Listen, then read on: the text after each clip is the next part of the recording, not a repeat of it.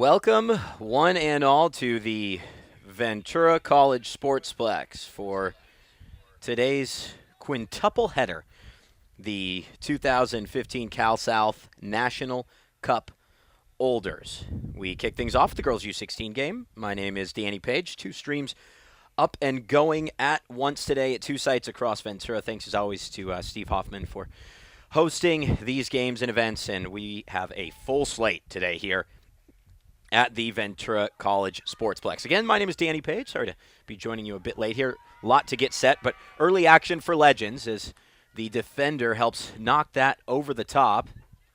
I would have thought it went for a corner, but the call is goal kick. And, well, as we bring you onto the broadcast, we're off and running.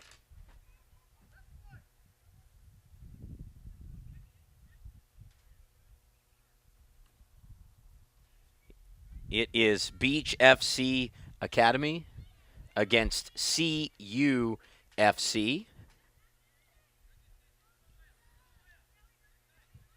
Of course, there is another game going on our secondary stream as well. Feel free to join them on the Cal South digital account and follow along.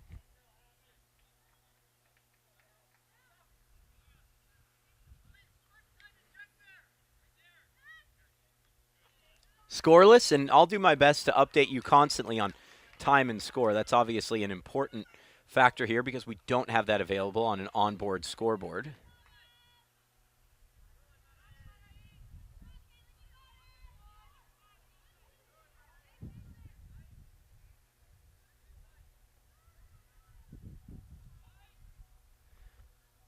Working over towards the far corner.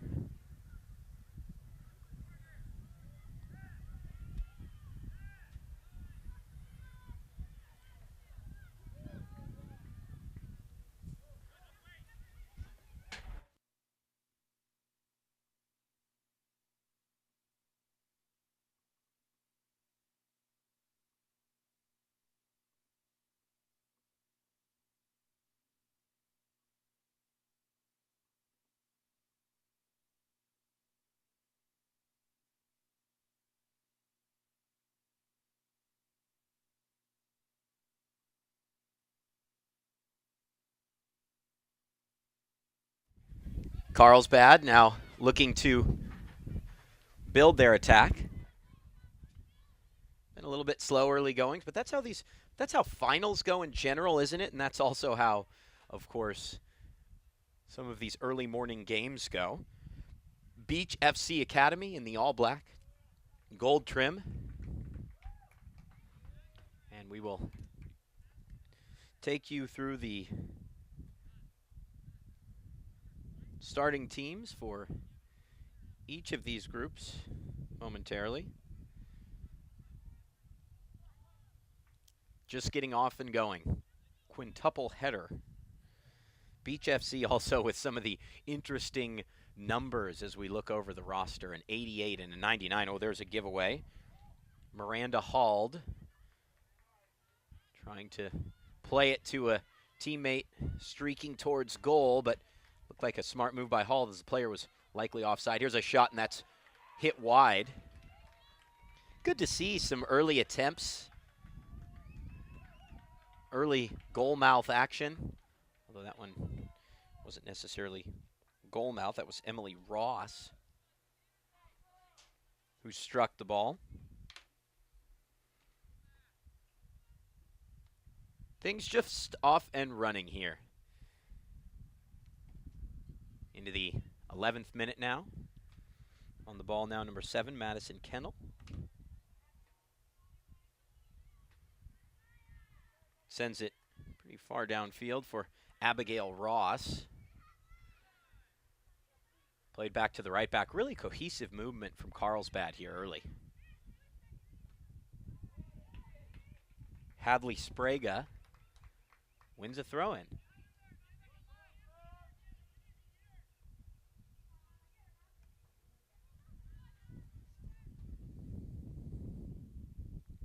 Funny, we just get a first look at this roster when we arrive, and Hadley Spraga actually played in a San Diego Section Championship game about 2 months ago that I coincidentally called for Time Warner Cable Sports. Funny to see these players. It really just goes to show you how much they play, how much work they put in, how much work the families put in as well. It is a major investment of time and energy, and it all comes down to big days like this, the Cal South National Cup Olders Finals. Girls U16, of course, getting things started.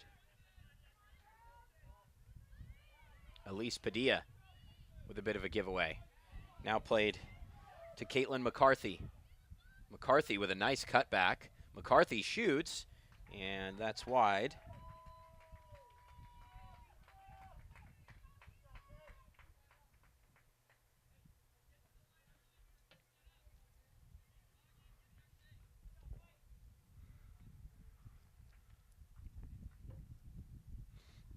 But an attempt no less.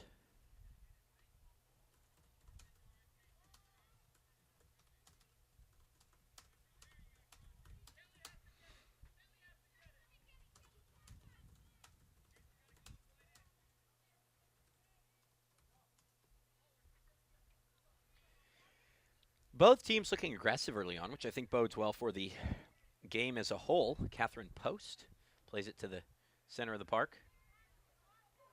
Now a nice pass near side to Sprague.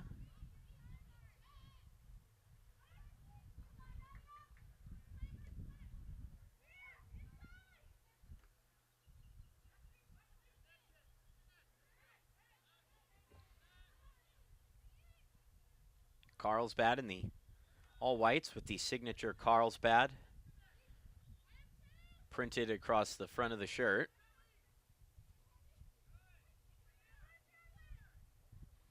Elise Padilla seems to be a key ball handler. It's Natalie Siqueiros who sifts it through, but really nice defensive covering as the Beach attacker is forced into a corner by Madison Highland. Siqueiros looks for a shot. Now it's hit back to Madison Kennel. Kennel tries to play it through, but again, resolute defending. And if you know anything about these Carlsbad teams, really no matter what age, defensive strength and organization is such a staple of their strategy and what they do.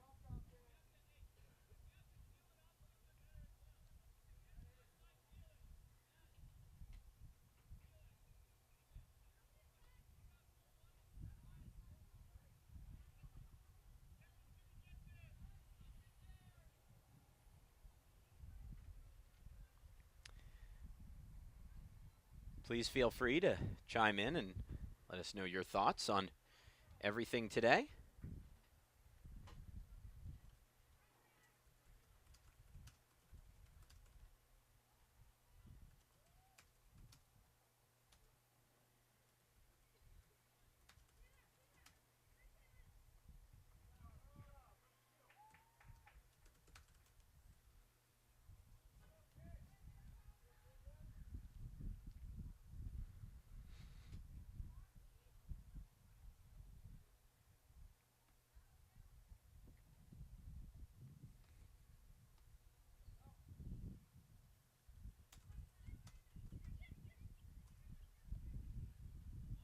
Carlsbad now back on the front foot. It actually hits Miranda Hald on the back of the leg. Chance to play a ball through for Sprague, but defenders there again. And really to get to this point, you have to be organized in defense in general, don't you? As we have the game underway on our second site, the Cal South digital site. This is the Cal South soccer site. Remember, there's two separate broadcasts going at once at Buena Stadium.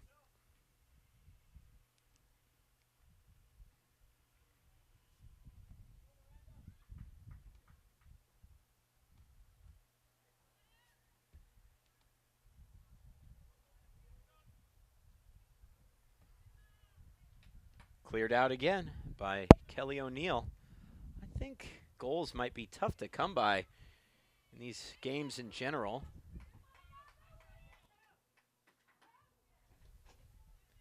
Especially in this first one, though. Both teams look solid at the back. And just as I say that, a nice little break on for Erica Cross, and the goalkeeper comes down with it. It was actually Miranda Hall that started the break. Excuse me, the cross came in, and it was really well handled by the goalie, Ruth Maria Soto.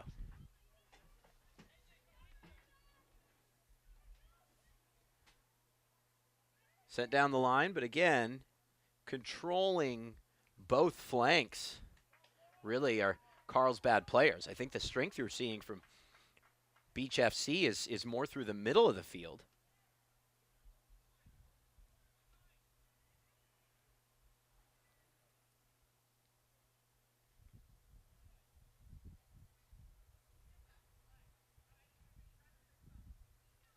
Here's Madison Kennel. Tried to weight a ball to the far side for the on-rushing winger. There's that midfield strength, though. I think just a size and presence exists for Beach FC. And then Carlsbad with a lot of finesse and ability out on the flanks as this one's sent down the line for Cameron Hoban. She gets there, attempts the cross, and wins a throw.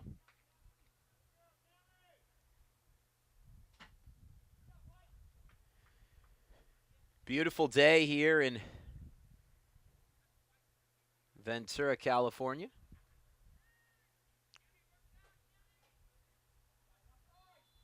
Can't see the islands yet. We expect it to burn off at some point.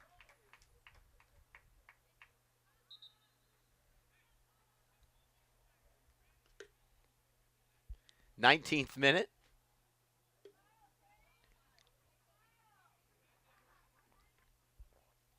Still level pegging.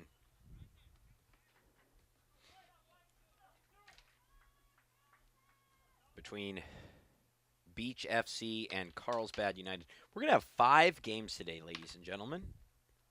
Luckily, I brought plenty of Red Bull and cough drops for all of you.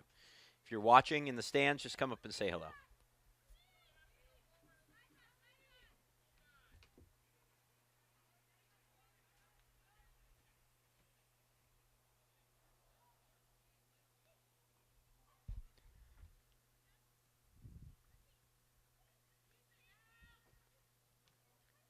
This one's deflected through, and will there be a chance for Beach? No, it's scooped up by the goalkeeper.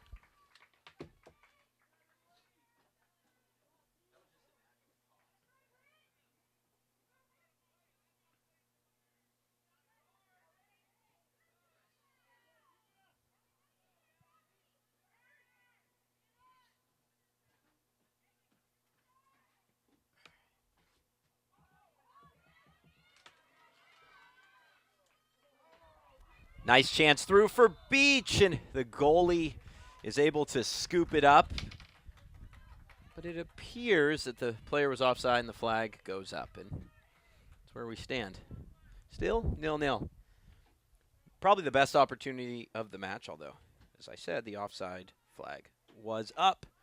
20 minutes on the clock, on the dot in this opening half. Carlsbad against Beach Girls U16. Remember, 2 sites are up and running. The next game is San Diego Surf, boys U15 against Sherman Oaks Extreme. Little San Fernando Valley versus North County San Diego.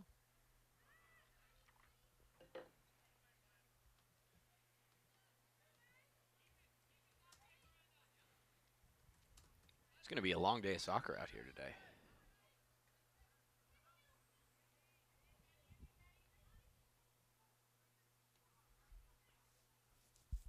Already a nice start in this game. Both teams intent on attacking. Well, still sort of feeling the game out. Sifted ball through, and there's Carlsbad to cover defensively. Actually held in. Cross sent in and scooped up by the goalkeeper, Emily Cuthbert. She seems very confident and sure-handed, Cuthbert.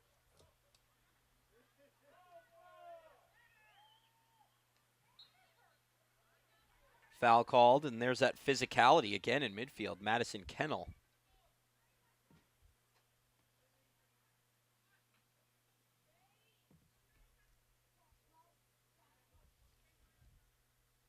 Kennel whistled for the foul. Sent in by Carlsbad, just trying to head it on to an on-rushing teammate. Jennifer Burr plays that out wide.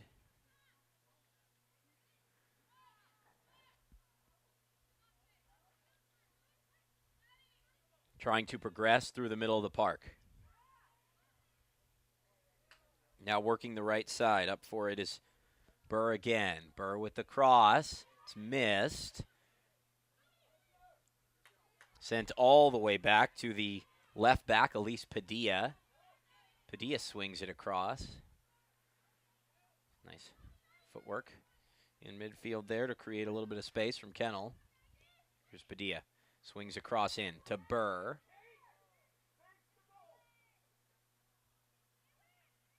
Who will be first to it? Carlsbad will, and they'll clear away.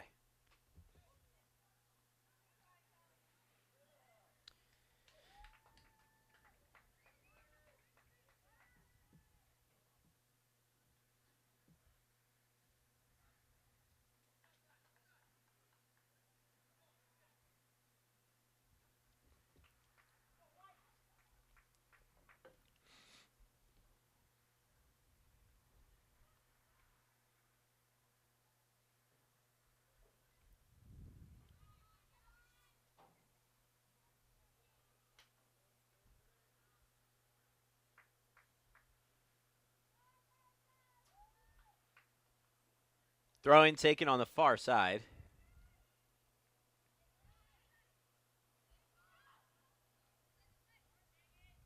By Carlsbad.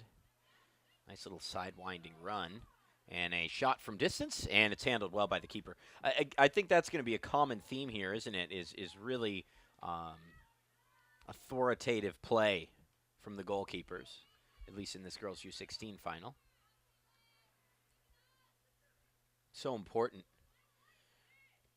at this level to have solid goalkeeping, and it doesn't always work out that way, does it?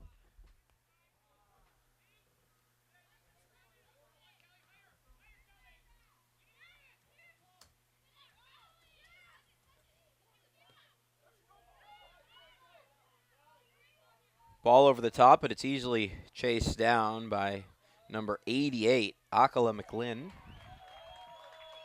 And Carlsbad has won a corner. They look most likely, Carlsbad, to win set pieces. I think that's one element to keep an eye on here.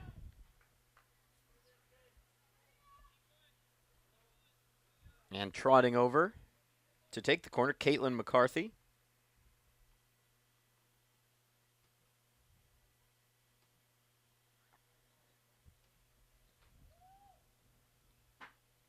First, she has to trot over and retrieve the ball.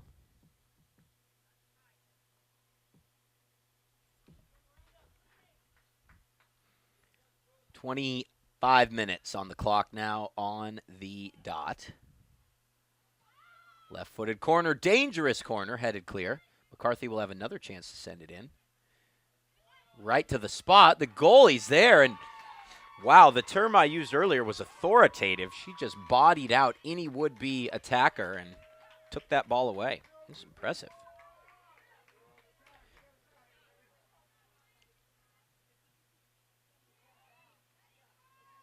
Kennel just can't control it, but the return pass from Carlsbad's a little wide. Here's Spraga.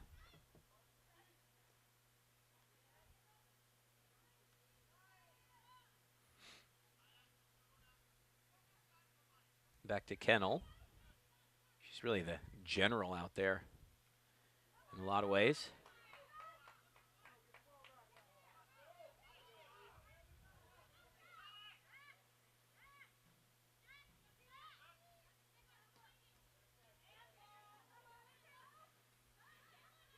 Fans wanted a handball. We play on.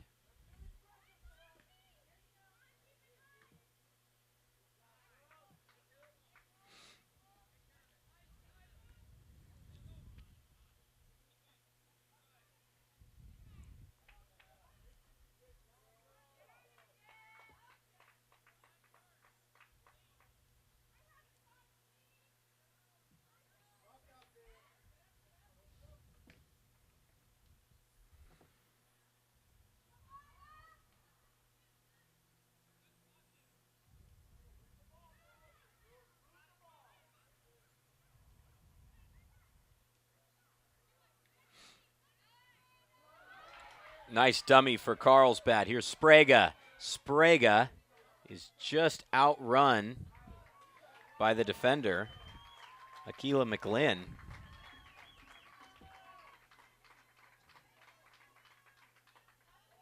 And she forces a throw, and Sprague was through on goal.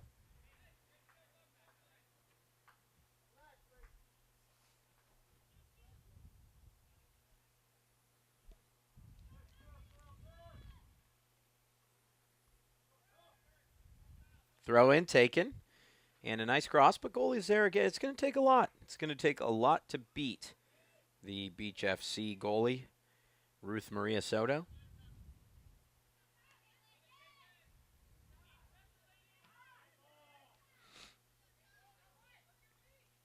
Have a nice audience view going across these two streams. Remember, there are two going on at once at two separate sites. Having to change settings around as it gets sunnier and warmer out here.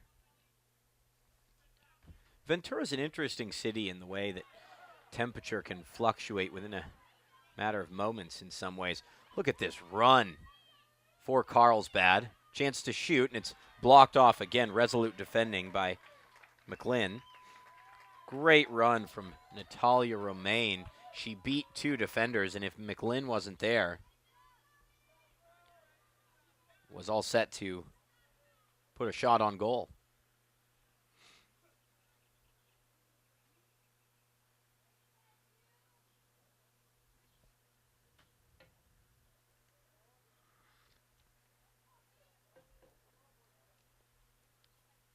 We need some ball kids out here, I think, to handle when the ball goes out for a throw-in or something. Although the funny thing is, these kids are normally the ball kids at, let's say, a professional game, semi-pro game. Ruth Maria Soto there again, to no one's real surprise.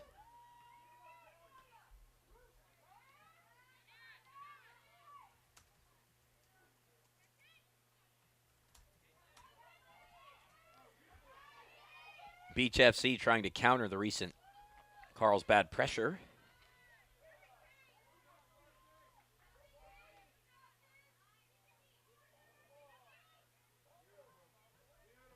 Cross toward the near post, just not enough on it. Here's Kennel. Kennel again, just fighting through, and a chance for Beach to go in front, and what a tackle. Diving in to take that off of the would-be attacker, I believe is Shayla Cottrell. Brilliant challenge, or otherwise it probably would be 1-0 in favor of Beach. And maybe another chance for Beach. This time, will it be 1-0? Absolutely not. Not enough power on that attempt.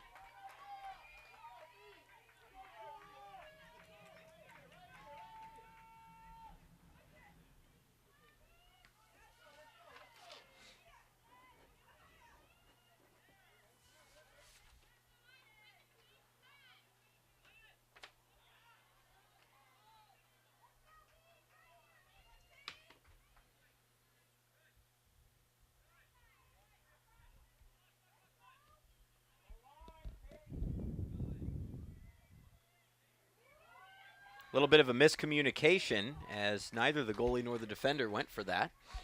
Room for a cross, but again, the keeper is there.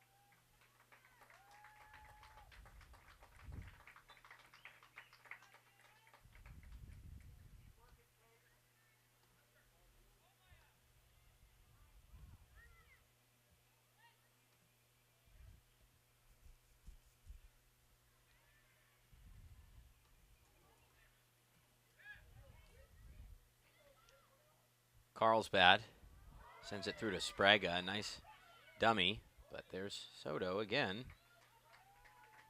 Knocks it back into her own area.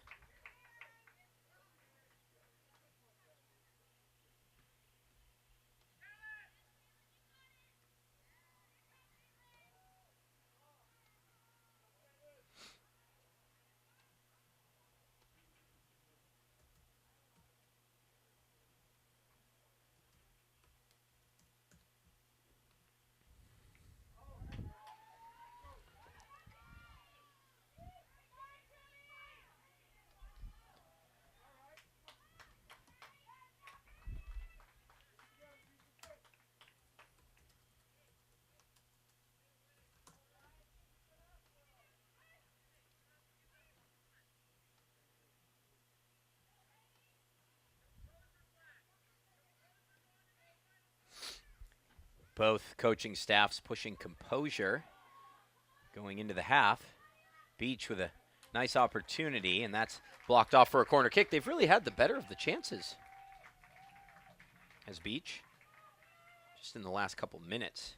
And that's the kind of game it's been for the most part, frankly, is one side entirely on the front foot for one stretch of the game.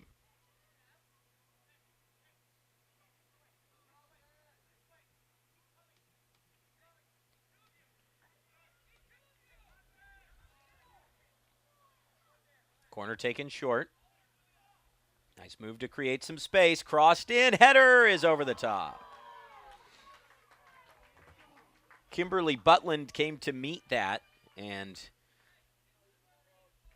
just headed that one over the crossbar off of the football. Well, the American football crossbar.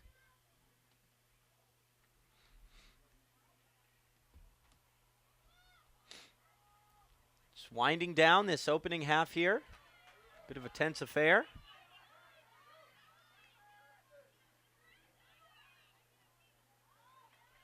Carlsbad with a couple attackers in the right spot, and the shot is hit wide, deflected wide for a corner kick. A little bit of a difference of opinion from the two sides.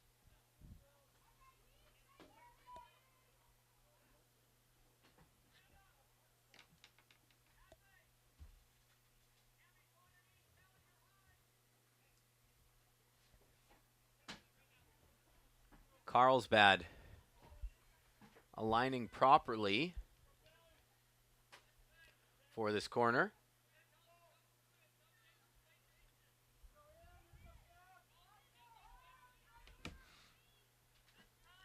Couple changes for Carlsbad coming too late in the half.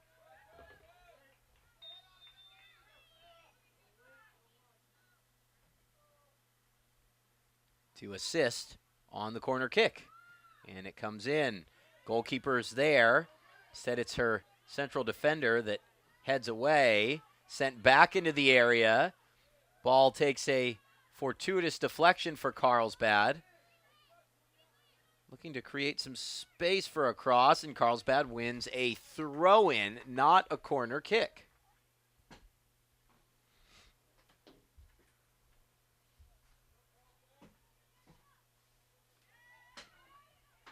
Throw-in taken. And the offside flag is up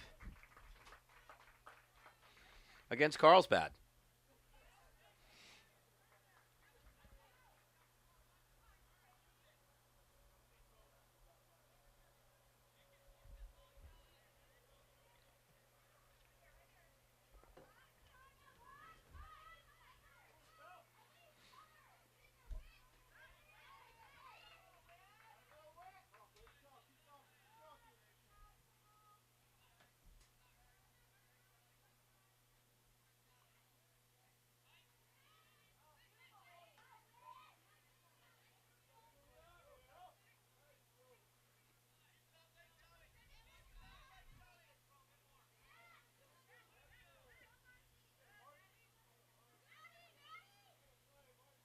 Kennel lays that one back to Megan McComas.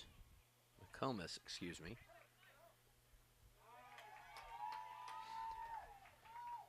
Beach FC crowd urging their players on. And that goes out for a goal kick.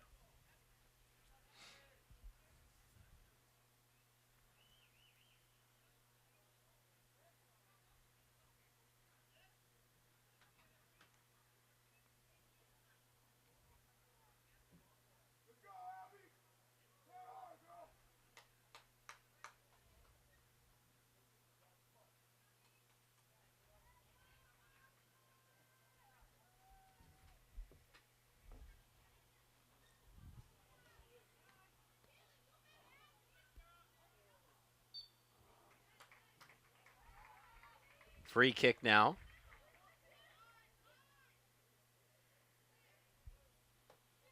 For Beach FC's. A couple minutes left in the half.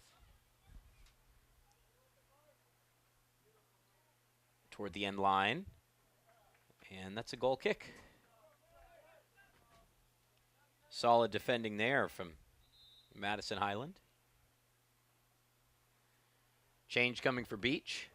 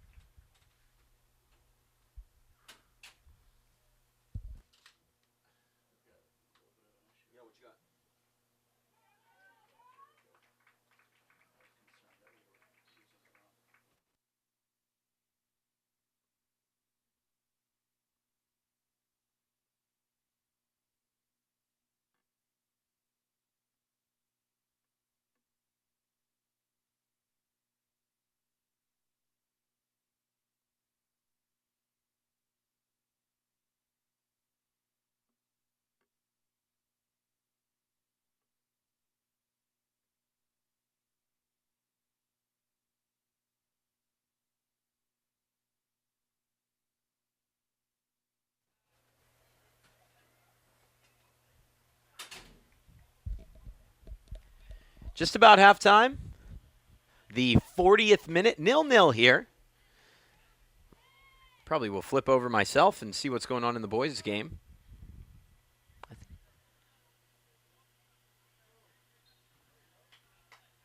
Actually, the boys' game is coming up next. There's another girls' game over at Buena Stadium, about a mile and a half from here. The second site.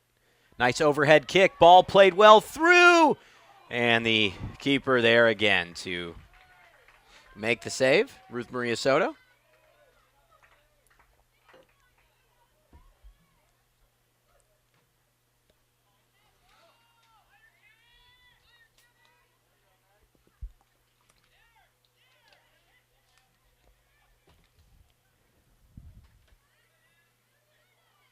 Looked like a foul. Kennel was pretty well taken down. Beach will take the free kick. Not sure if there's really time for either side to grab an advantage here, though. Absolutely not. As you were, the opening half of this match is all level. Remember, game going on our digital channel as well.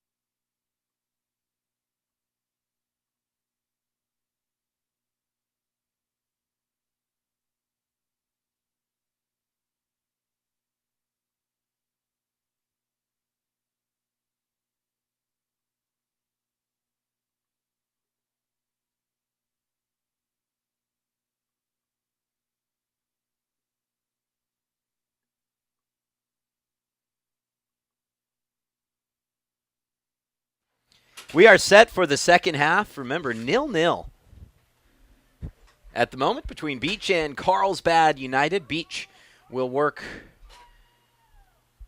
from left to right. They're in the all black and gold uniforms. That's not really something you see as much, is it, in the soccer world? And I couldn't tell you why, but black and gold, it's such a preferred color in American sports, but we don't really see it all the time in the world's game. We are underway. I think both teams will really be wanting to break this deadlock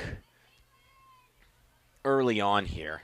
I think that it's really important for someone to grab an advantage, because the more and more the game wears on, the greater opportunity you leave for the opponent scoring one late goal and thus closing out the proceedings, if that makes sense.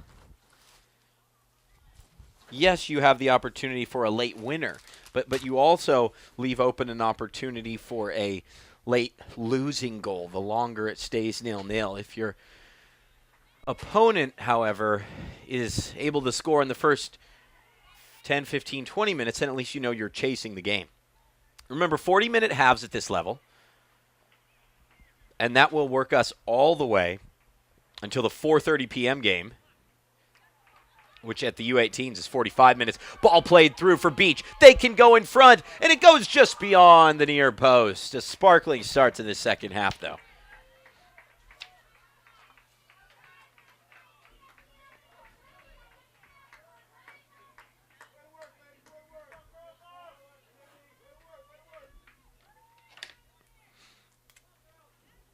That would have been the perfect start to this second stanza. For Beach, I think you really have to credit their goalkeeper, Ruth Maria Soto. She has been outstanding. Free kick. And that is won by Carlsbad. By Beach against Carlsbad. Another player you have to point out, if it's, Ruth Maria Soto in goal for Beach, number 88, Akila McGlynn, has just been really, really outstanding.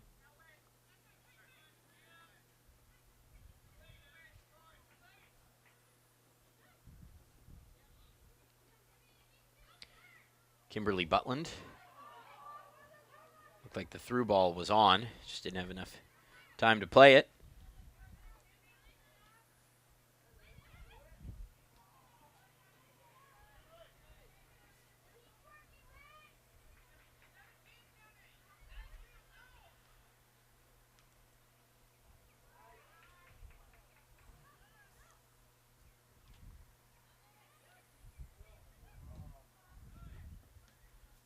Beach really controlling the early moments of this second half. Out wide right is Sarah Wuthrich for Carlsbad. Didn't really call her name in the opening half, but then it goes back to Beach, Megan McComas.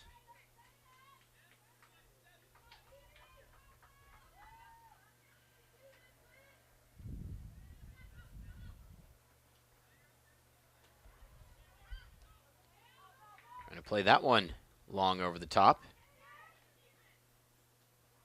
That's cleared out. Back to Whitney Davis. Really playing the ball well in the opposing half. Here's Mackenzie Christie. Sifts one through. Opportunity to cross. It's a low cross. Here's Madison Kennel, who was just everywhere. Played through. Perfect chance for Beach to take the lead. And they do!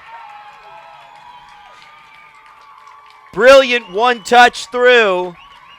And Nadia Siqueiros makes it 1-0 in the 45th minute of this match. Game on.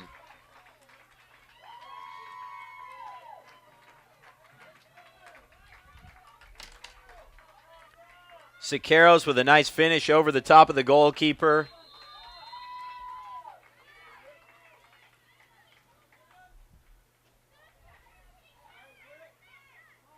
And I think this game is going to come to life now.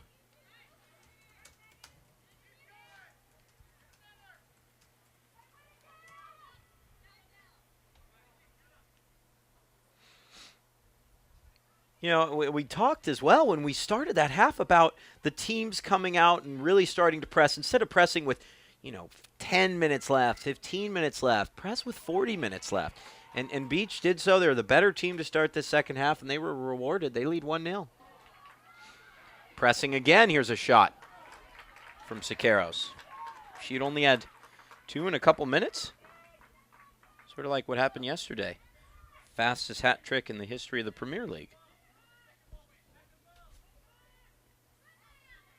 That was a great finish, though.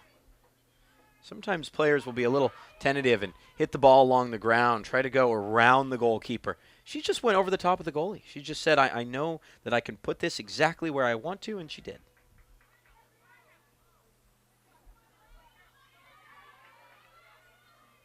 Delaney Whittet chasing this down. She's been a nice addition here in the second half. And it appears that goes for a corner kick.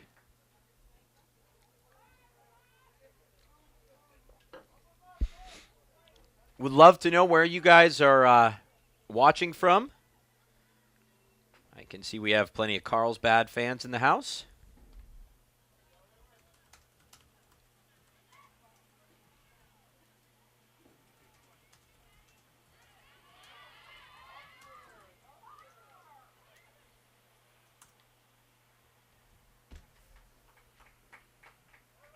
Goes off for a throw-in.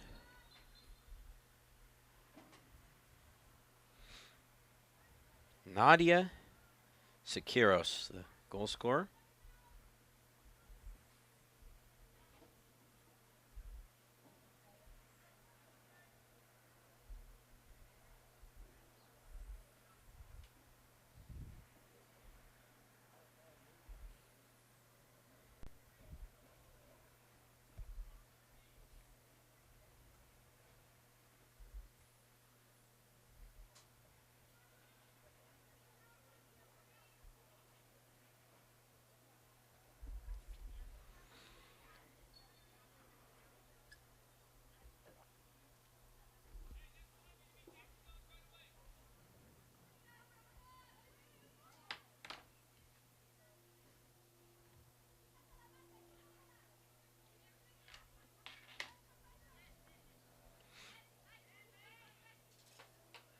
Here's Siqueiros again.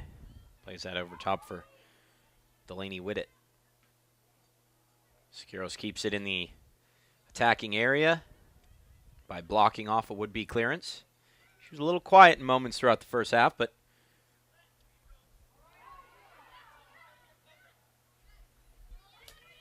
really sprung to life here. This whole Beach team has. Really solid connecting play. So we're into the 9th minute of the second half of 40. In the Cal South National Cup Finals. 5 games across 2 sites today.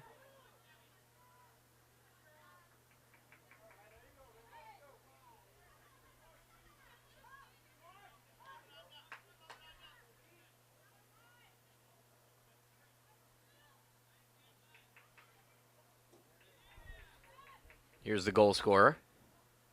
Plays that through to Whittet. Whittet tries the low cross, and that's cleared out, but another throw-in.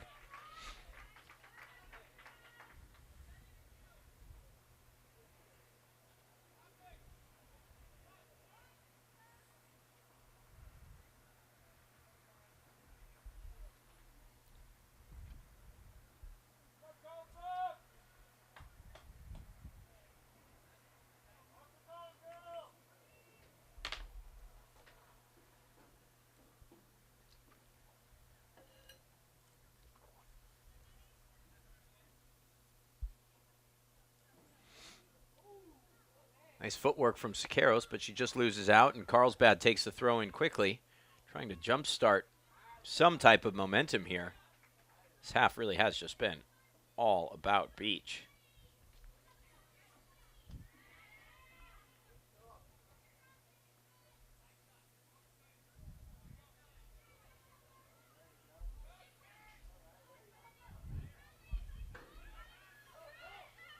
Nice ball over the top, though, for the ever-dangerous Natalia Romaine. Play to the center, and a nice hit with the left side of the boot. Maya Marino. And that goes out for a goal kick, but nonetheless, demonstrating the intent.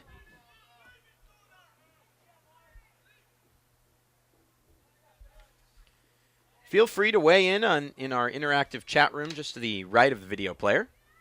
Would love to know where everyone is joining us from.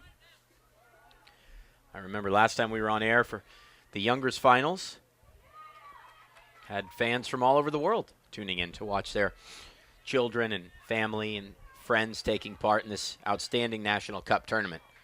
There's another one over the top, Kimberly Butland. Emily Cuthbert is there. Cuthbert had a strong first half for Carlsbad.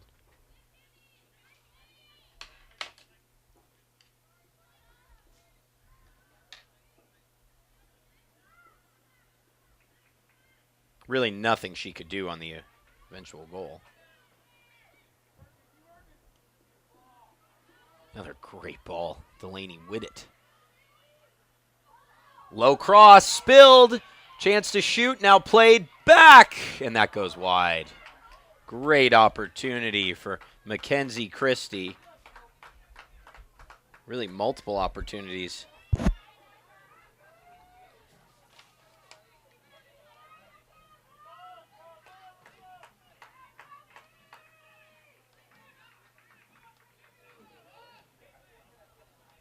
Big thanks to our sponsors, and we will honor them, if you will, in the top right corner of the broadcast throughout the game. Series of games, Jamba Juice, Nike Soccer, and Sports Authority. Make sure that you support those that support Cal South and youth soccer in general. Big thanks to Nike, huge sponsors of Cal South, important partners that help make all this possible, really.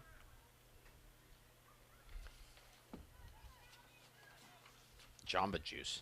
Actually sounds good this morning, doesn't it? Here's Kennel with Beach leading 1-0.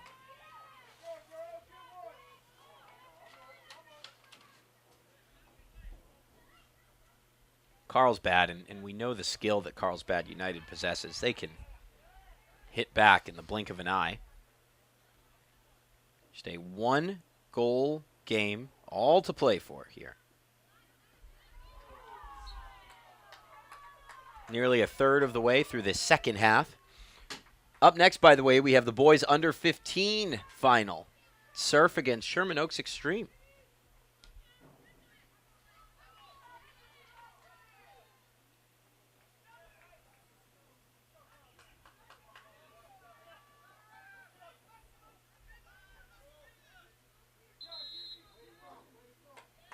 Sub coming in for Beach.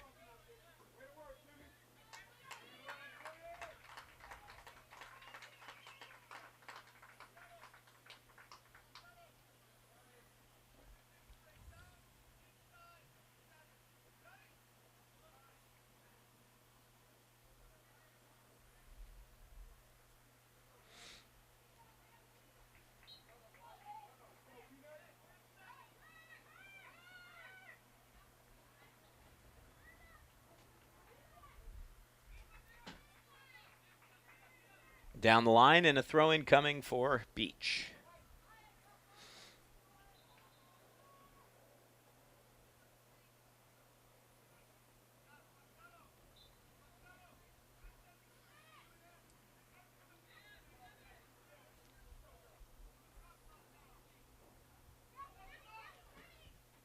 Carlsbad starting to press a bit. They know they need a goal. As I said, if you continue with a bit of a cautious style for both sides and you end up in a situation where the game is still scoreless with 20 minutes left, 10 minutes left, you put yourself in a position to really not have a chance to come back if the opponent scores. I think it can be a good thing for Carlsbad. If they were going to give up a goal, it came a bit earlier, but now they need to really defend, buckle down, and go in search of an equalizer 15 minutes into this second half, 15 of 40 minutes. At this age, GU16. I would think that most of this U16 team now has their driver's license just about, if they're going to. Be U17s next season. A lot of them high school stars as well. Recognize a couple of them from the San Diego section finals that I did a couple months ago for Time Warner Cable Sports.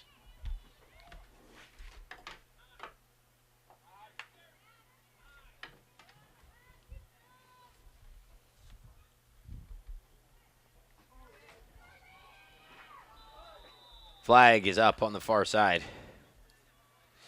Nice little attacking push, though, you have to say. Beach with the lion's share of opportunities in the second half, and they lead it 1-0. 57th minute now. Out of 80.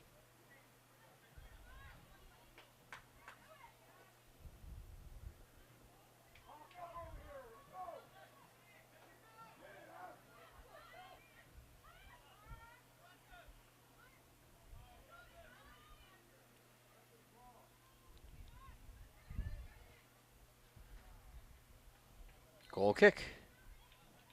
A couple subs coming in. We're going to see a lot of substitutions now.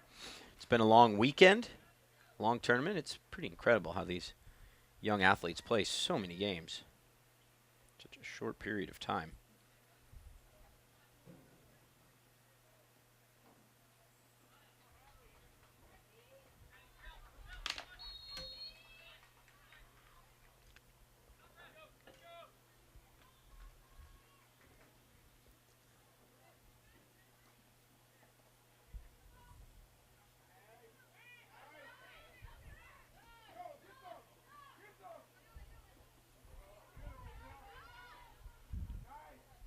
Nice footwork from Abigail Ross, the fullback, into midfield. Intercepted, though. Cameron Hoban, then all the way forward for Natalia Romaine. She looks to be the most dangerous striker, but very much a fulcrum for this attack. Cross dummied through, just needed to get through one more defender. And I think Carlsbad was through on goal. But now here's the counter. Siqueiros to Whitney Davis. Sorry, looking for Whitney Davis. It's back to Siqueiros. Pulls it back. For being a speedy forward, she really does well with the ball at her feet.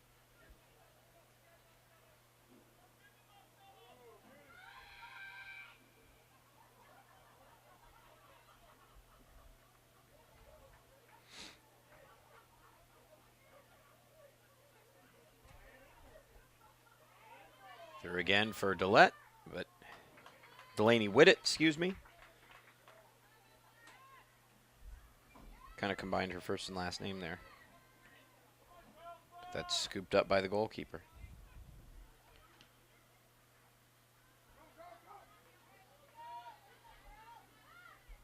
Beautiful day still, a little foggy as we look out toward the ocean. We'll certainly grab those shots for you. It can be some pretty breathtaking views here of the Channel Islands. Who will be first to this one? Siqueiros. Back to Whitney Davis. Siqueiros again. Looked like she might have been clipped. Nothing given. Time and space on the ball.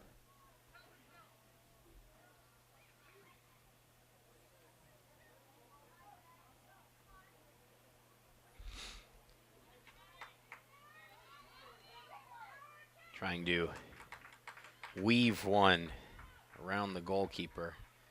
Not sure if weave is the proper verb. Avali Padilla says she's watching Elise Padilla from Guadalupe, New Mexico. Wonderful to have you with us from New Mexico. Eat some green chilies today for me. I love green chilies. That part of the world, they put them on everything too. Sandwiches, salads, eggs. Oh, wow. Great to have you tuning in from New Mexico. Where are you guys watching from today?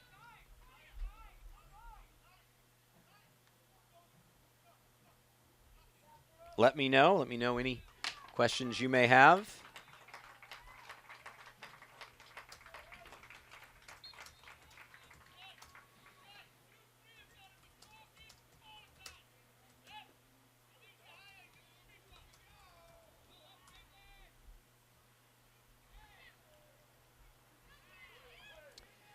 Let me know who you want shouted out on this morning's broadcast.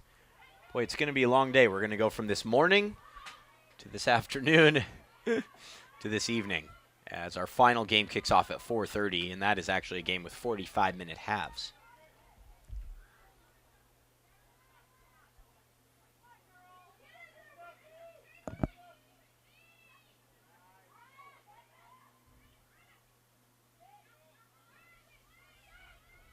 Long distance shot deflected, and that goes for a corner. McGlynn was just trying to head that out of any danger for her goalkeeper. She did really well to do so. It does end up going for a corner, but again, better safe than sorry, I think.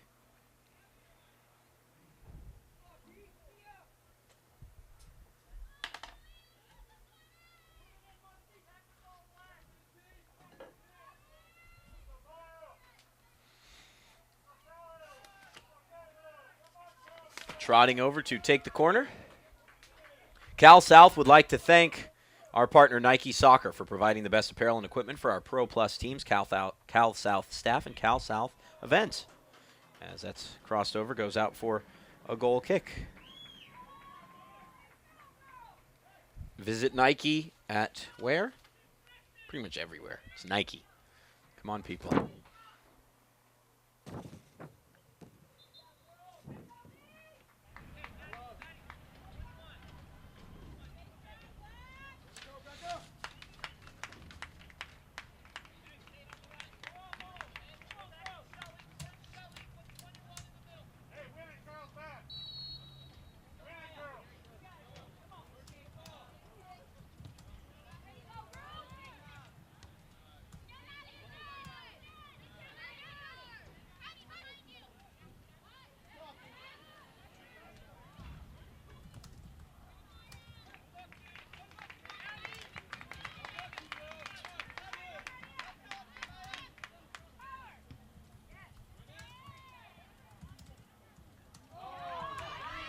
Nice ball through. The forward Burr has reemerged here late in the second half, maybe trying to put this away, the number 9.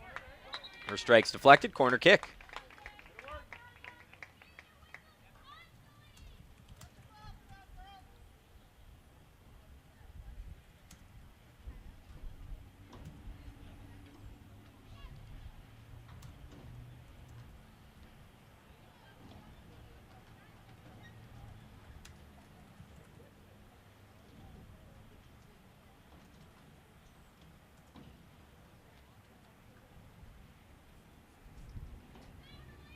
Corner coming, will be taken by Megan McComas.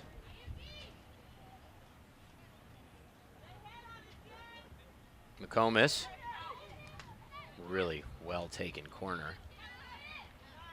Would have put the keeper in a difficult position had she tried to come for it. Siqueiros tries to lift one over, all the way back to McGlynn. She looks to weave one down the line. See, I got it right that time. Nice through ball for Marino. Marino using her pace. Marino, and what a stop.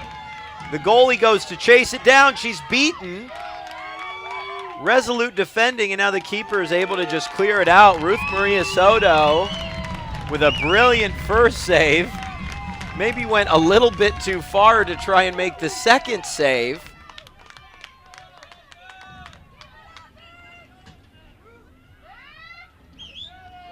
Crossed in, and that could have been 1-1, hit over the top.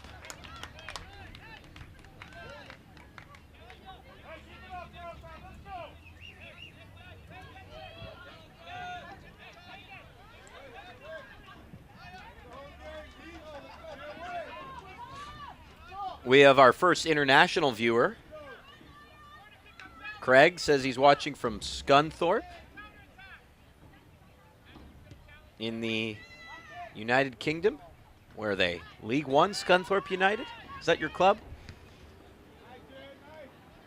I don't think they were promoted or relegated this year, which is could be worse.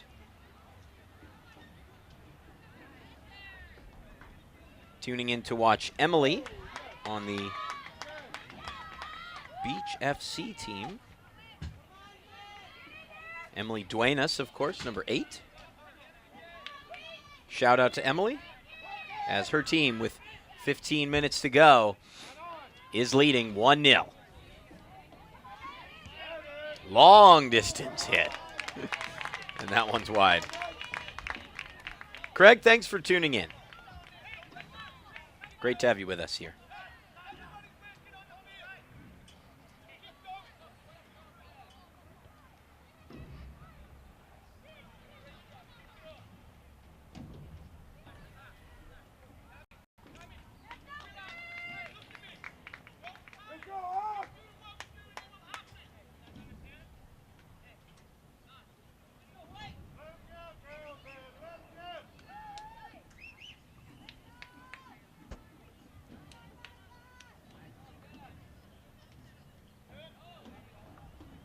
Goes out for a throw. I thought it might have been a foul on the attacker, Burr. That's a no-go. We'll be joined by some illustrious guests throughout the day. Steve Hoffman at one point here. Craig says he's a Stoke fan.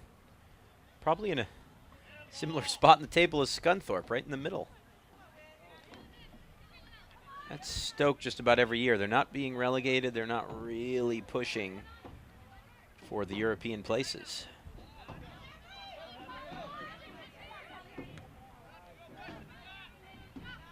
Toughest place to go in the league, I think.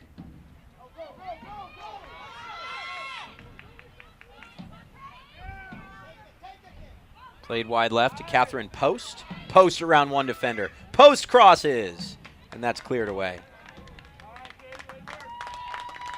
The Potteries, the Britannia Stadium for Stoke. It's a windy area, as I understand it, sort of up on a set of hills, and that's really how we are here at Ventura College, Craig, is on a little bit of a plateau. You think sunny Southern California. Yes, it gets sunny, but it gets chilly, and as I said, if the fog blows in off the coast, which, again, we can see the ocean from here just a couple miles out, can really turn cold very quickly, and it's sort of done so now. Probably only for a moment. Corner kick coming in for Beach. And again, great defending by Carlsbad. Now looking to start the break on the other end.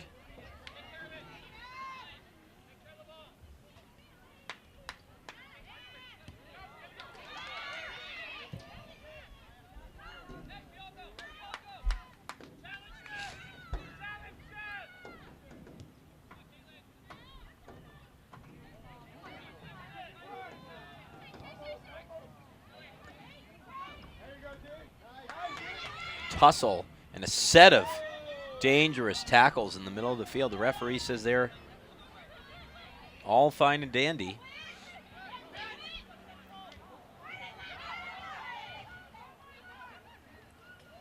As that comes through for Ruth Maria Soto.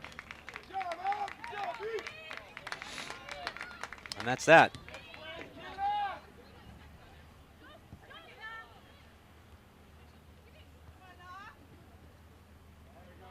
Throw in for Beach, and time is starting to, I want to say time's running out, but there's less and less of it. Let's put it that way.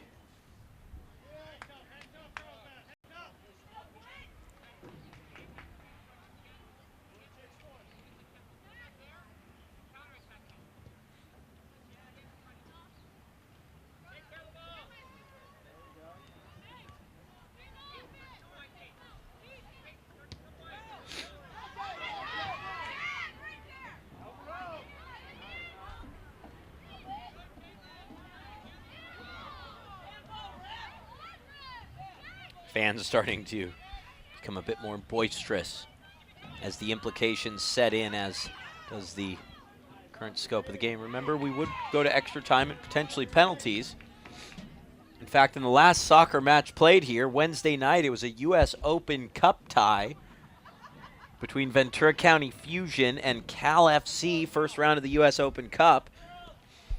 Game ended 3-3 after regulation, went the extra 30 minutes, went to penalties, and then went an extra 3 rounds of penalties.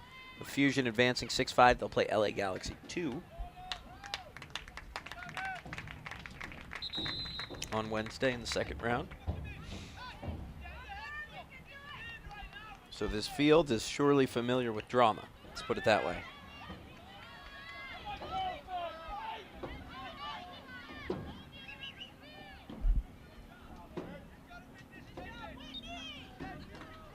This one's starting to wind down, though.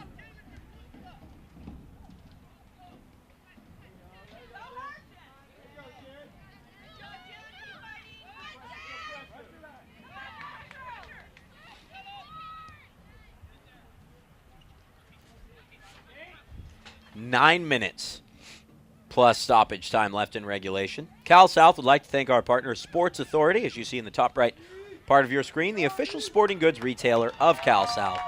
Visit them at sportsauthority.com. We'll take a break in between games. We'll be back for a 10:30 kickoff. So there should be about a 15-minute stoppage. Give you time to go make yourself some eggs this morning, something along those lines. Sherman Oaks Extreme against San Diego Surf.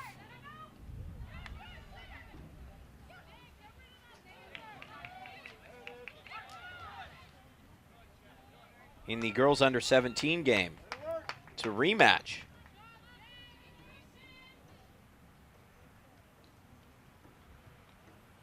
As Beach takes on Carlsbad United.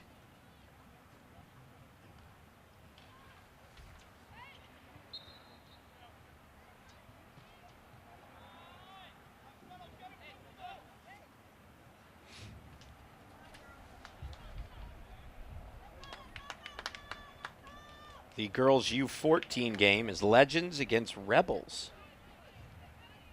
And that comes up at 2:30. And then the boys' U18 to close it out. It's a good one. Albion against Fullerton Rangers. That kicks off at 4:30.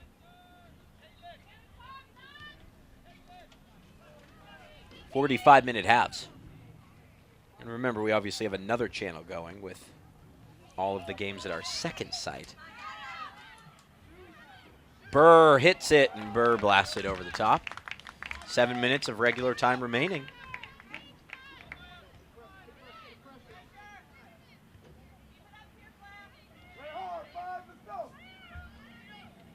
Devin Alvarado from the Boys Attack U17 watching from the Hilton Garden Inn, supporting our neighboring club. They're playing later today. I believe they're playing over at Buena Stadium later today. Thanks for tuning in, Devin. What time's your game today? 12:30 probably? Maybe 2:30, somewhere in there?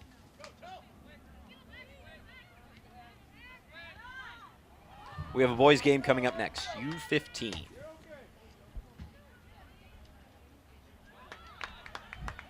That goes out for a throw-in. Carlsbad really needs to start pressing forward, building consistent attacks, in my opinion.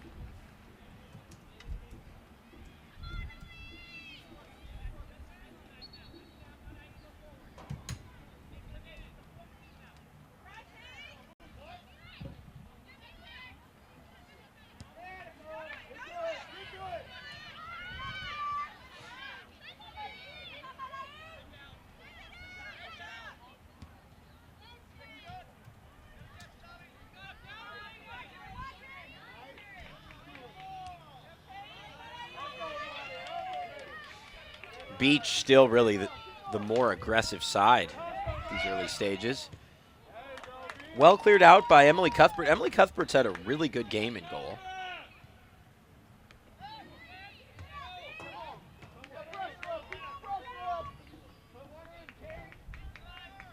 But she just couldn't stop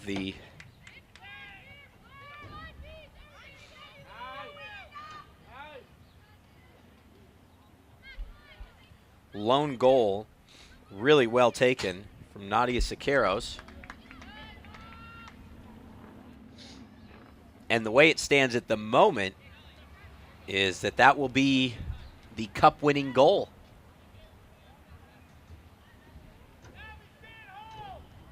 There's Siqueiros on the ball, off to Abigail Ross. Abby Ross gets it back, and foul is called.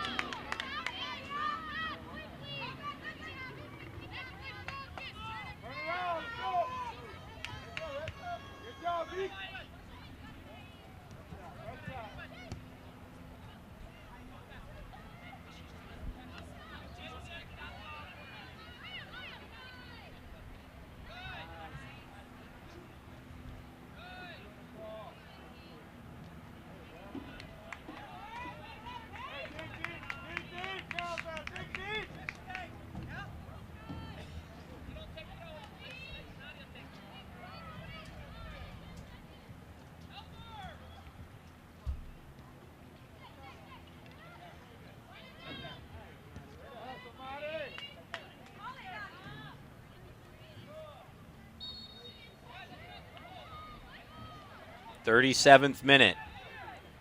About 3.5 to go. If you're just joining us, a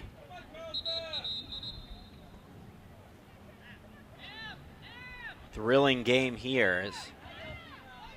It's gotten us off to a great start. Lizzie and Neil, I want to shout out to Emily. The chat function is just to the right of your YouTube page, by the way. Would love to hear from you guys throughout the day. Cleared away, and I think that's the mode Beach is in, as Jennifer Burr, the forward, has basically moved back into midfield, and she's sort of just like another center back.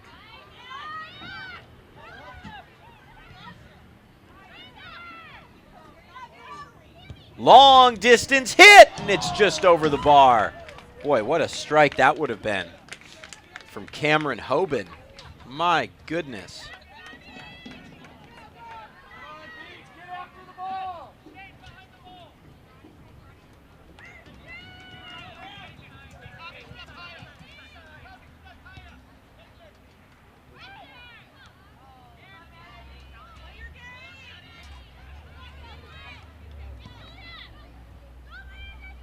Ball played through again, and it's off to the goalkeeper again. 2 minutes of regular time left, guys, and that may do it. Great release from the goalie over the top, and that'll go for a throw-in.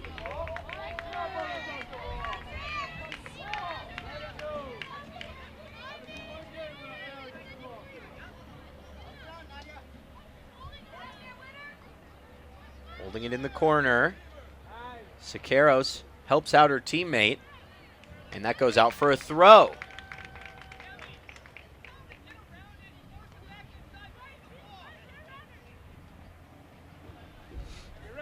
A 100 seconds of regular time remaining. Back in the corner, and that goes for a corner.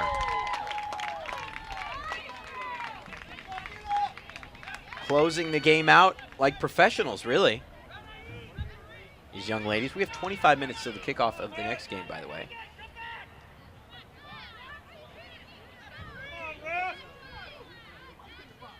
We will keep the camera on, but audio will be off during the trophy presentation.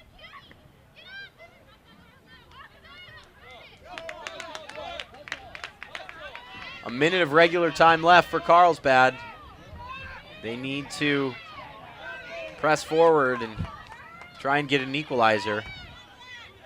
Any attack has really been largely suppressed by the Beach midfield and central defense.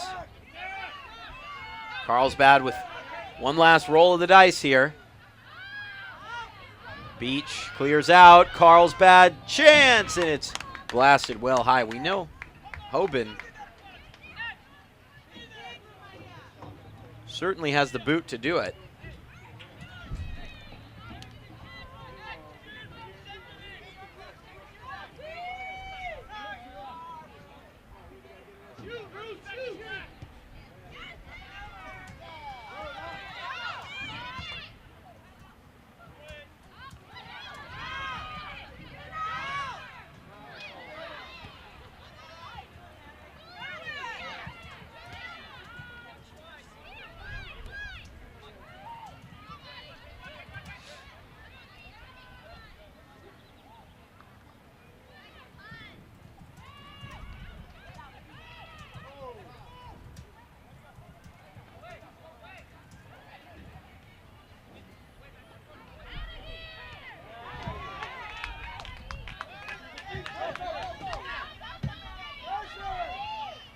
Carlsbad needs to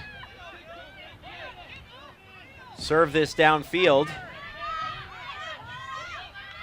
One last chance. There's Beach there again. Just so much strength and power, really. And the way they've defended, and that just hasn't changed. It's been hard for Carlsbad to really mount any vociferous comeback. And that will do it. The one goal coming 5 minutes into the second half is enough for Beach FC. They are Cal South National Cup champions. Girls U16. And that's so much what separates two teams in finals, isn't it? It's just one solid finish, one moment of individual or collective brilliance, and I think outside of that, obviously, the goal and great finish from Siqueiros, just an absolute locked door in front of the Beach FC goal. Really outstanding stuff in central defense. Beach FC, mark them down as the girls U16 champions.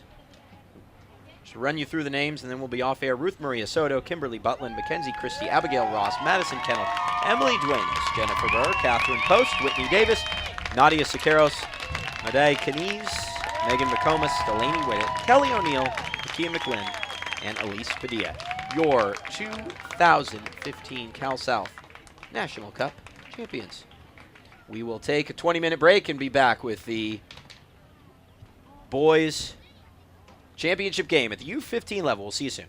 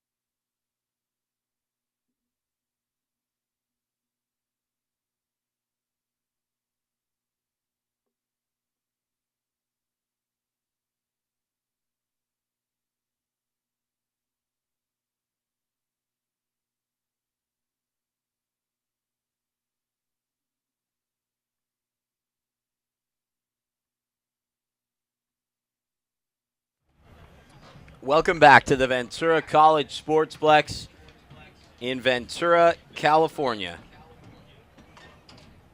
As we get underway with the second of our 5 National Cup finals here today. Beach FC winners against Carlsbad United in the girls U16 final. We move over to the boys under 15 game now as Sherman Oaks Extreme takes on San Diego Surf. Usual suspects in some ways, huh? Especially with Surf involved.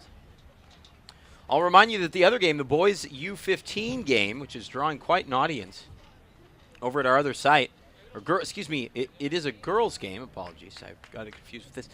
Boys U15 game. The game at the other site, the girls U15 game, was 0-0 and has gone to extra time. So you may want to tune in there. 2 sites going at once. Live broadcast here for you on this fine Sunday morning in Ventura. Sherman Oaks Extreme against San Diego Surf.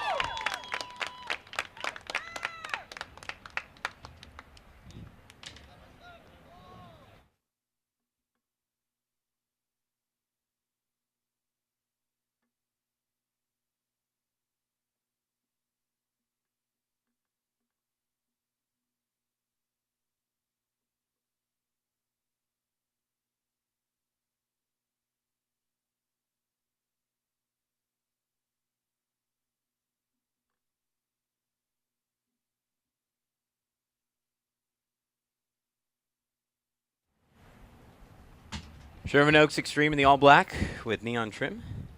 San Diego Surf in the white. This is, remember, the U15 boys final in the Cal South National Cup. Just like that, an early throw in one.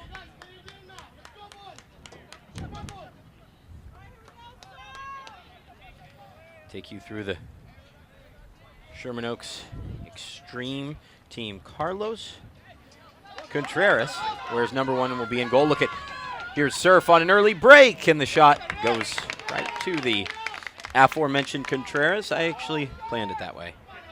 Number 2 for Sherman Oaks, Matthew Lee. 3 is Fernando Barrera.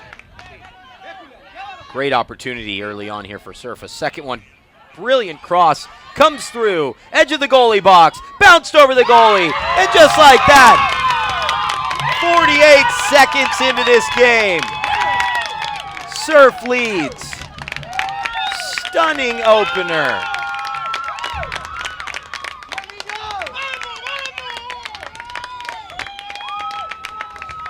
Number 6, Matthew Areza. On my score sheet, it goes in as a goal 48 seconds into the match.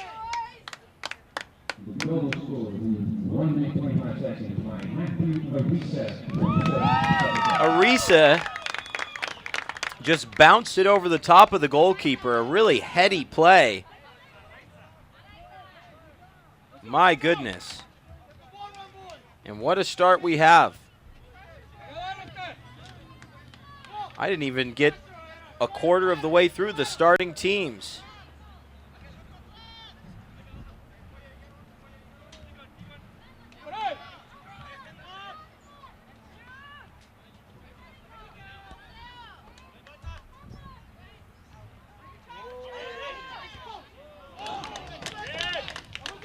Number 4 is Valentin Felix.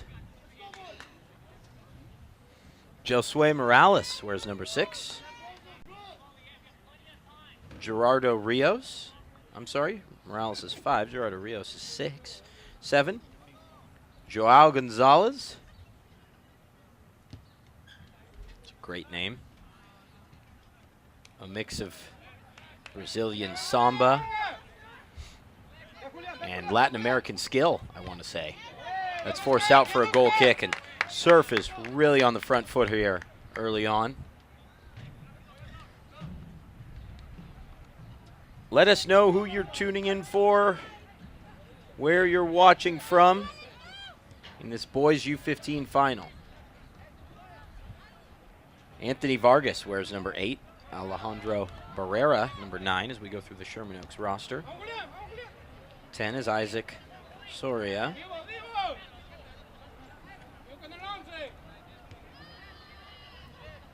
Brian Perez in the 11 shirt.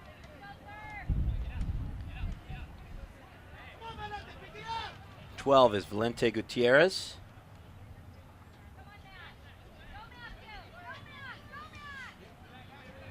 13, Abraham Reyes. I always liked players that wear 13. There's nothing wrong with it. Some teams don't even print a number 13.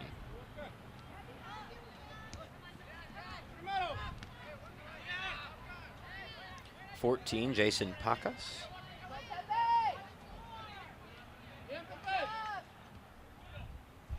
You look at this extreme team and you see plenty of attacking intent. Here's Barrera. Nice ball through from Barrera for Felix. Felix crosses back across the front. Can they equalize just like that? No, goes wide. But here we go, 5 minutes in, game on. You love to see an early goal in any kind of final. It really brings the game to life.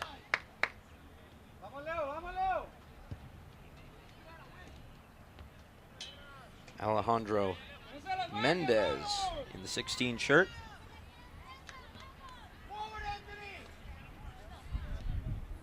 Number 20, Ludovico Riviero. I probably messed that up. And 21, Philip Lee.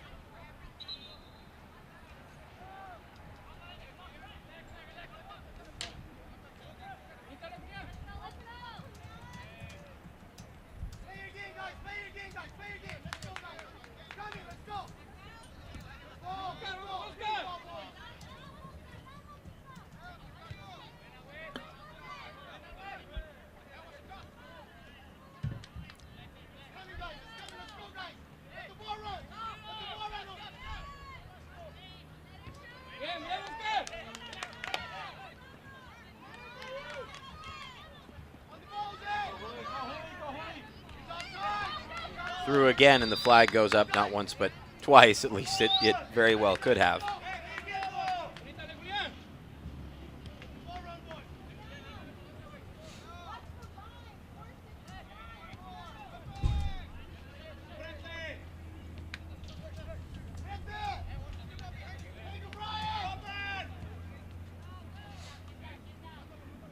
Take you through the San Diego Surf team here. What a stunning opener if you're just joining us. We're into the 7th minute now. Well, 48 seconds into this match. Flags up on the far side. The fans here do not like it. Flag's up, ref plays on, but flag is going up. In goal, Jacob Jackson.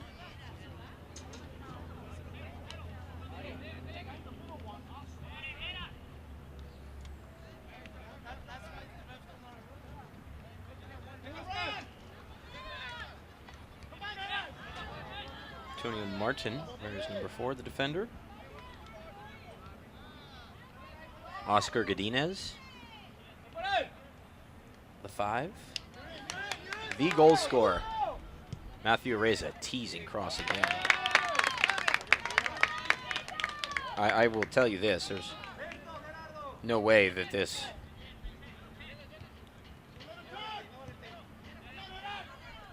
Sherman Oaks extreme team is kept off the board. Just because you gave up an early goal doesn't mean you're going to lose the game. I probably tell this story every time I broadcast a final that has an early goal, but it's fresh in my memory. May 2009, I was in London at Wembley Stadium for the FA Cup final between Everton and Chelsea.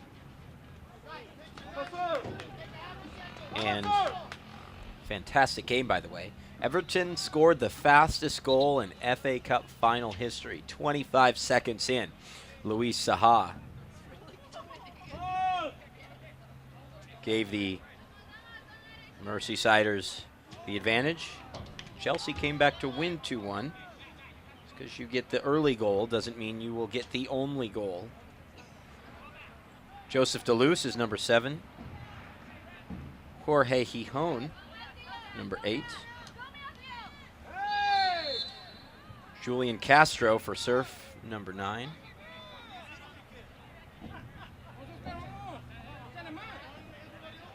Ricardo Serrano in the number 10.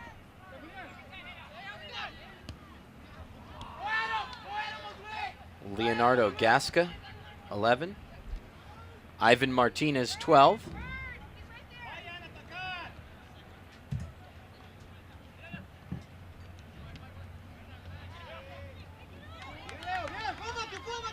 Surf through again, and the flag is up for offside again.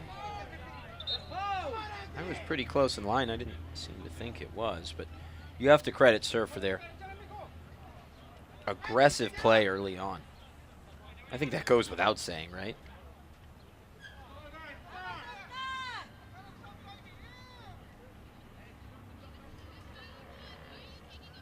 I can tell you our other game on the second site is in extra time.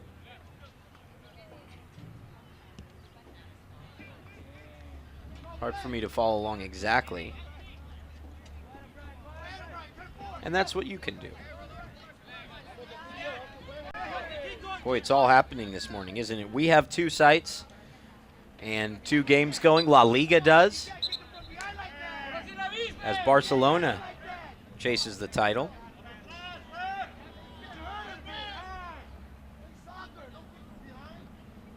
They will be champions with a win or a Madrid loss.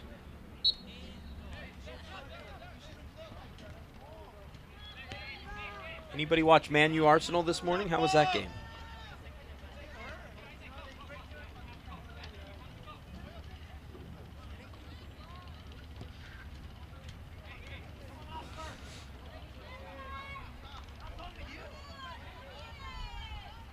Incredible.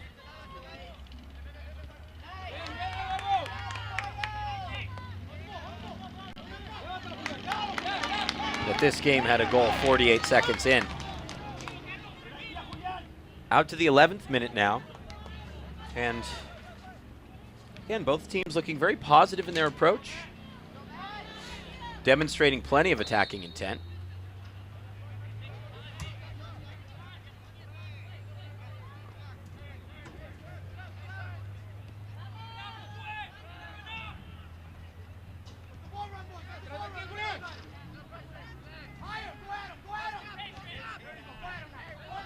Barcelona, Real Madrid both scoreless in their respective games, by the way, which would mean the Catalan club would be Spanish champions.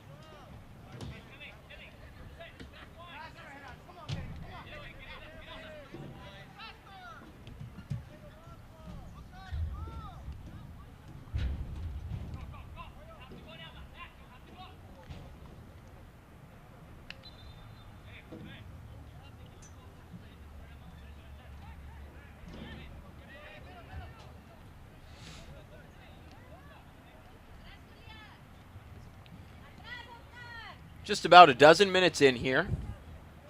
1-0 Surf leads LAFA.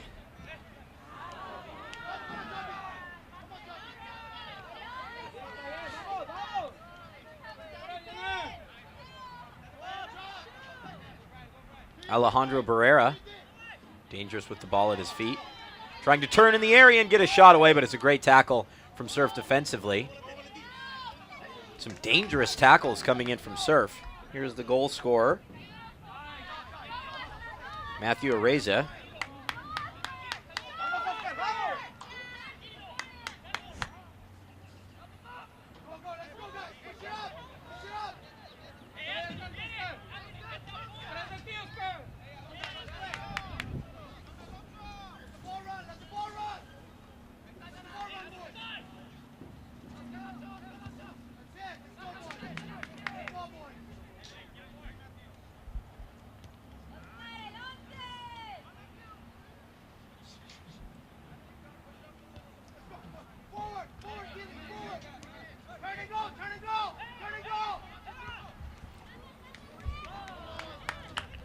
And that trickles out of play.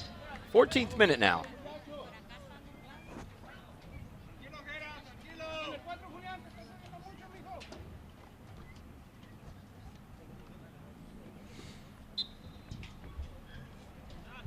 No substitutions as of yet.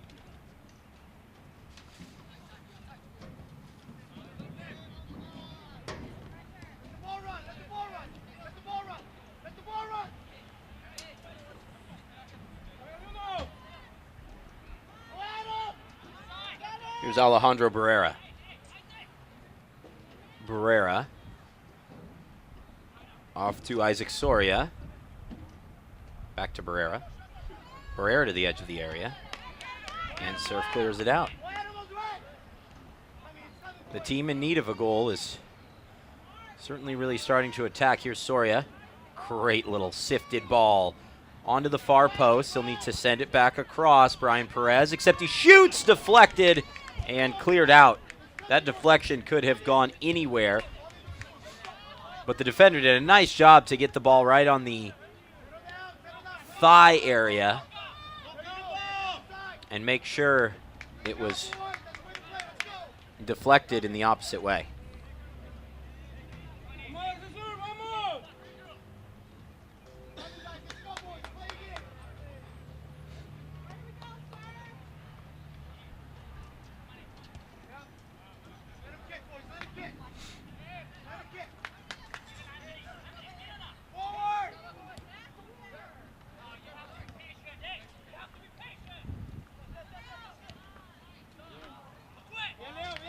Lifted over the top.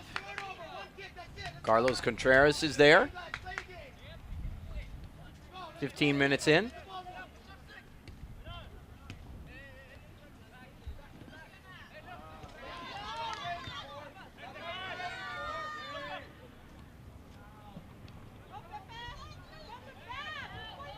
You can't discount the skill that Surf possesses as well as they look to get forward and get a second. Shot from Matthew Areza, the goal scorer, who believe he can do just about anything now. Just to bring you up to speed, halftime in La Liga. So interesting that Barcelona is playing Real Madrid's great rivals and Real Madrid playing Barcelona's Espanyol Real. While Atletico Madrid takes on Barca.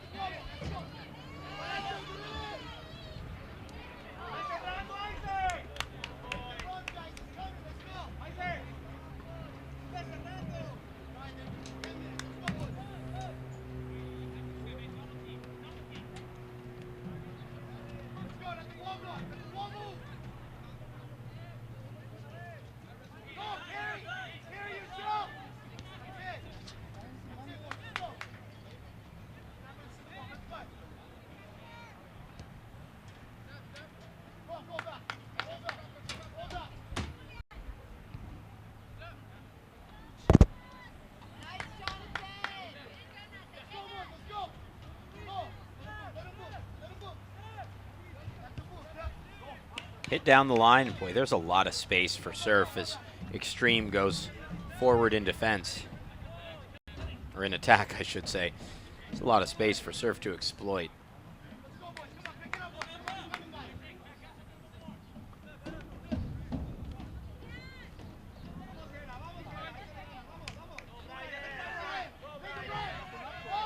Here's Brian Perez being urged on by the crowd. One fan says, take on all of them.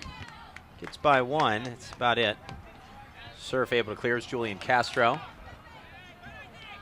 Jorge Gijon. And that's well offside. Sherman Oaks kind of playing a dangerous game, though, with this offside trap.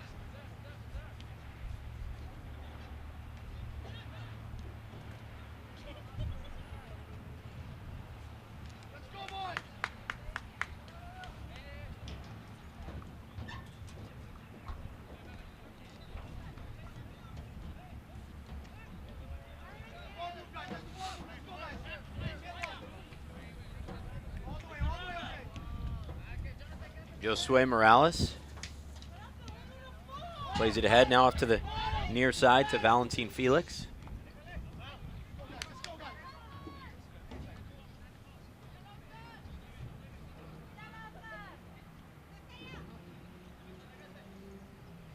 looking to turn is Perez. And then Felix tries to knock it off a defender, and that goes out for a goal kick.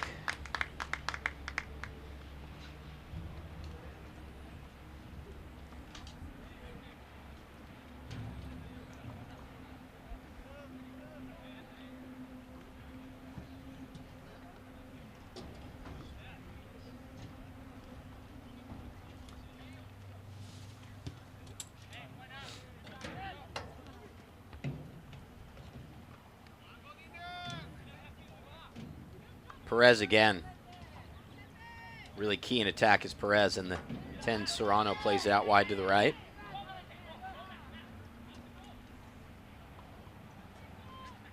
Sherman Oaks, despite giving up the early goal, they're the more aggressive team.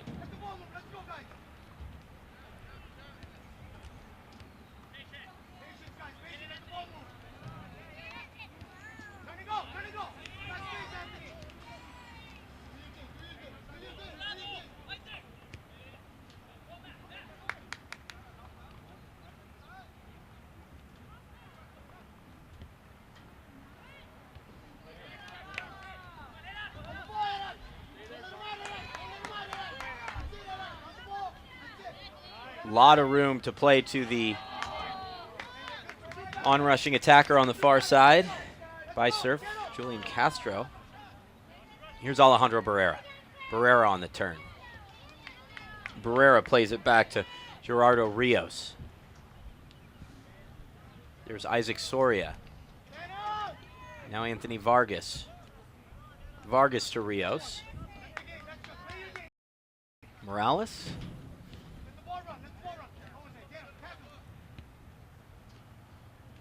Playing the ball along the floor.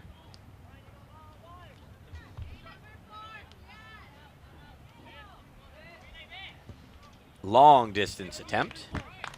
And I would say attempt is the appropriate word.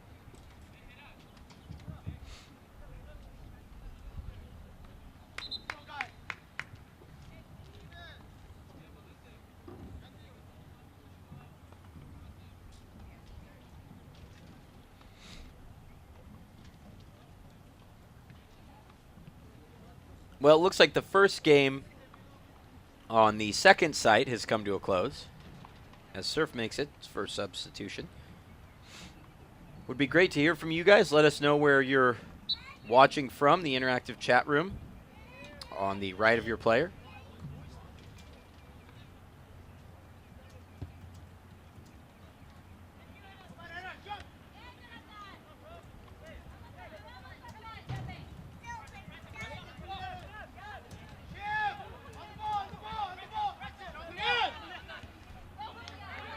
Offside, and how many times has the flag gone up on the near side? Probably a half dozen.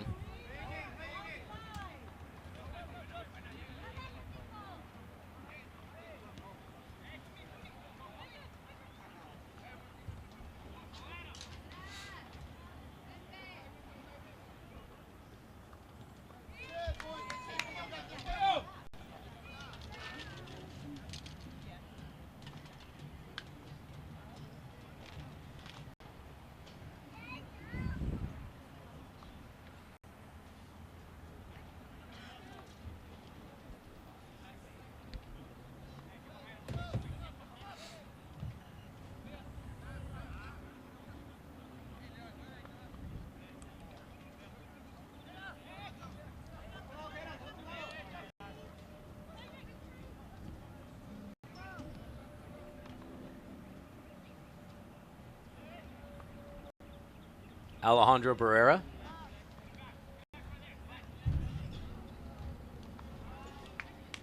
To Isaac Soria. Matthew Lee.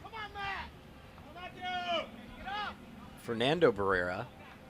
One-way traffic at this point for Sherman Oaks, but that said, they really leave themselves exposed just on the other side of the halfway line defensively. It's only a matter of time, I think, before Surf has a one-on-one breakaway at the moment.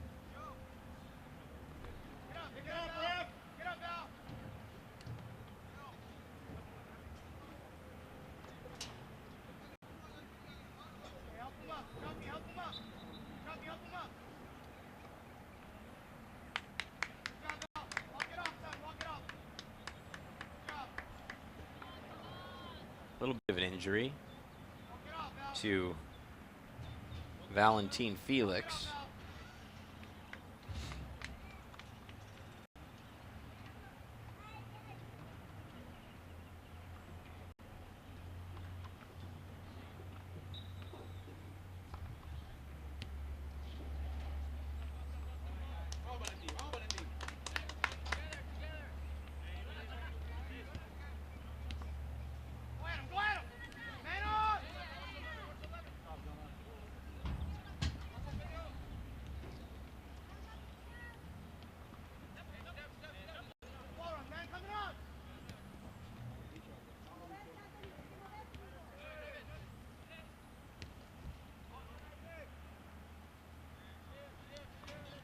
Play again, guys. Play again.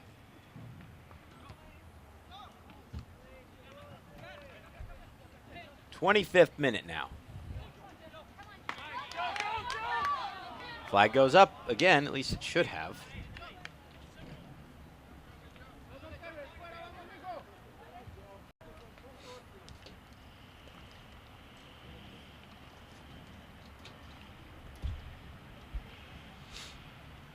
"15 minutes left in this half. Been a good half of soccer. Both teams come out with a lot of intent, although it's Surf that lead 1-0 after the goal 48 seconds in. Extreme, they're not messing around though. They really want to go out and play some pretty football and score goals. Although, here's another opportunity for Surf, and the flag goes up again. I'm not keeping count, but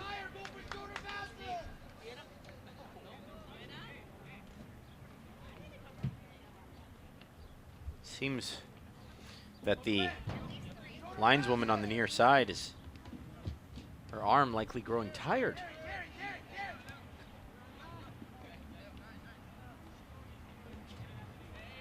Morales. Anthony Vargas.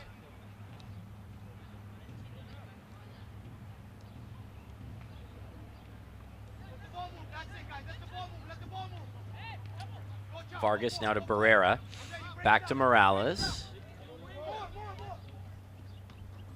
Brian Perez tries to dummy through. Hit over the top, this time onside. Wheeling around the corner is Oscar Godinez. Actually wearing number 3, although he normally wears 5.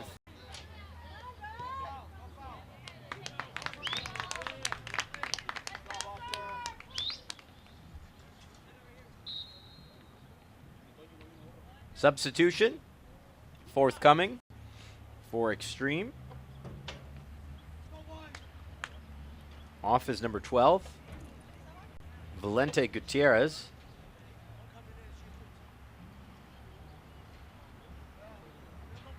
As soon as I can see the number of the player that's come on, Ludovico Riviero.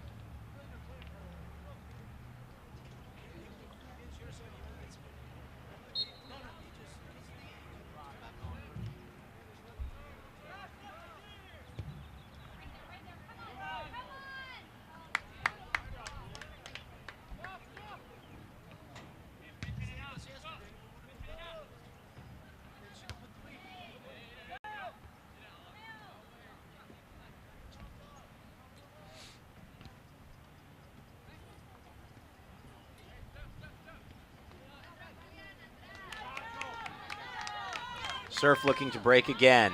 Flag goes up, and I have to agree with that one. Godinez basically through again. Big thanks to our sponsors here at Cal South. Cal South fans, join Jamba Juice in their special $2 Colada Fruit Refresher promotion running through May the 19th at participating Jamba Juice locations. Visit their website, visit Cal South website, www.calsouth.com to download the coupon. That's the Colada Fruit Refresher promotion at www.calsouth.com. Thanks to Jamba Juice.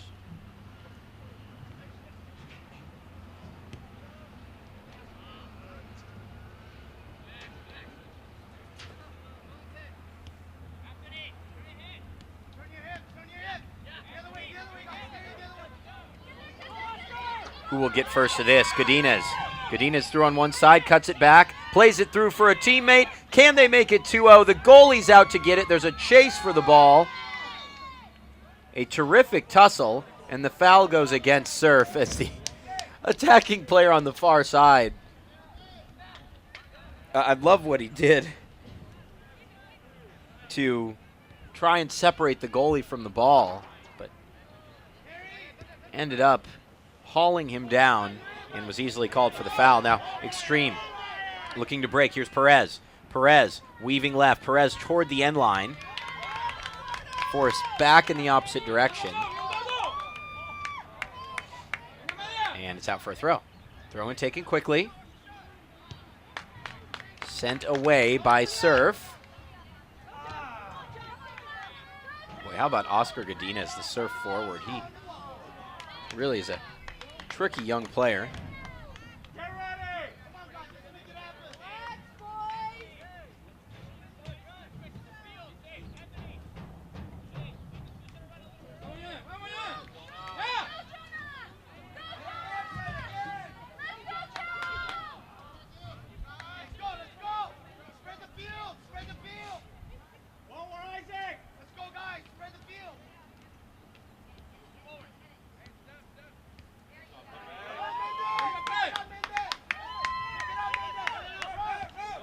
This is onside.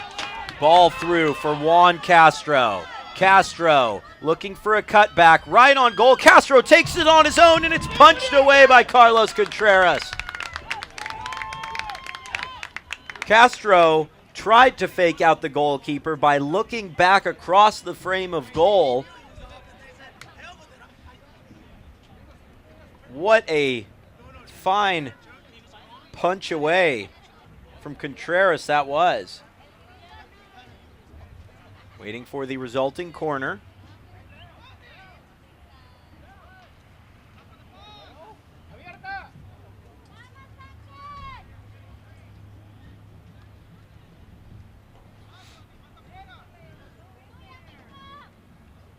Left-footed corner kick will swing in, and Surf is ready as they try and make it 2-0.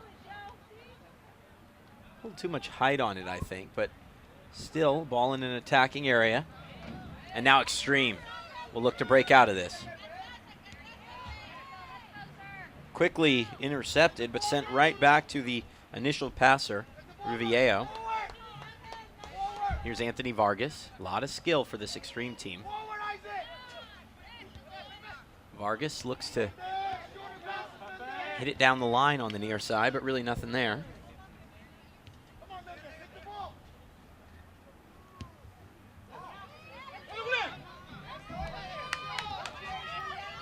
Beautiful hit from Surf and taken down on the edge of the area, or was it just inside the area?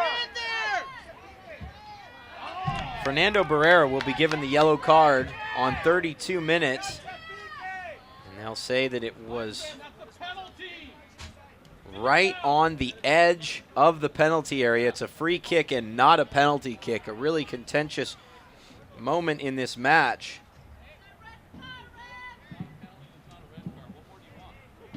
Yellow card for Barrera. No penalty. No red. Just a yellow card. It's so interesting at these games. You can hear the opinions of the fans right in front of you.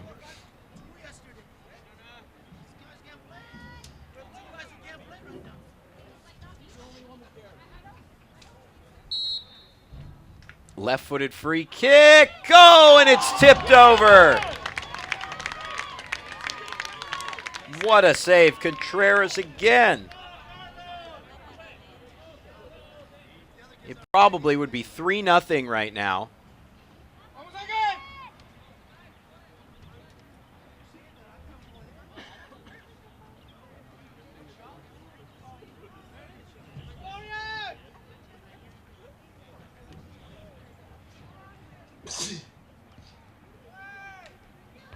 Headed back over, and Contreras is there again.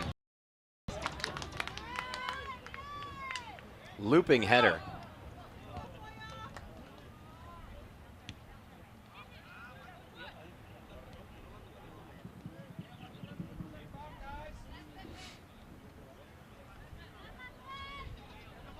Sherman Oaks Extreme surviving at the moment.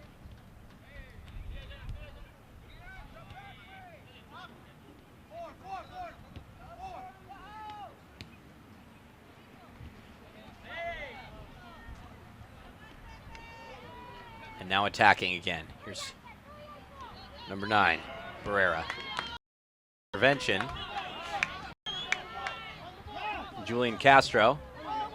Still with it. Castro looks to play it towards his teammate who's offside again.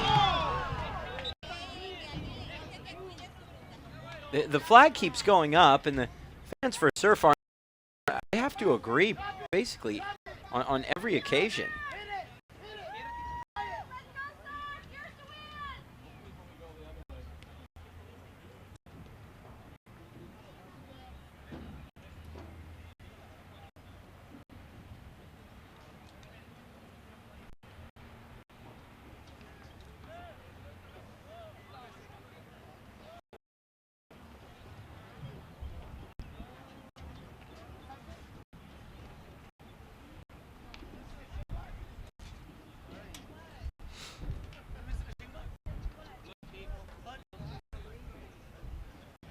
Five minutes remain in the opening half of our second game.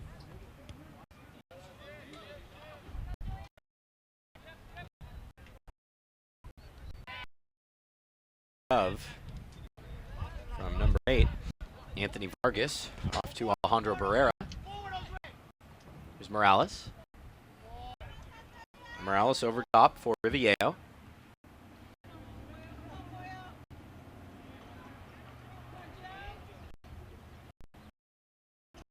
Surf probably surprised not to be 2-3-0 up after that early goal and the way they've performed since.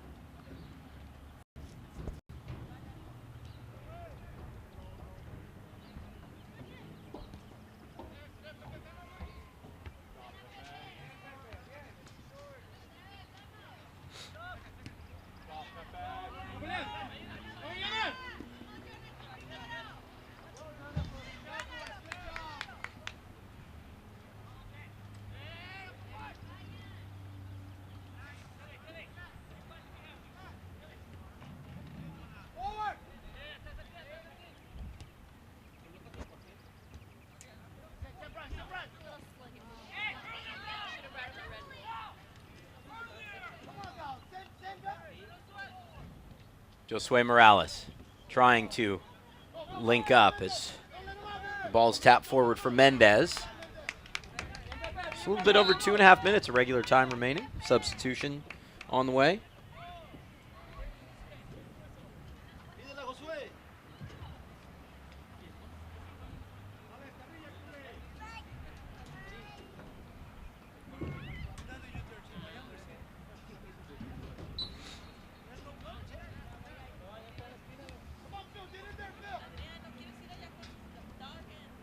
Looks like that rolls out of play. Throw in on the way.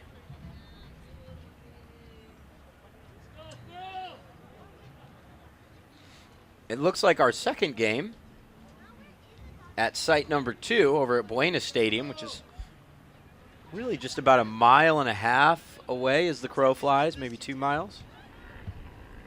Looks like that game is just about up and running. Has kicked off now. Remember the girls' game prior went to extra time.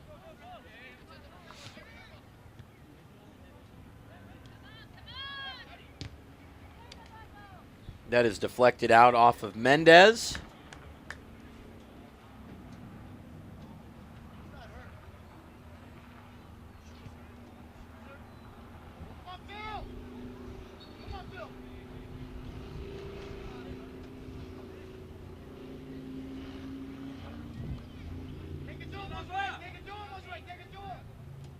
A minute left in the opening half. It's been a really good game And I don't say that just because of the goal that came all of 48 seconds into the match.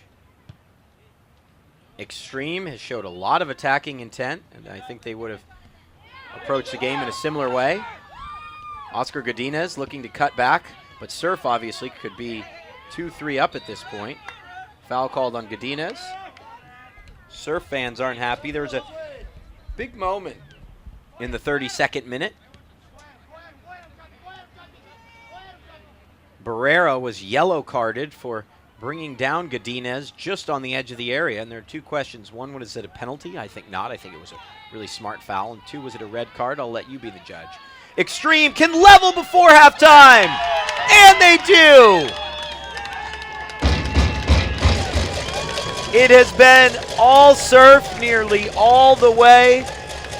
But great goalkeeping from Contreras keeps Extreme in the contest. And Brian Perez levels this game. 1-1, so we had a goal less than a minute in and another goal with less than a minute to go in this first half. And wow, one of the last kicks of the ball in the opening half is an equalizing goal. 1-1 at the break here between Surf and Extreme.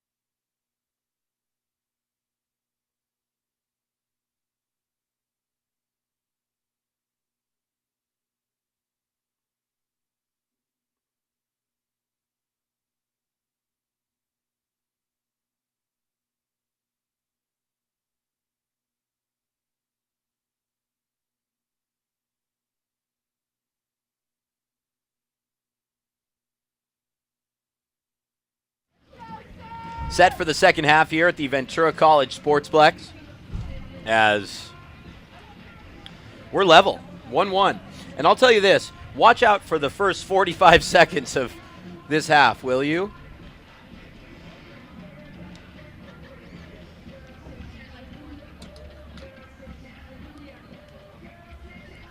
It's Surf against Sherman Oaks Extreme. And at the moment, we're level 1-1. Hard to believe, isn't it? Good game, though. Surf scored 45 seconds into the match.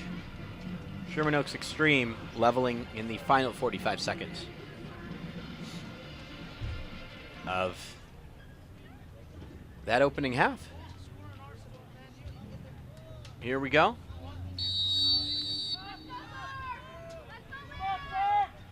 The second stanza in this boys U15 final.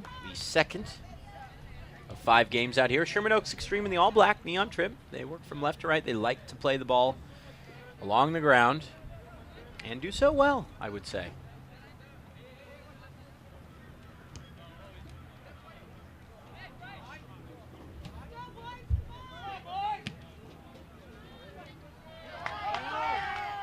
Surf in the all-white.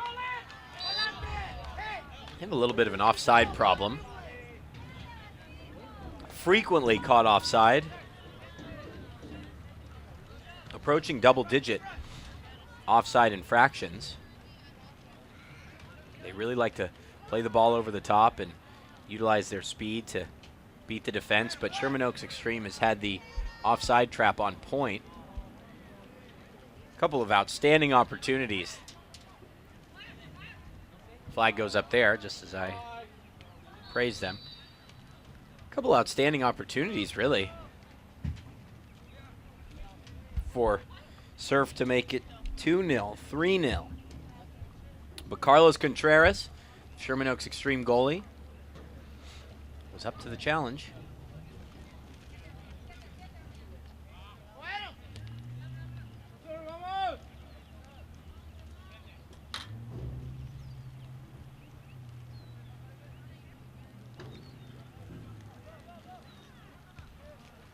Morales off to that far side, and there's a throw in on the way now.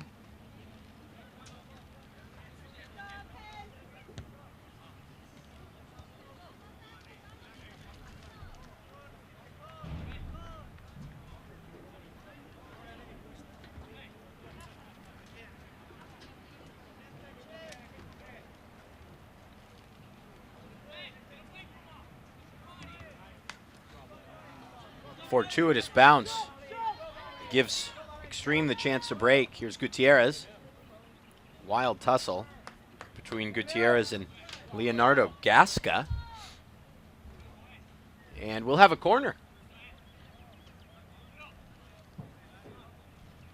Surf in the all-white with blue trim and Esteemed Academy.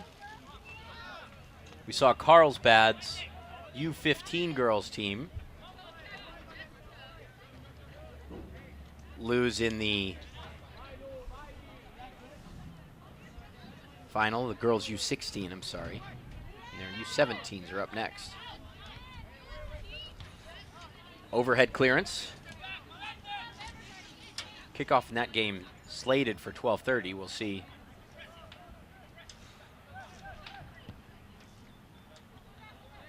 if we do make it on time. Certainly will if this game ends in regular time. Nice ball through, and he is onside, we can confirm. Julian Castro with players streaking in the middle of the park. Castro just loses the ball at his feet, and now is double teamed. Castro around the corner, into the area, shoots, and he tried to curl it inward, instead curled it a bit outward.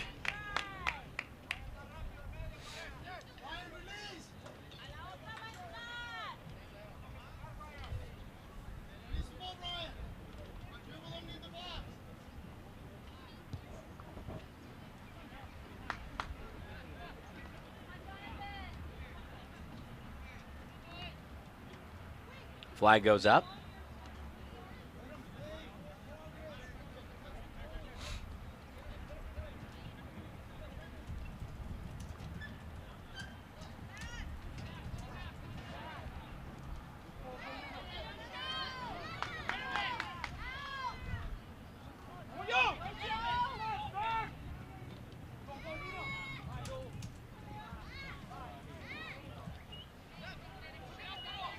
Riveo, a lot of space and time to shoot. Tries to hit it along the carpet.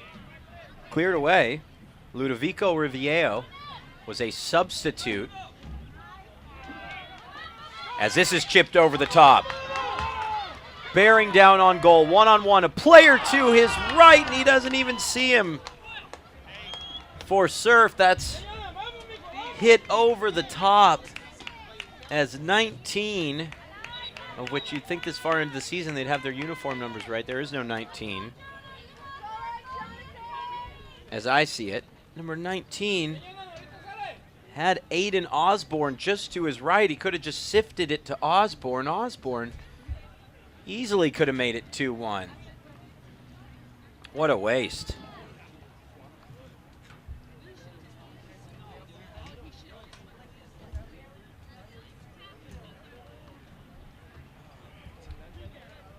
Shout out to all of you watching here this morning.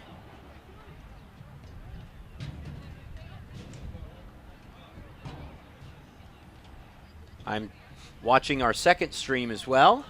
Andy Rios.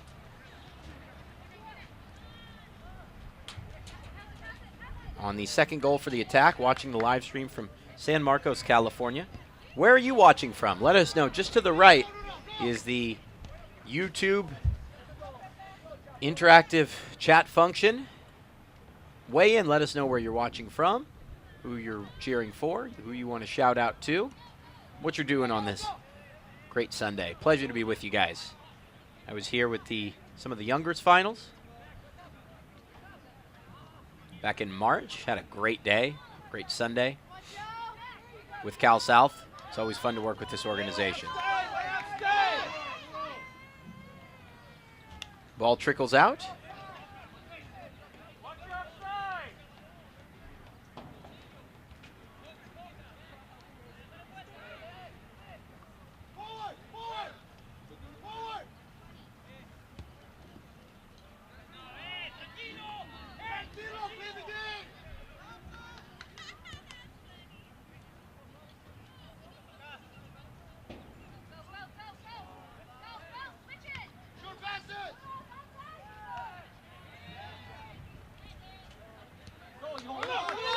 Again, through on goal.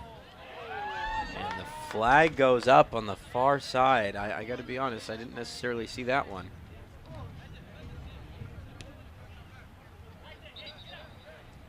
As being offside.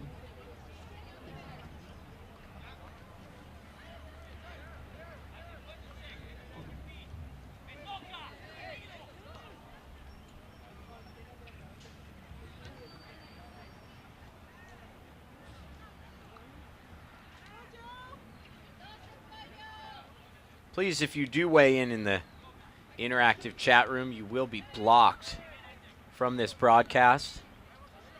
I see our recent announcer, or a recent commenter, had disparaging remarks about the commentator. That's fine. I don't mind. But language has to be kept clean. Try to stay away from criticizing the players. You can criticize me. I don't really care about that. But let's keep it clean. Here's a chance for Extreme! And the save is made. Jacob Jackson from Surf. Brian Perez hit it right along the ground and surely thought that the score would have been 2-1. Not to be.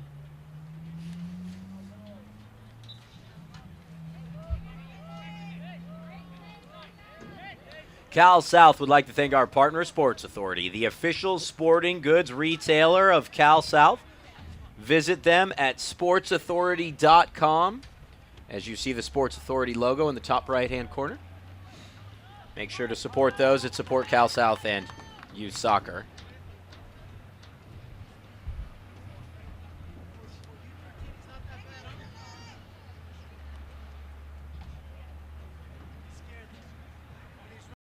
Oh, says he's rooting for Extreme. I got to be honest, Damien, your team has really showed incredible resilience and great footwork. They play the game in a positive manner. William Blaze says, I like the commentator. There you go.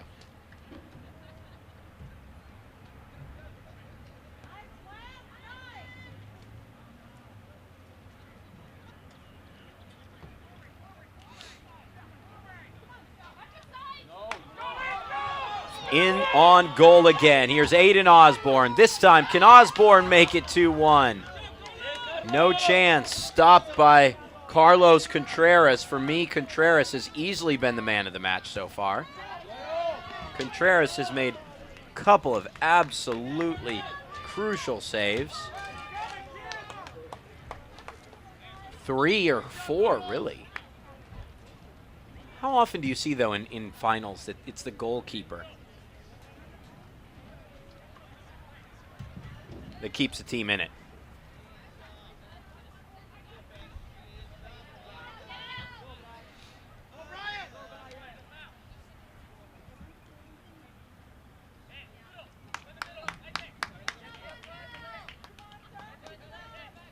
Meanwhile, 6,000 miles away, Barcelona are 15 minutes away from being crowned champions of La Liga. And if you're watching on the stream,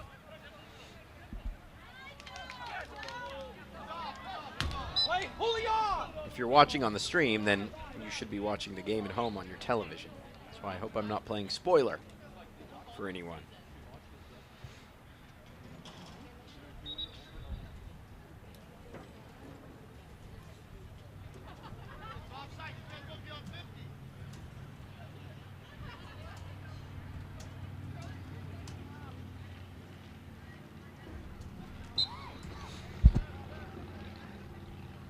Luis Garcia, what's up, man? Great to have you joining us here.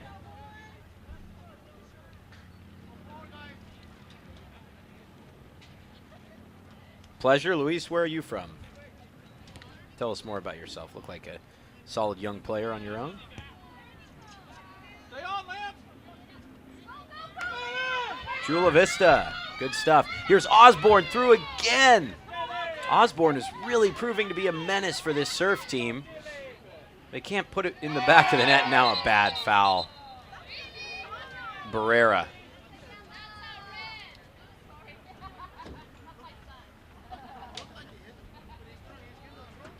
And Barrera's already on a yellow card. That could have easily been a second yellow.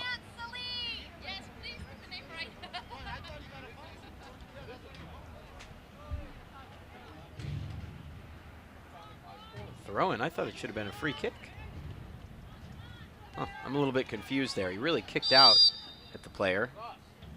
And now a foul called and a free kick coming.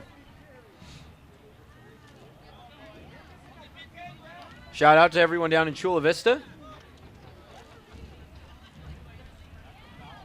Boy, Chula Vista FC, the NPSL team, had a big win this week, didn't they, over FC Tucson in the first round of the U.S. Open Cup. Anybody from that Chula Vista circle at that game? I guess the game was in Arizona, but does anybody follow Chula Vista FC? 15 is Lance Solly. I appreciate that. That's not what it says on our roster. You know, the official Cal South roster. There are a lot of numerical mistakes on the Surf roster. I can only work with what's in front of me.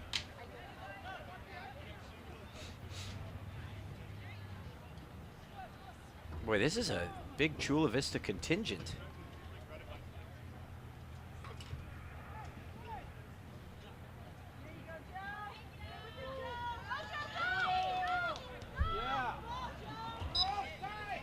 Offside flag goes up. Head coaches, plenty of you are asking. The head coach for Surf is Hector Aguilar. And for Sherman Oaks, Juan Guerrero.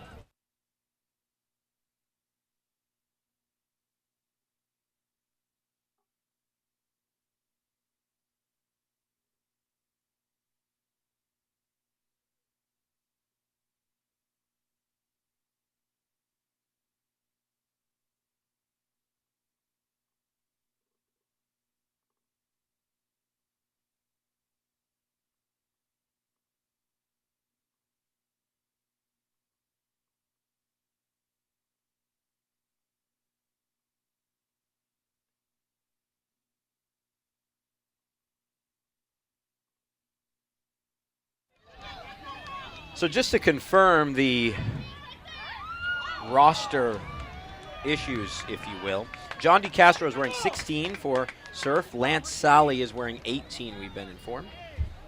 And that should pretty much handle it. We bring in Carlos Torres, who's new to the Cal South team over the next couple months here.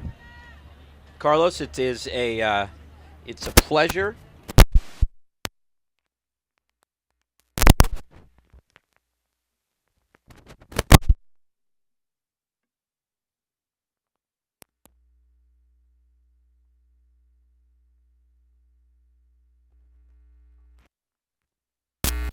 Now you're live, aren't you, correct? Yeah, we got you. Carlos, talk to us about this National Cup tournament. You guys have been basically working round the clock to get this up and running. As Surf with another opportunity. A little cross into the area, it's free, and it's kicked out for a goal kick. Yeah, we're coming down to our finals, national, state. It's all coming down to going to regionals and finals, and I guess the season's coming to an end, but it looks beautiful out here. Yeah, it is a great setting, isn't it? It's actually my first time here.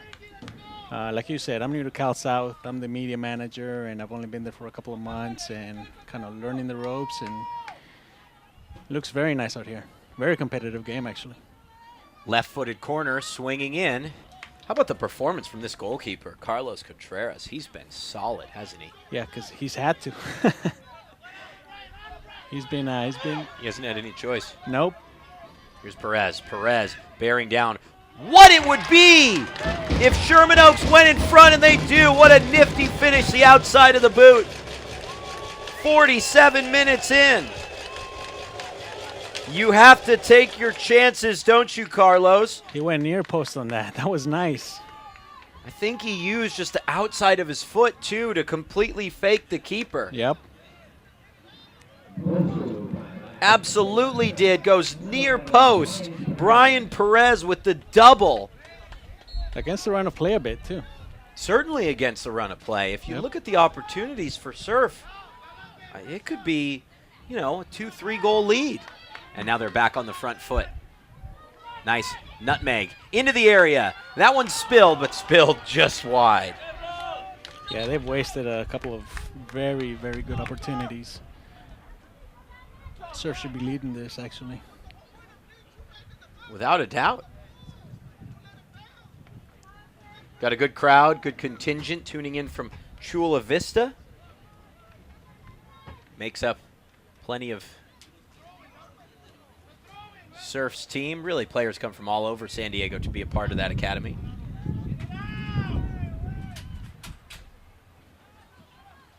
It's always interesting for both teams, I think, when you get an early goal in games like this. You obviously, if you score the early goal, there is a tendency to start to defend a little bit more and to lay back a bit. And that maybe that's not what Surf did, but sometimes you score the early goal, there's an air of contentment. For the opposing team, at least you know that you have to go out and attack for the rest of the match. Well, they got that goal in the first minute, and I thought, something's going to happen here. But, yeah, they lost the ball after that. And look at what happens. They've actually turned now they're on the losing end.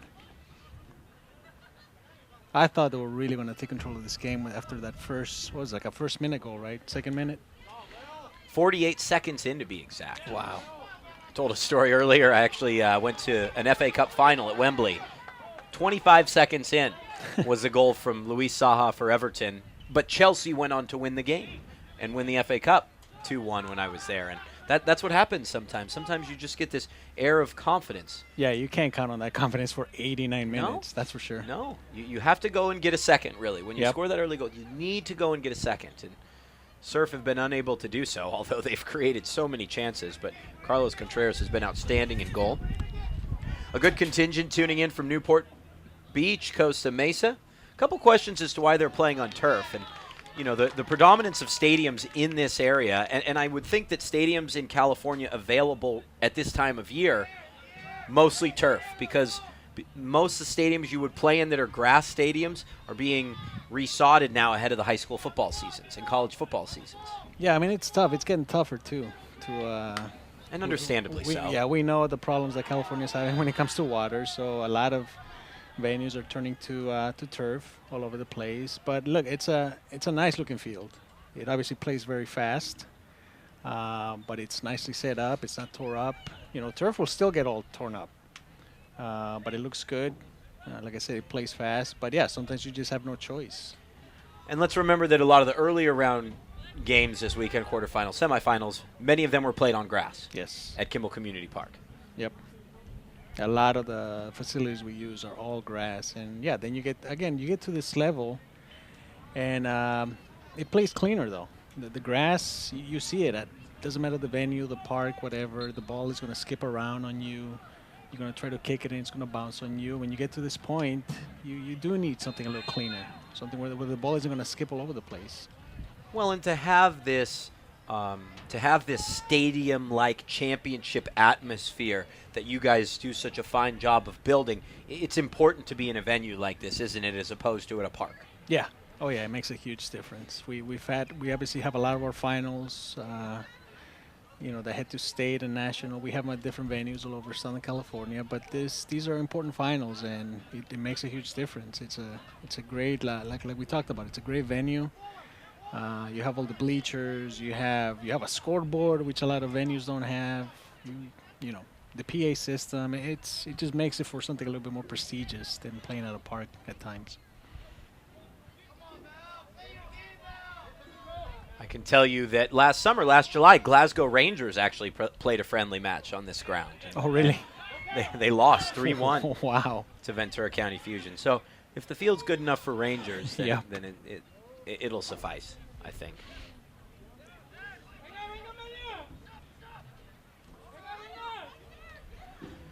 Two-one at the moment, 18 minutes remaining in this game. You really have to, I know we've already talked about it a bit, but you have to hand it to Sherman Oaks Extreme to go down like that and then chase the game and be able to jump 2-1 in front. A lot of character. Yeah, I mean, they know they were still in it. Didn't matter that they went down 1-0 in the first minute. You know you're still in it, obviously, when you got 90 minutes, essentially, 80 minutes left. Yeah, you're never out at that point. Yeah, you're never out of it. And they fought their way back against the run of play, but you know what? Serve hasn't been consistent. They wasted their chances, and Sherman Oaks has taken advantage of that. The early final was a good game too. The girls' game, girls U16. That was very competitive. I showed up about 20 minutes into that game, and I was pretty surprised at how competitive and how good those girls were playing. Off and running again is Valente Gutierrez. Out comes Jacob Jackson, who uses his strength to knock that away.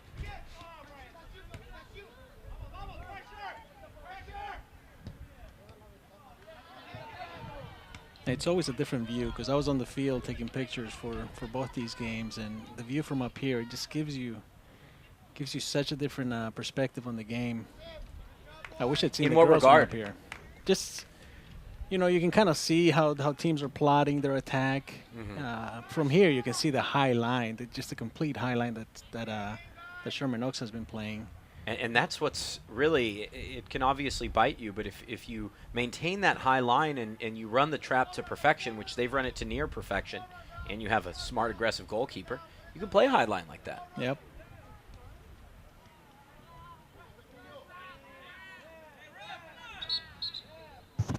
Whistle blows, player down, holding his right leg. And they'll bring the trainers over here. I guess that'll give us a minute to, discuss some of the initiatives you're working on here at Cal South as well. It looks to be it looks like it'll be a great fall season to start things off in 2015. Yeah, I mean, we're preparing for that. We have a lot of important tournaments that we run every year, obviously. And from my side of things, from the media side of things, we're really trying to push just a whole new initiative going forward. Tell us about how that works, what it looks like. Well, it looks like we're changing a lot of the way things are done when it comes to Cal South, when it comes to our media, our marketing, our brand, really. And I'm spearheading that, so we're slowly moving in that direction. Like I said, I've only been with Cal South a couple of months, and we're just kind of slowly moving toward a more, how can I put this? We're trying to find the stories that are out there. We have so many control of so many teams and so many kids, thousands and thousands of players. There are stories out there every single day, and we haven't been capturing those. So as we move forward, we wanna improve our brand. We never want to use the word change because there's nothing to change. Of course. We want to improve our brand. But I want to go out there and find these stories. There are very important stories every time. Doesn't matter where the finals are at. Here in Ventura, in Boise, Idaho next month, Right. in Tulsa, Oklahoma, locally in LA somewhere. There are stories to be told all over Southern California, and we want to tell those stories. So it's going to be exciting. We're going to move toward really just bringing everybody in, the players, the parents, the coaches. Let them know that we're together in this as we tell their story. You're right. Cal South has done so much over the years to build itself up and to build a brand. And now you're at the time where you can pause and say, look at all that we have in front of us. Look at all that we can. Now that we've created it, now it's time for us to properly promote it. Exactly. We got to pluck so many things that are out there that we just haven't done in the past. There are some just intriguing stories, some wonderful stories that, people who have made it this far, who have made it to Washington next month, who have made it to Boise next month also. A lot of these teams are going to Boise, Idaho next month. And some of the stories are very special. And those teams that are headed off to Boise, headed off to those regionals, that's already been determined? These guys are going to Boise, I believe. Both groups? Yeah. And that's the second to last week of June, if I'm not mistaken, or is it the final week of June? Yes, June 21st through the 28th. Wow, week-long tournament. Yep, we'll be in Boise for those finals. For the regionals. The finals will be in Tulsa after that. Weaving through defense again, and I think it's Surf now that's going to have to really show some resolute defending. Yep, they just did. Now, are you a Spanish football fan at all? No, I mean, we all have a team. I'm a diehard Galaxy fan. Oh, you are a Galaxy Yeah. fan. I can't say born and bred, but ever since the league came into existence, that's how long I've been a Galaxy fan since then. But I do root for Arsenal. You do root for in Arsenal. the EPL, yeah. Well, we do have our champions in Spain as of just a moment ago. Yep. Barcelona have clinched. And they didn't even need Luis Suarez. He's wearing jeans. So you were, everyone's sad yesterday about Steven Gerrard's last game. You're excited. He's coming here. Yeah, that wasn't a very memorable game for Liverpool, but definitely very excited that he's on his way here. He has one more game, I think, next week at Stoke. Yeah, one away game. But yeah, it's going to be exciting to have him here with the Galaxy. And now we know that Galaxy and Steven Gerrard will host the Spanish champions. Yes. Coming up on, I want to say it's the 21st of July. Don't quote me, though. 21st, 22nd, one of those days. Somewhere in there. The Rose Bowl, if I'm not mistaken. It is at the Rose Bowl. Crossed in and scooped up by Carlos Contreras. And I think the goalie is going to be called for an improper touch. They'll say that he picked it up, dropped the ball, and picked it up again. I do see exactly, and again, we see the stream a little bit behind here, so we can have a look. It's very difficult to tell whether he pressed it as it went against his chest and dropped it. That is the call of the official, don't you think? Yeah. It's a little difficult for us to it's translate. a spur-of-the-moment thing, but you don't see it called very often because you don't see it happen very often. But when it happens, it's almost like an obvious thing, again, because it's not something you see very often. These plays are so difficult to set up, though, aren't they? These indirect free kicks. I mean, put all your guys across the goal. I can't think of the last time I've seen this, to be honest, Carlos. They're, 8 yards out? If that? Well, one difference with the highest levels of the game and the kids this age is there's a little bit of room because there aren't 6'3" defenders. Yep. There's a little bit of room where if you really just lift it up and you're able to blast it. Here we go. What a chance for Surf. And it looked like an improper touch then. I'd say that's kind of all fair to all. it looked like the Surf player standing over the ball made the initial touch, and then he made the second touch. He hesitated, yep. And that's that. Again, just another wasted chance. They've had their chances on breakaways, on this direct kick 8 yards out, and they wasted them. Now, I know this isn't likely your territory, but one question is, any live streaming for the Boise games? No, we're not, we're not in charge of that venue. Right. So Right. it's tough to do. We get it done here because we have our connections here, but when it comes to Boise, we're not in charge of that venue. Yes. So Now, is there a possibility that those at Boise might be working on that? we could look into that. This is going well. This is only the second time we're doing Only the this. second time. So Going well despite having me behind the mic. no. Thanks to you, it's going well. Being able to set up, coordinate, and run a couple of locations, it's, really a valuable service to involve these fans and families. I remember the first round of games we did, Carlos, was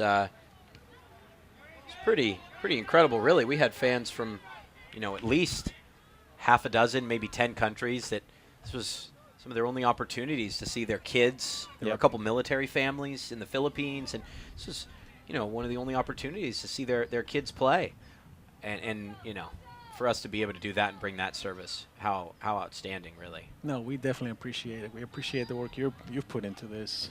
I know this isn't an easy task. It's not, it's not just a mic and a computer. It takes a lot more to put this together, and we definitely appreciate you doing that.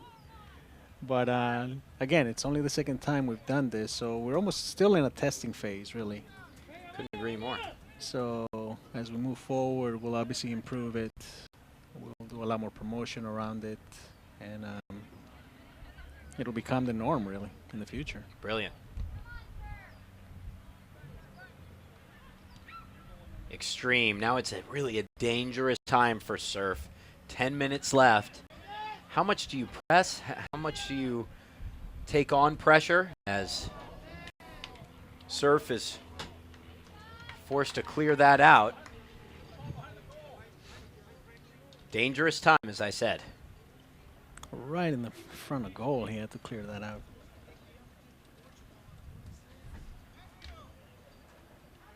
You never really know who's behind you at that stage either. You don't know if there's an attacker either side, and it's forced out for a corner kick. It'll be taken by Gerardo Rios, who's had a really nice game in midfield. Hardly any substitutions for this Extreme team. Rios, corner, fisted away by Jacob Jackson.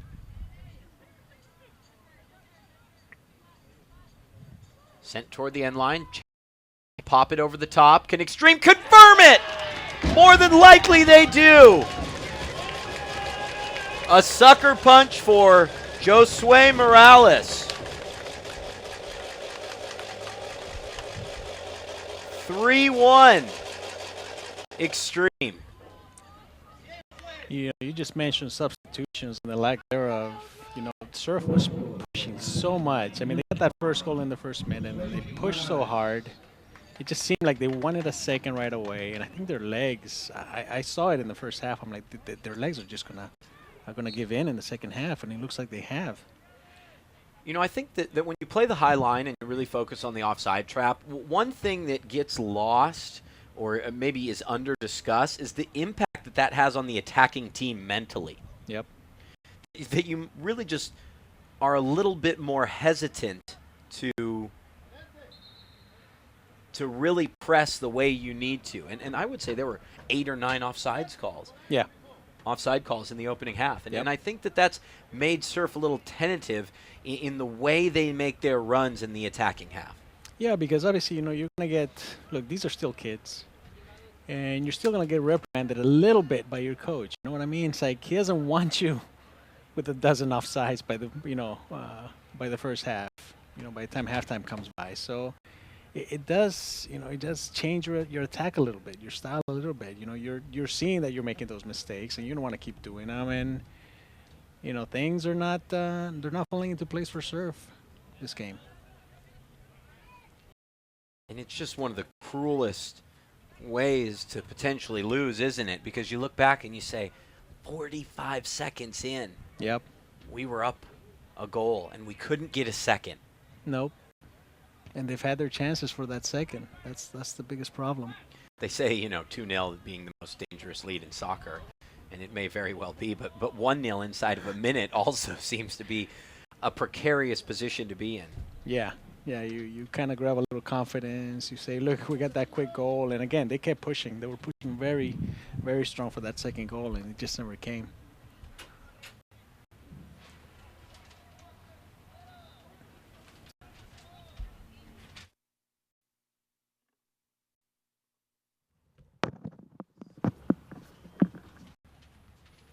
(3-1) at the moment. Surf, you never know what they can rescue here in the final minutes. There's still time. Ball is knocked ahead, and Extreme could even get a fourth. One defender to beat. Fellow attackers coming on for the recent goal scorer Morales. And a quick shot, and that's saved and brought in by the goalkeeper.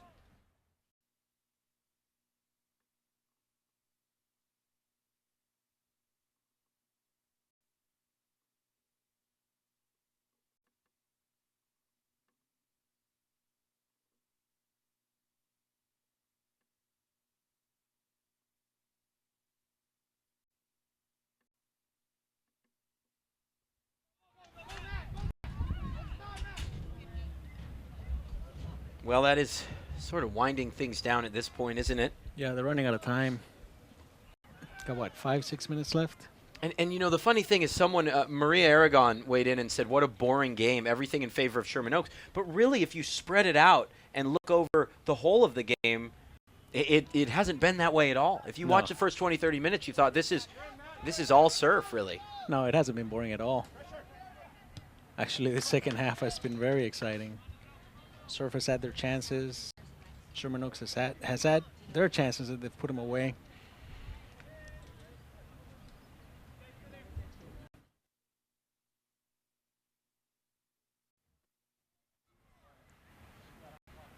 It's quite a long day out here, isn't it? I mean, I look at what you guys put in as well over the whole of the weekend. Did any of your crew sleep last night? Or I remember when I did the first set of the Youngers Nationals. I asked Hoffy, Steve Hoffman obviously was instrumental in helping run this. When are the rosters here? What time do you think we'll have that? And I got an email from someone at about 3 in the morning.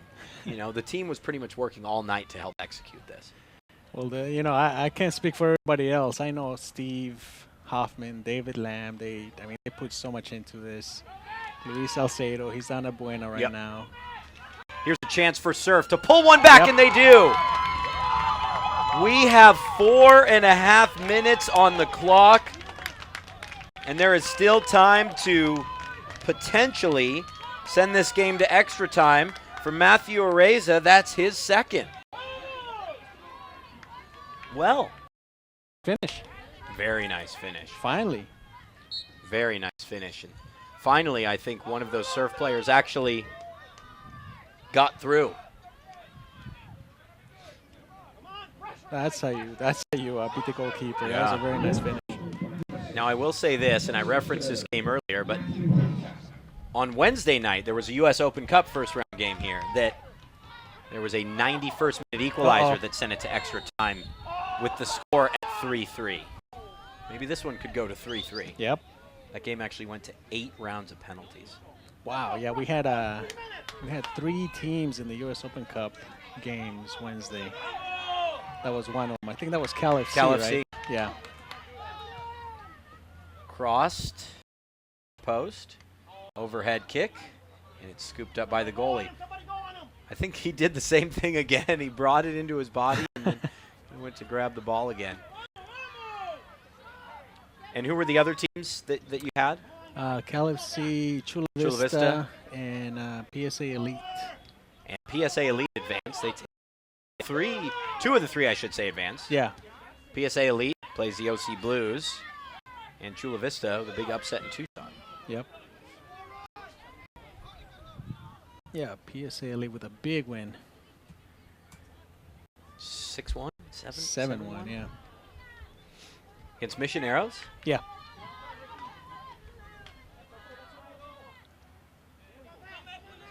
You know what? There might still be a goal in this game. There might be a goal, one way or the other. Yep. Here's Areza. He's already got 2 on a hat trick now. Areza kind of trying to do it all his own.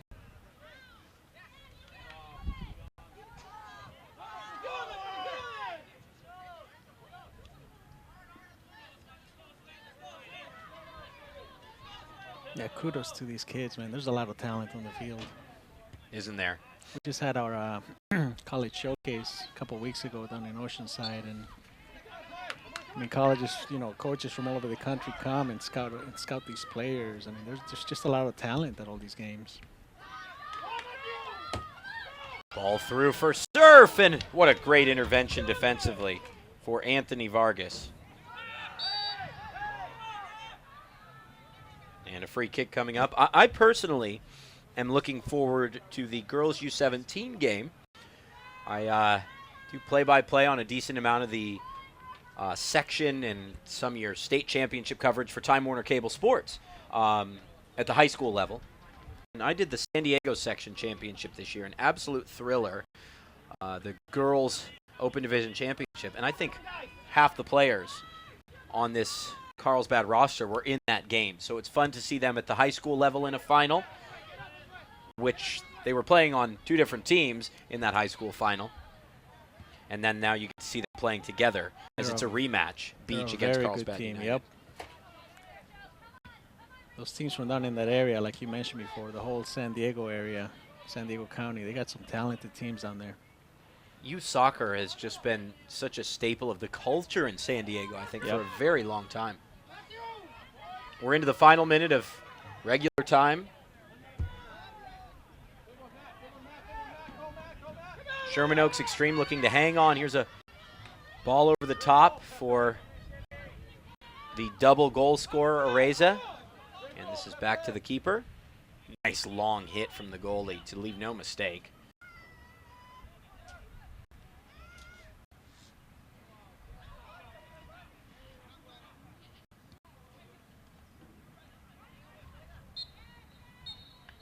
And that is the full-time whistle. Sherman Oaks Extreme able to hang on in the final moments. Players for Surf, I think you said it, just gassed. It's a long weekend for these young men, isn't it? Look at them. They're on the field. They're all on the floor catching their air. No, they, you know, it was a tough game, very competitive. Credit to Sherman Oaks, obviously. And now I got to go cover the ceremonies. We got Absolutely. a champion. Well, thank you so much, Carlos. It was a real pleasure. Danny. It's great to work with you guys out here. And it should be a fun day. I'll come by in a couple of games or so. Yeah, Join check you in. again for a little bit. Check in later on, but fun to share this final with you. Big thanks to Carlos Torres. Thanks to our camera operator, Max McIver, as well for his work. We're going to take a timeout here in between games. Sherman Oaks Extreme gives up a goal less than a minute into the game, but eventually goes on to win 3-2. They are boys U15 champions. Another exciting final. And we're on to the girls U17 game in a little bit.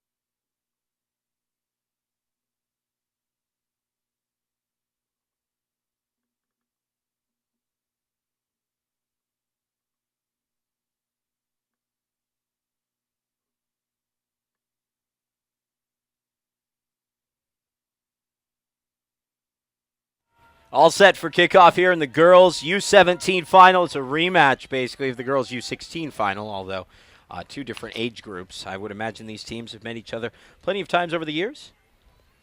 It is Carlsbad United again in the white against Beach FC Academy in the all black. As we do at the outset, we will take you through the starting teams. The other game still ongoing, 3-2 West Coast. The count. And we're off and running. Carlsbad in the all-white, as I said, works from right to left. Remember in our last game, we had a goal come in the 48th second, not minute, people, second by my count. The match eventually finishing 3-2. Champions on the day at the girls U16. Beach in the first game won 1-0. The second game, of course, won by Sherman Oaks Extreme. 3-2. Two very good games, and just in different ways. My name is Danny Page. I'll be your commentator throughout here as we remind you that Cal South would like to thank their partner, Sports Authority, the official sporting goods retailer of Cal South. Visit them at www.sportsauthority.com. Crossed into the area. Still loose for Carlsbad. Chance to shoot from the edge of the area, and the shot is scooped up by the goalkeeper.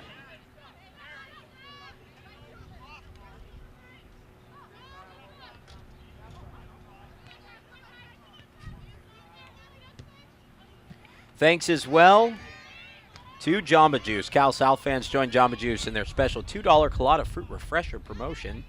I'm in, running through May the 19th at participating Jamba Juice locations. Visit calsouth.com to download your coupon for Jamba Juice.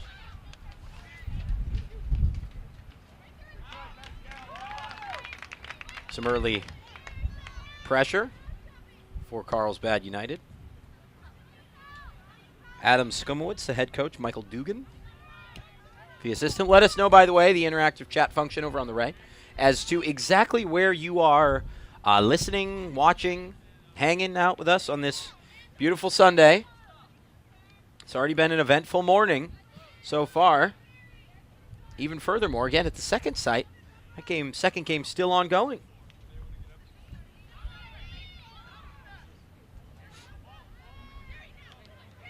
Emily Sanchez in goal for Carlsbad, number 1.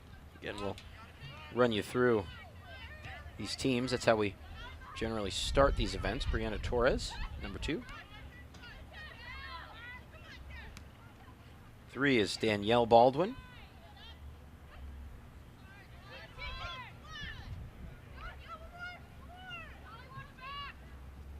As Beach FC is looking to press forward here. Rocio Rodriguez, and in through on goal, as it were, is Taylor Bisline. But Emily Sanchez there to collect it for Carlsbad. Number 4 is Miranda Martinez.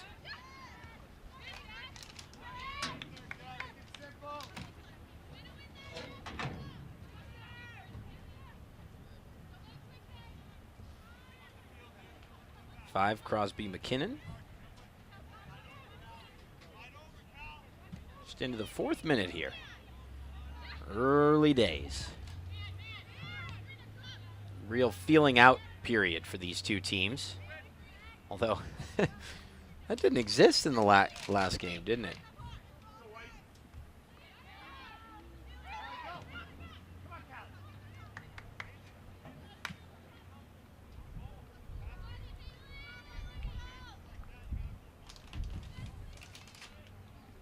Number 6 is Piercy Robinson.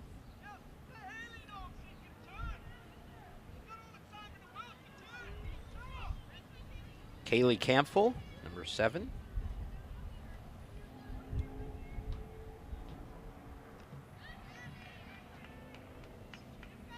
One thing about this group especially that you look at is the number of players that star at the high school level for either Cathedral Catholic, La Costa Canyon, or Carlsbad.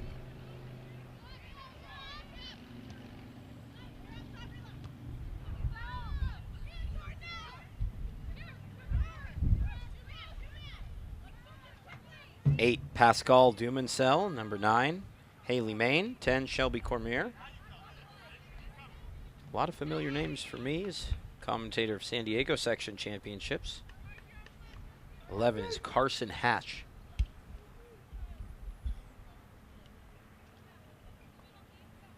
"40-minute halves here in this girls U17 final.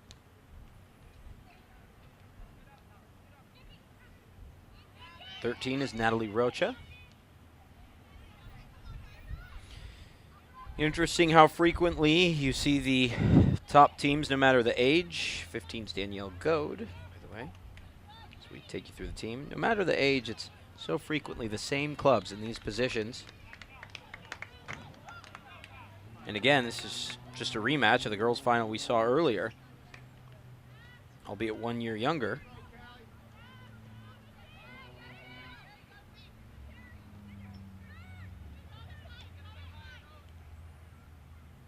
Kyle Levesque, number 20.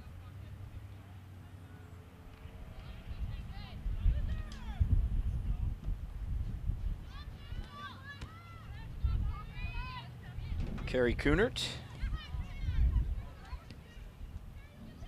24. 25 is Jessica Moreno.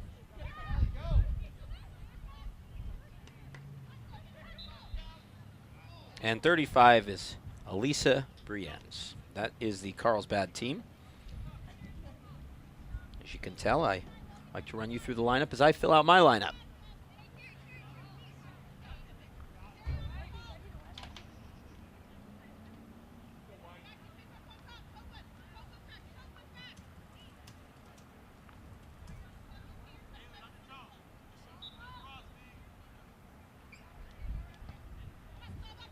Long free kick drifting in. Cleared away. It's gotten sunny out here, and I can just see more of the ocean, a shade of the Channel Islands. And it looks like it might be a period in the day where it's a little warm and sunny for the players comparatively to what they'll probably deal with in the later months in different tournaments. Not as much. But it was chilly this morning, overcast and cold.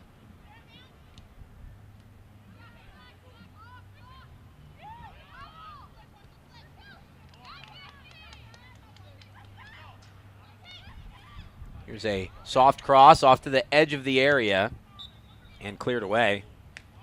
I thought that was going to be a really good chance for Carlsbad United to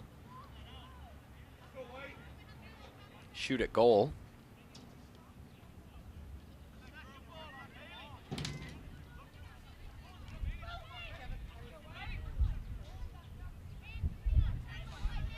My name is Danny Page, carrying this game for you. We have another game going as well on the Cal South digital page. 5 games on each page throughout the day. This is the girls U17 final from Ventura College, whereas the other game is being played over at Buena Stadium, about 1.5 miles, 2 miles, I would say, as the crow flies. I love that term. Just want to let you know.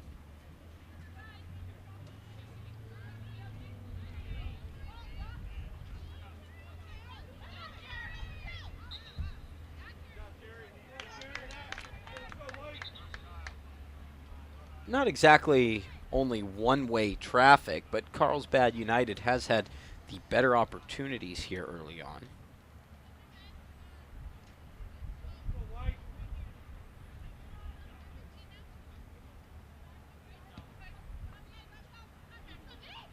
Over the top, and here's a chance for Carlsbad, and it's scooped up by the goalie. Tatum French. Excuse me, that's Amani McDonald in goal. She has been aggressive in her approach early on, which I think you can really establish a tempo as a goalkeeper in a lot of ways, can't you? Here's Kelsey Ackness. Ackness looking for Haley Main.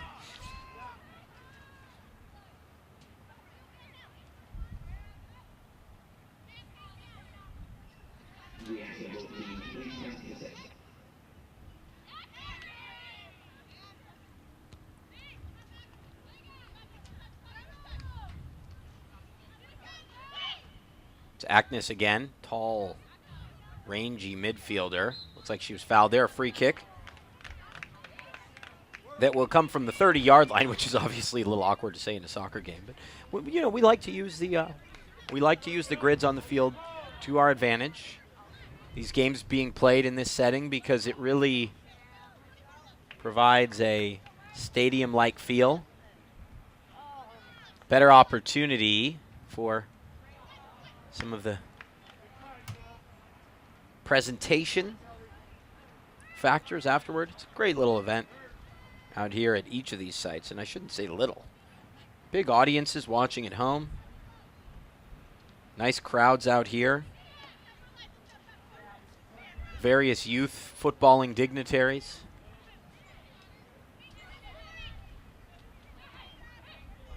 Fun day covering the Cal South National Cup. Of course, we did as well back in March. Only 4 games on one site that day.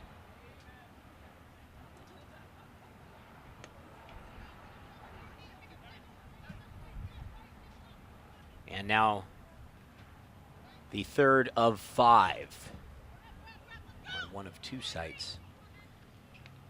Free kick is allowed to drift off to the edge of the area. Agnes cleared. How long for is the question. Teasing cross toward the far post. Headed out. And cleared away by Caitlin Fergulia. Still on the attack. Here's Campbell. Her cross is out of play.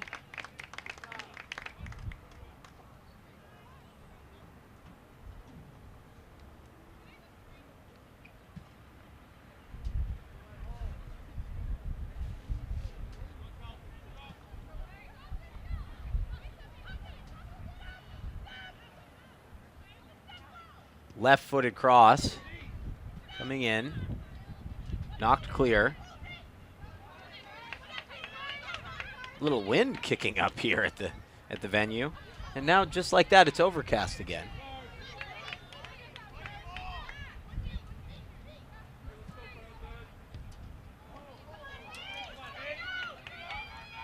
Haley Main hits that, and it's taken in by the goalkeeper, whose name we've called Imani McDonald more than really anyone else on this Beach team. And here they go again. Cut through for Maine. Goes off the back of the defender. Carlsbad really pressing to go in front here. Scoreless in the 13th minute. Let us know where you're watching from and who you're supporting. It's all about you guys today.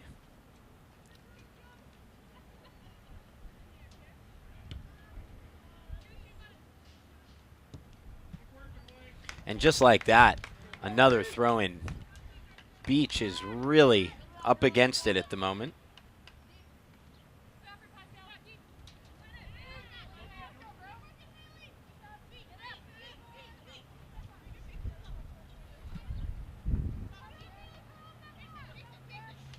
Sent over to Tavia Leachman. Back to McDonald. McDonald blasts it downfield. We're almost a quarter hour in, and to Beach's credit, it is 0-0. We've seen teams on this day that maybe didn't have the lion's share of possession, or at least the early dominance, go on and win the game.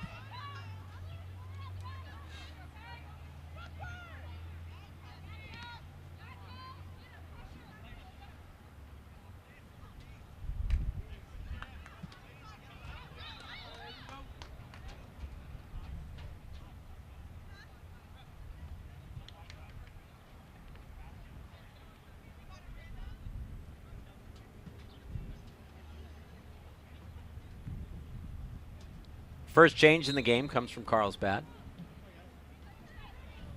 Throw in, taken by Beach. They just can't get the ball even to the other side of the halfway line. Dumansil has it taken away and cleared downfield. Here's Kunert. Carey with a nice turn, just bodies off the midfielder.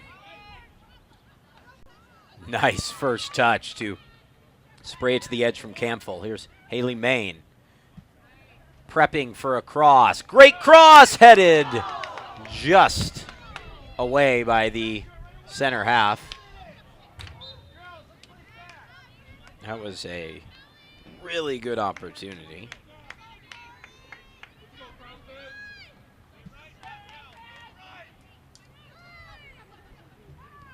As I said, please let us know where you're watching from if you have any questions.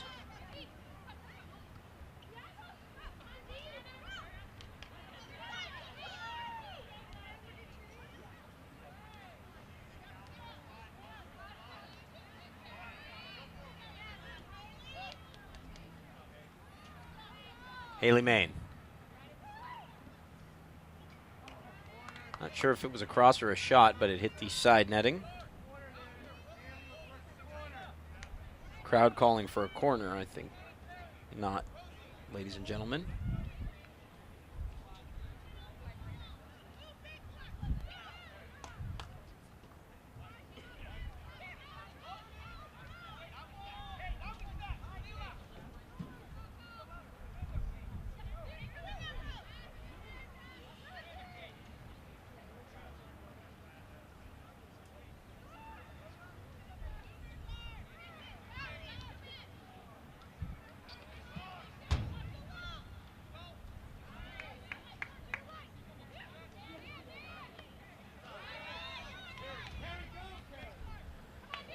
Agnes tries a long ball. Chasing it down is Danielle Goad, and she just can't get there. You can see they're really going to try to find the pace of Goad. Reminder that this game is brought to you by Jamba Juice, and Cal South fans join Jamba Juice in their special $2 Colada Fruit Refresher promotion. Runs through May 19th at participating Jamba Juice locations. Visit calsouth.com to download your coupon. That's exactly what I'm doing right now. Taking you through the Beach team, Amani McDonald in goal. Number 1's Tatum French. 2, Tanya Leachman. 4, Maxine Nagramada.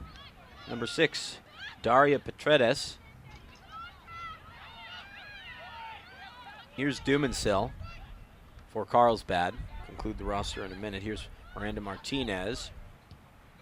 A pass or shot, not sure. Let's get you through the remainder of the lineup.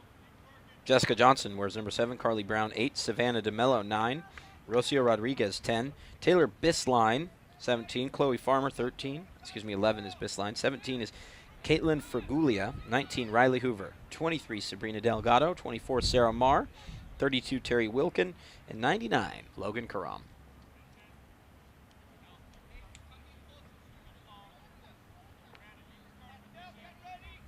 19th minute of this contest, nearly halfway through the half. Not a ton of direct chances on goal to talk about.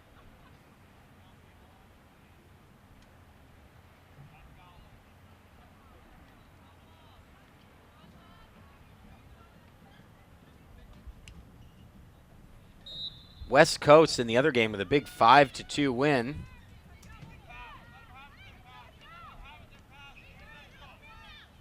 Seems like Nick Gieber had an exciting game on that call.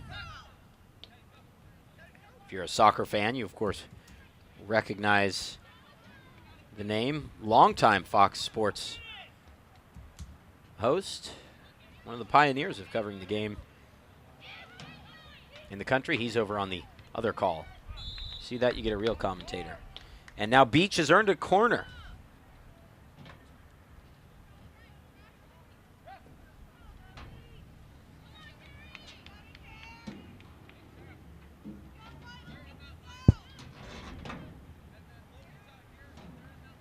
Long walk over to retrieve the ball, and wouldn't it be something if Beach fired back with a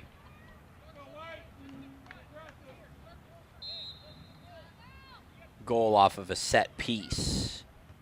Headed right into the center. Cleared off the line once, twice, and they can't put it away on the third occasion. That looked like a surefire opportunity for Beach. And wouldn't that just have been indicative of the day as a whole?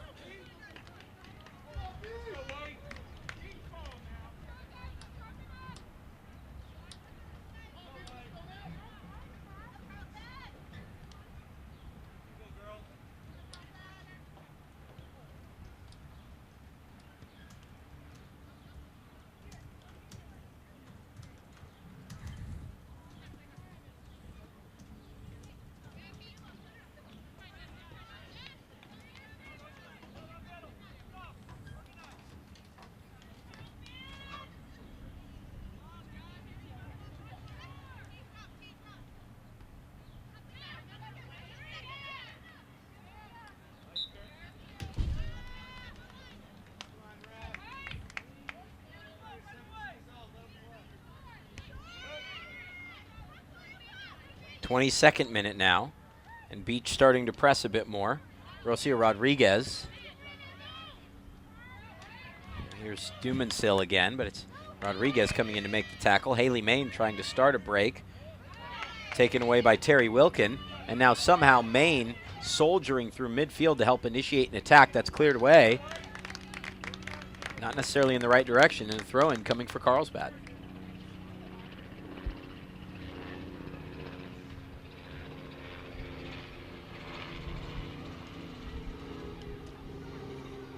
Cleared out, and another throw-in on the way. Cal South would like to thank our partner, Nike Soccer, for providing the best apparel and equipment for our Pro Plus teams, Cal South staff, and Cal South events. I have to say, the Nike Cal South apparel itself is pretty nice.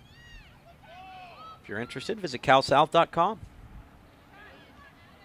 Overhead chip, and it looked like Danielle Goad was rising up to get that.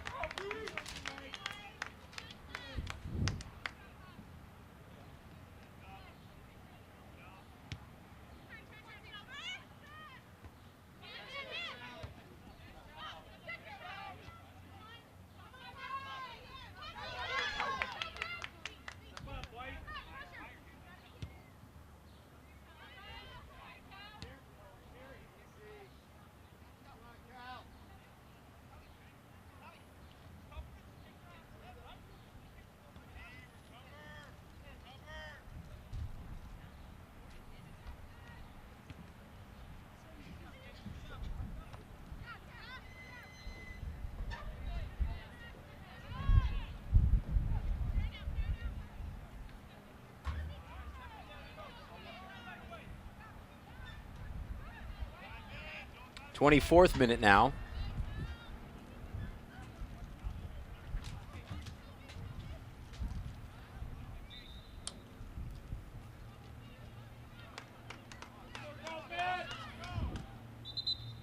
And is that a foul throw? No, the throw-in just needs to be taken a bit further back. Carlsbad United against Beach FC.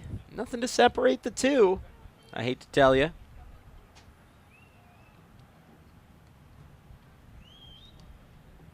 Not really sure how to handicap this game. There has not been an exorbitant amount of attempts on goal. Although Carlsbad United has had more of the possession, has looked the greater attacking threat.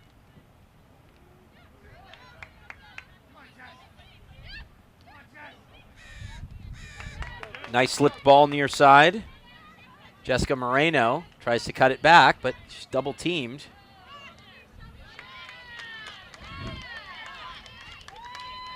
Beach now trotting downfield with the ball. The one thing I'll say about Beach, again, when we go back to the earlier game, which was the day's opening game, which was a matchup between these two teams.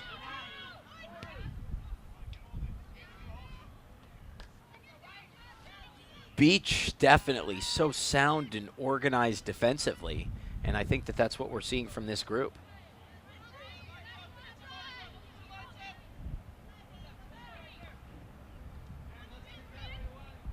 Agnes heads straight up.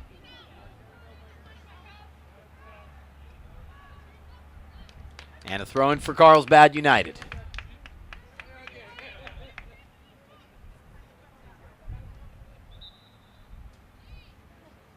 "15 minutes remaining in this half.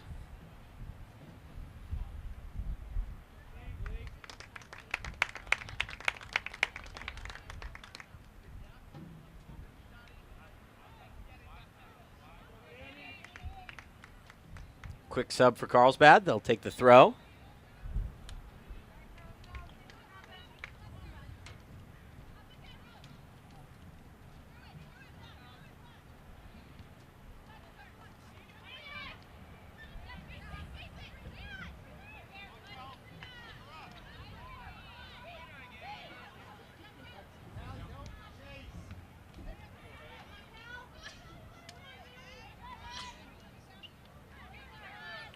Here's Rocio Rodriguez. Back to Terry Wilkin. Terry's been important in the deep-lying midfield role, or maybe more of a sweeper. I can't entirely tell. Ball chipped over the top for Fragulia. She is unable to get there.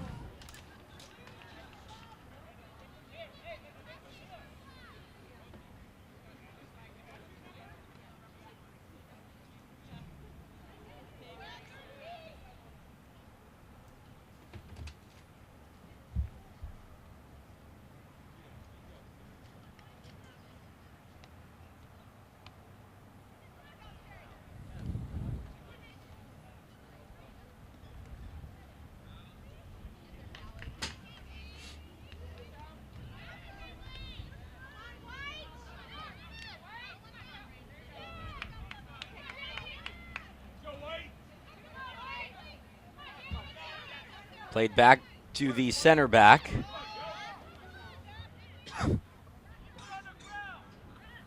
A lot of fans trying to urge on this Carlsbad team because they have had most of the pressure and they have had the lion's share of possession, but they haven't been able to make it count. Not obviously in goals, but just in chances as well.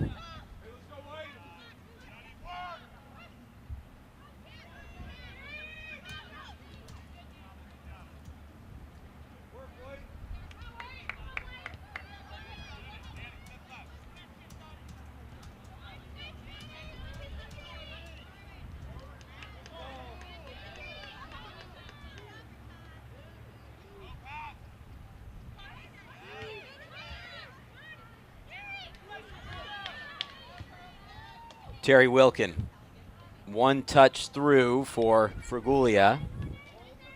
Now it's sent in the opposite direction.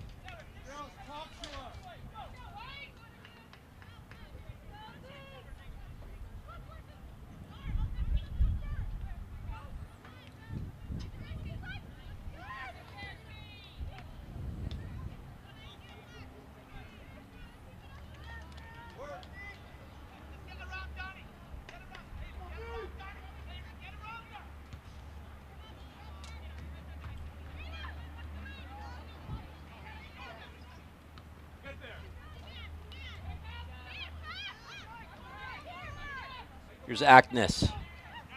Excuse me, that's Dumansil. Nice 1-2 on the ball through, but the first time shot is going wide, and McDonald is there either way. So Carlsbad trying to throw as much as they can, really, at Beach, and Beach's game defensively, they're settling into this game now. Withstood the early pressure. Boy, this game really reminds you so much, doesn't it, of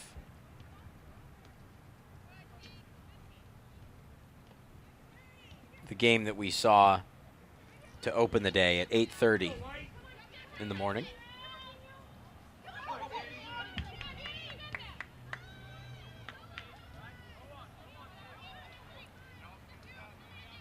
At this point, Carlsbad certainly appears to be the more skilled team, but more skilled team certainly doesn't always win. There's a reason why Beach is in this final, and you could tell one reason why is it's a really outstanding ability to defend.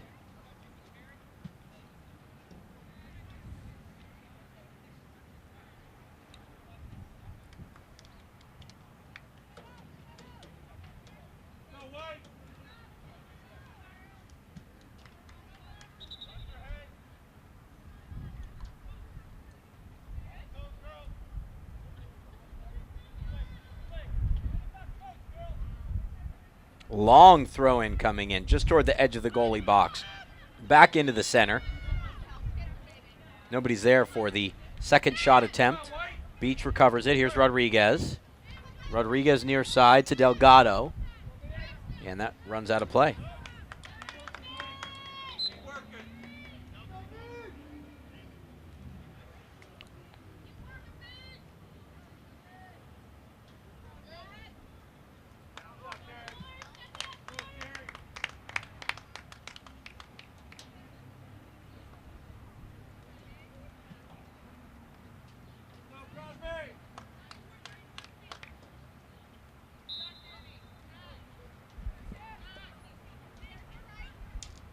Still 0-0.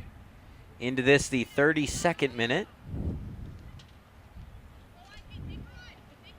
Fraguglia towards the corner. Sends a nice cross in. Ball is loose, and boy, Bistline really had a chance to grab the advantage. Noisy challenge along the near side.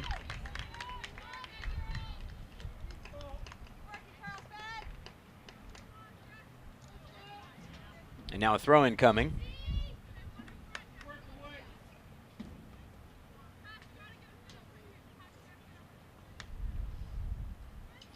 It's a really good opportunity moments ago. Bistline set to take the throw. It was right to her teammate, the near side, and then back to Bistline. And a foul is called on the attacking player for Beach. She basically, I know we're in the midst of the NBA playoffs, she basically was boxing out her defender. And while that works on the hardwood, it does not work on the football pitch.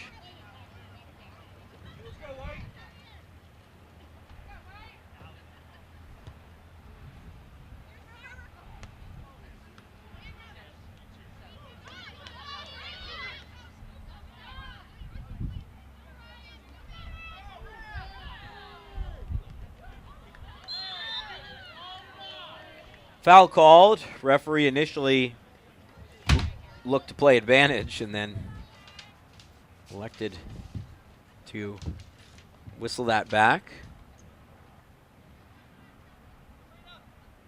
Jeff Joyner, the head coach for Beach FC.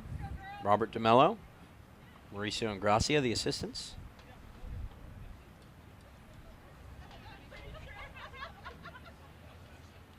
Logan Karam looked as if she would take this.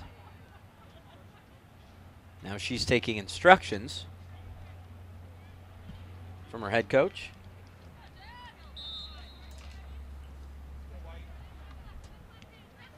Taken short. Now Gramada. And now Haley Main's going to look to break.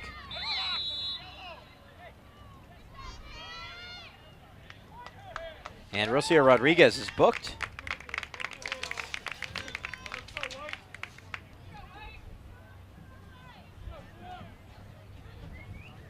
In the 34th minute.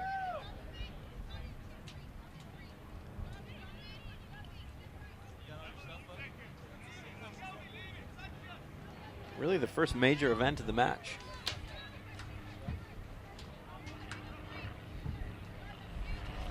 The boys U17 final is just about to kick off.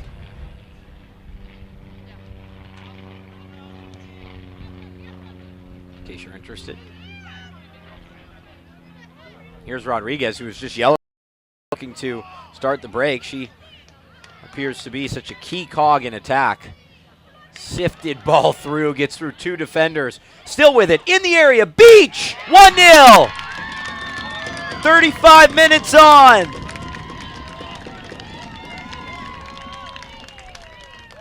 Carlsbad had the majority of possession and attacking moments until that goal.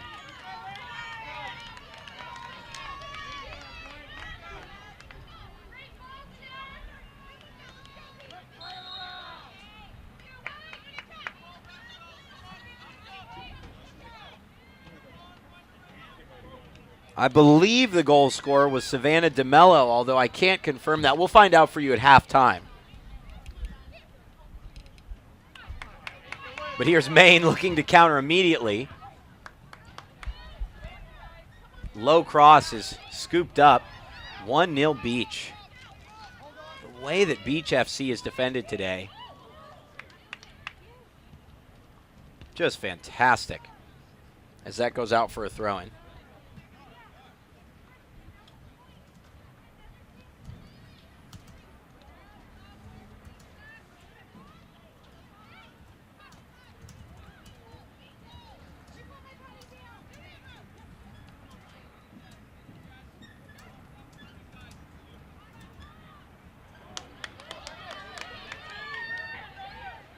Maybe a chance to make it 2.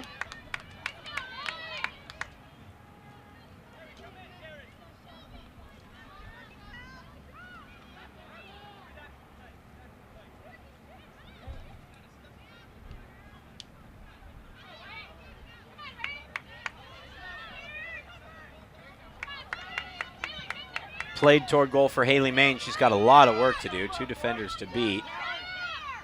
Maine just into the edge of the area, and that cross flashes beyond the far post. It's a good opportunity.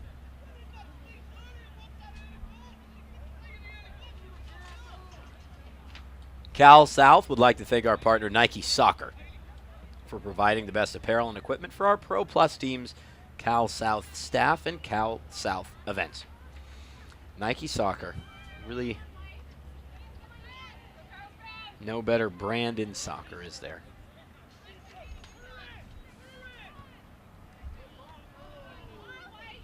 Beach is potentially pressing for a second. Only have 2 minutes of regular time left.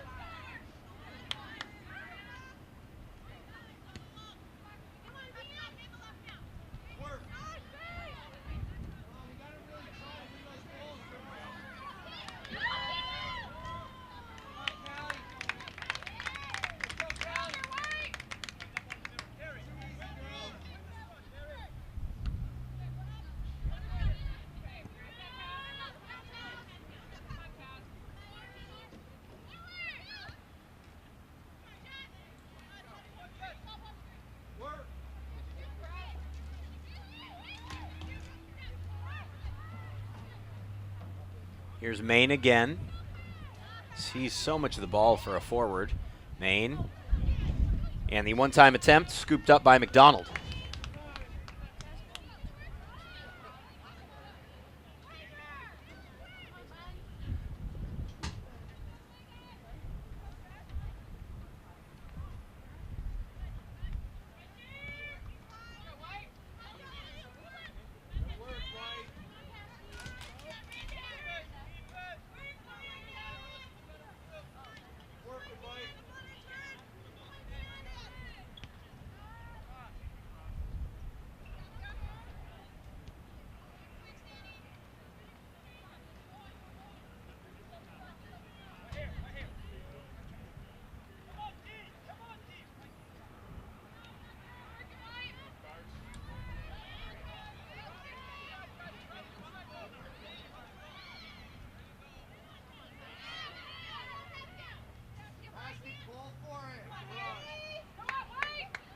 Here's Maine.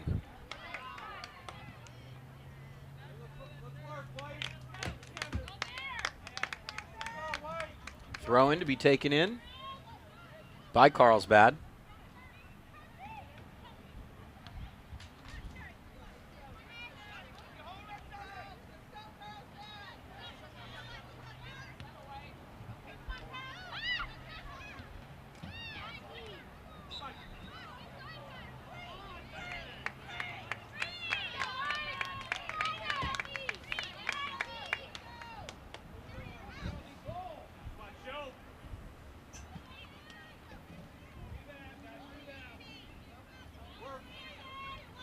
Free kick coming to Carlsbad. Isn't this a good opportunity? Shelby Cormier moves away from it. Kaylee Campbell.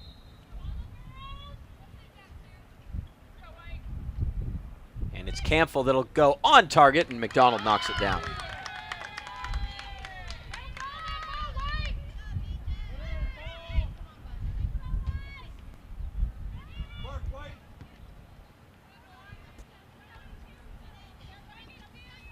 We're into added time.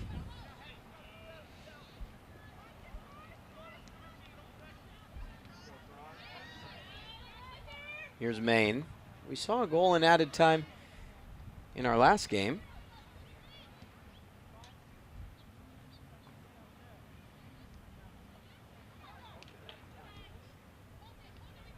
Jessica Johnson. Back to Daria Petretis.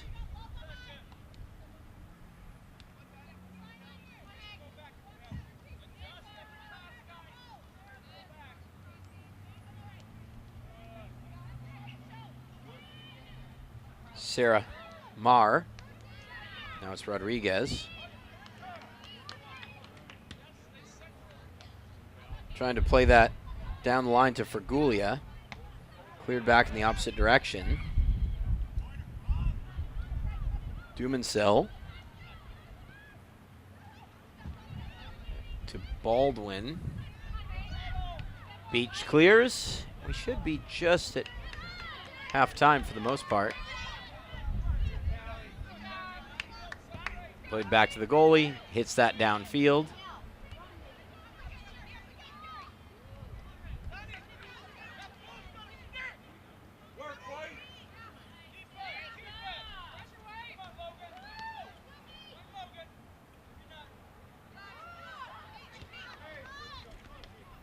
Here's Bistline. Bistline down the line. In the area, maybe a late opportunity. Bistline goes down. Shelby Cormier is there to clear it away.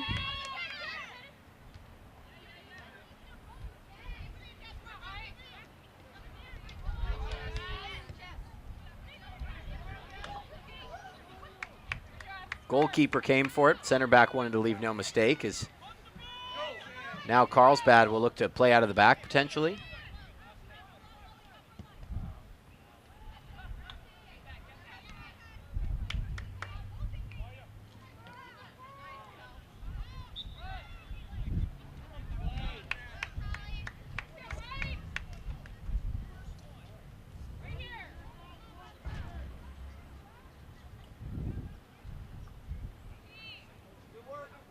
Free kick for Cormier.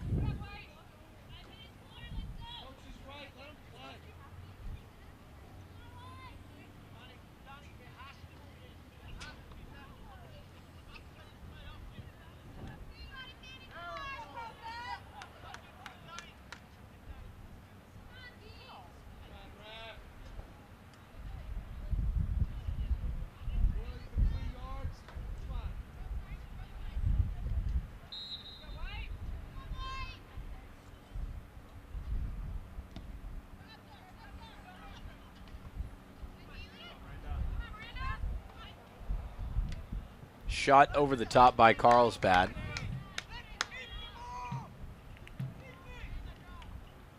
And that is kind of the story of the day, really. Not a ton of great actual opportunities on goal to go with a wealth of possession. And Beach just impressive defensively as they were in the opening game. Says something about their staff.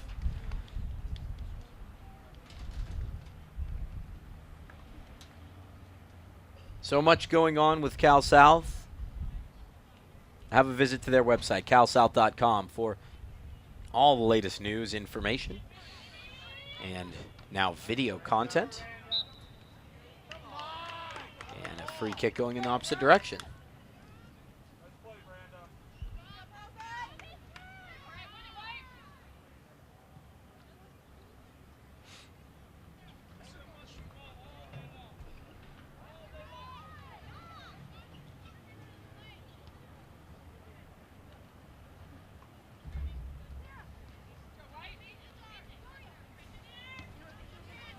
Petretis hits it to Nagramata. Here's Petretis to Carly Brown. Brown with a chance to cross as she's in the area. Nice soft pass. Fine turn, but poked away and out of play along the near side, if only. Boy, that was tight, wasn't it?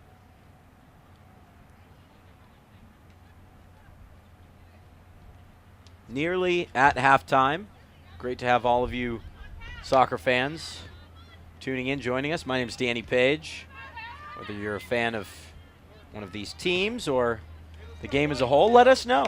We'll take a break at halftime, but in the second half, let us know where you're watching from and who you're cheering on. Well, that is it. We are headed to halftime, and Beach FC with a goal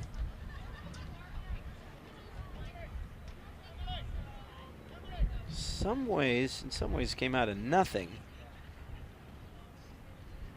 For Gooley, I believe it was, it scored. And Beach FC, the better team defensively, turns that into attack.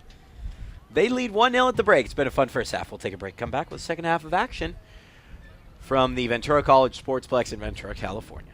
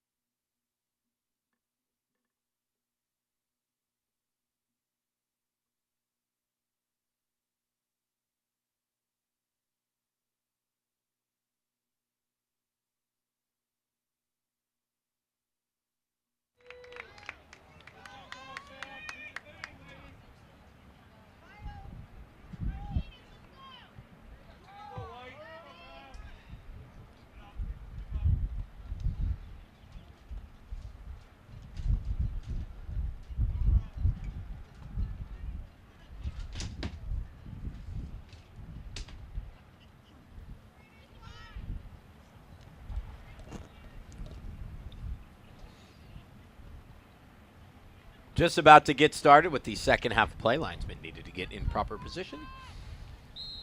And we're ready to go. Beach FC out to a 1-0 advantage in this girls U17 final.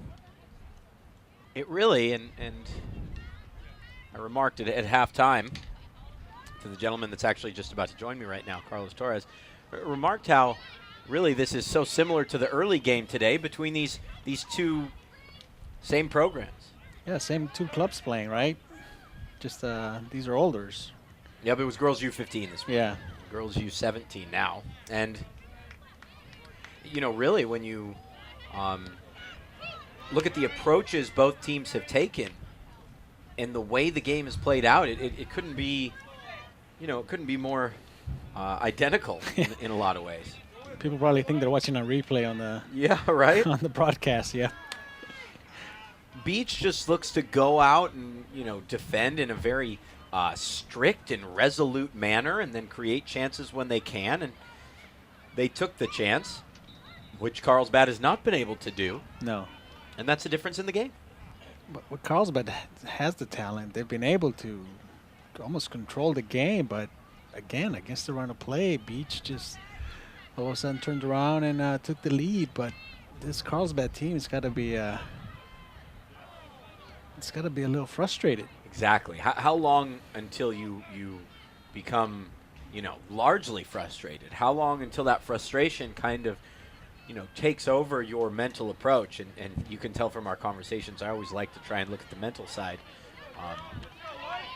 Well, you hope it doesn't affect them negatively, obviously. Sure, of course. Which I don't think they will. No. I think they know they're still in this game. I think that's the most important thing. They know they're still in it. I don't think they've given up. I don't think they're – I mean, it frustrates you to be down, but they know they have the talent. They know they're still in it. Just an unlucky goal. I mean – And a well-taken goal on the other end, you know. But just unlucky to be down, that's for sure. Free kick coming. It appears Logan Karam will take it. Fergulia with the goal for Beach. And, wow, could they make it a shock 2-0? Teasing ball, and that is headed just wide. Very close. Yeah, you mentioned it right there. What if they do take that 2-0 lead? And the world might just come down on Carlsbad. Yeah, right. Still plenty of time left here. It's 45-minute halves. Yeah. So we have a long way to go as we open this second half. Throw in near side. Gives me an opportunity, I should say, to remind you that Cal South would like to thank our partner, Sports Authority, the official sporting goods retailer of Cal South. Visit them at sportsauthority.com. I was actually just in a Sports Authority a few days ago, and I planned on going in for a couple minutes to pick up something quickly, and I was there for like an hour. Yeah, I drove by one yesterday. I'm like, I gotta stop here on the way back. There's a lot going on, you know. Yep. A lot of things there's a lot of things you don't realize you need until you walk in the door. Yep. Some of those stores are overwhelming too. Yeah, no, absolutely. It's a good time. I'd suggest going on the weekend when you have some time. Here's Kelsey Ackness. Just as soon as Carlsbad is into possession, it's snapped up by the opponent. Here's a goal scorer for Gulia. Tries to hit it over the top, and that's ultimately cleared away by Shelby Cormier. I remember seeing Shelby Cormier as a freshman in a CIF SoCal regional final for Cathedral Catholic. She's an absolute star at the young age, and now she's probably a sophomore, maybe a junior. I can't remember specifically. I know that's not great information, but you know, she was really outstanding as a 14-year-old in a regional final, and here she is doing her thing at the club level, obviously, as well. 5th minute as Beach leads 1-0. Yeah, it's really cool that you can remember these girls because you've seen them. You know, you see the way they've progressed, the way they keep advancing in the sport. That's really cool.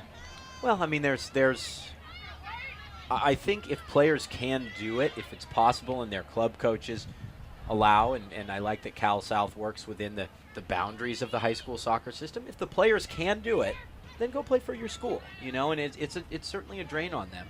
But when players go on and win championships or play in championships, as you look at the Carlsbad team, there's at least a half dozen players who I've called in championship games. If they can do it and they can balance it all, it is also a fun outlet in addition to this extremely high level of play. You got the chance to make it to regionals and to finals beyond this. Yeah, what's the process like? It sounds, I'm obviously know about Boise, the Boise section of the tournament in June, and then nationals are in Oklahoma. Yeah, in Tulsa.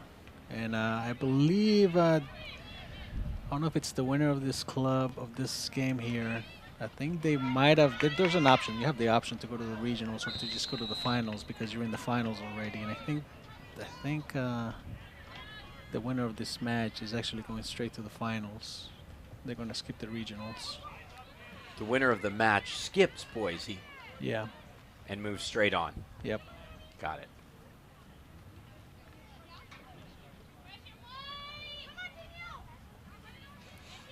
Well, I'll tell you what, I think it would be really difficult to find a team that defends through the entire academy, really, like this Beach team does. Goalkeeper's incredibly solid, too. She looks tough to beat as well. Yep. Yeah, I was catching some footage of her earlier in the first half, and yeah, she does look pretty solid. Very sure of herself. And it's not easy as a young goalkeeper, obviously. I think that's, as a youth, it's one of the most difficult positions to play because, ultimately the size of the goal is structured for an adult, and it provides an extra challenge to, what's the term that's frequently used, to make yourself big, as a goalkeeper. And when you're only 15, 16 years old, that's much easier said than done. Yeah, you're completely right. I mean, you look at these kids play because they are kids, and you're right. It makes such a big difference. And at this age, the goalkeeper is so much pressure on that position. You're trusting your defense to do a lot. I mean, obviously at the international level, at the senior level, you're pretty comfortable as a goalkeeper, directing defenses and all that, and you can trust your defense. But man, there's a lot of pressure at this age to stop those balls from going in the back of the net. I'm always interested, when I speak to goalkeepers, when I interview goalkeepers, my first question is always, when did you know you were going to be a goalkeeper? Is that a choice they consciously make, I wonder? Exactly. You always hear about those stories like, I used to be a forward, I was but now I'm a goalkeeper.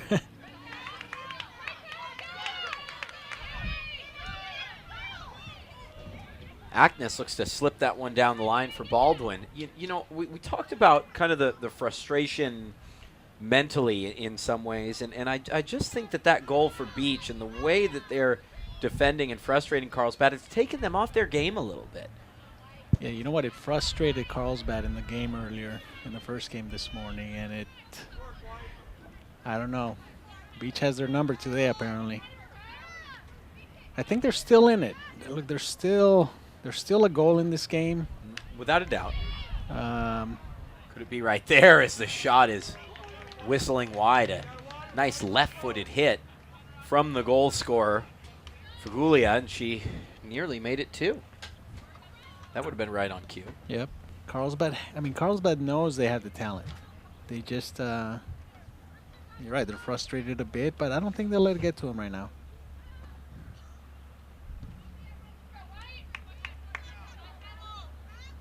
The floor did tilt, though, man. Yeah, right. Oh, my goodness. Because Carlsbad was attacking the first 20, 25 minutes, just non-stop, and then the floor, the whole field just tilted, and Beach got that goal, and I don't think it's tilted the other way yet.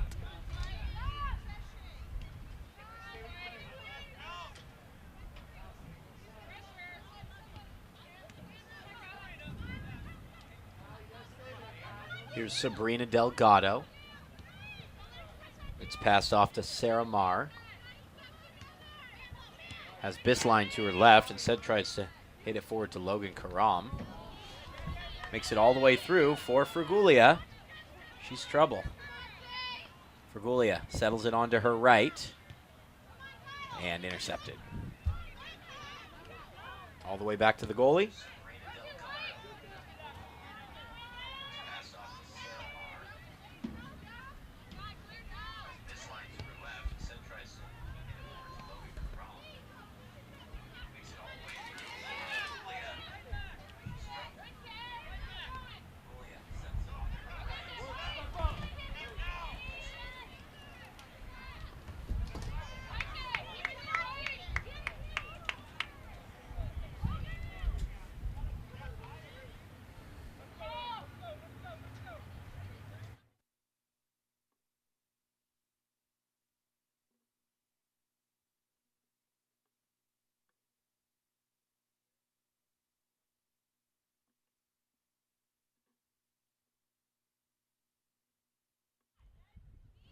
Foul on the near side.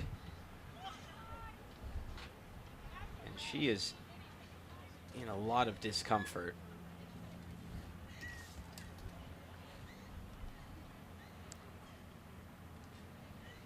Trainer running over to check in, and that's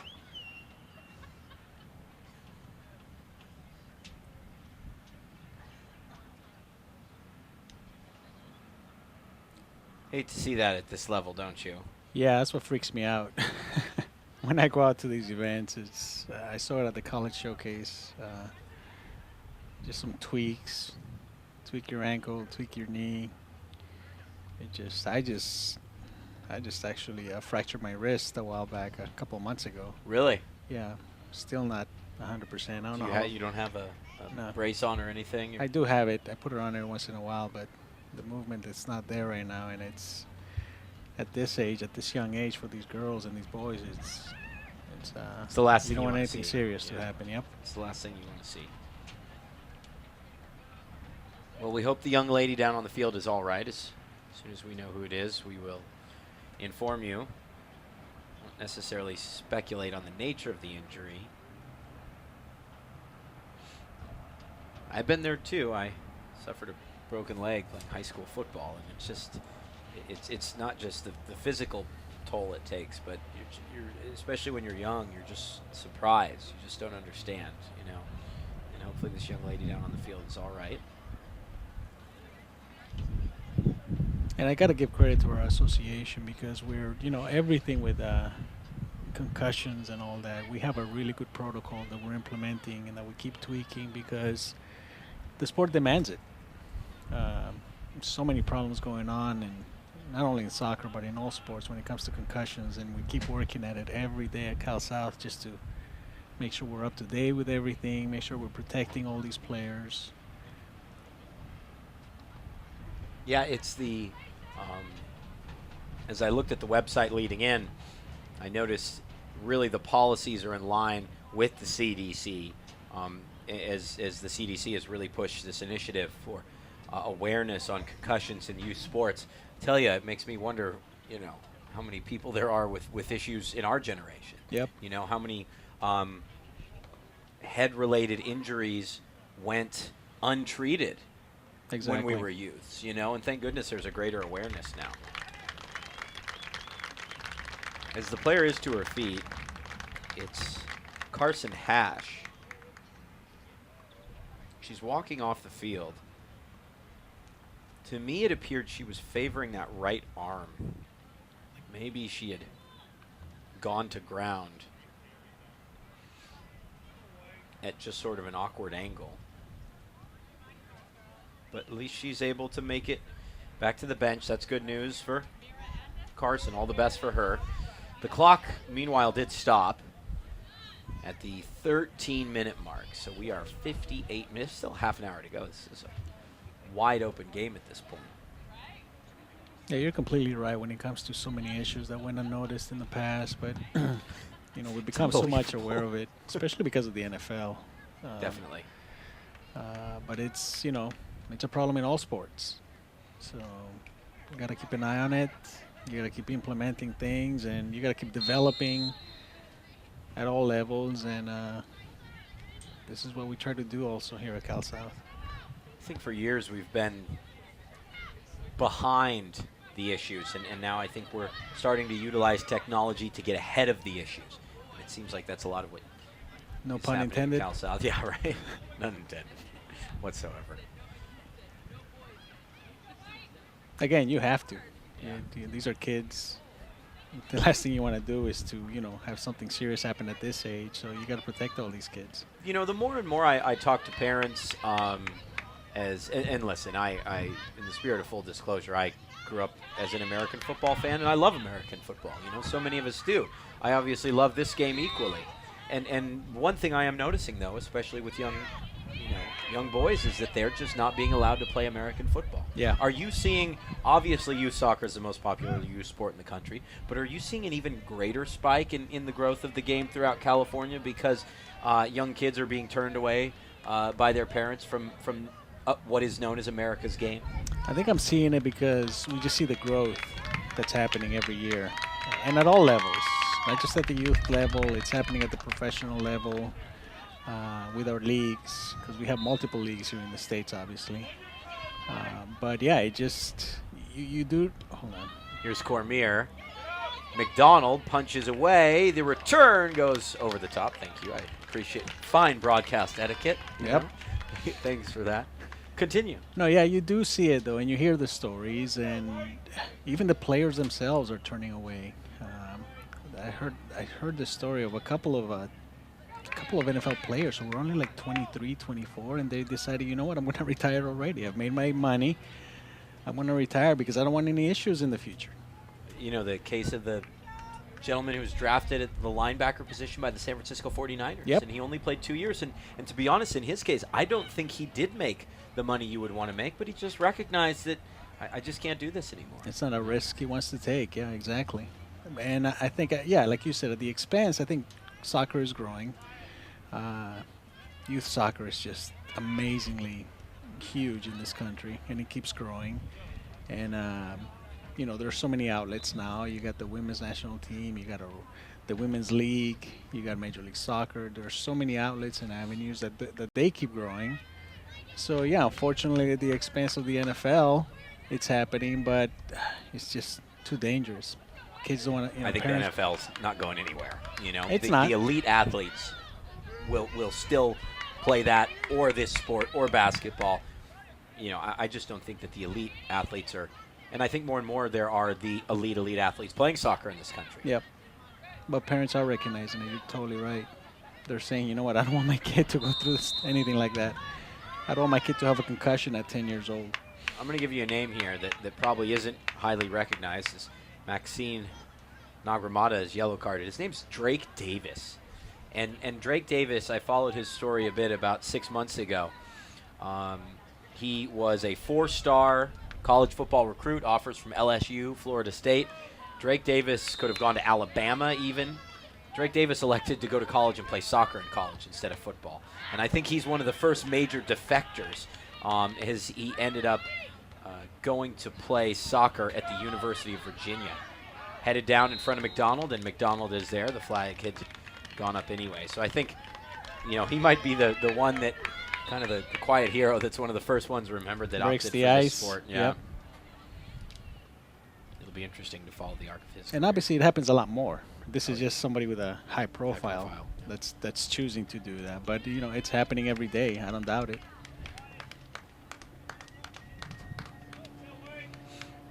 The organization of the youth systems in the country, I think, is a big part of it too. I mean, look at what Cal South is able to accomplish, and compare it with, outside of the major academy teams in Europe. I mean, the level that this organization functions at is an extremely high level compared to others around the world. And that's the big difference. Obviously, things are run a little bit differently in Europe. They have their own academies, but they don't have this nationwide format, that we use in these competitions all over the country. Just the organization just isn't there. Ball's played for Haley Main. Main getting some support, which she really did in the first half. Here's a cross, headed back across goal. one more chance and cleared away. Need a little bit more power on that rebound. This falls through, and somehow Dumansil's unable to equalize, although, did the flag go up there? I didn't see. Looked like she was onside. It looked like she was onside to me. Wow. Dumansil just did not get correct. She did not make correct contact.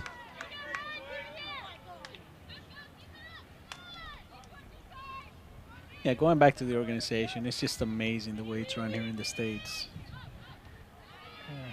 It's just an option for parents and for kids, and it's a good option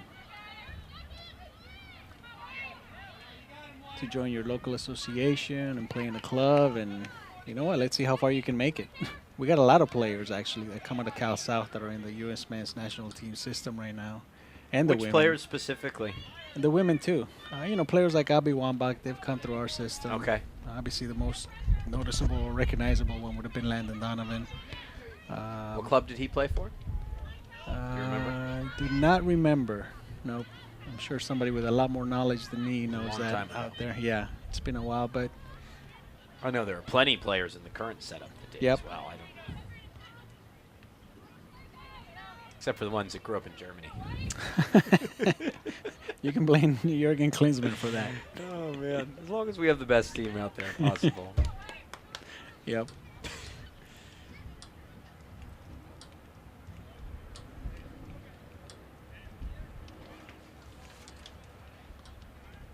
Just to have a look at the two games upcoming. It's the girls' U14 game. Legends FC against Rebels. That will be the youngest age of the day. We had girls U15. This, of course, is girls U17. And then to finish it out, boys U18. Albion against Fullerton Rangers. Another one of your teams that has been on runs in the U.S. Open Cup. Those are tough matchups coming up later on today. Good teams, good clubs.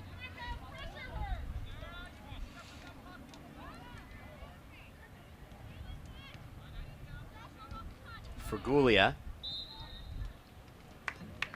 tries to get by one defender, but really nothing there. Throw in coming. Someone has to chase the ball down first. So were you trying to tell me that you're a fan of Barcelona earlier? I am a fan of Barcelona. Okay. But, I mean, to be honest, that's always an easy thing to say, you know? Oh, who isn't a fan of Barcelona with the way they play unless you love Real Madrid? But, you know, I've been to a game at the new camp. It's a special experience. Where do you lie on the issue? As far as Barcelona, Real Madrid? Dying to go to the Emirates to watch Arsenal play. Oh, yeah, of course. And that's my bucket list. Of course. They're the best of the best in Europe. They, obviously in Spain, and by the time Barcelona comes here and plays the Galaxy, they might be Champions League winners also. Yeah, they might have won 3 trophies. They're securing their first trophy today. Yep.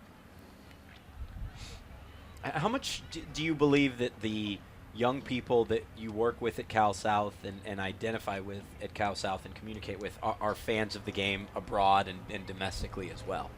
I think it's the thing is, we see, again, we're seeing all these kids play. Right. And this generation, as we see it on the field today, they've grown up with Major League Soccer. Yeah. Major League Soccer's been around for 20 years already. So you're finally seeing, I guess, the benefits of growing up with, with your domestic league. So a lot of the people we talk to are fans of Major League Soccer. They watch the sport. They have their team. A lot of Galaxy fans here, obviously in California. But everybody likes to have their foreign team they cheer for also. Who doesn't, Without a doubt. And I think Major League Soccer is an experience that in a lot of ways you need a horse in the race. You need in your specific market a team you're connected to.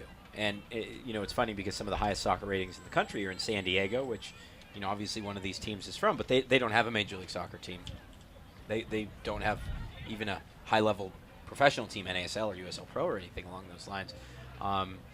But I think that, MLS struggles in national ratings, but MLS, the regional contracts are decent, the attendance is solid. So as long as you have something to identify with locally, the interest is there. Yep. The fan bases are there locally. And it helps. I mean, again, look, I'm a huge fan of Arsenal. Have I ever been to a game? No.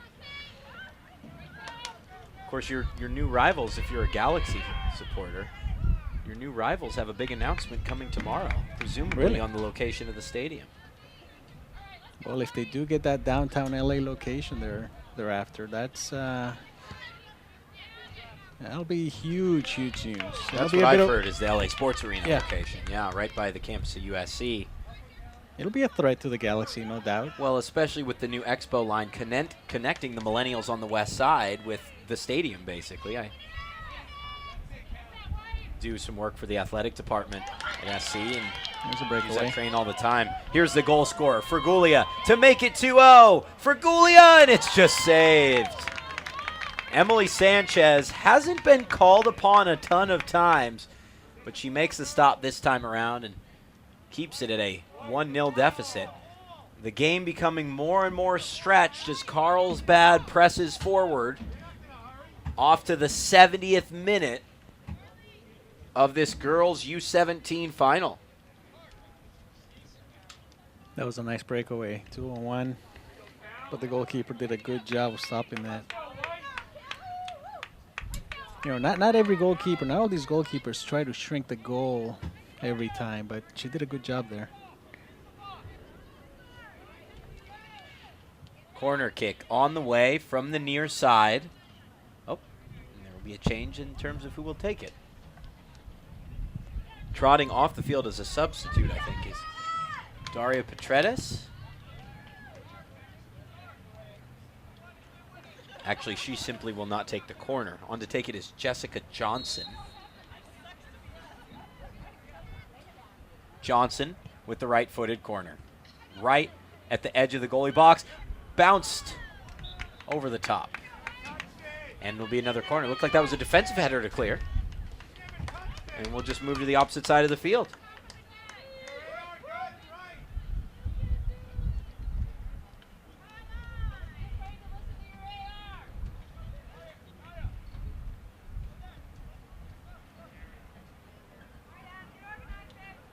They're obviously taking their time.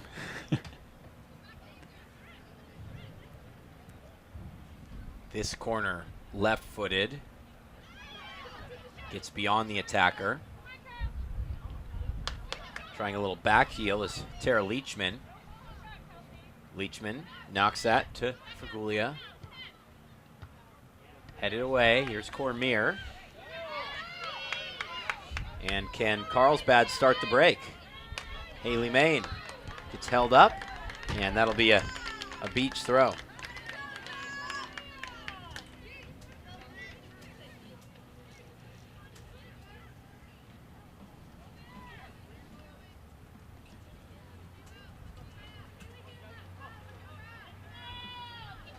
Over on the other game, the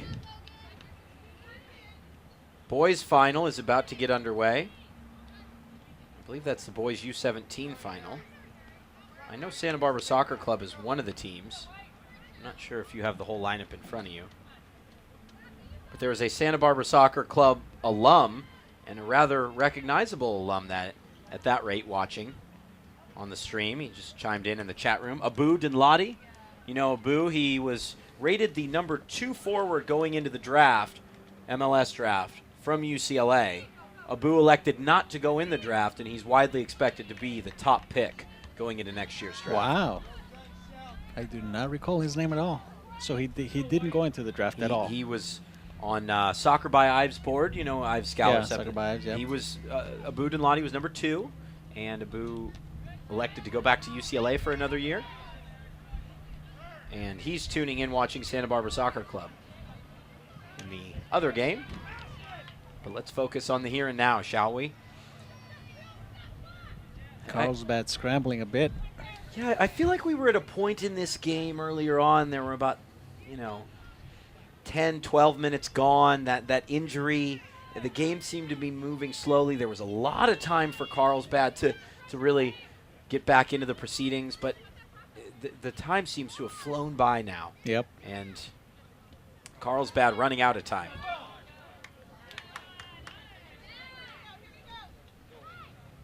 Dumansil over to Agnes, looking for Maine.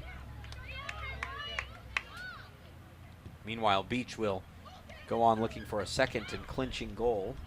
You would think, at least the way they've defended, it would appear to be a clinching goal. Second. These two clubs met in the girls' U15 game this morning. And Beach is pitching a shutout. Same result, right? 1-0 Yep. in the morning game. Here's Rocio Rodriguez. As I mentioned, she's yellow carded. The 34th minute. Not long after. Beach grabbed the advantage. Seemed to kickstart things a bit. Beach is really controlling the ball now. Yeah, they are, aren't they? Yeah, they are. Which they didn't do a lot of in the early going. Nope.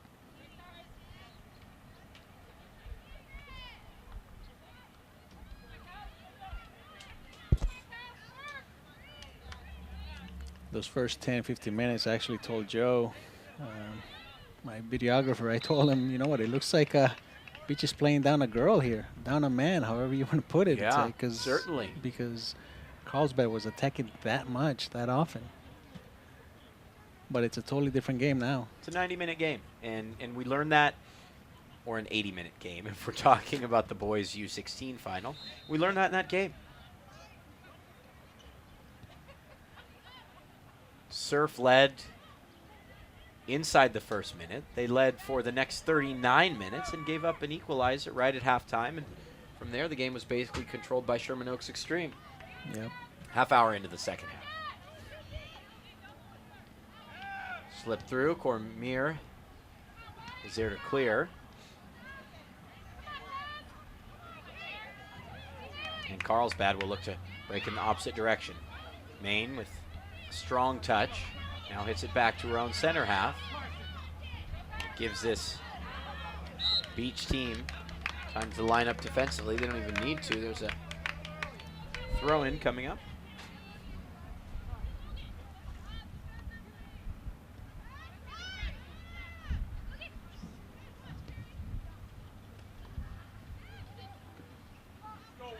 Fergolia couldn't get there, and here comes the throw-in for Carlsbad.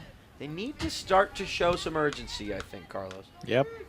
Yeah, that desperation is settling in finally.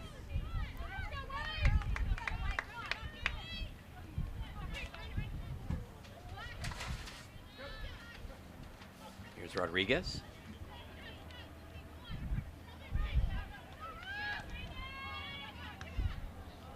An awkward attempted clearance.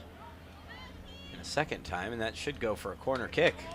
Yeah, these fields are fast. When you play on this stuff, it's fast.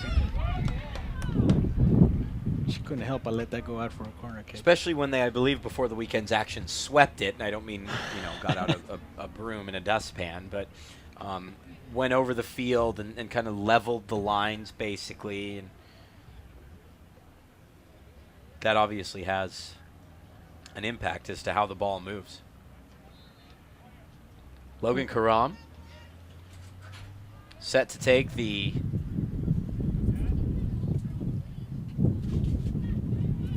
kick from the opposite side. Headed back across goal. Cleared out by the goalkeeper. And the flag goes up. It looked like she had gotten a decent punch to it. Only ends up getting about 5 yards worth of clearance, but now Emily Sanchez will get a goal kick. A dozen minutes now in this National Cup final.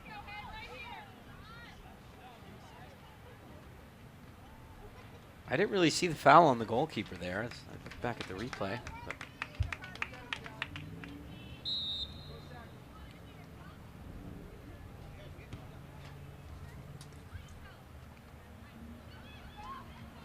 But Here's Dumansil. Sorry, go ahead. No, where's that urgency from Carlsbad? Exactly. Exactly. Maine tries to hit it to Campbell. Ackness, Campbell. Look at that back four. And you go back to the U15 game, similar. I mean, Yep. just so organized. Has space to shoot. The attacking player for Carlsbad wanted a handball. Did you think so? I thought it went straight into the body. Yeah, I didn't see any flailing arms or anything. Looked like a courageous block above all. Yep. Emily Sanchez hauls that one in. Strong drop kick, nearly up to the halfway line. Jessica Johnson. Fagulia. Bistline.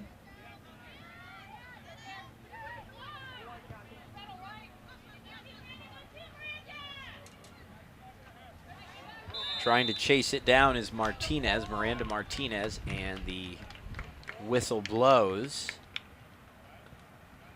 Free kick on the way. Got to give this Beach backline credit because, you know, they're not looking to push forward. You know, they don't want to get burned through anything on a mistake. So they're being very disciplined right now. They're extremely well positioned. You know, if you look before that free kick, they are standing in this rectangular shape as if they know exactly where they're meant to be in each part of the field. And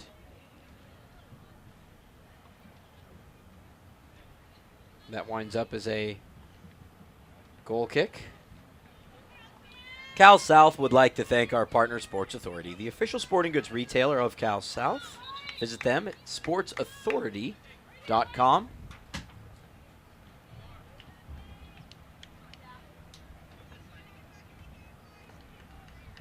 Thanks as well, of course, to Nike Soccer. Nike Soccer providing the best apparel and equipment for Pro Plus teams. I know what's wrong with me. Halfway through a quintuple header. For the Pro Plus teams, Cal South staff, and Cal South events. That is Nike, the apparel partner. You know, you're halfway through 5 games, you forget how to read. I guess that's what's happening. Campbell. Over to Ackness.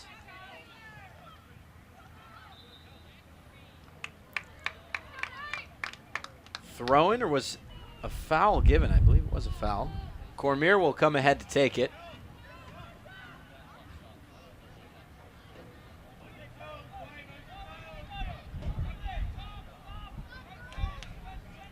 Left-footed Cormier really has a strong leg. She can send this in. Right at that far post, but it's just beyond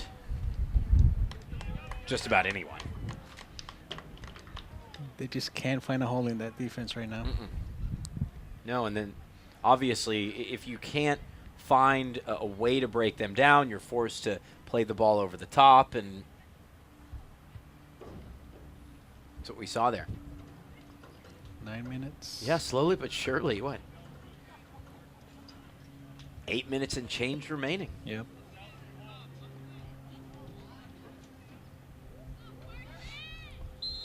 Girls U14 is up next. Legends against Rebels. And then boys U18, pardon me, in the final game. Fullerton against Albion.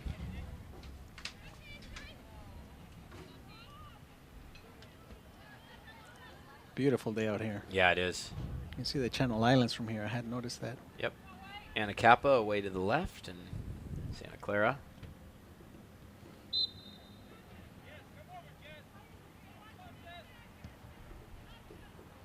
On a clear day, you just have stunning view of the islands.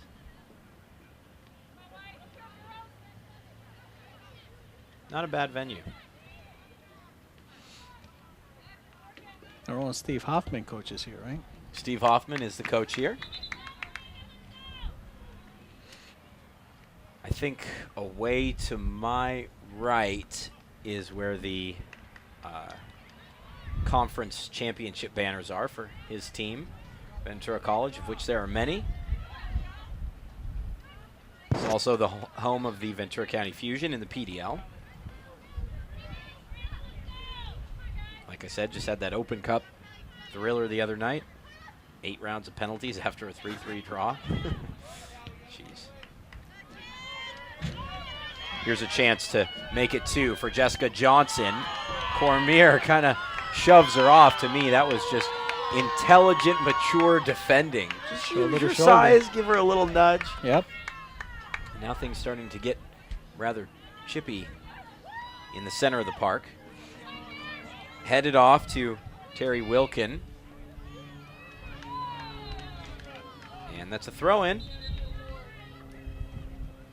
And a change coming. 1 for each side. Clock continuing to run.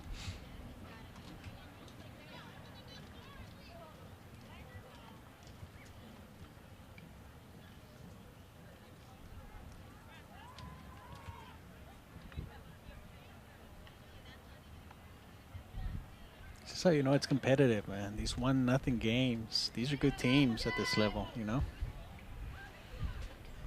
You know, if this game finishes like this, then all 3 games are 1-goal games.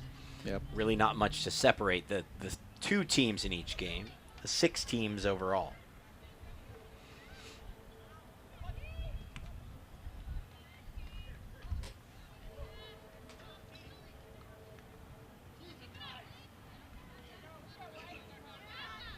Nice move. Yeah, Spin fine move. footwork to create some space. Here's Haley Main in the area. Great chance to locate an equalizer. Cleared away as Cormier now heads downfield. Carson Hatch, by the way, who was the injured player earlier, she's back in the game. That's great news. Off to Campbell. Campbell has it tackled away.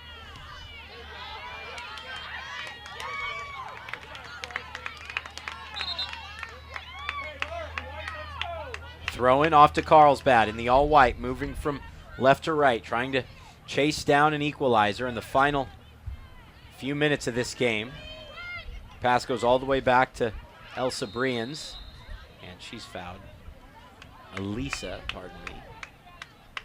And Shelby Cormier will take this free kick. I mean, at this point, you really do need to resort to sending the ball in towards the area, getting it as far downfield as you can. Throw everybody forward, yep.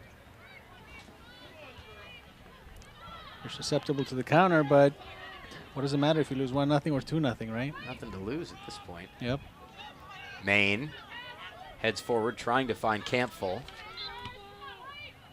And the foul goes against White. 87th minute now.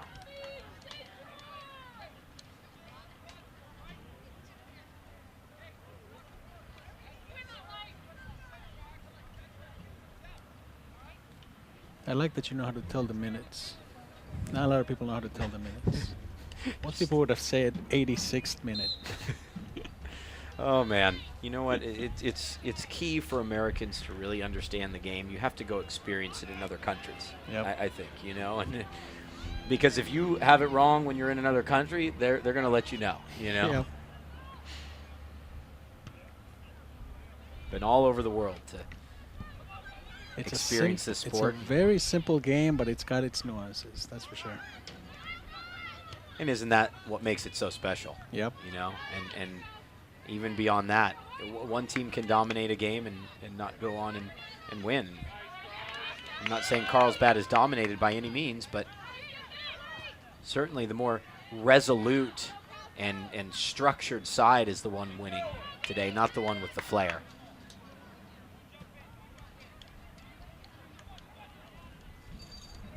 Crossed. Nice opportunity to swing it back across goal. And the shot looked to be deflected, but a goal kick is given instead of a corner. 150 seconds of regular time remain.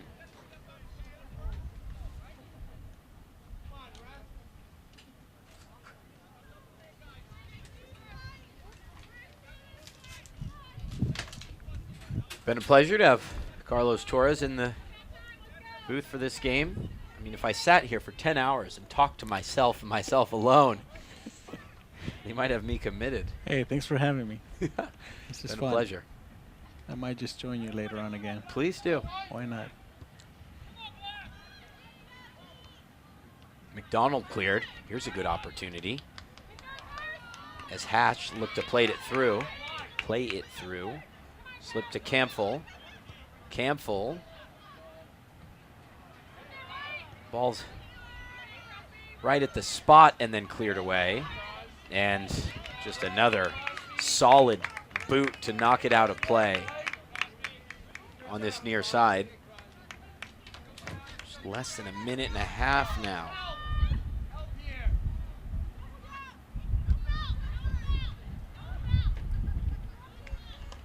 Throw in, and the throw in goes to Beach. Now you almost just want to get the ball in the corner and call it a day. Yep, that might have done it. The clock in the facility will stop at 45 minutes. We will, on our own, keep time. Here's Haley Main. Main trying to stay on her feet. Cleared away by Beach.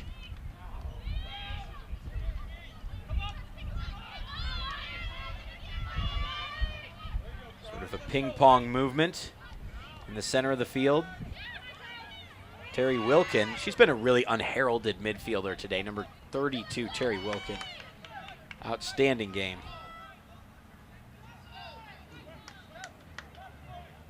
We are in the 90th minute now, ladies and gentlemen. Remember, girls U14 final next. Boys U18 to close out the proceedings. Riley Hoover hoofs that one. I saw what you did there. Yeah, that pun was intended. Throw in for Beach Academy. Looks like they're about to do the double here. Yep. Over Carlsbad. Now that said, this Carlsbad team is already qualified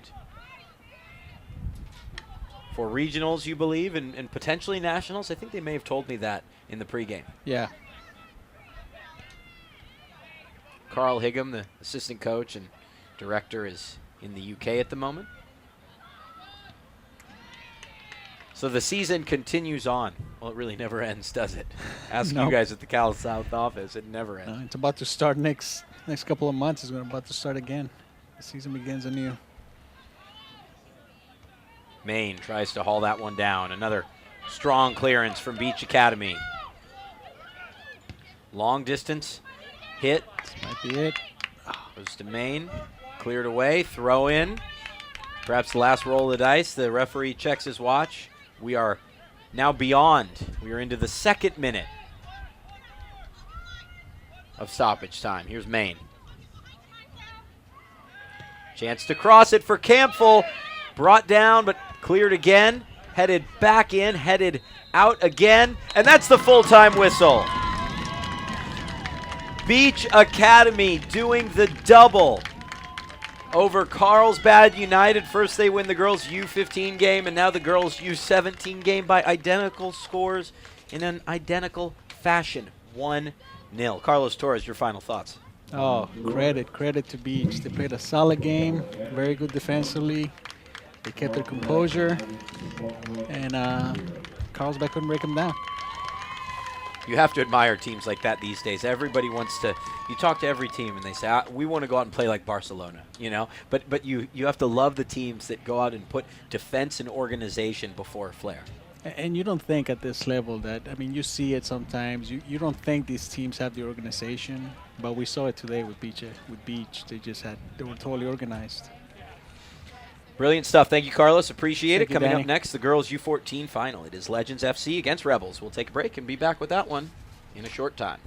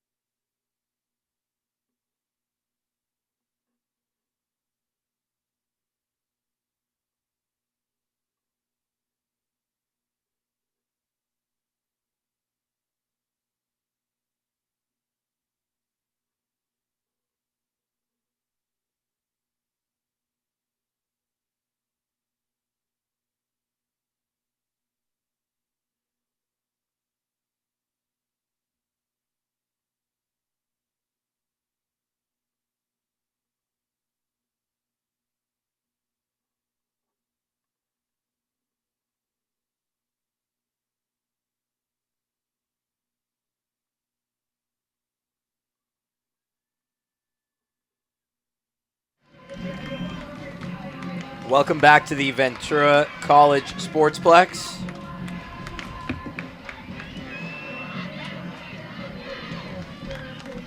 Game number 4, or quintuple header, I think is what I said. The Olders Final.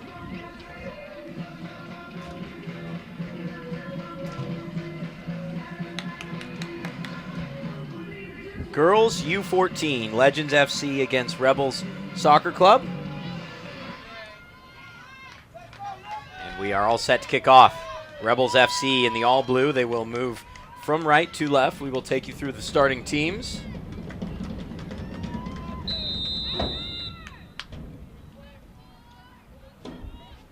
Momentarily. But just for good measure, good to tell you that we are off and going.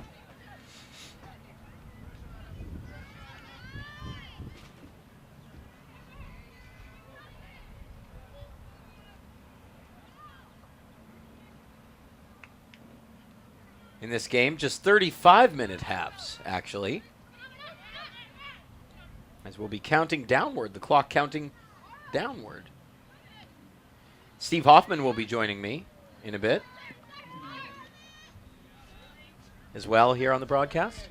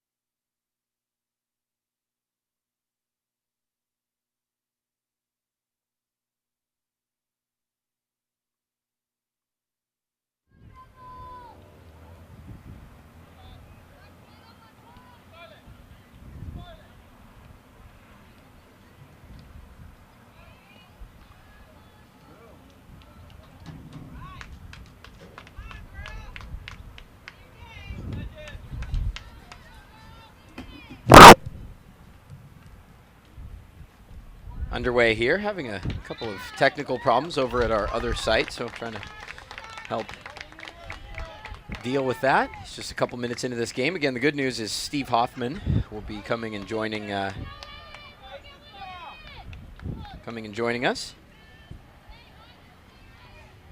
Take you through the rosters for these teams momentarily. Now you are hearing something. I apologize for that. Again, we were communicating with our other site, trying to remedy some issues. My name is Danny Page, guys. Pleasure to be with you. This is game 4 of 5. Now you can hear me. Right now we're all in this together for the 70-minute contest at this age group. Girls U14. Rebels against Legends. Boy, we've had some great games today. All one-goal games. Beach FC at the girls level, winning twice.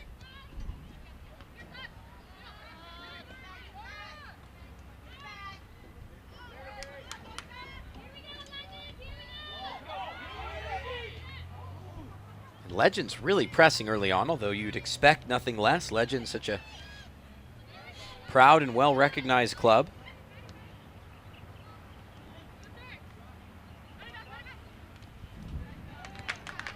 And Legends in all yellow are really, they're pushing here early on into the 4th minute of this game.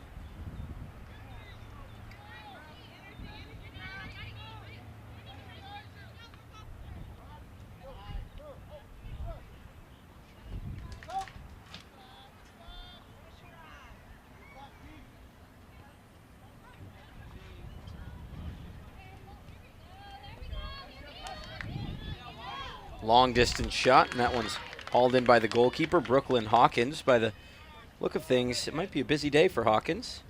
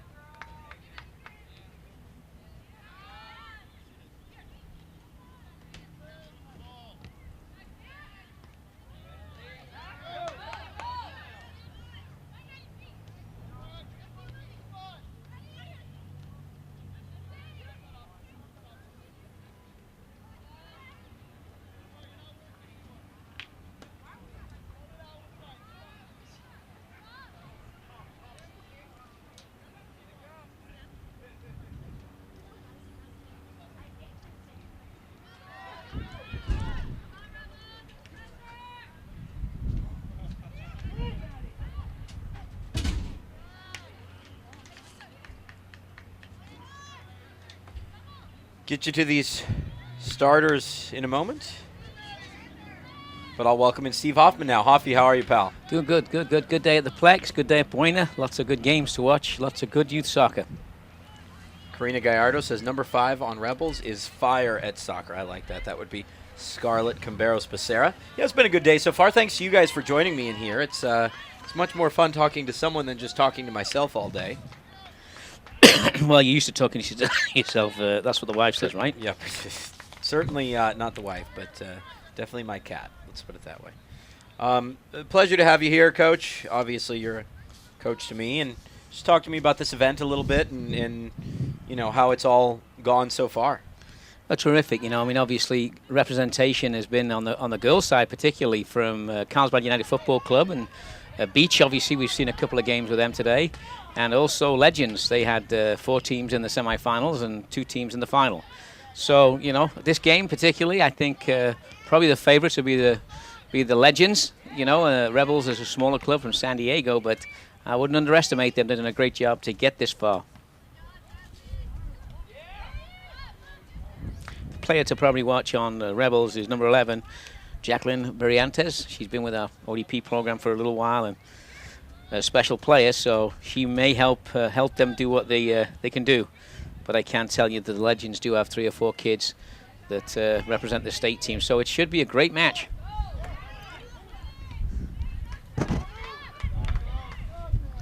Looks like the Legends are playing 3-4-3. Maybe the backs are a little bit high, but that's what it seems to be. And I think the Rebels are playing in a 4-4-2, so 2 interesting styles of play.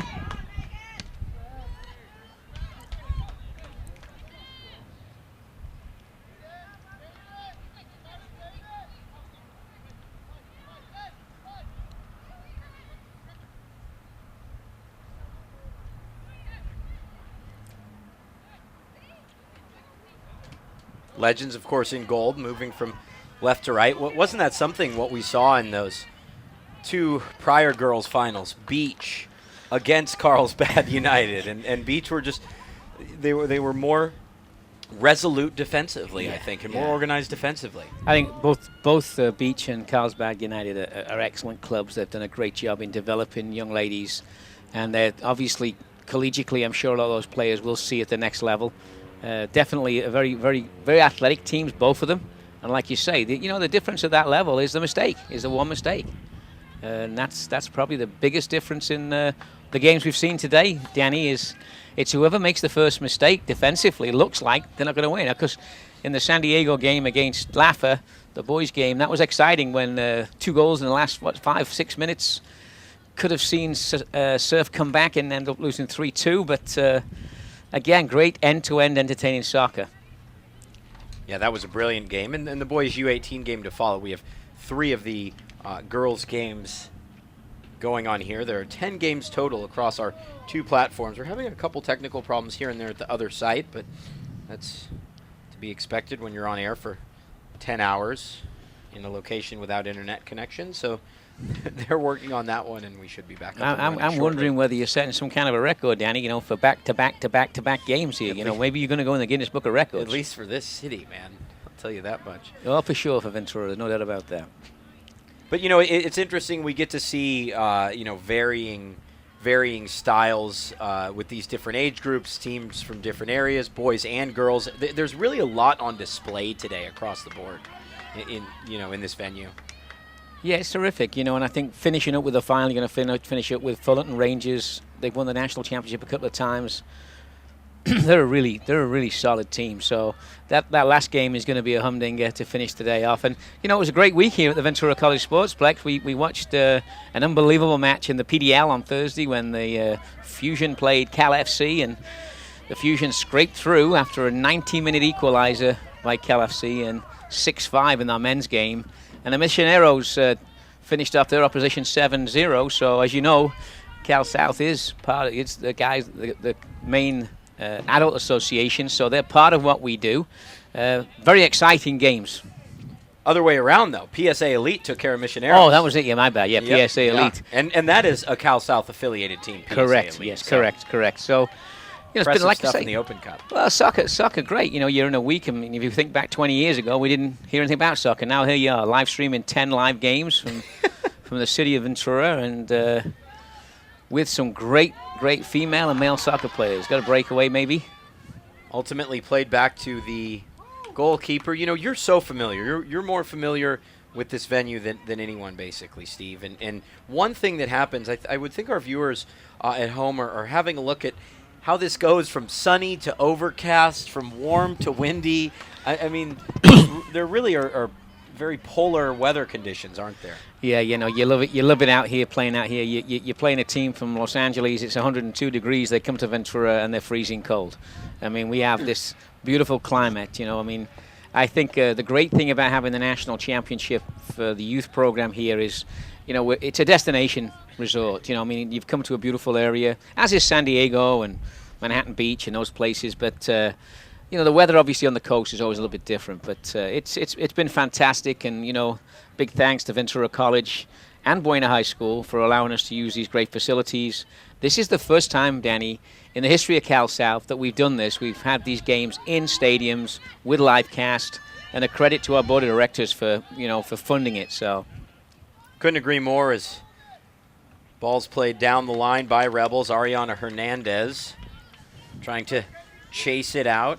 I think the game is really still trying to find its identity here, isn't it? We haven't had a ton of clear-cut chances in the early goings. I think, and again, Dan, we just done the 15s, the 16s, and the 17s, and I think the speed of play is a little bit slower. They're a little bit younger, so that's giving them a little bit of more time on the ball, and it's like you say, enjoyable, really. Yeah, it's enjoyable. Good possession, moving the ball around.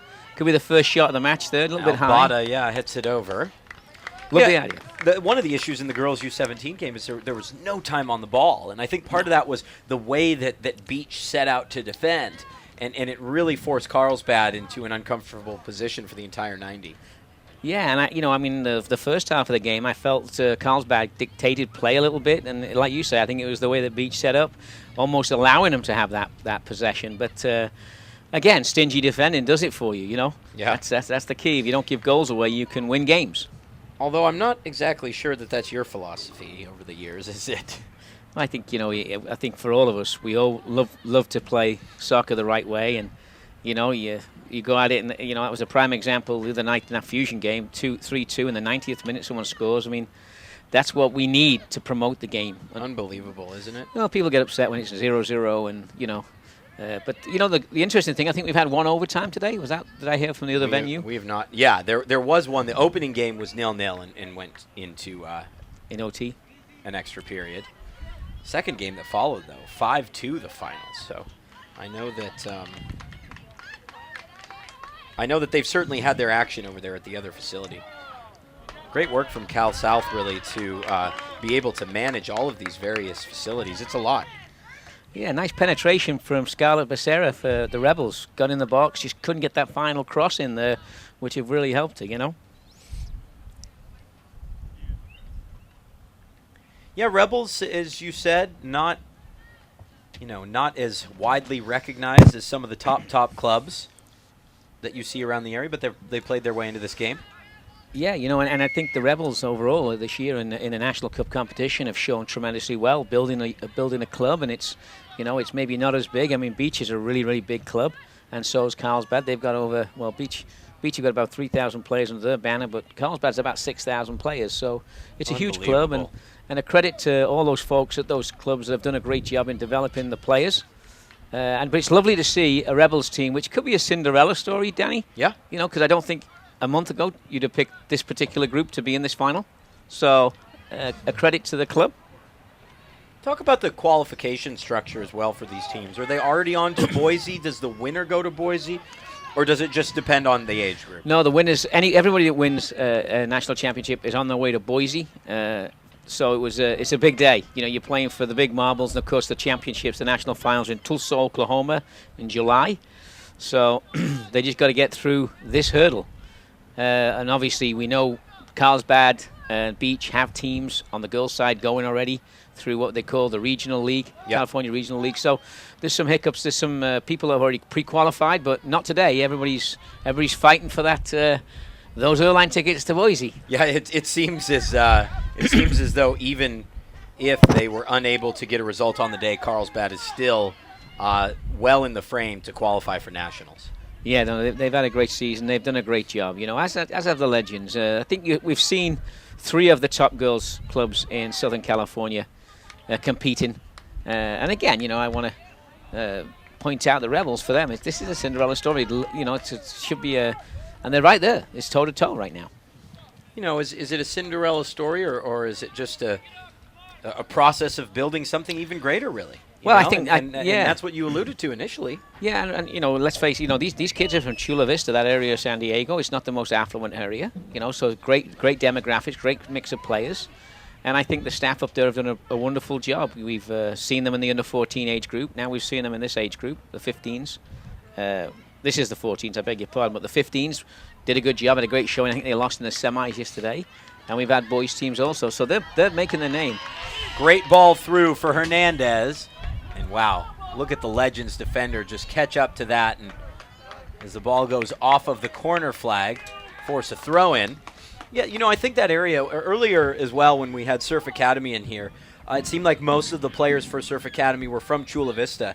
And obviously San Diego, soccer at the highest level in San Diego is in a precarious position with there being no professional team, obviously, at the top level. But I think that a lot of people turn around and then look to the border communities and say, well, there kind of is a professional team in Club Tijuana, which has a lot of San Diego-born players on the roster, if I'm not mistaken, 3 or 4 of them. and really, that connection between these border communities, it could be some of the best soccer in California, and we're seeing that with an outstanding team from Chula Vista here, and then a lot of the players earlier today from Chula Vista. Here's a bit of a break on potentially for Legends as that ball's played through for Savannah Beans. Beans can't get there, and the goalkeeper, Brooklyn Hawkins, is ultimately there to clear it away.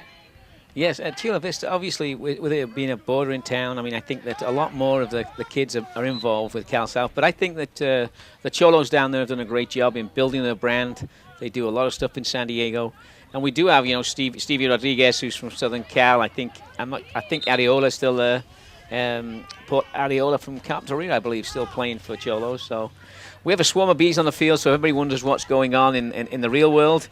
You all know that when bees swarm, the best thing to do is just lie on the ground until they go. So if you wonder what's happening here, no one's injured or no one's hurt, Danny. We're just letting those buzzers fly over. Now, is this standard for a youth tournament, or what, the bees come in? Yeah. No.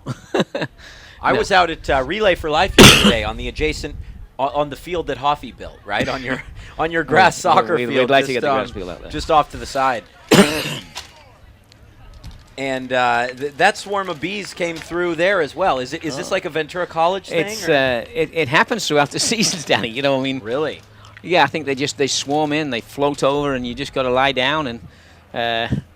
It's but when obviously the people on camera are thinking, what the heck's going on? Everybody's falling over. Yeah. So anyway, that's the reason for that. Kind of a funny story. But we're back to the game again now. Our stream is about 30 seconds behind, and I'm actually looking at that and what it must have looked like on camera for the people at home that didn't know what was happening. Yeah. I think a bowling alley came to my mind, that someone had just rolled the ball through the middle and knocked everybody over. Right. And the teams have been made aware of that before, basically? I think the referee did a great job. Young lady in the middle, very, very good young referee, one of our top dogs. She'll go out to regionals. It's nice to see those young referees out there playing, doing their good job, Hardest job in the sport. Yeah, you can never make everybody happy in that job, yeah? Nope. McKenna Ray for Rebels plays it off to center midfield, now seeking down the line, Flores Smith.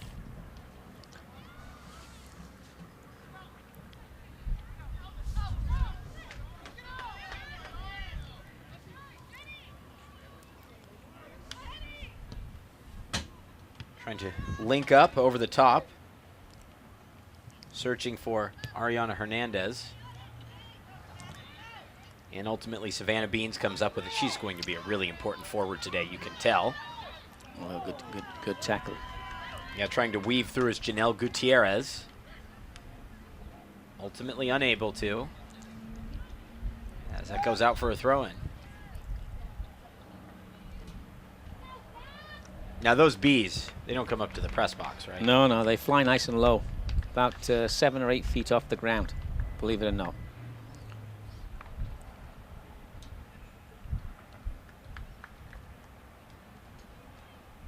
So that's what you do. You just lay on the ground. Lay on the ground and then they just fly over you. You know, it's an incredible thing when you see it, because there's a swarm. It's thousands and thousands of these things in those swarms.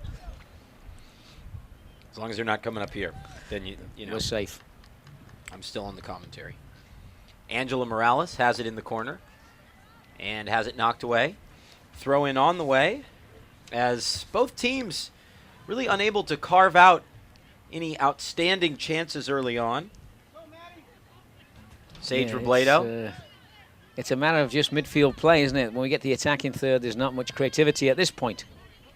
And part of that is because the teams seem both entirely able to really close down defensively. Hit over to the near side to Elise Garcia.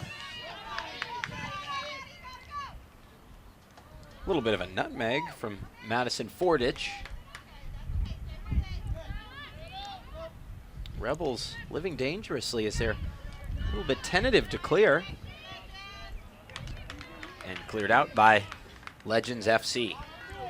Yeah, interesting. Like I say, I think the Legends are playing with 3 at the back.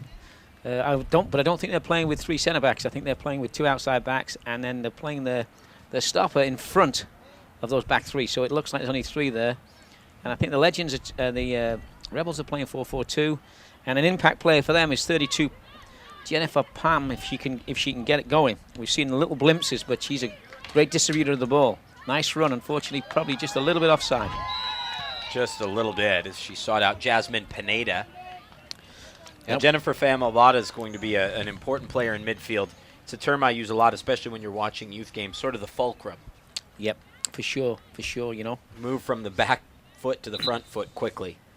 I think for anybody that watched the Laffer game earlier today, it was a kind of a very high line Laffer had. There was like 10 or 12 1v1s for Surf. It was a very intriguing game tactically, where Laffer made a decision to step high. But they ran it to perfection. Yeah, they did. They got caught a few times, and you know what? That's the gamble you have when you play that high line. I think both these teams have decided to respect each other. They're not playing with a high line. They're keeping decent shape. But when you play with 3 at the back, like Legends are doing, and you try and play at the back, it's very difficult because you can be closed down pretty quick. Surely. Especially difficult at the end of a long weekend, too, isn't it? Yeah, These teams have already expended loads of energy. Chipped over the top for Rivera. Here's Sabrina Rivera. We'll step over, and now Rivera cuts back. Off to Maddie Fordich. Taken away, and well. That's a good tackle from high. Yeah. Very strong. Back again come the Legends.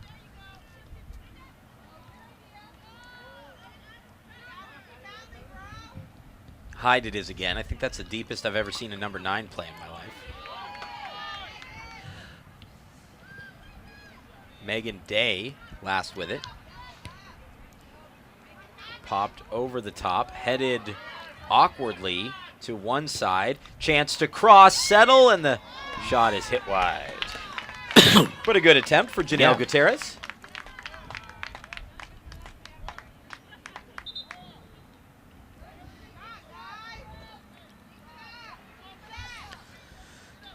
Dozen minutes to go here in the opening half of this girls U14 game. Boys U18 next.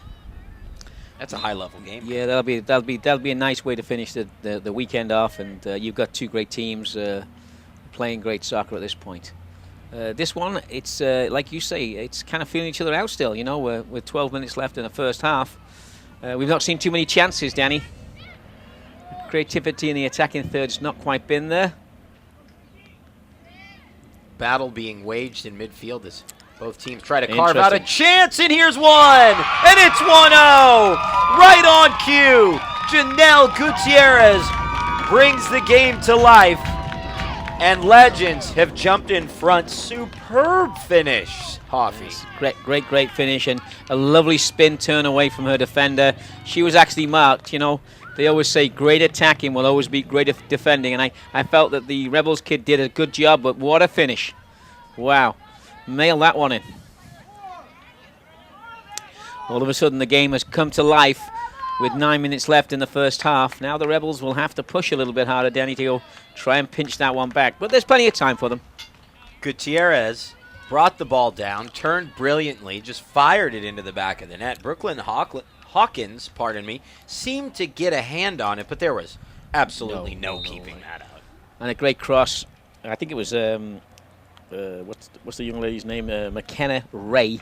She actually laid that one in there, I think, a left-footed cross, and again, but it was all created by Janelle. So let's see what the Rebels have got now. It's important for them in the next 5 minutes, Danny, to not get their heads down if they want to stay in this game, because the Legends are kind of known to go at people, you know, and finish the game. And they will. Attempting to... They seem to like to play the ball and lightly penetrate around the edge of the penalty area, find a player in space right around the spot, and that's exactly what we saw there on the opener. Yeah, for sure they like to use their width. And again, playing in that formation they're playing in, you know, with the three backs, it basically pushes another player forward, you know, and if we look at what's happening with the Rebels, they've just got the one target player, but they're coming very deep. They're two target players, aren't they? They're not staying very high, and they're not finding them, Danny. They're not playing out of the back and finding the 9 or the 29. I think that can be one of the areas Great where ball. you see Dangerous. Legends threatening yet again. Very nice movement to create some space. Jennifer Pham. Pham now ahead to Becerra, but then popped away. Looking to head it forward is Madison Fordich. Ball's back to Fordich, who will look to touch it down the line. She does. On rushing is Robledo.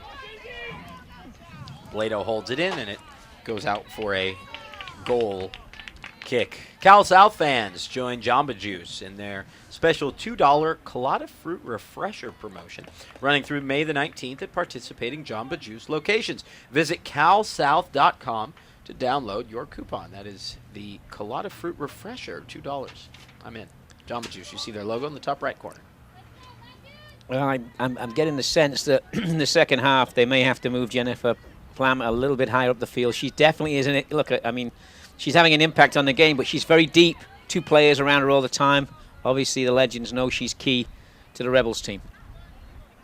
Yeah, she's the midfield general, and when you have her playing just in front of the back four, it's hard for her to really direct the troops in any sort of meaningful manner and in an attacking sense. Hyde. Very nice. Nice turn. So move through midfield, and Hyde gets it back off a 1-2. Actually, it comes to Becerra. Hit over top. Is the goalkeeper there first? Barely. Just about. Gaulis. Just about. It's such a gray area in the game these days, isn't it? You make any contact with the goalkeeper, it's whistled as a foul, but sometimes goalies bobble the ball. Yeah, I mean, that ball was playable. It was not in her hands, and I think the forward did a great job in just getting a knock on it. But credit to the keeper. She kept her concentration and kept it. 7 minutes and change. Left to go.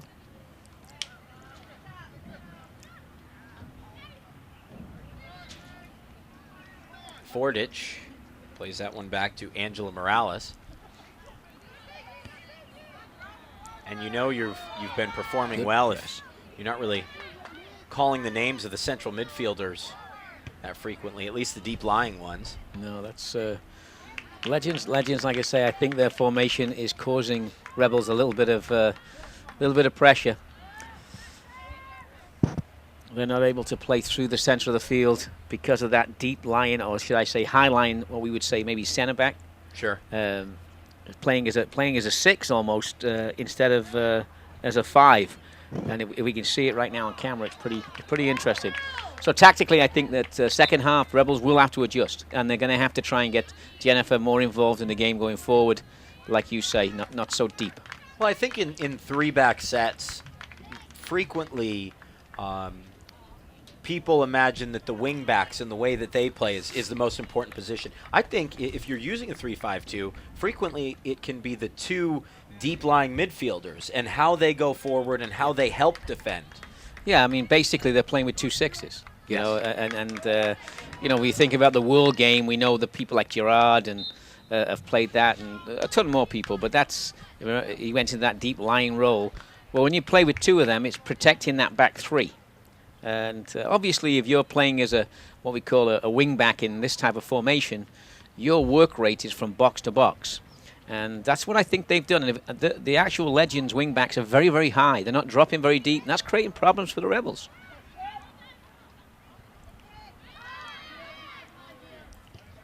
Hyde is eventually able to clear that away. Yeah, and interesting again, the pressure, the line of confrontation is in the box. Forced out for a corner kick. The Legends crowd makes themselves heard. Krista Eberly with the clearance.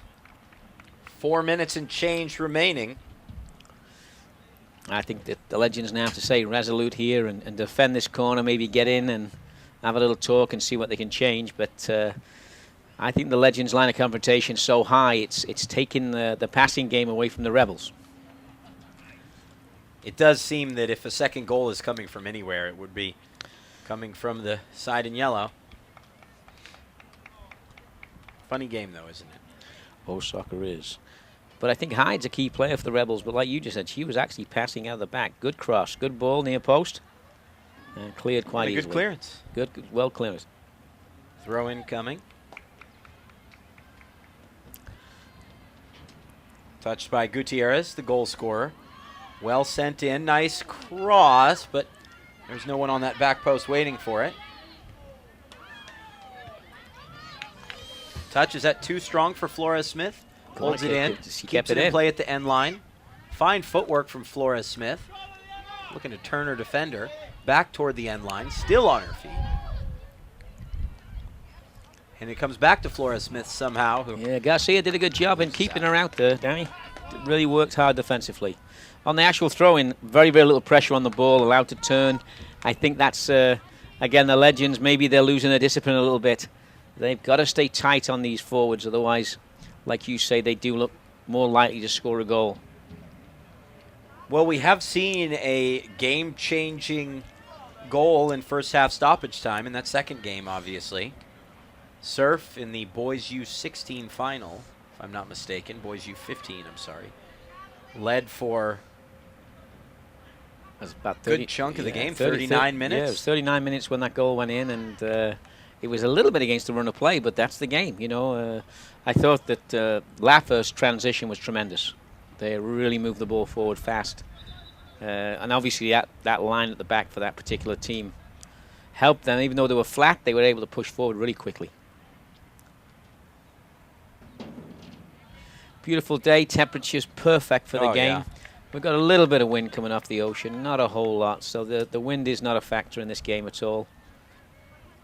And it can get windy out here. We've certainly seen it before. Yeah, we could get a bit of wind, and it would help. I mean, there is a bit of a crosswind going from the scoreboard to the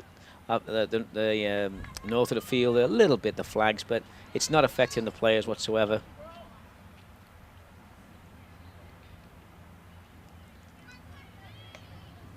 So many teams these days as well just keen to play the ball along the floor. Seeing that from these two Nice sides. break. Oof. Rebels Really nearly had a 3-on-2. You really need that one. Played through into the area is Rivera, and Rivera's shot is just wide of the keeper and just wide of the post. I think Hawkins had it covered, Hoffy. I think it was, yeah, I think she had it covered, but great penetration on the break, wasn't it? Nice and fast, great ball in to the right area, good first touch, good opportunity on a turnover for the Rebels, and I think that's what they've got to protect themselves against now, is keep the ball. And like you said, I think a lot more teams now want to play, but you know the great thing about this game is you've got to be able to play short, but you've also got to be able to play long. And I think that's what's happening with the Rebels at this point. They've got a good little possession, but they're not getting anywhere near the target players. Unless it's in a transition thing where they're able to press like they're doing now. But At some stages of the game, you're saying just to just to shift the focus of play, you need to go route one, basically. You know, the game's about playing people out of the game, and if you can play 3 lines out of the game with 1 ball, you got to do it. But you also want to maintain possession to create that, maybe. So it's kind of, I refer to it as like riding your bike. You're not going to ride your bike with your head down. You're going to have your head up, look at the 2 stoplights. It's the same in the game. First look should be, can I penetrate? Second look, possess. And I think that's where the Rebels are struggling a little bit. And I think the Legends are doing a lot better job of penetrating. But we got a break maybe here. Just a minute out from halftime, and could this be an equalizer just before? Oh, yes! Here we go again. From almost nothing, Giovanni Castillo, a fortuitous bounce. Played to her 5 yards out from the area. She took it in and coolly finished with her left toffee. Yeah, and again, you know, I don't want to keep saying it, but playing with those 3 backs, you're man-to-man, and if you don't get right there and your other centre-back doesn't cover you, which he didn't, there was no cover for it. But what a great finish, though. Very composed, along the ground, didn't hit it hard, just passed it in the goal. I would say that's probably against the run of play, but we've both said that this game I think is not over by a long ways. So frequently, you see goals late in the opening half change the complexion of a game, and that's what we have. 35th minute, it literally at the end of regulation of the first half, bang, the Rebels are back in, game on. Should be a great second half. You going to hang with us, Hoffy? I'm going to hang with you and watch this one. We're going to take a timeout. We'll be back with the second half of play.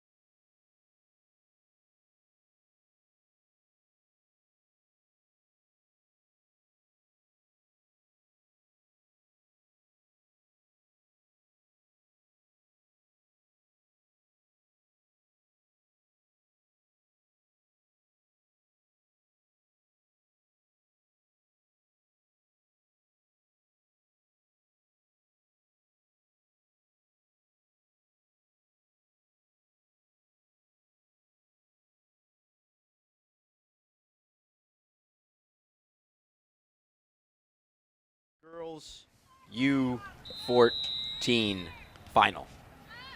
As you were, it's 1-1. 1-1. I'm not sure how, really. No, definitely the first half majority of possession was with the Legends, but look at this. You know, the Rebels have come out a little bit higher pressing.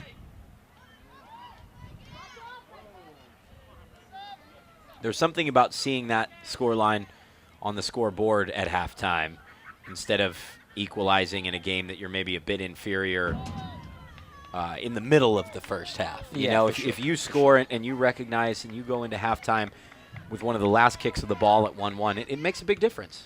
That's 100% for sure. And you know, and I know there's so many games that are won and lost in the last 5 minutes of the half, and we even saw this morning. Was it Surf that scored with 1 minute and 25 seconds into the game? So 45 seconds. 45 seconds, which was 48 on my clock, Hoffy. Which was pretty quick. Already there, I think the Rebels have started the second half a little bit higher up the field, but we're getting a big hole in there now, and that's going to be maybe detrimental to more the Legends than them.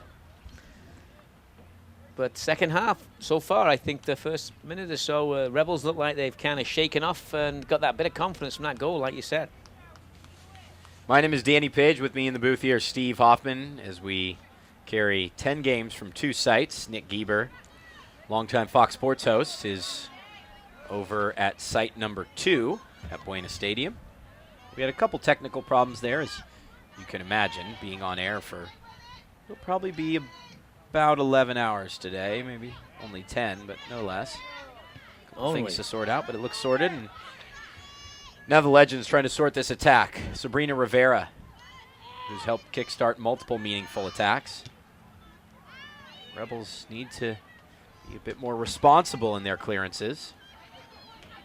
Yeah, again, Pam's getting swamped by the yellow shirts. Doing a good job of closing it down. Whistle goes, and it's a free kick for Rebels. Remember, Cal South fans, this broadcast is brought to you by Jamba Juice. Join Jamba Juice for their special $2 Colada Fruit Refresher promotion running through May the 19th at participating Jamba Juice locations. Visit calsouth.com to download your coupon. Solid set of sponsors and supporters. Nike Soccer, obviously a big one, and Sports Authority. You see their logos emblazoned across the far side of the field. Here's Hyde. Talked a lot about Hyde in that opening half and her position on the field. Hyde tries to slip one to the attacking player on the far side. Now chipped over the top. Rivera. Rivera chasing it down. Nice job of clearing that by Hernandez. Excuse me, it's Regina Solis. Actually started end to end. You know, we're going both ways here. Legends having a go at it, and we're having, the Rebels are having a go at it. So it's good. It's good. They're both pushing for a goal. Good throwing deep into the penalty area of the Rebels.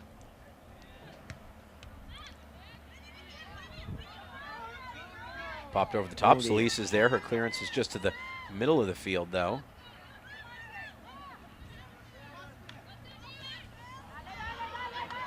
Poor back pass to the oncoming wingback. And now Becerra finds a teammate near side, Giovanna Castillo, who trying to get the ball to Pam there, and Jennifer would definitely give them a little bit of boost there in the attacking third. That's foul. Hyde knocked her over, but taken quickly, but right back to Hyde. And then back to Legends as Hyde's pass goes off the heel of her own player. That's a good ball. Yeah, nice little pass for Fordich. Madison Fordich. Just following the space. Nice she strike. Shoots, and it's a great goal. Inside the back of the net on the near side. Fordich with a little snapshot from 25 plus, Hoffy. Yeah, it was great. A nice hit, wasn't it? You know, nice hit and then a fantastic run by Angela Morales. Ran right across the ball.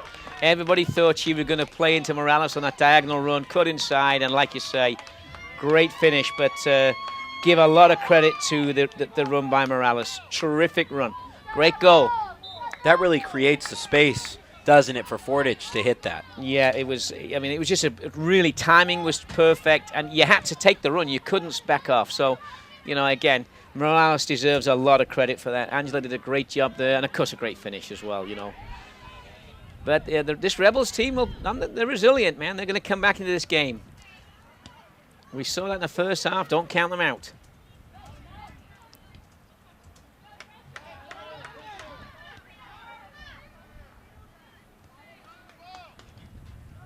They got Hyde a little bit higher up the field now. I like her in that more central forward role because she presses quite well. She just, as you see right there, almost there.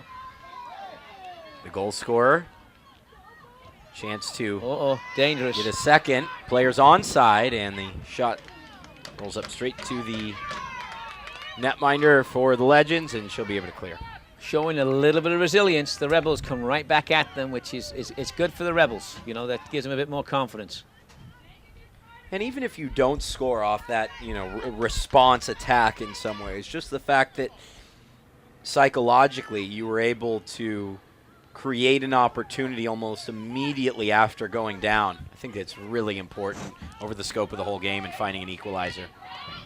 Yeah, for sure. And again, they've got to get Hyde higher up the field, and they did that. And when they do that, they've been quite successful. The same with Jennifer Pham. Same thing there. When they get higher, Danny, they look like they could create something.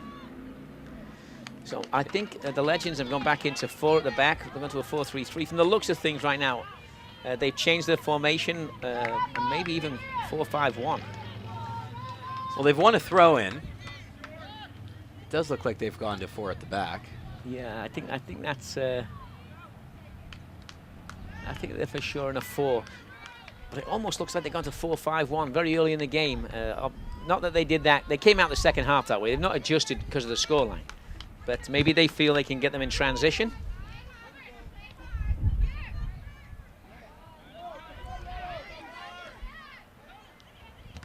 Rivera, good block. Rivera's been a really important midfielder in this game, and her ability to turn defense into attack. Playing that holding midfield role real well. Trying to find Fordich, and I think that should be a corner. Corner kick coming for Legends. It looked very close to a handball. Looked like he caught her on the hand as she went out there, but obviously referee didn't give it. Better view than you and me. Legends are really pressing as well, though, because after giving up that goal out of nowhere, they want more. They know they need a 2-goal advantage. Yeah, if you're the coach, if you're Josh Hodges for the Legends, you're pretty happy with the way. You're disappointed at how you ended the half, but you've got to be happy at the way you've started the first half. Brooklyn Hawkins spills that. Ultimately, it ends up back in her grasp. Rebels will try to press a bit here.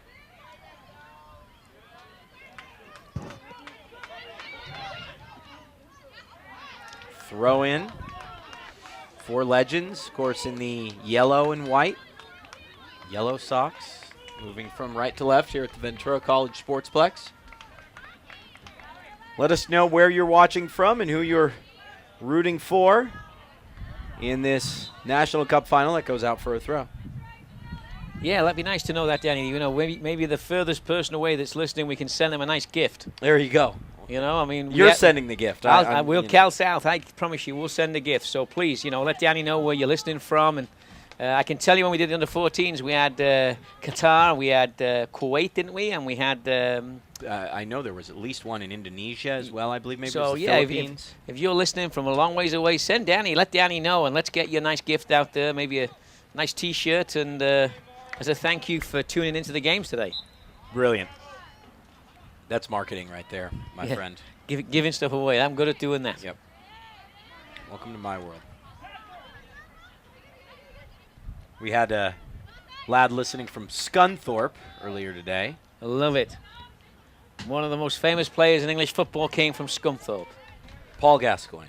No, it was a guy called Kevin Keegan. Kevin Keegan, and really? Actually, Ray Clements also played for them. Really? Yep, Ray Clements played there as well. The gentleman earlier was actually a Stoke fan. Oh, really? They do have one then? Yeah, just a couple.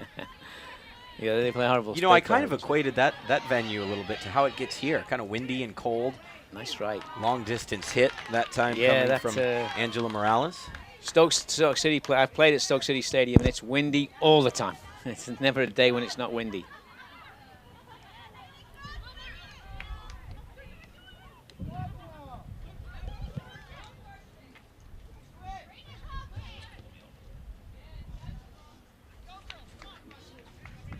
Digging back into the corner is Elise Garcia.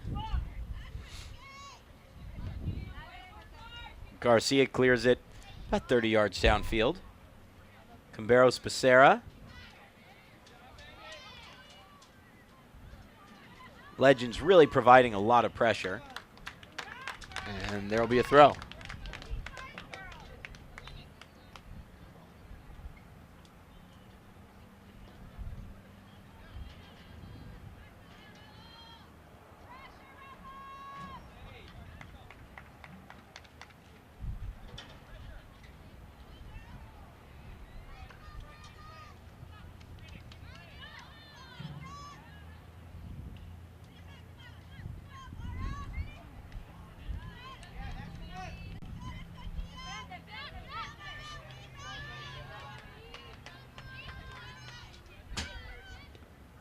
Robledo wins the throw-in. Legends look to keep the pressure on, and they'll have to back up a bit and take that throw. Ultimately, won't they?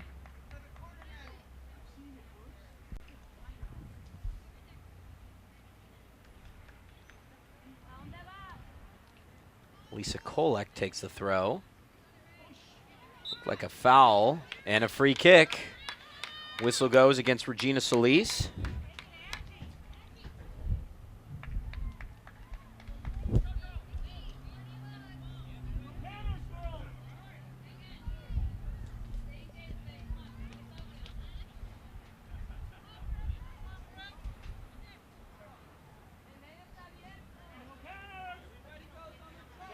Legends players assembling along the far side of the penalty area.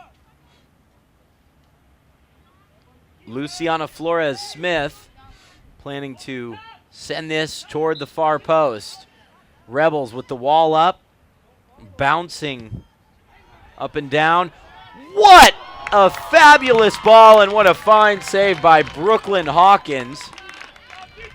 I'm not sure if Flores-Smith meant it, but that ball drifted right on to Brooklyn Hawkins, and Hawkins was able to punch it over. Just over 22 minutes remaining here at the Ventura College Sportsplex in this girls U14 National Cup Final. Rebels have come back once already from a goal down. Legends will be looking to add to their advantage, and nearly did there. Just not enough power behind the header.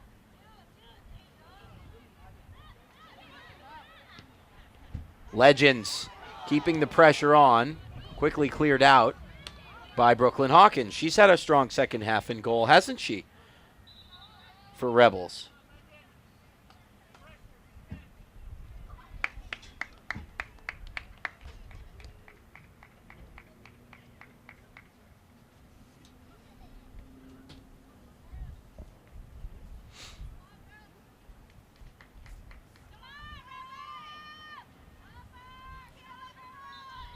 Legends with a throw-in along that far side.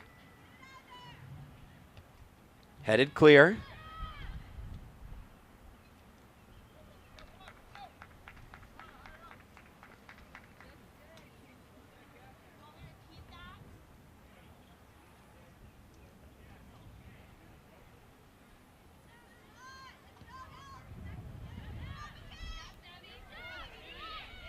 Chance to shoot, and that was always going wide. Amy Bishop with the hit.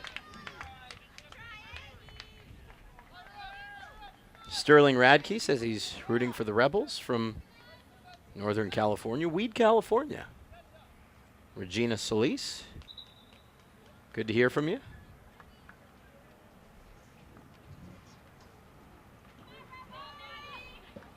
All one-goal games so far today.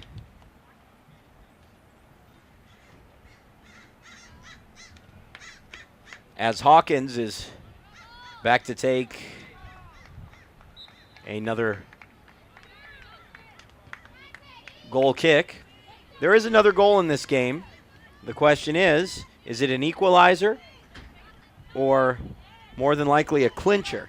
I think that's the real question. Becerra chasing this down. Although Megan Day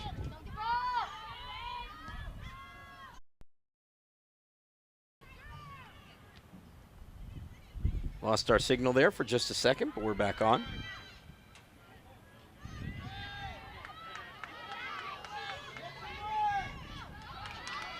Look at this run by Flores Smith. Still going.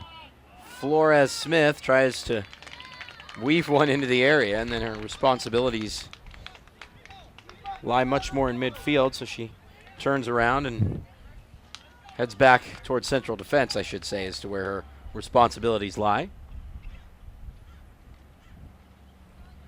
Inside of 19 minutes remaining in this contest.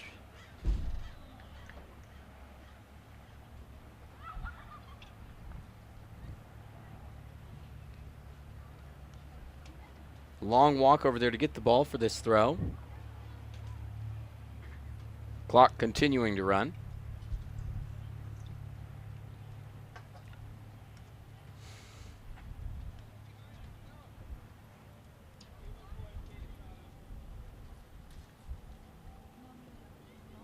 Janelle Gutierrez, she scored the opener. Creates some space. Nice cross from Gutierrez, but defended well by Rebels. Headed out of the danger zone. Angela Morales now sent back in, and there's Brooklyn Hawkins again. Sabina Rivera bumps into her and reminds her, hey, just in case you made a mistake.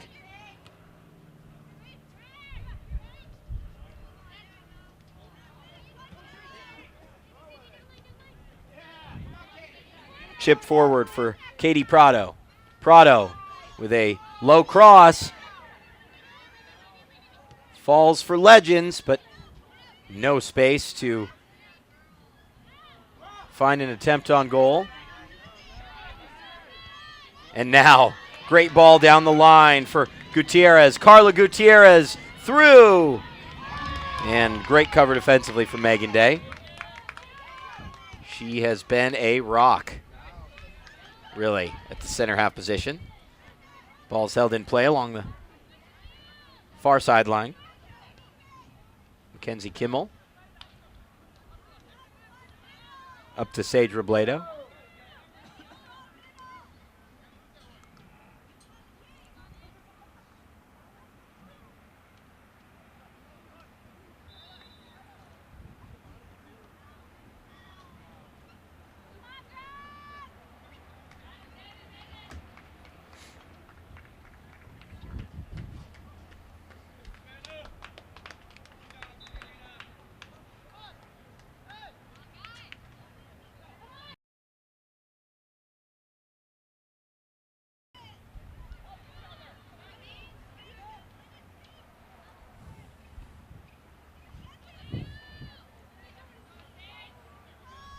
Legends just pressing for a goal that would clinch this National Cup final. What a season it's been for both of these teams within Cal South. There's Mara Hyde. Hyde hits the deck, and she earns a free kick in a dangerous position. Could this be the opportunity for an equalizing goal? Hyde goes down. The free kick will be taken right on the corner of the penalty area. 3-player wall for Legends, with Rebels players assembling right near the penalty spot, about 12 yards out. And let's see how they line this one up. Needing an equalizer, a quarter hour to go. Straight at the goalie.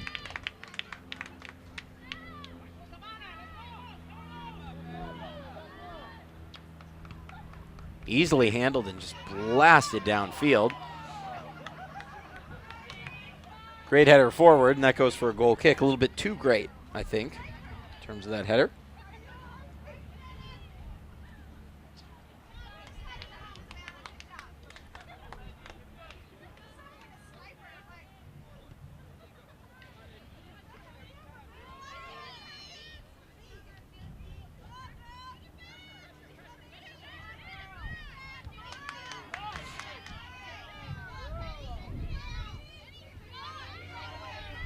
Jennifer Pham chips this one forward for Becerra. Becerra in the area. Becerra cuts it back. Hyde tried to win that. She did at the very least force a corner kick. So a couple set pieces now.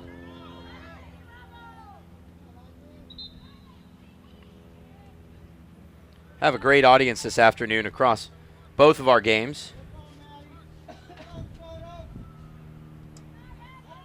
Thousands of you tuning in throughout the day. We just want to thank an important partner, Nike Soccer, for providing the best apparel and equipment for the Pro Plus teams, Cal South staff, and Cal South events. Ball is free. Hyde! Oh, and it's headed off the line. That was the equalizer. What a clearance from Sage Robledo. Not only did she knock that off the line to make sure that this game remained 2-1, she then cleared the ball off her opponent to win a goal kick.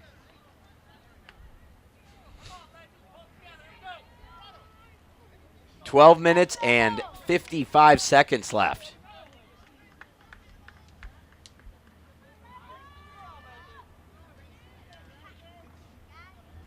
According to the clock here at the Sportsplex.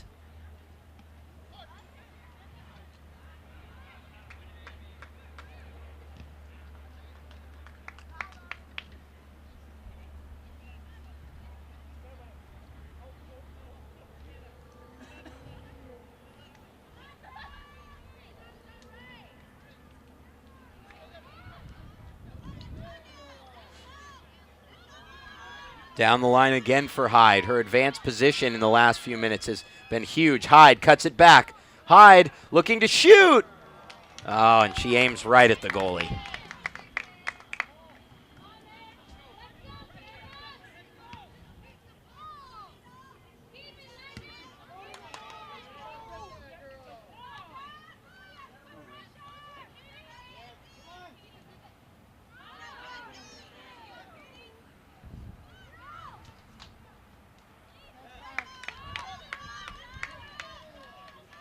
Elise Garcia. They're trying to find Mara Hyde again. She's moved pretty far up the field, and it's become really important in trying to turn this game back into a draw, bring the game back level.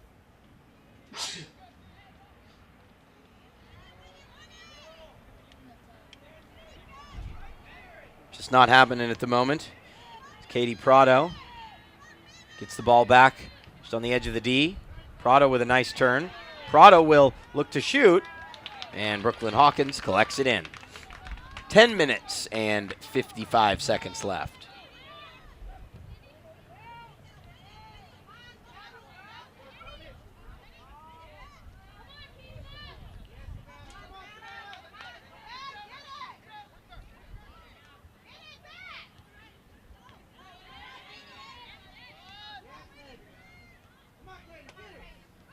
We have some fans from New York. Let us know where you're from. As Steve Hoffman said, who joined me earlier. We have a shout out for Alexander Cielazar. Oh, you're just saying hello to one another. I get it. But if you have a shout out for a player or want to tell us where you're from, where you're watching from, let us know. Be great to hear from you.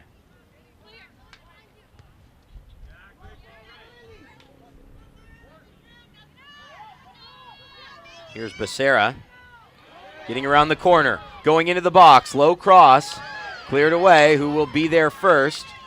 That would be Legends. And maybe they'll look to break. Nice cross-field pass.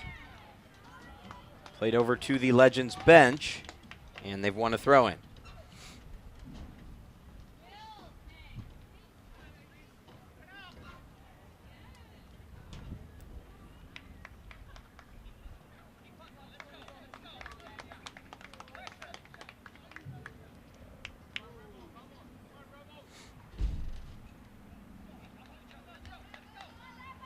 Throw in. Dummied down the line. Chance for a cross, a throw in for Legends. Now would be the time for Legends to get that second goal and just really put this thing to bed in their favor.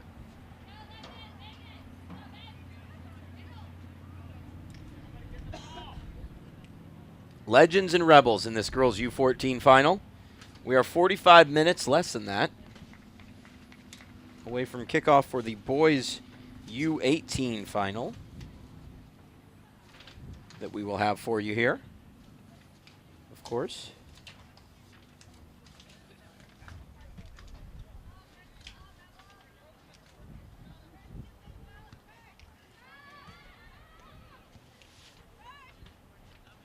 Little overhead kick, turning the flare on a bit. Got to handle your substance before worrying about the style.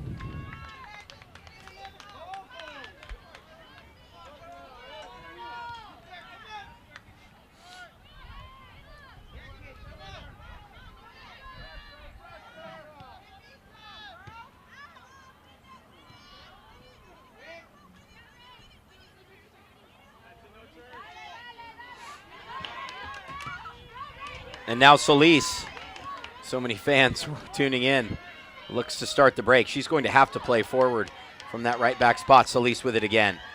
Tries to get it through to Mara Hyde, but number 22, Regina Solis, plays at that right back position. She really will need to lead the charge forward, it appears, and she's just won a throw-in.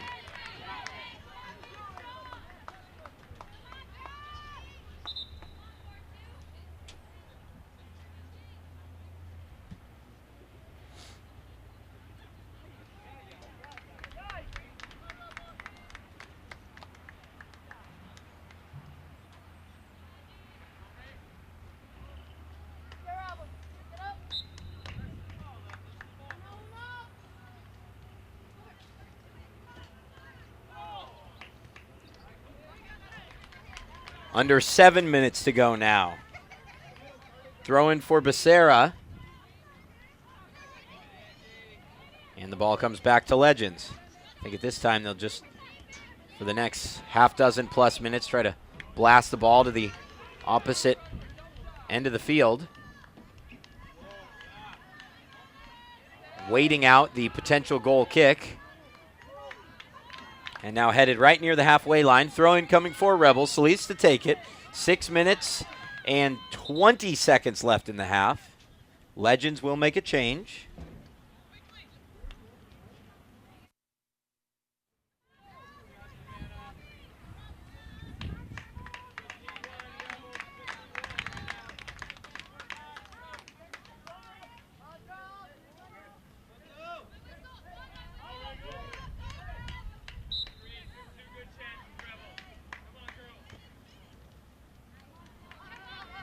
Cleared downfield. Rebels gain about 10 yards, but they lose a lot of time as Solis has to sprint to find the ball.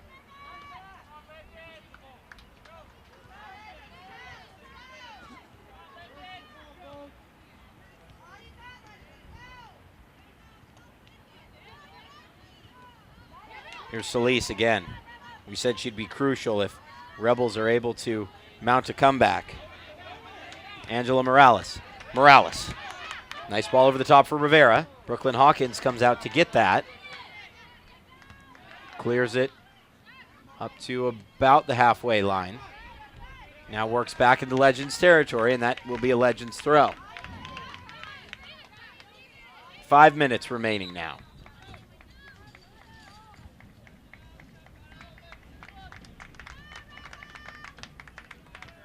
Two changes for Legends as Janelle Gutierrez, who scored the opening goal, leaves the field, along with Katie Prado. You would think they will be taking a more defensive-minded approach.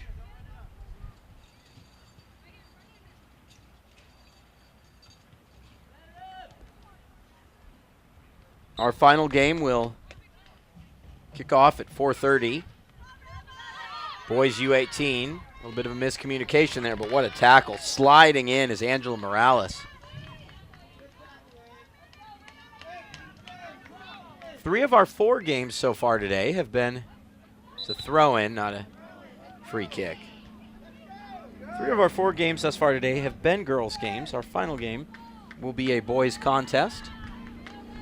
As I mentioned, the girls' games have all been thoroughly enjoyable. And as I also said, every game today has been a one-goal game. 1-0, 3-2, 1-0, 2-1. That's where we stand at the moment. See if Rebels can snatch an equalizer, or Legends a confirmation goal, we would call it. They're in search of it now.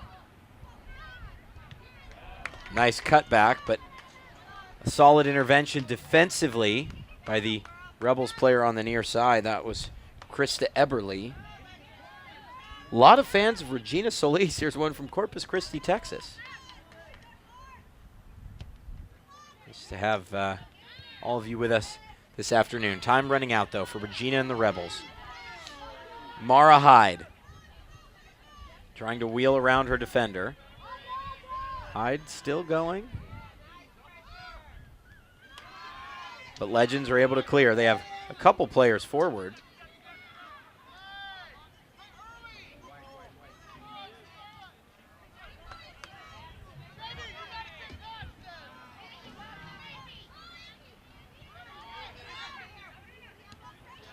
Nice ball through. Cut back from Rivera, but she got twisted up and fell down. Here's a long distance shot that's deflected out for a throw in.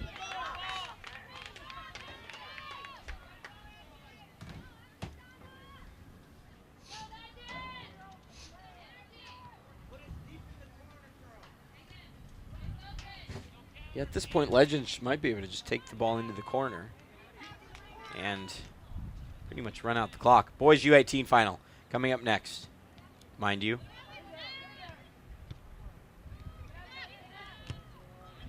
Long distance hit. As the clock in the stadium has reached 2 minutes, it pauses at the 2-minute mark.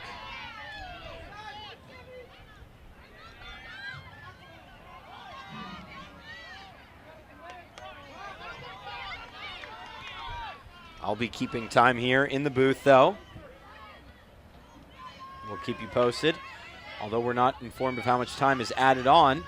Here's a nice ball through. The flag stays down.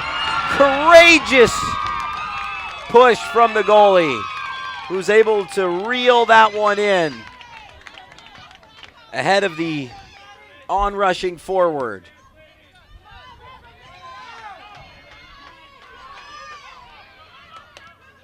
And now Legends keen to possess the ball a bit. Instead of really trying to close things out by getting it in the corner, defending is lacking a bit in terms of the number of players back. And now Solis is whistled for the handball. 2-1. Legends lead the Rebels in this National Cup final. May 17th. Just about the conclusion of the soccer season for so many. Regionals, though, in Boise, and the national finals in July in Oklahoma.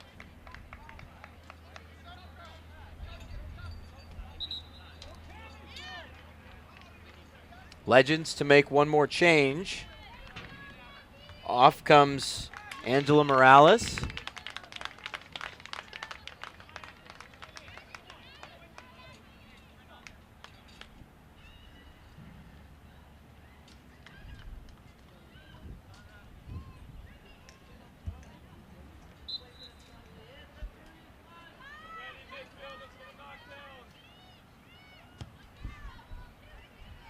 not exactly blasted forward. It's in a position where there's 5 players behind the ball. We've reached Legends legitimately have 3 players forward. I'm not sure if they're just trying to pressure and keep Rebels buried into their own zone or what, but really at this stage they should have everyone behind the ball.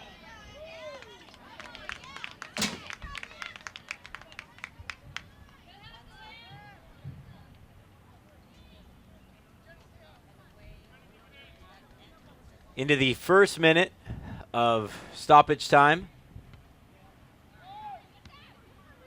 And a throw in now for Rebels. And I see the Legends coach urging every player back. You need everyone behind the ball at this point. Everyone should be back defending. And now everyone will be joined together celebrating as Legends hang on for a 2-1 win over Rebels in this girls U14 National Cup Final. They really bossed large chunks of this game, but you have to hand it to this Rebels team who hung around and performed well, ultimately able to go on and win 2-1 Legends in the National Cup Final today. We have 1 game remaining. Kickoff is 30 minutes away.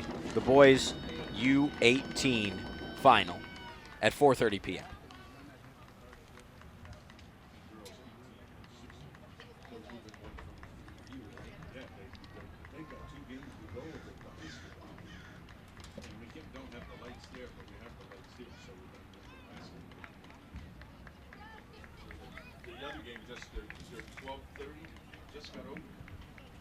We are going to break for this next game, and we'll be back.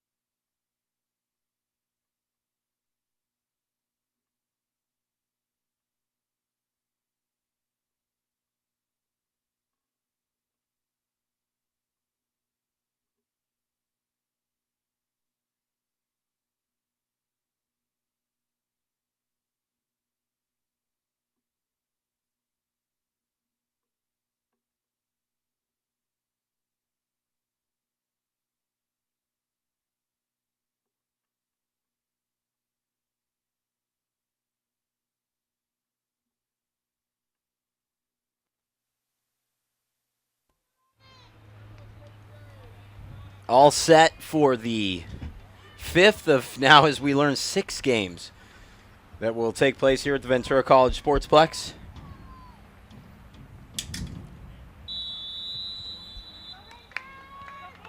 Fullerton Rangers, boys 96, white against Albion SC, boys U18, white South. Those are long names.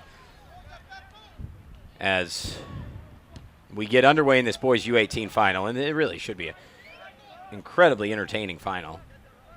Very high level of skill in the Cal South National Cup. Girls U18 final is coming up next. Albion is in the blue, with Fullerton Rangers in all white.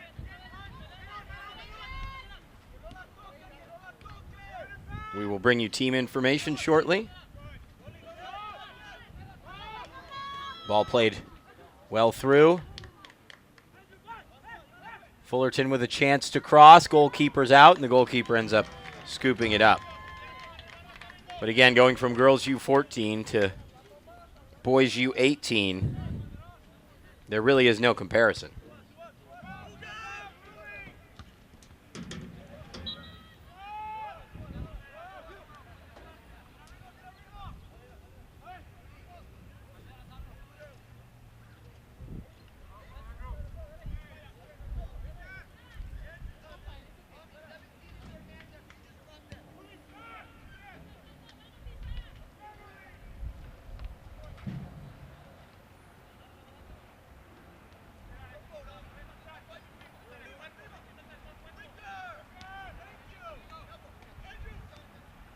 Slip down the line, Fullerton Rangers.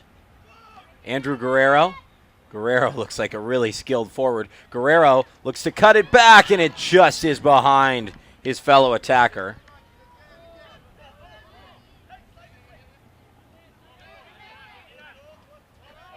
But Guerrero appears to be a handful.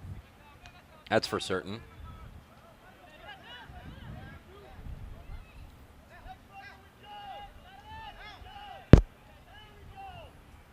And both teams really pressing early on. Offside flag just goes up.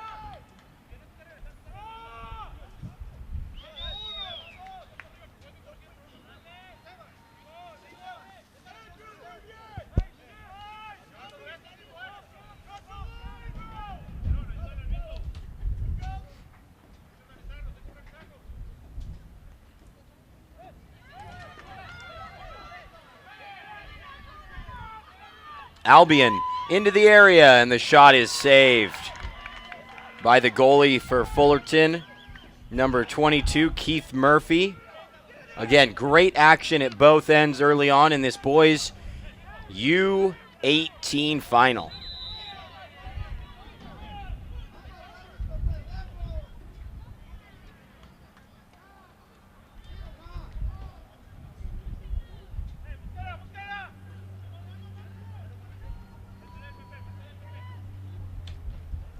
Corner kick coming in for Albion.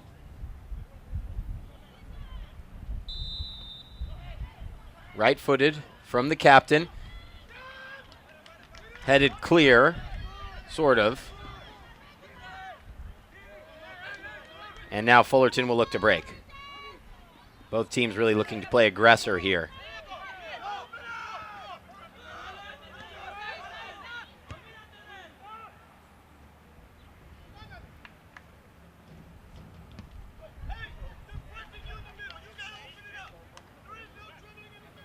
Hyper-competitive game early on between these two sides.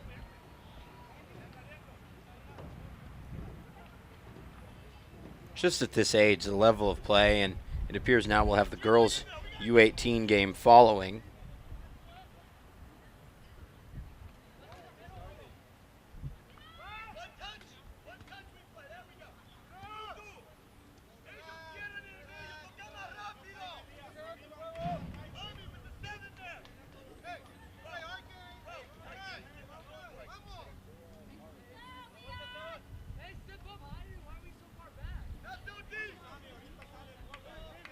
You can hear the high level of communication out there as well.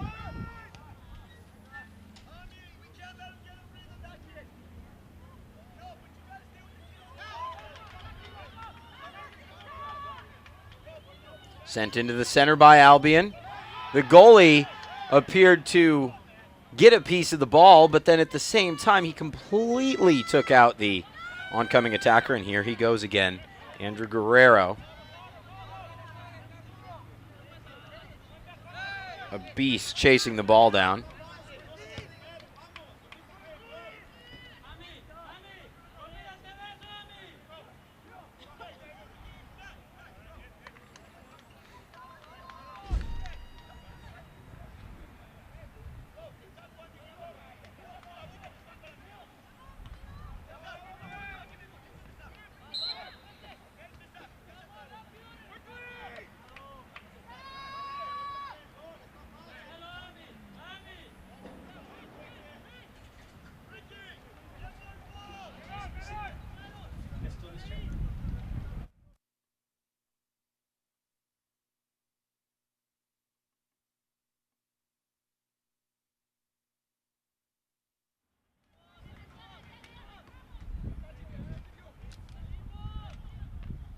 Here's Carlos Trancoso clearing it down the field for Fullerton.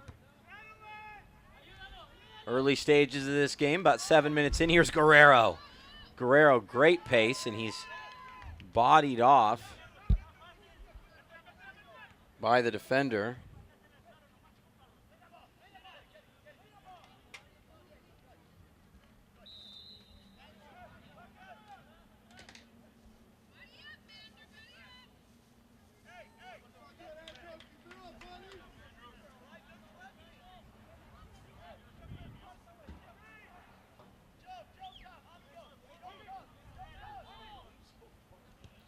Free kick for Fullerton.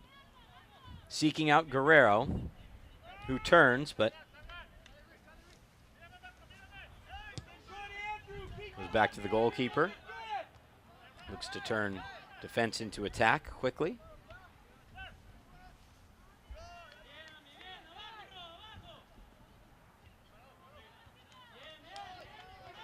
Played over to Ricardo Ruiz. Ruiz, nice diagonal ball. Headed, and the player it ultimately reached is offside.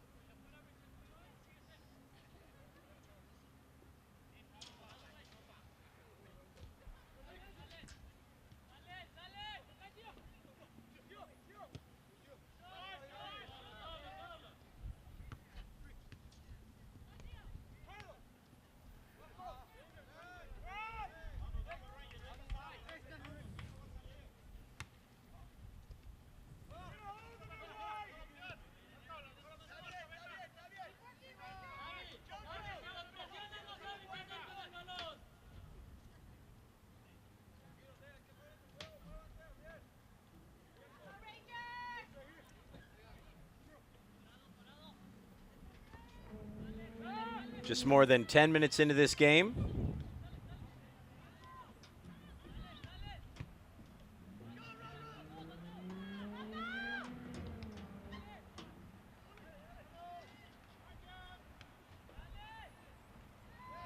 Looked like a foul against Rangers, and it will go as such. Joseph LaCastro.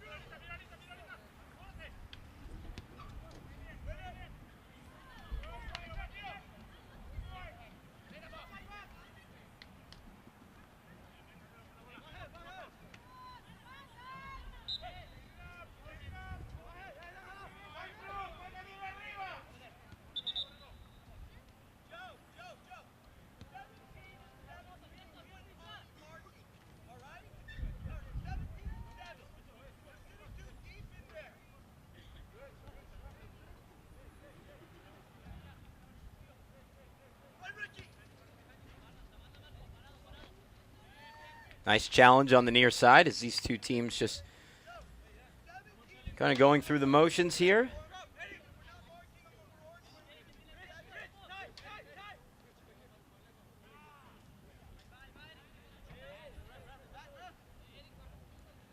Feeling each other out in the opening stages of this boys U18 final. Nice attack, but the goalie's able to throw it out. Eduardo Rochin.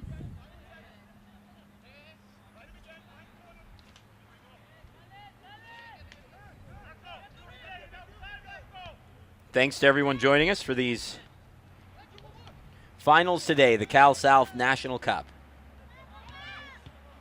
Trying to play it through first time for Fullerton. Albion still yet to find their feet in the game, really. Ricardo Ruiz. Nice pass from Ruiz over to Joseph LaCastro.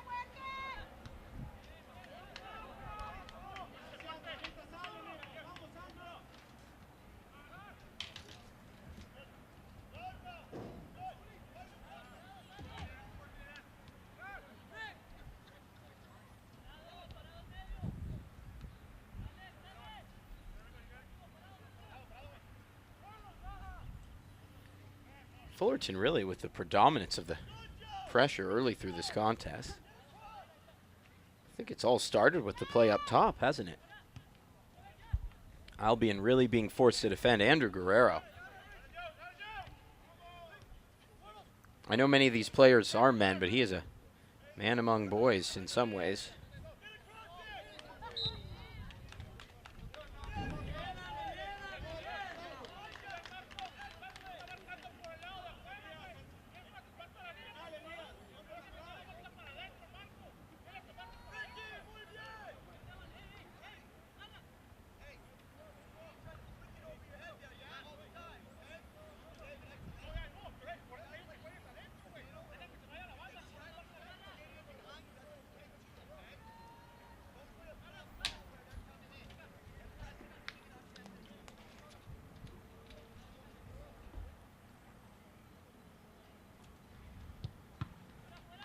That free kick attempt by Ricardo Pineda.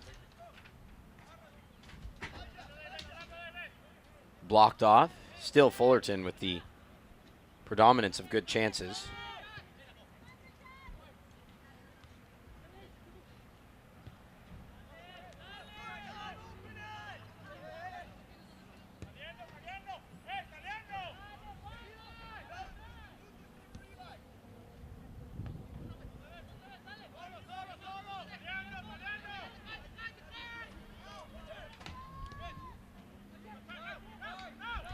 Albion now pressing.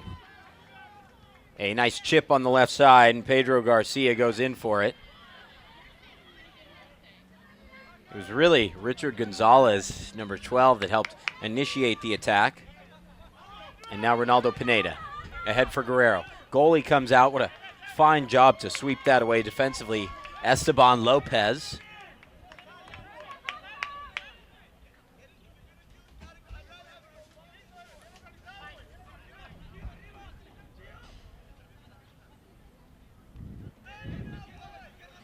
Taking the throw in, Carlos Troncoso.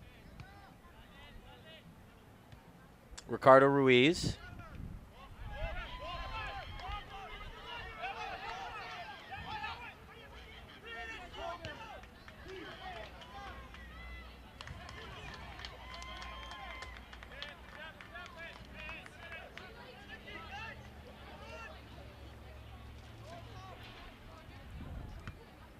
Beyond a quarter hour into this, no score.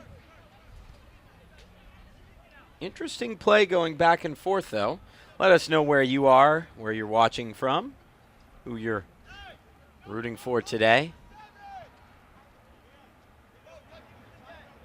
Fullerton Rangers against Albion SC.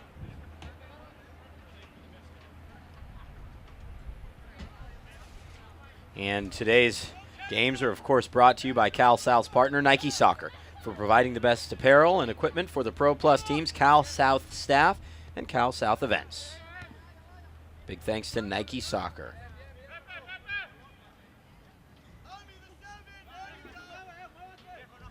Also, thanks to Sports Authority. Cal South would like to thank partner Sports Authority, the official sporting goods retailer of Cal South. Visit them at sportsauthority.com.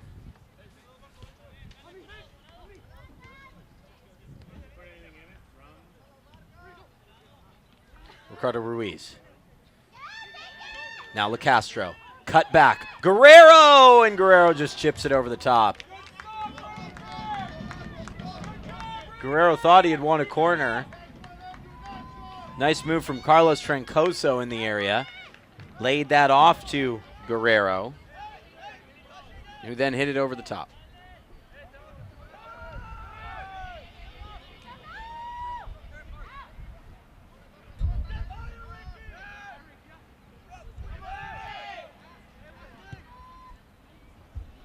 Intercepted by Fullerton, and they continue to press. Ronaldo Pineda.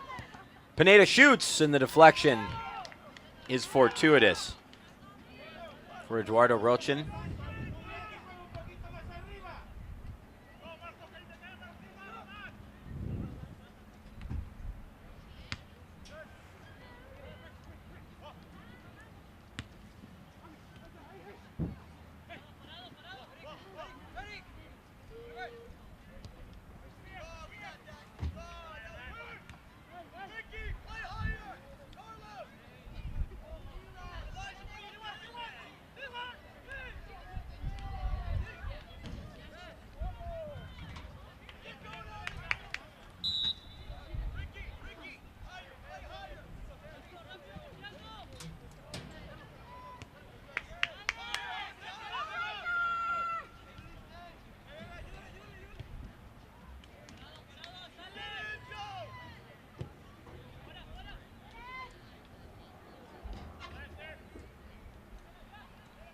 Albion stretched to clear a little bit. Iran Blanco.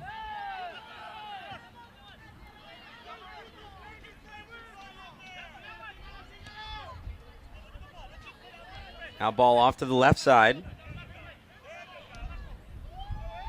Pedro Garcia. Garcia chips it over the top and into the back of the net. What a finish from Pedro Garcia.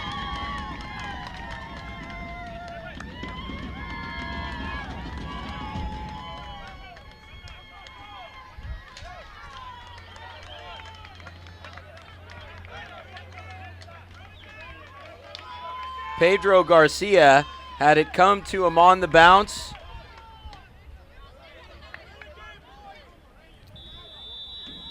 And he just chipped it over top.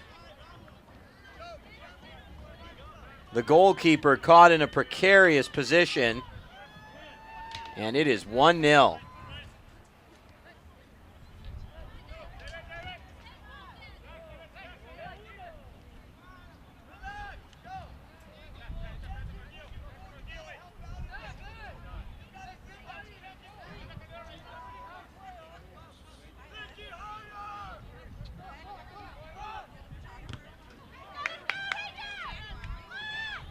Now Fullerton Rangers really will need to respond. Ricardo Ruiz.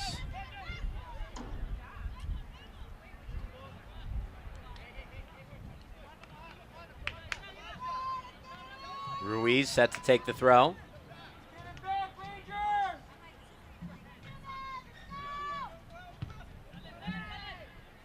Albion just, wow, that hurt as it was cleared by Esteban Lopez off the head of Richard Gonzalez. Gonzalez seems to be all right, but that ends up being an opportunity for a long throw.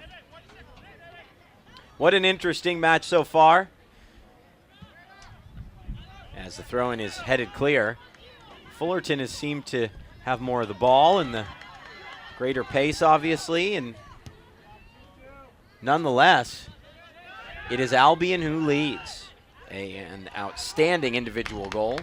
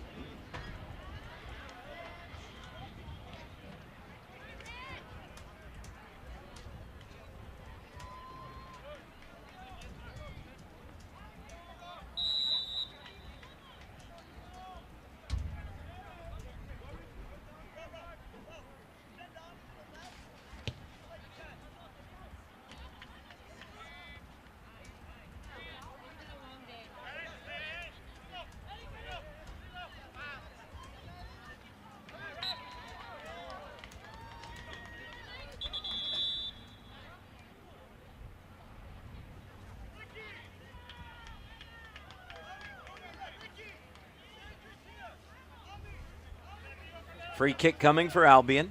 Halfway through the opening half. The Cal South National Cup.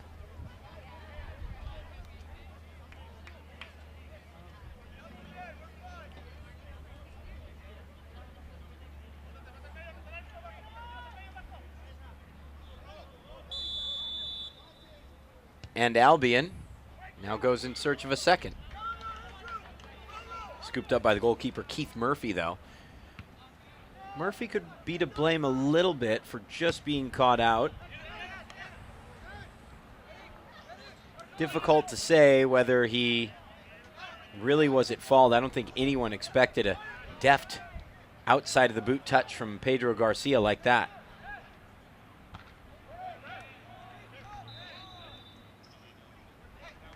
Throw in coming.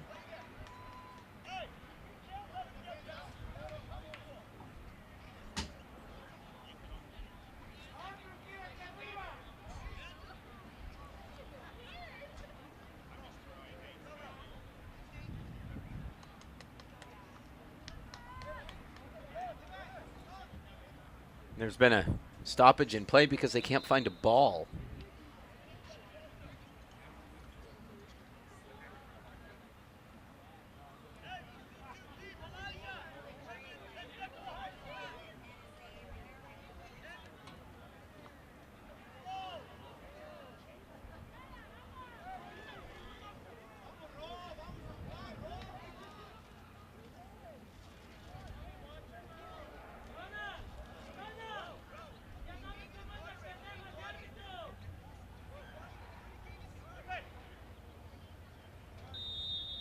Albion makes a change, even though they do have the advantage. In some ways I understand that. Here's a long free kick right inside the goalie box. And the goalie is there to claim it for Fullerton. Now the Rangers looking to break. Here's Pineda. Pineda with a bursting run in the middle of the field. Beautiful ball played through, but actually the intervention's there from Esteban Lopez. Solid intervention. Here's Pedro Garcia. Garcia off to Richard Gonzalez. Given back to Fullerton. And they'll look to initiate the attack. Here's Pineda. Guerrero. Guerrero, you know, in a forward, you really want a very high acceleration rate. solid stop-start ability, and he has that.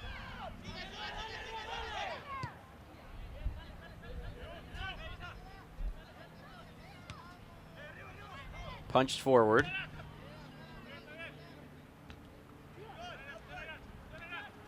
Elijah Barajas. Played off to the right side as Fullerton looks to build its attack. Guerrero again. Guerrero will hold the ball in play. Guerrero creates space. A low cross coming in. LaCastro cuts that back.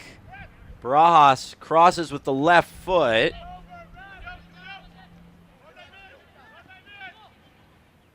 Wheeling around the defender is Pineda. And now it belongs to Richard Gonzalez to clear. Chipped over top now for Pedro Garcia. It's too much and ultimately cleared with the left foot by Keith Murphy. Great clearance from Murphy.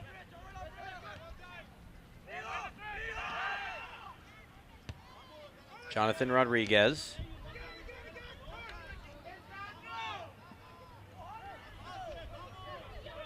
Ricardo Ruiz to LaCastro. Now back wide to the right side. Miscommunication as to who that ball belongs to. Ultimately ends up with Carlos Troncoso.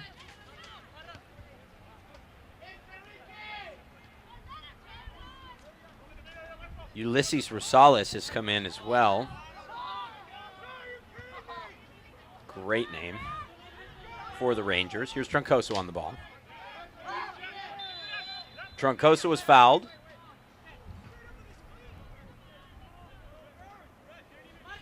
And Fullerton has a free kick.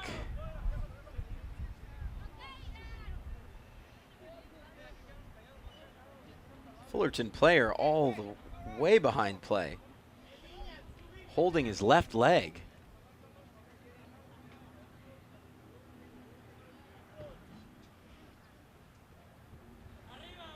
Not sure exactly what happened here. Maybe the resulting tackle.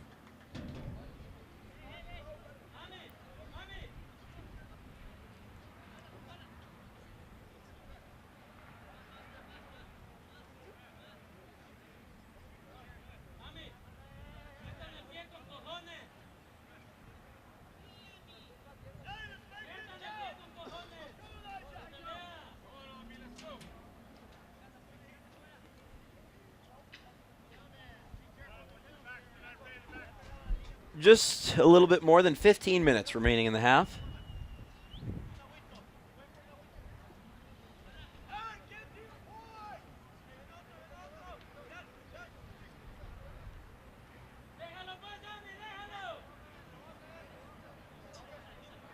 Ronaldo Pineda will take the free kick, and it is in something of a dangerous position.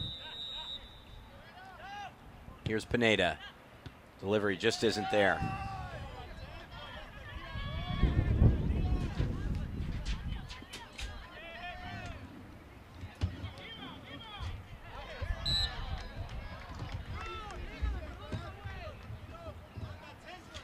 This has been an eventful game, though, although it's something of a similar storyline to a lot of what we've seen today, isn't it? As we really start to wind down this opening half. Esteban Lopez hits that over near side to Jonathan Rodriguez. Carlos, welcome back. How are you? Good, Danny. How are you? Good. Long day. Long day. Long day. And is it official? Has the game been moved over here, the girls U18? Or I hear the girls U18 team is still on the other site. Have we determined that yet? It's supposed to be moved over here. Okay. A couple of people have told me that, so might be coming this way as soon as there's another game going on right now. So I think as soon as that game's over there, they'll move that one over here. Well, we shall see. We will keep you posted in one way or another. Logistics. One way or another, the game will be broadcast. But I heard the girls U18 teams are still at the other site. So they might try and get it in over there depending on when the game ends. I don't know. I've heard it's been moved as well, but we'll have it for you either way. We're set to turn on the lights if we need them. So Sure. I was just echoing your long day sentiments. I think I've gone – it's a rarity in my life. I've gone a little quiet in this game, but when game number 5 hits, the mind doesn't function well. This has been a really entertaining game, though. If you had a chance Yeah. to watch a lot of it, I know you're out handling a lot of digital media. Yeah, these are tough teams, man. At this age level, with this quality, very, very tough teams, both Fullerton and Albion. But I think it's been a similar story, really, in a lot of ways to a couple of the games you and I have called together, and that's this idea that the team that really seems to have been controlling a lot of the play isn't necessarily the team in front. That's exactly what's happening in this game, too. I think almost the team that's been controlling it, almost a little bit of a slight favorite coming in, down 1-0. Yeah. Yeah, definitely. And with the exception of the Legends game that Hoffy called with me moments ago at the girls U14 level, with the exception of that game, I mean, you know, Surf in control in the boys game. Both Carlsbad United girls teams at least seem to be the more technical sides. And of those 3 games I mentioned, none of those teams won. Nope. And the trend continues here. But again, these are 2 very capable teams, very talented teams, so this game isn't over by any means. Just a little bit less than an hour to play. Sent down the line, and then Ronaldo Pineda is able to clear that away, if only half. It's a nice sign to be born under, huh? Yeah, right. Ronaldo.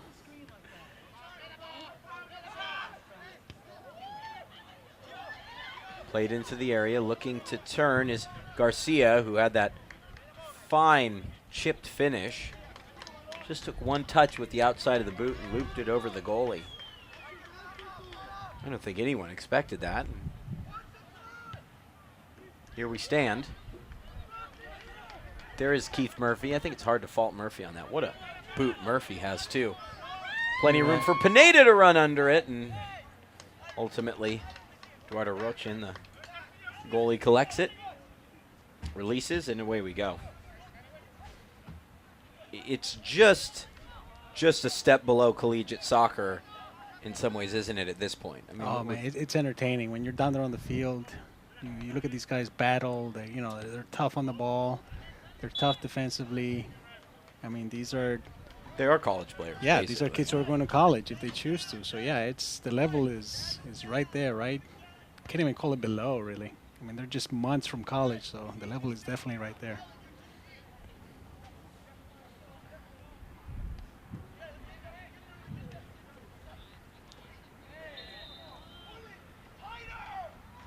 Can't tell if that went for a throw or for a free kick. I think it'll be a free kick. The key player in a lot of ways for Albion, for me, it does look like the goal scorer, Pedro Garcia. He wears the number 9, but he's less of a target forward as a player who, really likes to get back and help facilitate the attack, not just sort of lie forward. I've seen him. He can get up in the air, too. On the other end, the powerful forward, Andrew Guerrero. Wow. His ability to accelerate quickly. Had a couple great chances in the opening few minutes. That free kick is popped forward, about 10 yards out from goal. And there's the clearance needed. Yeah, they needed that clearance. Carlos Calderon off to Garcia, who took the free kick. Look at that challenge. Marco Bergueno. And it's cleared off of Garcia this time.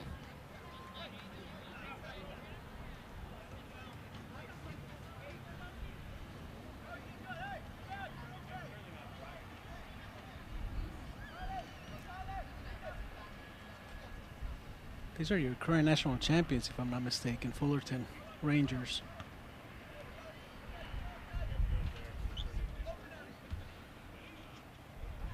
Certainly wouldn't surprise me. Just an outstanding pedigree for the Fullerton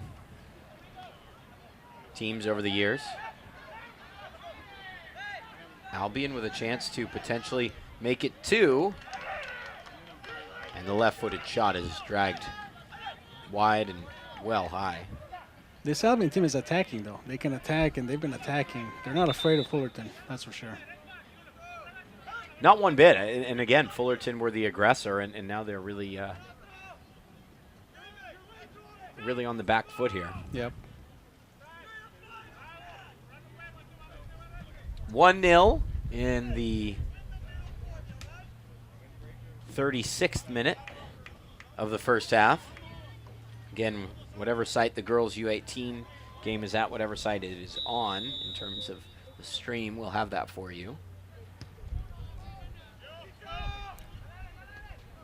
The first 3 games all went into overtime down in Buena High School. So Did they really?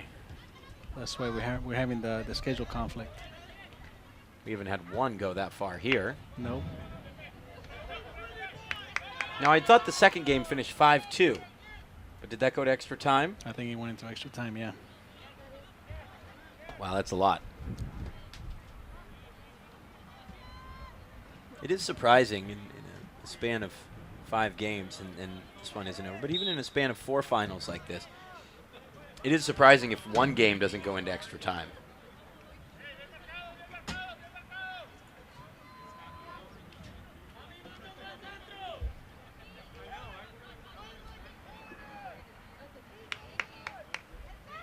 Free kick coming. David Loya, the goalkeeper. I had said it was Rochin. That's my mistake. Pineda to take it with the left boot. Drifting ball, and the header glances just wide.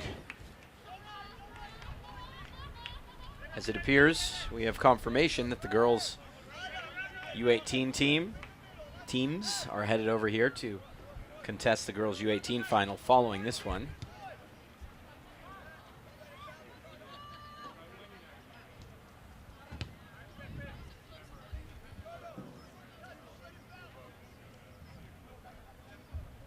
Have you been able to get these scores right? Your predictions? Have you done any? I actually haven't done the score prediction, but they have all been 1-goal games. Yeah. You know, and that says a lot. In fact, if you look at the way, not just the fact that they've been 1-goal games, as this cross toward the far post is just beyond the headed reach of Mark Anton Hernandez Pineda. That's a great name. I think if you look at the games as a whole, let's not look at the final score all being 1 goal. But look at how much time throughout the day in 5 games, how much time there has been more than a 1-goal advantage. And it was about 5 minutes when, I can't even, struggling to remember the team. Sherman Oaks? When Sherman Oaks went Yeah. 3-1 up over Surf. And that lead, that extra advantage lasted for maybe 5-10 minutes. Yep. If that. It might have even just been a handful. Other than that, these games have all been 1-goal games or level. And I think that says a lot about the level of competition today, about how close these teams are.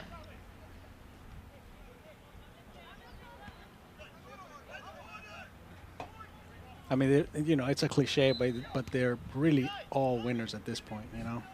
It is a cliche, but that doesn't mean all cliches are incorrect. Yeah.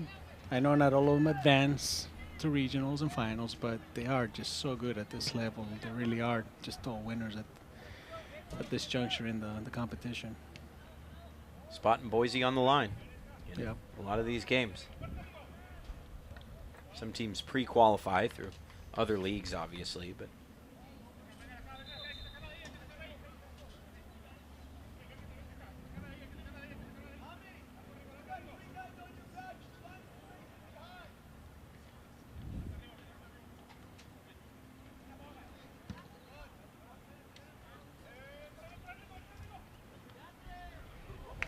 good chance for Fullerton to try and level. Going down in the box is Pineda.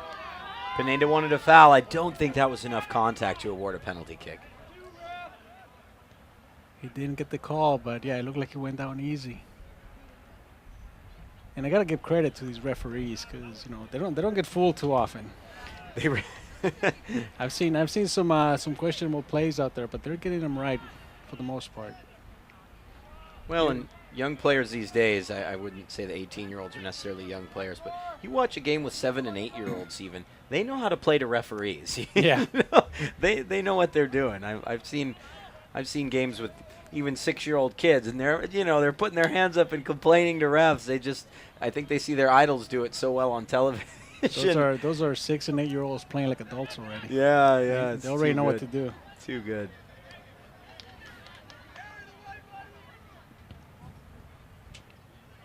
Ouch. What even happened? Orlando City's been on a losing run too, haven't they? Yeah. We're just looking at the Galaxy Orlando City score. Shocking. Yeah, Orlando City 4, Galaxy nothing today. Those nationally televised games in front of big crowds out in Orlando, it really gets that crowd jazzed up. And I haven't really had a chance to watch Orlando City, but they seem like a very incomplete team at this moment. Both those two expansion teams, they're missing a couple of pieces. Yeah. Obviously, New York has one piece coming in, but Orlando is really going to need somebody in the transfer window when it opens. Here's Ronaldo Pineda. No. What a free Oh. kick and what a save from David Loya. It ultimately was Pineda to take it. Amergi Pineda, not Ronaldo Pineda. And again, I double-checked my roster. It is not Rolando. It is Ronaldo. That's brilliant. That was as good a stretch as you've seen all day by a goalkeeper. Yeah, it was fantastic. Flying through the air, David Loya. There it is again right in front of us on the replay.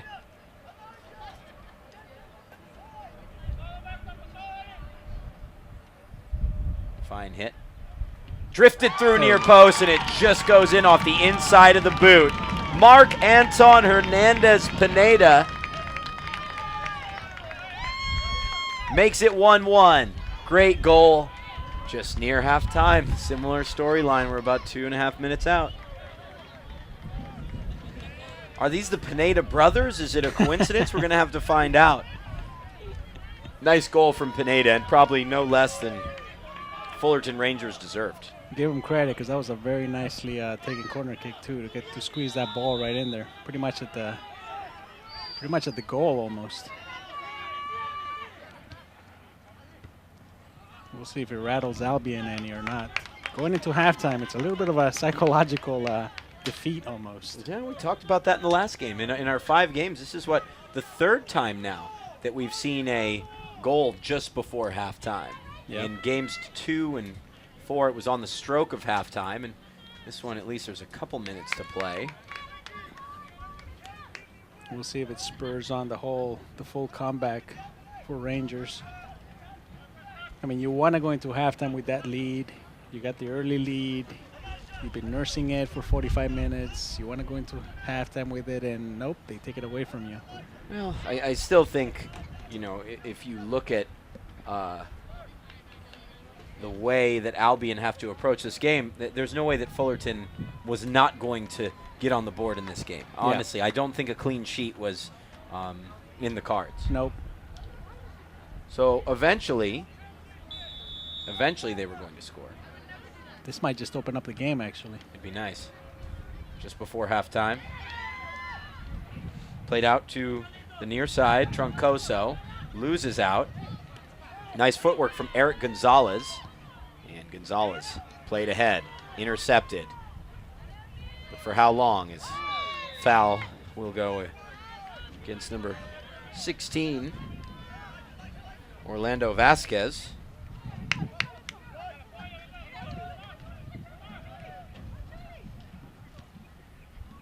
It should go out for a goal kick. Yeah, we got one of the most interesting Corner clocks kick, here. actually. Sorry, sir. We got one of the most interesting clocks here. He just stops at random numbers. Well, that's what they're deciding to do is stop it with a couple minutes remaining. So For the what? For the so there isn't speculation, I think, from parents and players in terms of how much added time is left. I hadn't thought of that. That's interesting. It's For the done in high mystery school of it, huh? stadiums and college stadiums. Really? Yeah. A little bit of mystery thrown in, huh? I think it keeps the coaches in the stands from making too much noise. Can they do it on a corner kick again? One flighted in an entirely different direction. I'm just a commentator, okay? I don't know. I don't know what they're doing in that booth over there to the right. But you're right, though. It throws a little bit of an enigma in there. You're like, well, you know, how much time is time's really left? left? What's going on? The And players don't know. Well, part of it too is that the players because we don't have communication with the sideline, which I think that could be something to add in. Get a walkie-talkie going, so the fourth official can communicate everything up here. So at least if there's some communication with the sideline, I think it could be a good idea to, let us know how much time is added on. That's probably another reason why the clock stops. I think it's one of those things where you don't want the. Let's see this play here. Develop. Here's Pineda. Pineda knuckles that one wide of the post, and it looks like we'll go to halftime at 1-1. You don't want to start seeing those jeers coming from the stands. Like, Exactly. "Look, the time is up. What's going on?" Exactly. Yep. Coach in the stands. It's kind of like how in games in Europe, they don't show instant replay in the stadiums. It's just the clock and the score on the video boards. There's no instant replays because you don't want to incite anything from these fan bases.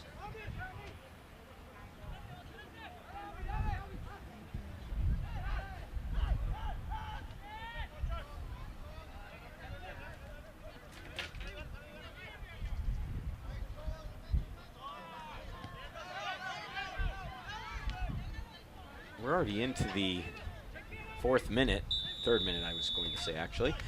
And 3 is enough. 1-1 is where we stand at halftime. An entertaining game at the National Cup Final. Boys U18 Fullerton against Albion SC. Final thoughts on this half?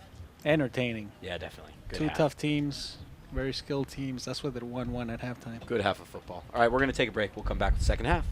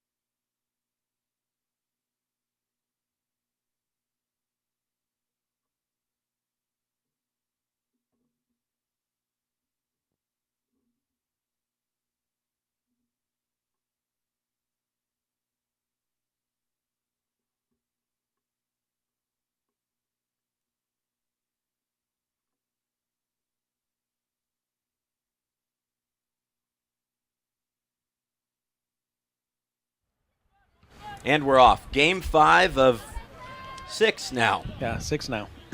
As the girls U18 game will be here. I'm bringing in the closer, though, Eric Evelhawk, who's the voice of Ventura County Fusion in the PDL. Will be calling the last game in my stead. Go take a nap. It's been a long day. Yeah, you've done a great job today. Thank you, pal. I appreciate it. It's fun, you know. I mean, I look at what you guys have built and now what you're building on the digital side, and there's some great things happening. It's fun to be a part of that, and you know, one of the more exciting things for me is seeing who weighs in, how they weigh in, where they're from, in terms of our viewers, and the viewers have just been absolutely fantastic in their contributions. Fullerton now pressing to go in front after falling behind early and pulling back an equalizer. Carlos, sorry, go ahead. We'll see what kind of momentum they carry from that goal, that late goal they got to tie it. It is, you do wonder if for the team that gives up a goal late in the half, if it's in some cases a good thing it comes late in the half because then you can pause and you don't have to worry about any residual momentum, or does it just kill your spirits heading into halftime, you know? I don't know. I think it's a little bit of both. I think it did kill Albion's spirits a bit, yep. Yeah. And yeah, they were definitely glad to go into the break, but you know what? Fullerton is all over them the second half already. This is how they came out in the first half. You know who we haven't seen for a bit is Andrew Guerrero, the really hard-charging, powerful forward. He hasn't been involved much. What number is he? Number 23 for 23. Fullerton, yeah. And I didn't see him pick up an injury or anything, but it's been a bit of a surprise. They've moved Ronaldo Pineda from, you know, a midfield role way up the pitch. Edge of the area. Popped first time. Punched away. Now that is Eduardo Rochin in goal, if I'm not mistaken. Made the change at half. Clipped through. Edge of the area. Should say edge of the goal box, my bad. What are the substitution rules? As you please. Yeah? Yeah. Okay. Similar to college. Actually, I believe in college, and I'm not sure if it's the rule here in Cal South, same as high school or not, but I will tell you that in college, if you sub out in a half, you cannot come back in. I believe these are high school rules, basically. Well, that's what I come from, doing a lot of high school sports championships. You can go in and out as you go, if I'm not mistaken.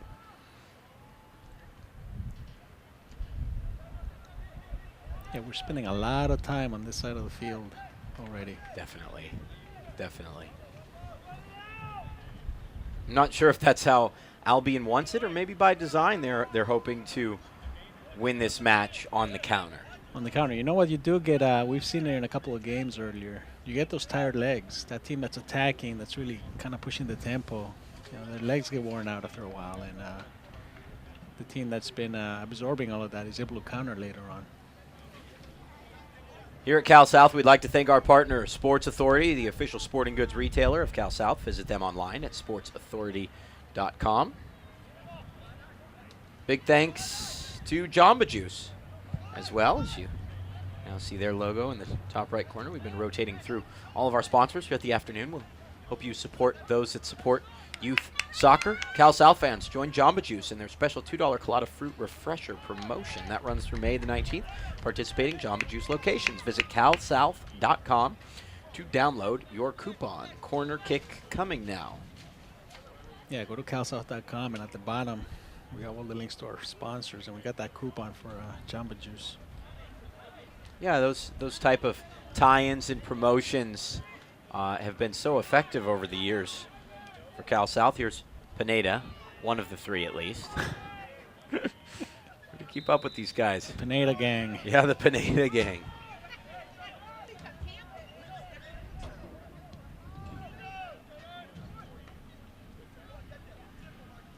The Pineda Rascals. Yeah, this Fullerton group is known for having great teams over the years, aren't they? And this section of players, and for the most part, This is the last time they'll play together, at least in the state of California, is it not? Yeah, I mean, when you get to be this age, you start making those choices. Are you going to go to college? Yeah. You know, how is your career going to take you if you stick to soccer? Is it an overseas thing? Is it a college thing? These days, you could even try and jump straight into USL Pro or something along Yep. those lines. Maybe link up with a PDL team in coming weeks and then try and get a pro contract. There's so many teams out there now. Incredible. We had our college showcase about two weeks ago. Yeah, tell me about that and what it accomplished. Yeah, it was done in Oceanside, and you know we get a lot of the top coaches from all over the country, not just here in California, but from all over the country. They come by scouting players, and they know there's a lot of talent down here in Southern California. They all say that. We got a lot of them on video.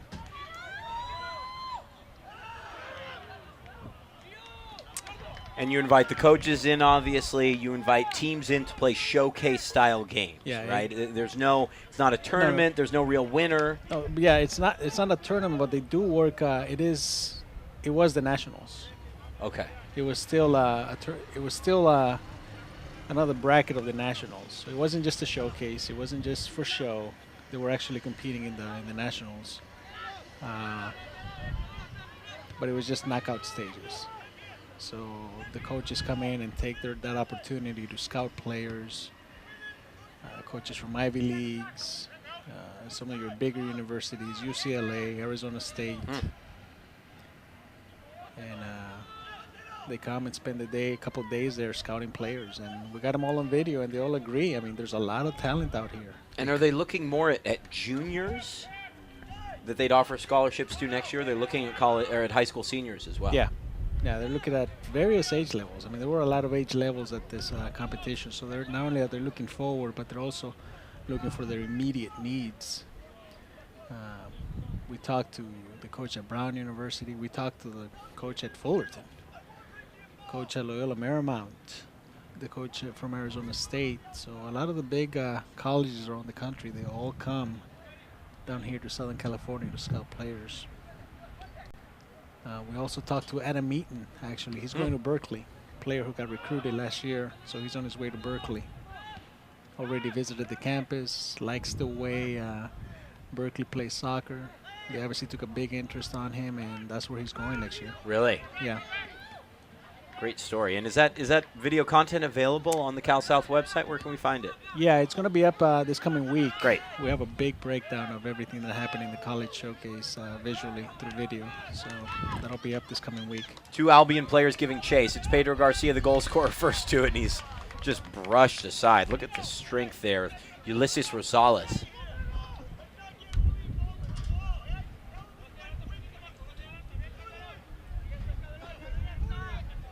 Less than 10 minutes into this half. I think we're collectively not really sure where this game is going. It's anybody's game, really. But Fullerton really has had a lot of the possession the second half. I think that was the first time Albion kind of ventured into The attacking third even. Yep. Really haven't done much.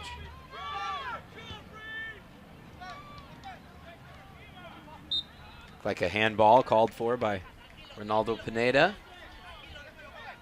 And now which Pineda will take the free kick? We've seen this story before. Taken quickly to David Rodriguez. Nice step over. Weaving to his left is Mark Anton Hernandez Pineda. Crosses that back in.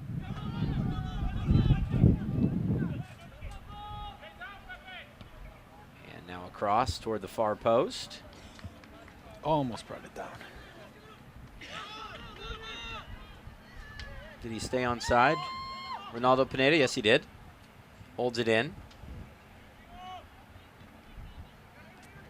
Still in a somewhat dangerous position, and that should be a foul and a free kick. They're really just toying with Albion at this point in some ways. Yeah, Fullerton just owning the ball this entire second half so far. And these are dangerous. Very dangerous. Just tucked in from where a corner kick would be taken. In the 55th 5th minute, going on 56th momentarily. Left-footed free kick, cleared off the near post. A chance for the shot off the rebound, and should say off the clearance, and that was blasted well over David Rodriguez on the attempt. Yeah, that was almost clamoring for just a one-time effort there, but he took the extra step on it.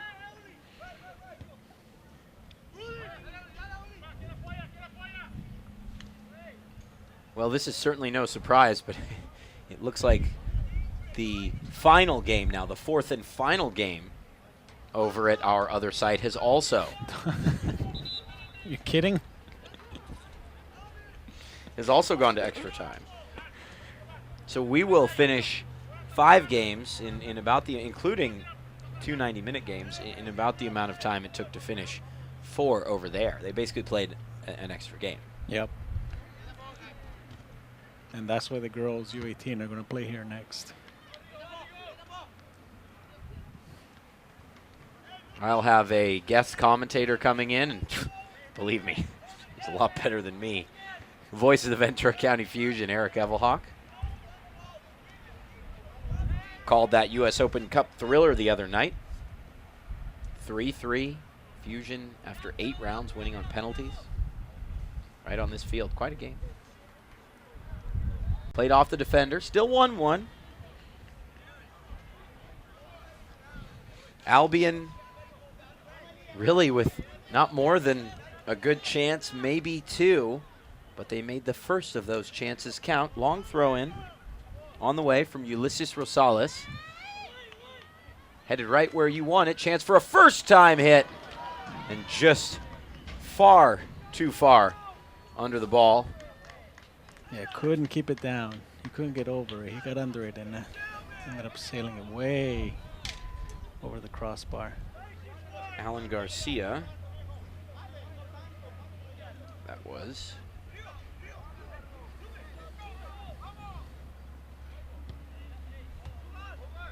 I still am unsure as to whether or not Andrew Guerrero was injured, or I'm not sure why we haven't seen him. To me, he seemed like just a really outstanding forward with a ton of pace. Played about 25 minutes.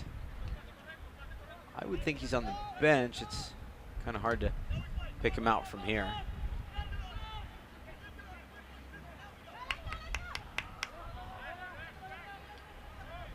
Winger on the far side had just held up his run.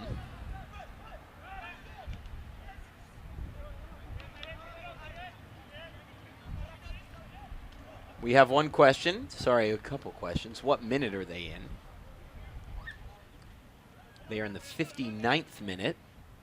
I can tell you that. With the score 1-1. And in terms of the Fullerton team, Roman Manning is on the team, but he has yet to see the field to answer your question. Feel free to send us your questions, who you're rooting for today. We'll be happy to give you a shout out on the broadcast. Girls U18 final coming up from this location next. That's always fun, isn't it, when you're able to interact, and like in this medium. I think it just makes it more fun for the listeners, you know, when they're able to interact. I think that that's what makes it possible to call 5 games. And what a save from Rochin. Point blank header for Ronaldo Pineda. And he somehow kept that out. I mean, it was right at his paw, but still the reaction time to be able to keep that from. Yeah, the instinct there was all the way there, because that was a tough save. Tough save. Wow. That's just instincts at that point. Tough to keep that out. Corner kick to Pineda, 30 yards out, driven along the ground. Not sure what they're trying to accomplish with that. Now, they're just getting further out, and they're still shooting. That was about 37 yards. The football lines aren't all worthless. They help with some things. They help with offsides a lot. Yeah, they do, don't they? Little fake, curled shot, and it's off the football crossbar. That is the one thing when you're playing on a football field. Fans get really excited when they see the ball hit the football crossbar and then the backside of the net. Still a sin. I understand. throw in for Albion. You know, it'd be nice if we had one of those little infographics that told us where on the field the ball had been. But here in the second half, we're 15 minutes in, and I would say 90% of the time it's been away to our right. Yep. One-way traffic. When you look at that possession percentage that you usually see in on televised matches, I'm sure it would be way higher for Fullerton right now. Pineda getting tied up with a member of Albion, and that the referee will shy away from any controversy here, but there were a couple little kicks that After the fact, after the play. it could see one team reduced to 10.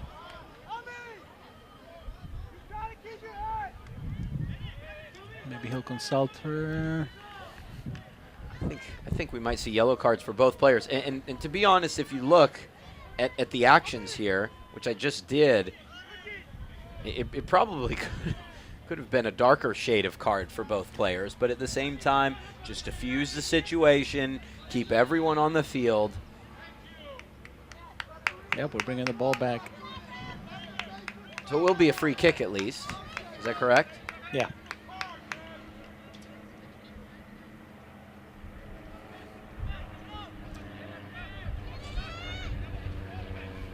It's kind of a warning without a warning, you know what I mean? Which I'm fine with. Yeah.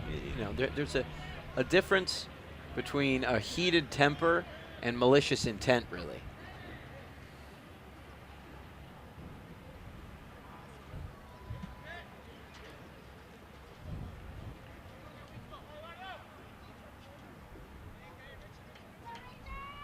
Just 28 minutes remaining in this game.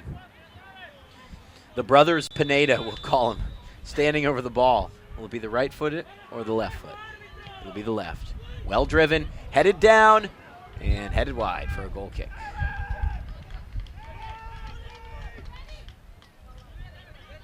Mazen Salih watching from Gilbert, Arizona. Thanks for tuning in on this one. We've had a lot of states represented, I will say that. You know, the last time we went on air here, it was just, you know, at least half a dozen countries. We've had some viewers in the UK, but all throughout the Western U.S., we've had tons of fans tuning in. Fans from New York as well.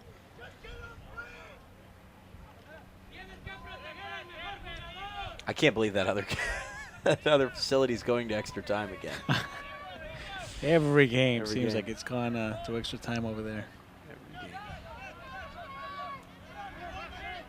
If you put that all together, I mean, that's 80 minutes. It's an entire game. Yep.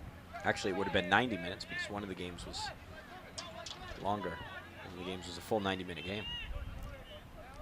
So the extra periods would go 15, if I'm not mistaken. Sorry? This Albion team just can't keep possession in the second half.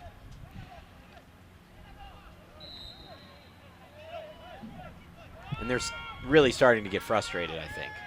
Yeah, they're resorting to some desperate defending, just kind of trying to punt the ball away, not really controlling it, not bringing it out of their defensive third, just punting it as often as they can.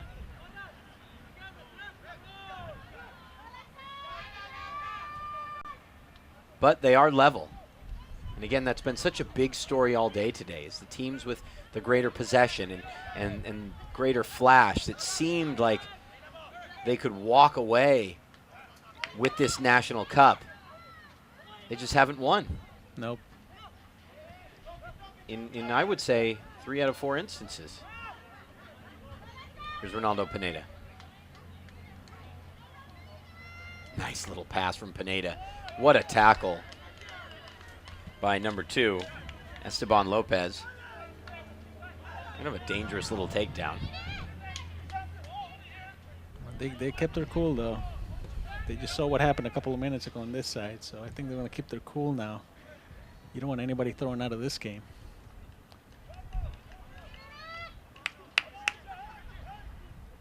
'65th minute, as this corner will be taken. Dummied through. Still in the penalty area. Now perhaps a chance to break for Albion. It's where they appear to be most dangerous.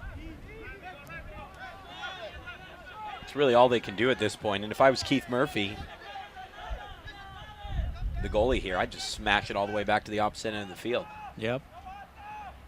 We know he can do it. Although that got caught up in the wind there Yeah, a little it did. bit. Just made its way toward the halfway line. Throw in near side for Albion. As players are loosening up on the far side. Again for Fullerton. Here's Pineda. Oh, he's a talented player. Very versatile. But it's taken away. Ron Blanco. He's a number 10. He started in center midfield, and I haven't said his name for about half an hour. That's not a good sign. Well, that's what's been happening this entire second half. Just Albion just hasn't been able to keep the ball. When they get it, they desperately punt it away. You need to be able to engage all your midfielders, and they just haven't been able to. It's never a good sign when your forwards and midfielders are also playing defense. Cutting that back. Garcia deflected off the bar. Albion hasn't had a sniff this entire half, and Garcia nearly put him in front. Here's Garcia back on the ball again. Lays it back. Albion trying to take a shock lead here. Garcia cut back, taken down, and he'll be called for the dive, and he'll be booked. Oh, wow. Wow. It's been a fun game. It's been an eventful game. Let's As put it the that world way. turns, Albion all of a sudden with life. Two dangerous chances. That barely went off the crossbar, right? Off a deflection. It was deflected off the bar, Wow. and then that was a dive. And I then, agree. it was a dive. But, man, you got to trust that the referee's going to see it that way. He might call a PK on that. Thanks to one of our contributors in our chat forum, by the way. It is not the brothers Pineda, it is the cousins. But it's good to know they're all related. How fun is that? Yep. Teasing cross, but Keith Murphy just let it run out. And by the way, I can tell one reason why number 16 is playing so well, Ronaldo Pineda. It's his birthday. So happy birthday to him. Happy birthday, Ronaldo. It's funny to say that, isn't it? Somebody says, give a shout out to Arizona Arsenal 97 Premier, who will be playing one of these teams in regionals. How interesting. What a tournament that'll certainly be in Boise. Oh, yeah. We're going to be there for Yeah, a week. will a lot of the Cal South group be there? Yeah. And will you be following the Cal South teams? Will fans be able to follow along and engage with what Cal South teams are doing? Or Well, we're going to try to do that. We're going to try to, like I was telling, I was on the broadcast earlier in one of the earlier games, and we talked about what we want to do moving forward. So there's a couple of teams I'm keeping Tell my the eye on, stories. a couple of players I'm keeping my eye on, because we want to tell that story, how they got there, how far they've gotten, what it means to them, what it means to the team, the player. So, yeah, we're going to tell that story as we get closer to Boise. And obviously in Boise, supporting our teams out there. what story will be told when the clock reaches 90 minutes here? Both teams going agonizingly close. Although Fullerton is, for all intents and purposes, controlled this whole second half. Looked like the birthday boy Pineda kept it in.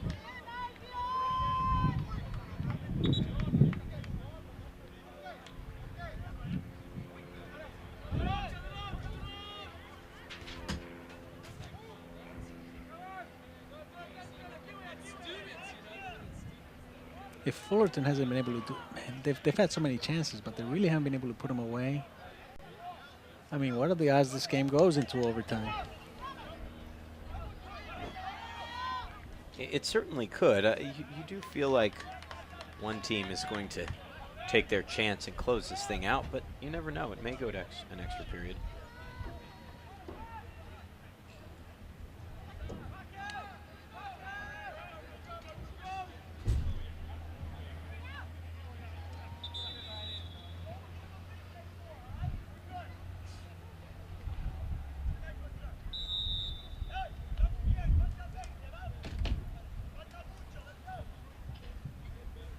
Keith Murphy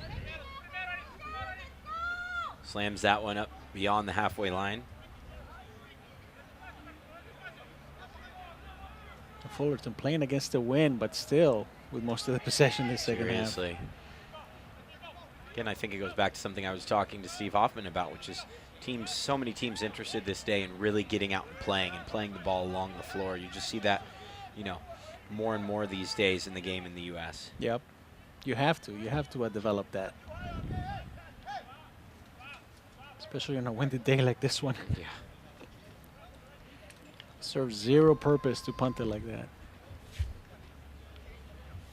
And it's easier to do on a pitch like this, too. Definitely. The ball rolls like it's inconsistencies don't exist. Yeah, like it's a pool table. The ball just rolls very nicely, so you should be able to do a lot of good things on just keeping it down. Pineda plays that to Pineda. It's actually all three Pinedas forward at this moment. 10, 7, and 16.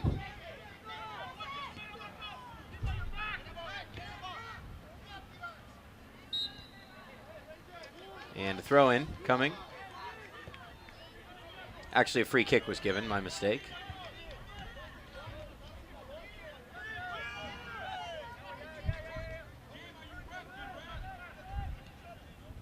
'72nd minute.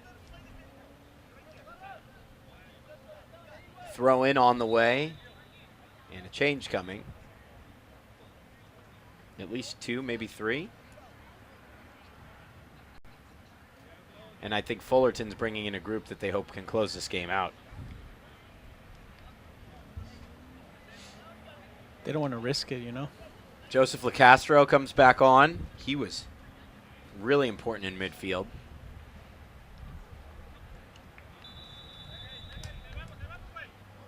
Andrew Guerrero has surfaced over there, and he's about to re-enter this game, although it doesn't look like it'll be immediately. If you're Fullerton, you don't want to risk it going to PKs, because it becomes so trivial at that point. What's your opinion on PKs? Well, I think that, after watching a game like the other night, like we had at this facility, there are just some games that you don't think will ever end. And this isn't, frankly, I don't know how they do it in hockey, for example, how they don't eventually go to penalty kicks in the playoffs. It's pretty incredible. Yep. Garcia, dummies back. First time shot is wide. You know what I'm saying? It seems, it's pretty incredible that they somehow continue playing 1, 2, 3. But, think about games. Oh, you wish you had that in Major League Baseball, maybe. No kidding. I saw a game. I'm a big Red Sox fan too, and I saw a game like a week in that went like 19 innings. Yeah, I did. I think it was 19. Well, look at a game like this, okay? And I'm trying to think of a high-profile game. But look at the Italy-France final in Berlin in 2006. Ridiculous humidity. There were 2 older teams. The French team was an older team. The Italians were an older team as well. No one was going to score in that game. Yep. They couldn't move around, You have to move to penalties. I think we've been fortunate to have the last 2 finals even since in the World Cup have a late goal. And in my mind, it just is crucial that you eventually go to penalty kicks. Listen, I know it's not the way to end a game. But sometimes there are finals where it's just never going to end. Nobody's going to score. Yeah, the legs are tired. People are cramping up. Here's Garcia again. Can he pull off some more magic? Garcia nearly beat off the defender.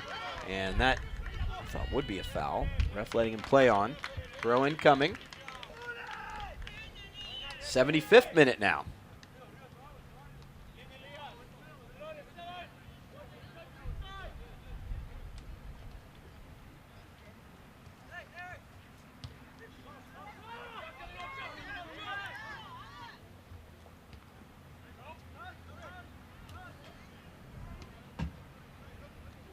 Towards Pineda.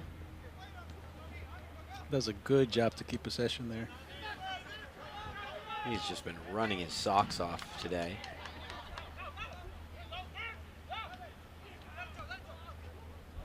Cleared downfield. And the aforementioned forward Guerrero, who by my talk is clearly my favorite player on the field. He looks like he's coming on finally.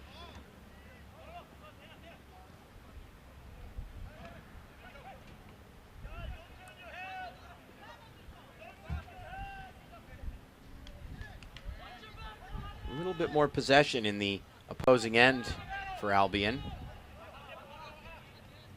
Yeah, Pineda is all by himself on an island out there. Yeah, need to give him some help.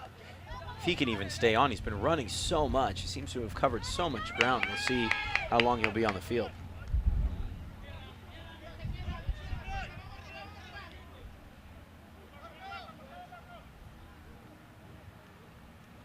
Held in, and a free kick won.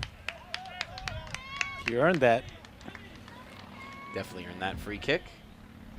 And will the substitute be able to come on at the right time? I would think the forward would. You'd want him on at this point, wouldn't you? I guess not. No. He's putting his shirt back on. His warm-up shirt. Pineda. Headed out well by Esteban Lopez. Seems to be a bit of an undersized defender, Lopez, but he's really defended well on the wing, as he also has at the center back position. Volley, and the half volley, I think. Ends up going straight to the keeper. Made one big save. 77th minute now.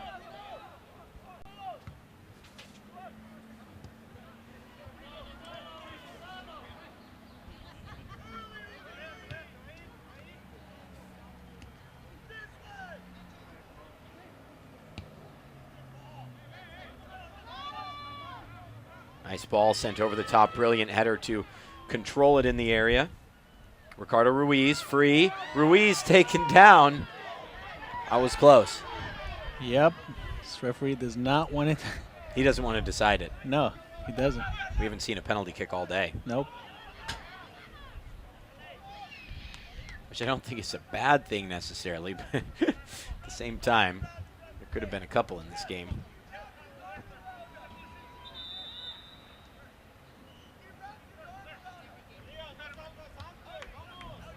Here comes the sub. Looks like Ricardo Ruiz, number 12, will come off. There's 23, Andrew Guerrero.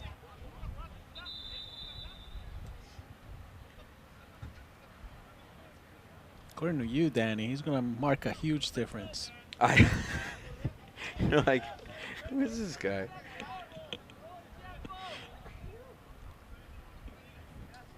We're going to find out. Yep. I'm going to, if they win, I'm going to go on the field after the game and do a jersey swap. You know, I'm going to give them my headset, ask for the uniform. Yep. Something like that. Throw in. For the Fullerton Rangers.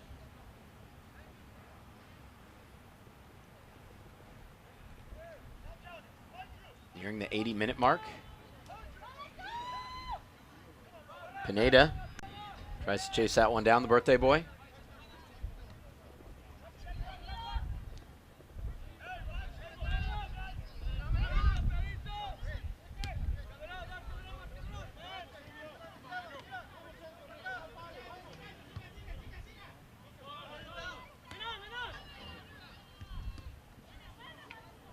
I think a player who hasn't seen enough of the ball since coming on the last 5 minutes is number 26, Joseph LaCastro, who had a nice impact in the opening half on the ball now. You really got his hand involved, but he really needs to get more involved here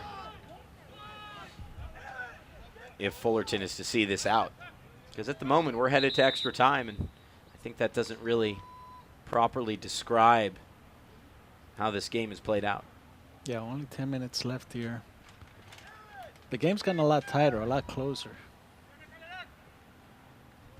Fullerton was running all over Albion the first 20, 25 minutes, but Albion has really come back into the game now.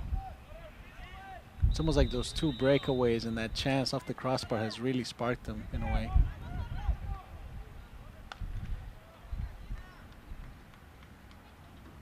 Well, our program has come to an end at one site, apparently.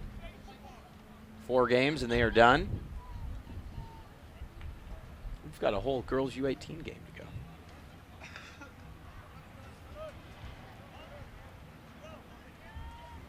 The real MVP today has to be our camera operator. Max McIvory's done tremendous work. Our director. Actually, for a long time, directed a television show I hosted locally for Time Warner Cable. I forgot about that, Max. Good work then, too.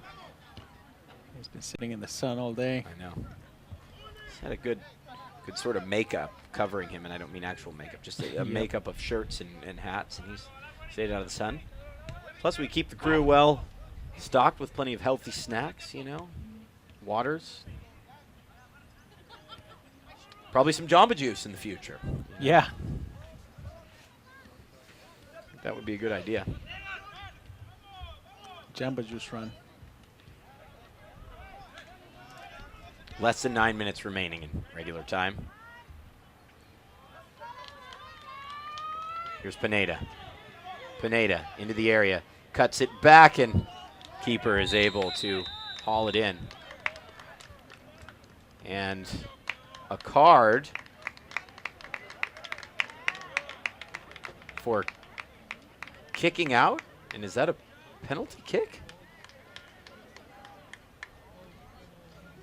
I'm a bit confused. Are you? I am.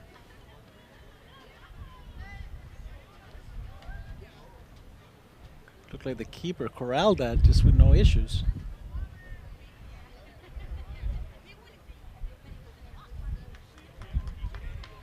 Well, it is a penalty kick. Wow. I can't really explain this one, guys.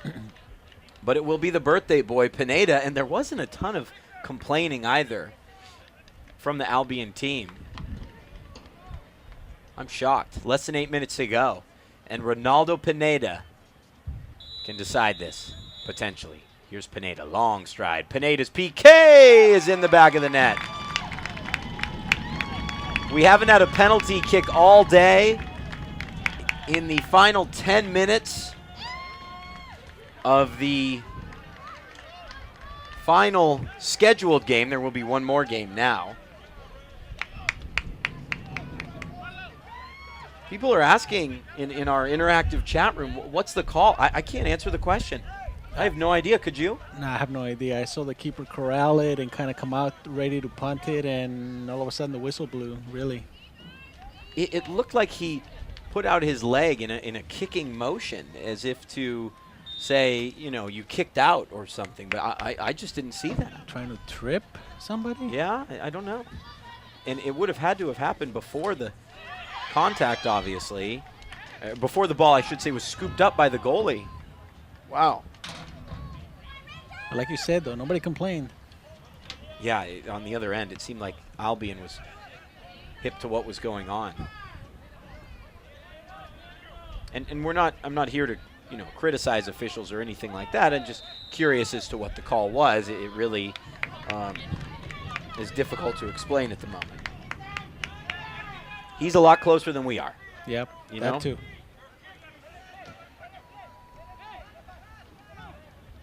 He's a referee. I'm not.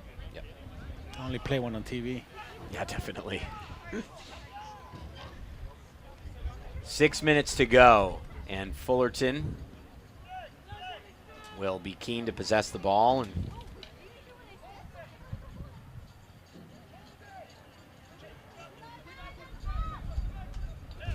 close this game out.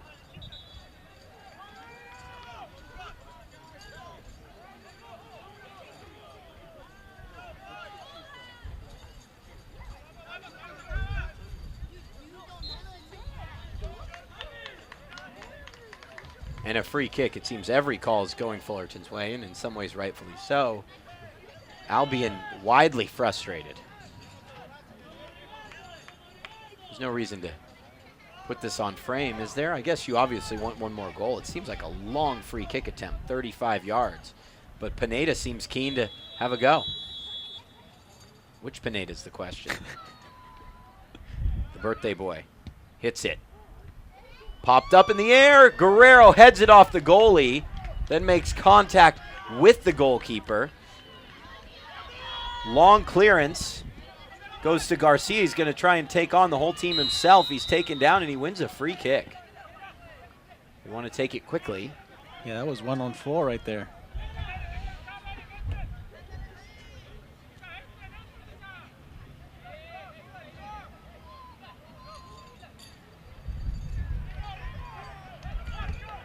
Four and a half minutes remaining.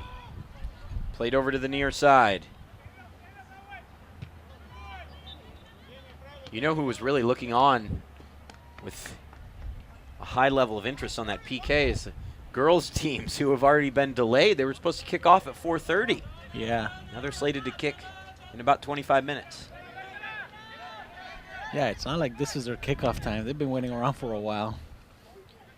And of course, both teams from well south of here. It's a long drive back for Carlsbad United.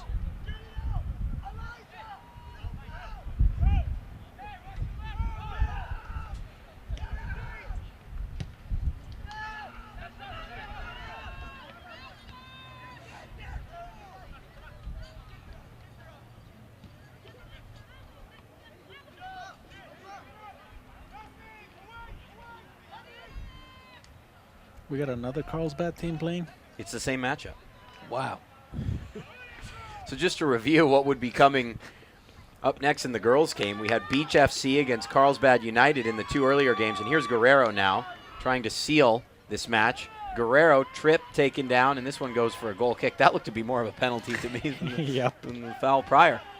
But just to take you through what happened in the earlier girls' matchups at the U16 and U17 levels, if I'm not mistaken, between Carlsbad United and Beach FC. Carlsbad United really showed a superior amount of skill and possession, and Beach FC was just so resolute defensively. They held them scoreless in both games. Will Beach FC do the same again? They were very organized playing those games when they were completely outplayed, and they came out with the win. Those one-goal wins we mentioned earlier. It looks like the Fullerton Rangers staff is ready to make a couple substitutions and try and slam the door shut, really. Is this the perennial time-wasting type of substitution or what? Well, I mean, they did bring off their number 10, who's really a attacking-oriented player. And if you see the substitution number 5 that came off on the near side, I believe that was Rosales. He walked off the near side instead of going all the way across the field. So at least that was a good show of sportsmanship, so as to demonstrate that they're not time wasting. Yeah. And the clock stops as we hit the final 2 minutes. And now the Rangers will just look to hang on. Here's Guerrero. Guerrero driving towards goal. Thought he was fouled. He's not getting those calls. No, he's not. The ref kind of knows what he's looking for in some ways. Yep.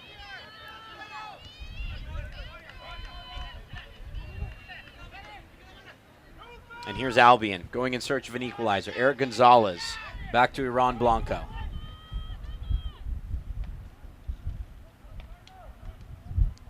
Played upfield to Pineda. 1 minute of regular time remaining now, guys.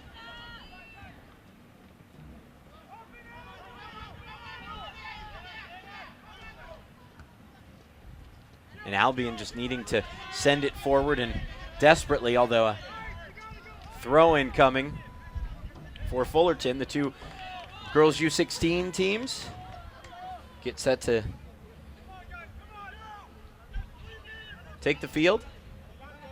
Immediately following this game, we'll bring our sound down in between games. Eric Evelhawk will have the call of the next game.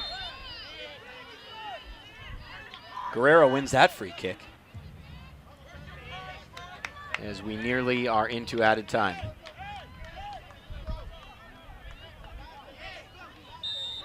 A lot of fans of this Fullerton team wanting some shout-outs. Trancoso and the Pinedas. This comes from Chewy Estrada and Sergio Hart. Love the interactivity, guys. It's been great to be with you all day long. And emphasis on the last two words. You know, credit to everybody who makes this happen: the kids, the parents, the referees. The organizers of the event. Yep. These parents have been great today. Yeah, they've been good. Everybody who's been on their best behavior. Yep. Clearance goes a bit awry, and that will go for a corner kick. In the first minute of added time. This is their final gasp right here. It could be. Might be maybe one or two more chances. With the younger players, you think yes, because they just can't move the ball up the field as quickly, you know. But once you look at the U18s, they at least have the possibility of maybe advancing it in the final 30 seconds. By my watch, just a couple minutes to go. Nice corner right in the danger area, and I thought that was level. Just wide. That was headed just wide. I thought that was in. I did too. These poor girls teams, you know, they were getting ready to have their kickoff delayed 2.5 hours.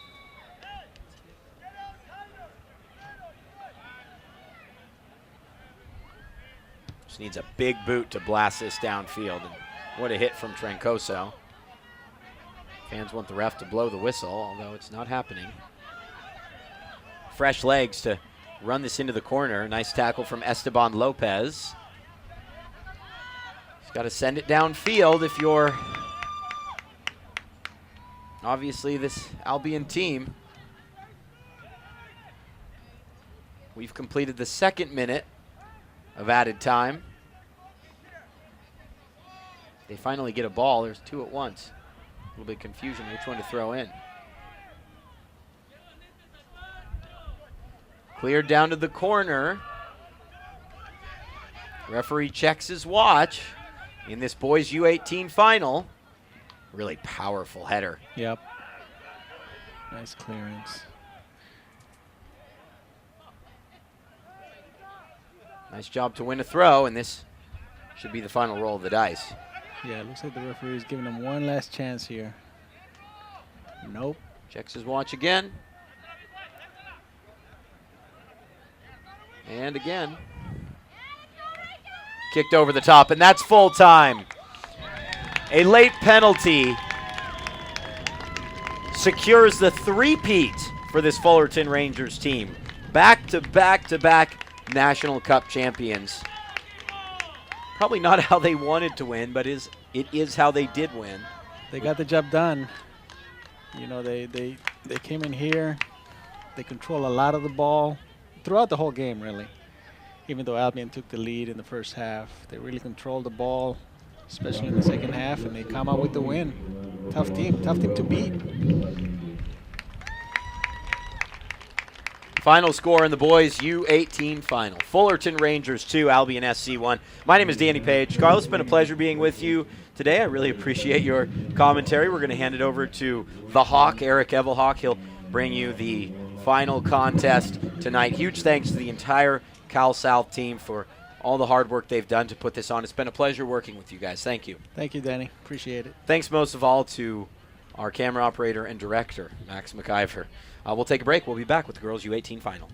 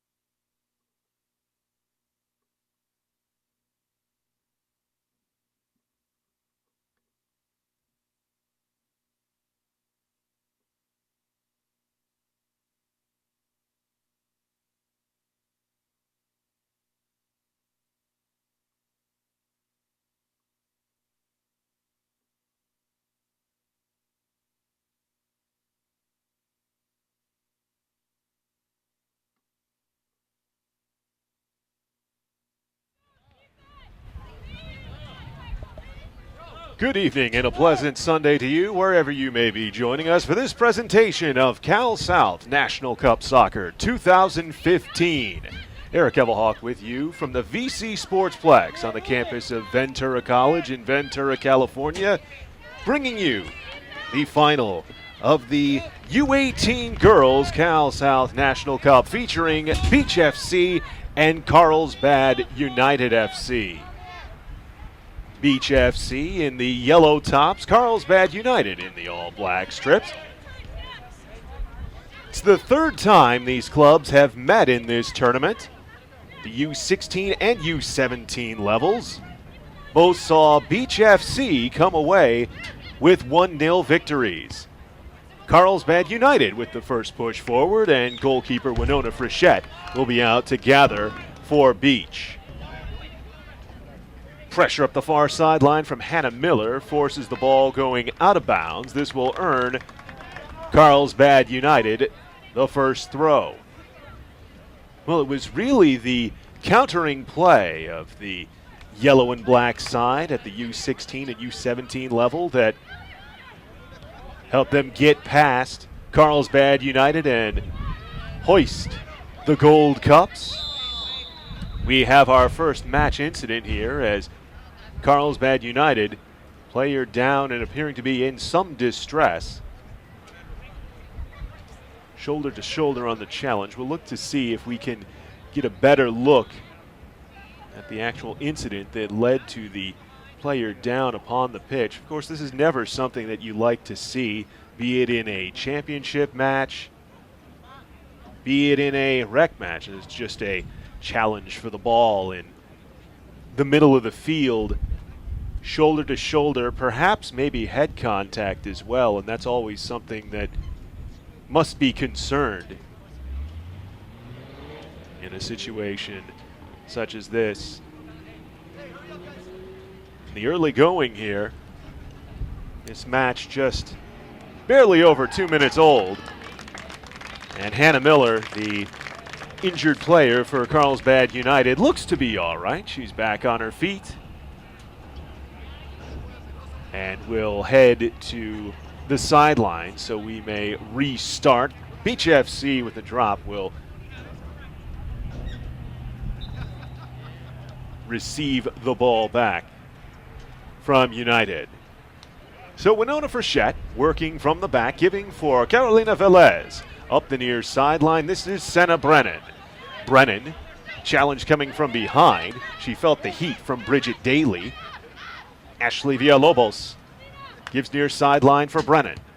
Brennan, probing ball up the near channel, well run down by McKenna Doyle. Doyle holds it in the field of play, but quality defending.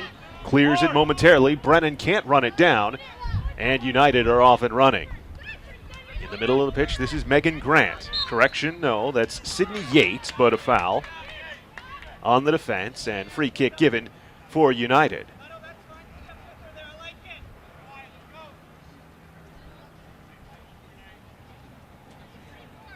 A great night for a championship match. Girls soccer U18 level, also great for United States women's soccer. Of course, there's that big friendly going on at the StubHub Center tonight as Beach FC looking to create something on the break. McKenna Doyle sending wide far sideline for Megan Carver. This will be ushered out of bounds by Colleen Granger and set up Nadia Balin for the goal kick for Carlsbad United. To be taken instead by Chelsea Churchill. Of course, the United States and Mexico, always fun when those two countries get together. Of course, the United States preparing for the 2016 Women's World Cup. On the sideline, this is Hannah Grant. Plays it out off the Beach defender and will go for a Carlsbad throw.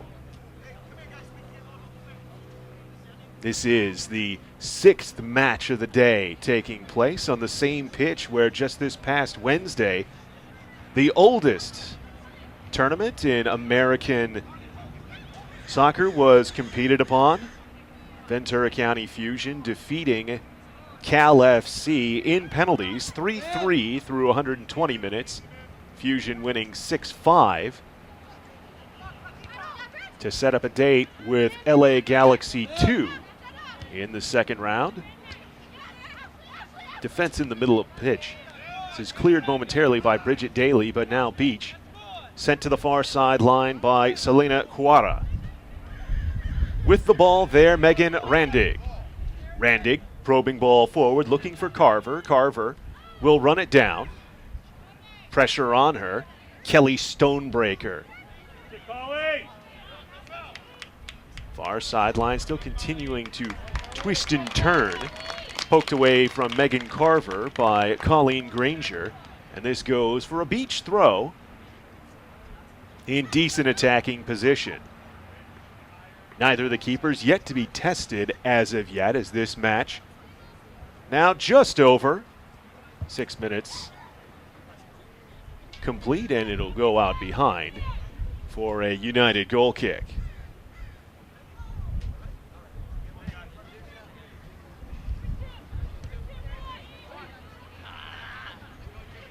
In the middle of the pitch. And moving forward now, Carver. Carver, defended by Hannah Wyatt, able to get by her. Carver to the middle for Michelle Reed. Reed in the identifiable number 81 slots it through. Appeal for a offside. They won't get it. Goal! Beach United FC in the driver's seat with an early goal here in the 7th minute of the match. Pick up the work rate. So 1-0 to Beach. Appeared to be finished on the play by Kelly Kesloff. Looking back at the replay, seeing her mobbed by her teammates, could not ask for a better start.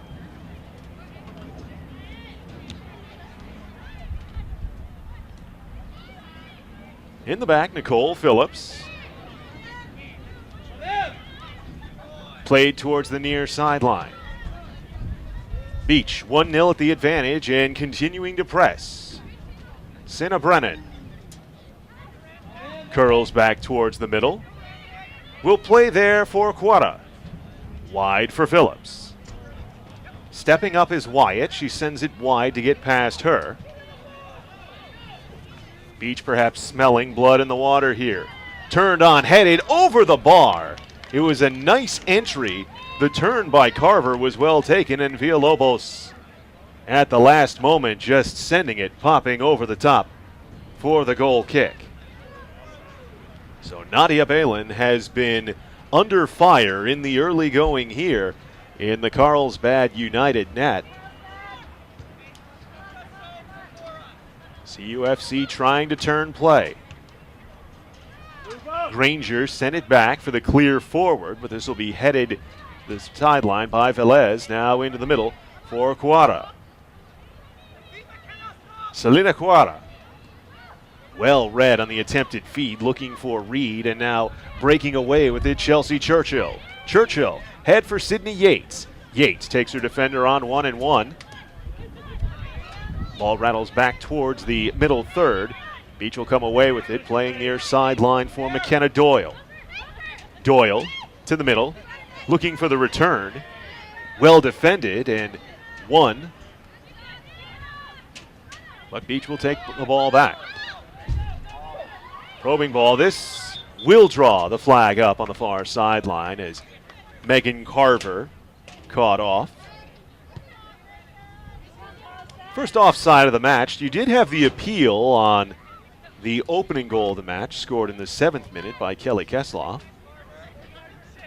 But she remained on to give Beach the current 1-0 advantage they enjoy in the 10th minute of the match. Doyle playing it forward via Lobos. Pressured from two black shirts, Pickett and Nixon.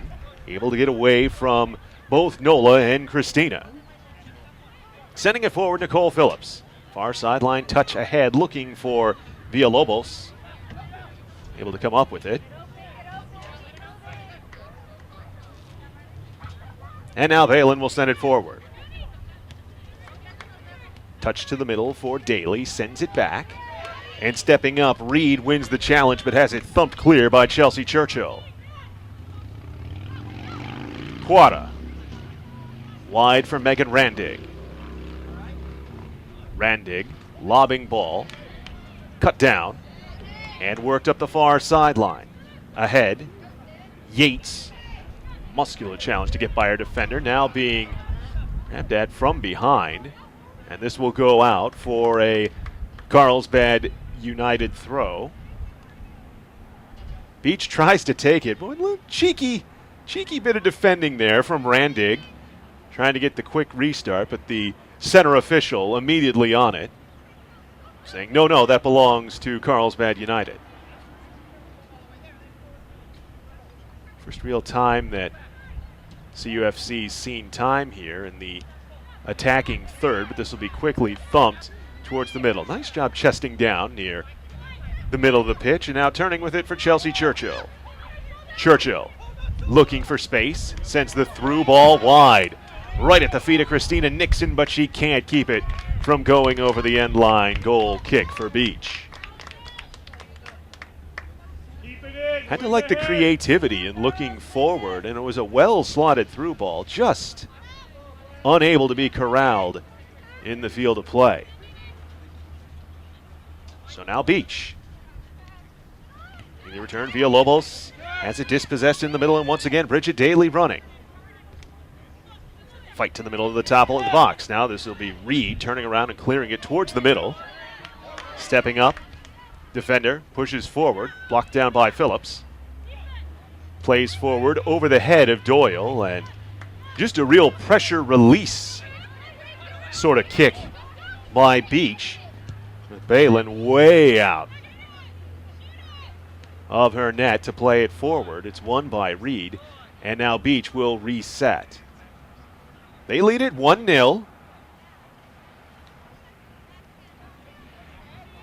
Far sideline, Randig.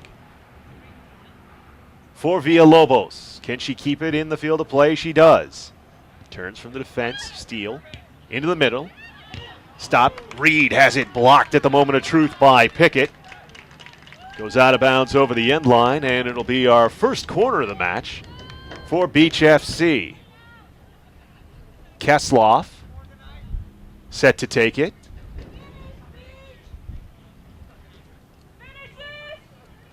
Beach a chance to perhaps double their delight here. Sign quickly. Probing ball into the middle. Off the hand of the keeper Balin, but still danger for Beach. Reed. Nice sliding challenge by Pickett to send it out for a second corner for Beach.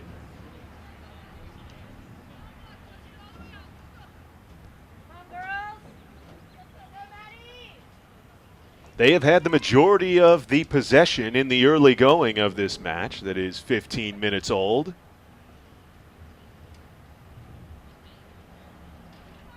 And the 1-0 advantage to show for it on the 7th minute score by Kelly Kesloff. She'll be taking the corner once more. All sorts of bodies along the goal line. Curled short post, bounces off the outside of the netting, and this will go for a goal kick.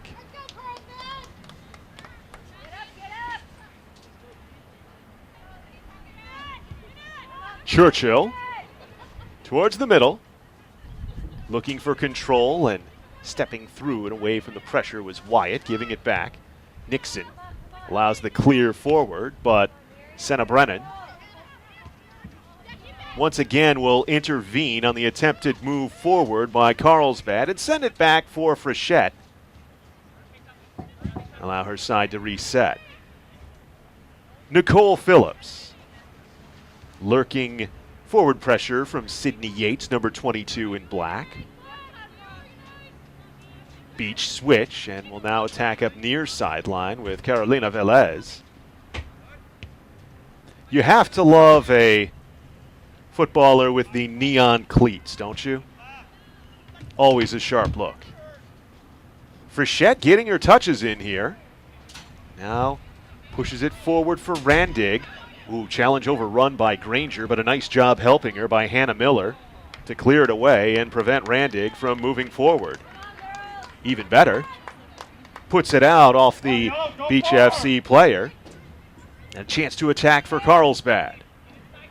Sydney Yates, double defended, and it's sent out of bounds by Phillips, and the first corner of the match coming for Carlsbad.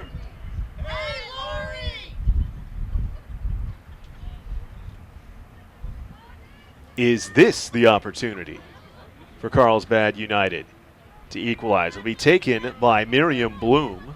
You can see the tactical difference in how Carlsbad sets up their players on the set piece. Everybody running from the top of the box. Comes near post, headed clear by Ashley Villalobos. And now escaping a challenge and working with the ball up the near sideline. Shoulder to shoulder, McKenna Doyle has it tackled away from her, out of bounds by Christina Nixon, but a nice job in flipping the field and earning the throw-in for Beach in the attacking half.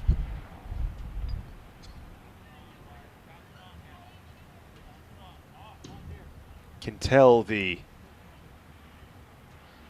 creative forward intent of this squad in yellow thus far, as the throw-in thumped away out of play.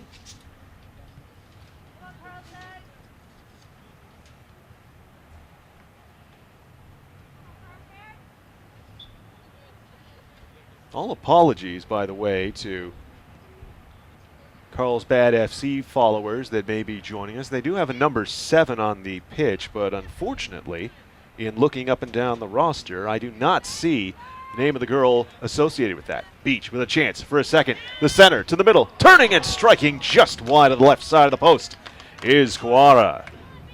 And Carlsbad can exhale, I should say, as we approach the 18th minute.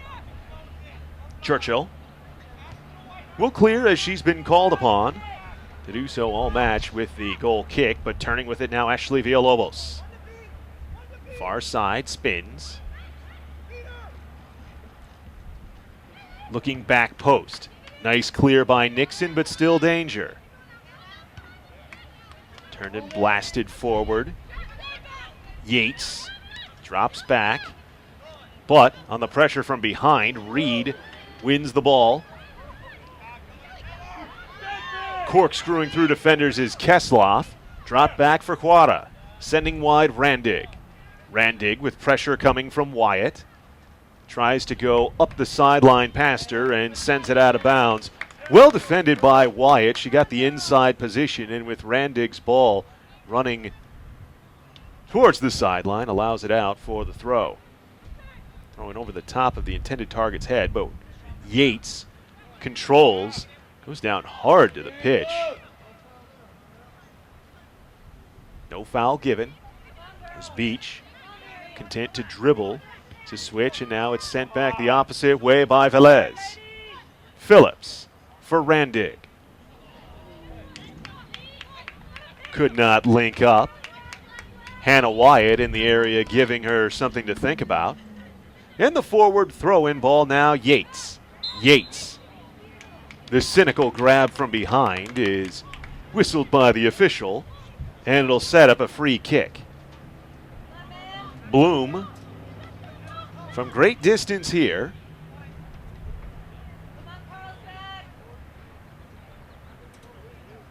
Once again, all of CUFC, it seems, all the forward players lining up along the top of the box for the chip in.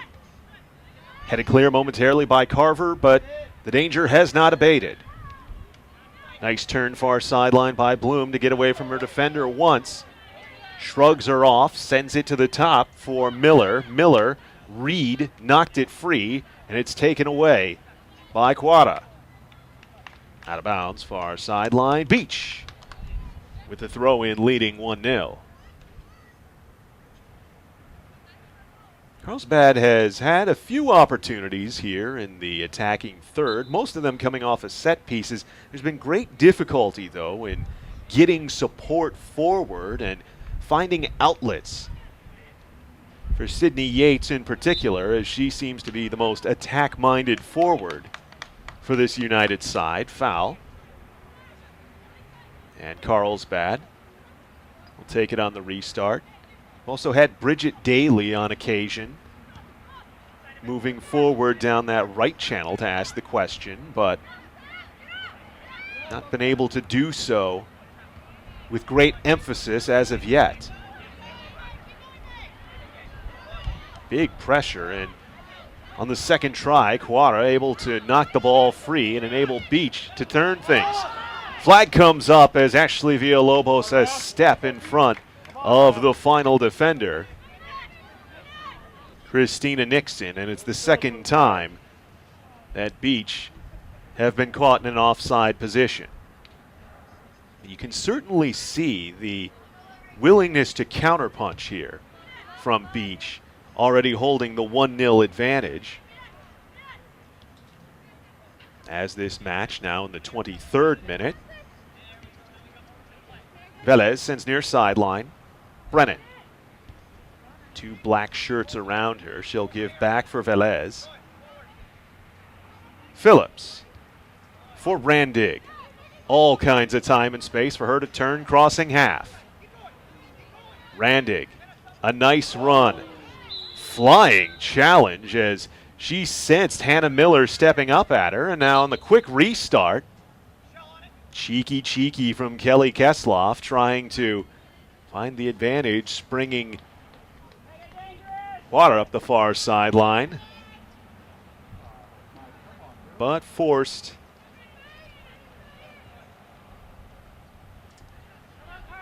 to reset this. Do see some movement on the Carlsbad sideline. Substitution in the offing. Long, ambitious strike from distance goes wide of the right post. Look to have our first substitution of the match. It appears to be Hannah Wyatt, set to go off for Carlsbad United. 24th minute substitute, as she will be replaced by Kaylee Frederick. So it's a back-end substitution. Phillips cleans up the forward ball, back for Frechette, who takes the return feed from her defender, sensing the black shirt pressure. Frechette. Boy, Sydney Yates sure gave her something to think about, and it helps create the turnover. Flag is up as Yates came from the offside position back to challenge. First time an offside flag has been raised against Carlsbad in this match. Near sideline, Senna Brennan. Villalobos. Back. And Yates collides with Velez, who does well to prevent the turnover from becoming a full-blown chance. In the middle of the pitch, Miriam Bloom sends it wide for Daly. Bridget Daly has it thumped out of bounds by Megan Randig. And off the throw, Daly dumps it forward. 1-on-2 battle. And Yates able to win it. Yates centers. Step up. Broken up by Senna Brennan, and this will be cleared away from danger. Boy, Yates again. Really doing work for the black shirts. Trying to create something off the turnover, but now Michelle Reed leads the charge for Beach. Up the near channel. Center to the top of the box. Losing control as the keeper, spinning Reed, goes down and will send it out for the goal kick. You hear a couple penalty shouts from the Beach FC parents. Reed did well on creating the turnover, but really her going to the ground was much of her own doing in that circumstance, looking for the quick switch of direction. Feed up the far sideline, looking for Bridget Daly, goes out of bounds, and it'll be a throw in for Beach, and our second substitution of the match forthcoming, as Hannah Miller will come off for Carlsbad. And introducing herself to the affair, she just turned so I could see the number, is Genesis Lucero.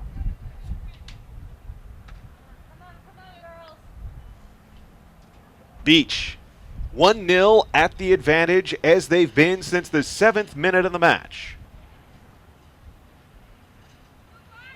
We're currently in the 26th here.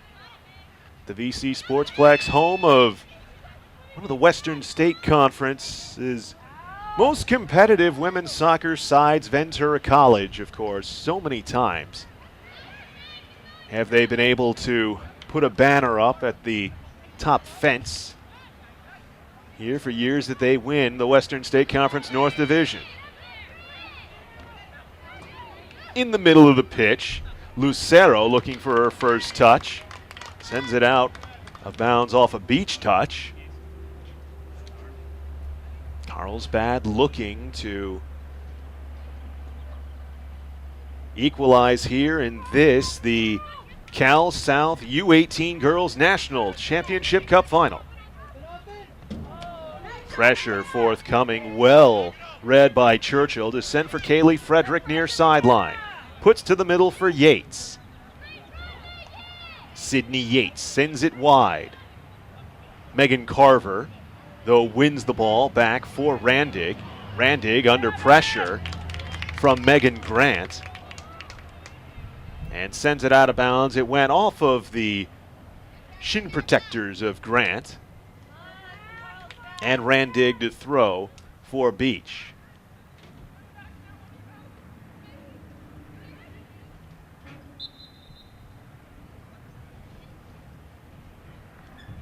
Beach will take it once more as the foul given on the far sideline. Randig allows her compatriots to move forward. Now plays a long ball up the near sideline. It gets through Grant. And a chance for McKenna Doyle. Doyle tried to center, was looking for Villalobos in the middle. It was well defended though, but goes out behind for the third corner of the match for Beach FC. Set pieces, set pieces, set pieces, particularly in a championship match. The teams that can execute best with the play stopped are generally the ones that end up hoisting the hardware at the conclusion. Kelly Kesloff. I look at that name and remembering, of course, Danny Page, the play-by-play broadcaster for our first 5 matches this afternoon, mentioning hockey. Of course, the Western Conference Final beginning today, featuring the Anaheim Ducks and Chicago Blackhawks. It's curled into the box, just too tall for Villalobos, and nicely cleared, but Beach can still attack. The feed for Reed up the near channel. Reed wins it away from Nixon and now puts it out of bounds off the backside of Kaylee Frederick for another corner for Beach. Kesloff's last name sure sounds an awful lot like the last name of Anaheim Ducks captain Ryan Getzloff. Sure, Kelly hoping that today for her Beach FC side can be much as 2007 was for Ryan Getzloff's Ducks side when they won the Stanley Cup. Another corner forthcoming as Christina Nixon sensing the danger with Selena Quara. Check that, that's rather McKenna Doyle, who's looking to create something at the near side of the post. Sends it out for the 5th corner of this opening half for Beach. Looking to double their advantage. Set to the middle.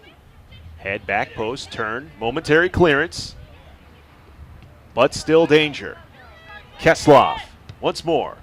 Curls looking back post, headed clear, and on the second touch, Nola Pickett able to put it forward for Genesis Lucero.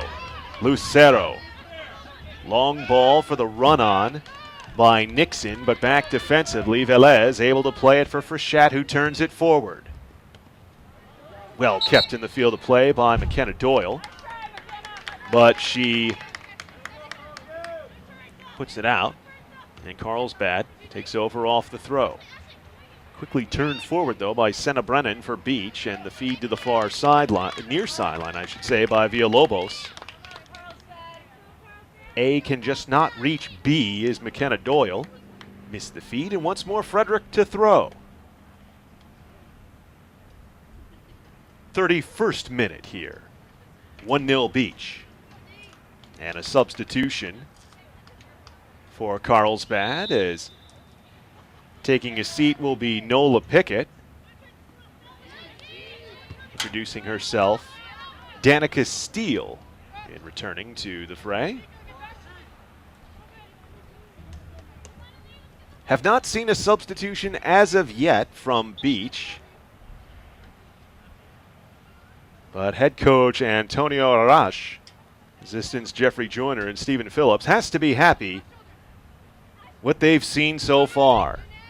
The long throw, too tall. Number 7. Momentary clearance before Frederick can flash it forward. Kesloff, dropping back, will play it for Velez. And under pressure, forced to send it out for the Carlsbad throw.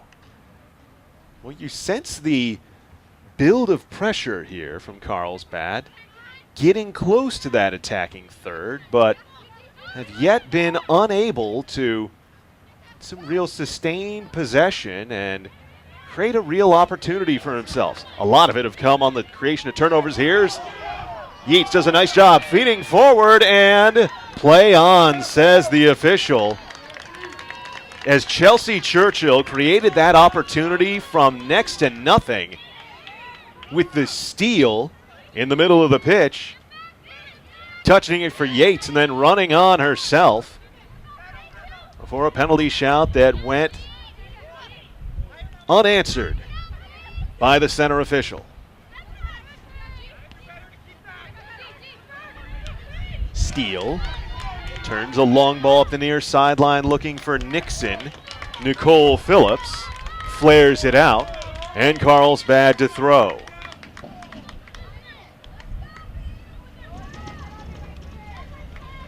"34th minute. Beach remains at the advantage thanks to this 7th minute score. Throwing in Danica Steele. Heave to the near side. Will be headed by Velez to the top of the box. Settling it down. All sorts of pressure here as Nola Pickett. Another substitution here coming for Carlsbad.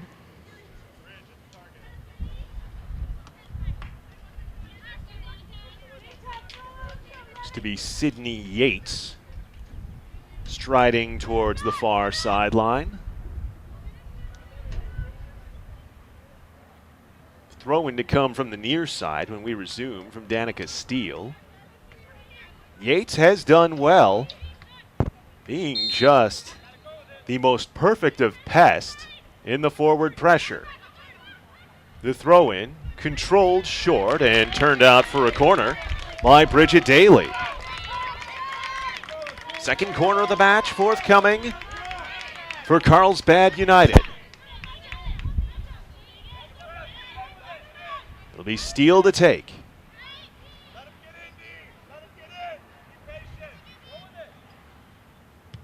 Left-footed curl to the middle. Punched away with the hands by Frechette. There was a diving header attempt there as well, but Winona does well to clear it. And gets help from the back end, but Carlsbad continues to question. Oh, looking for Steele there was Churchill, but it's stolen. Churchill takes, and a save by Frechette, picking it from the top shelf. First real quality opportunity of the evening coming on that exchange of possession for Carlsbad, but Beach looking to create something here on the counter. Michelle Reed working it wide, dips a shoulder, gets by Lucero. 3 other black shirts close her off with a triangle. As Steele swings it far sideline. The touch goes crossing half for Daly. She'll drop it back. Ball skied high. Goes off the top of the head of Lucero, but it'll be Randig to clear. Now back, Kelly Kesloff for Winona Frechette. It looks like we may be having our first Beach substitute of the match. By the way, it was Megan Grant who returned for Carlsbad in replacing Sydney Yates in the 34th minute.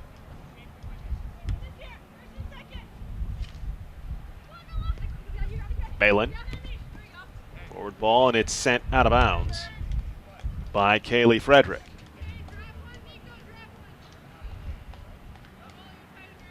So now the substitute will be granted entry for Beach here in the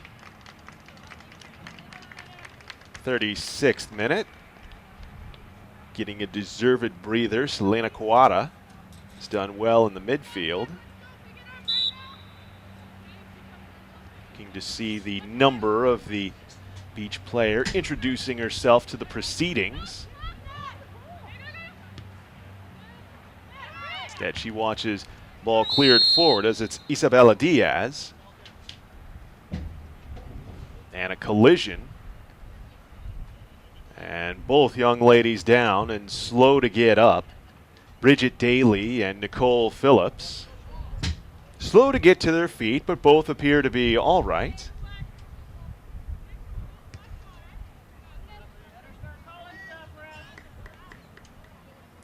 One 0 Beach.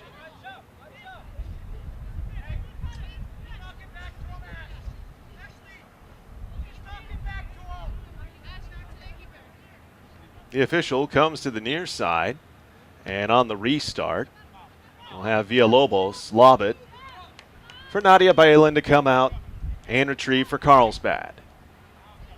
The purple-shirted keeper, and boy, you certainly have to feel the influence of Hope Solo on all the young keepers in the girls' soccer game. And Nola Pickett will be called for the foul here on Michelle Reed. Draws some derision from the black-shirted fans. Have to think that the foul was given for using the arm bar to try and drive Reed off the ball. Pickett the guilty party, though, as Brennan sends a long ball up the near channel out for a goal kick. Hope Solo from the Pacific Northwest. Purple keeper's shirt, University of Washington. May that become, perhaps, like the green keeper's kit is for Real Madrid.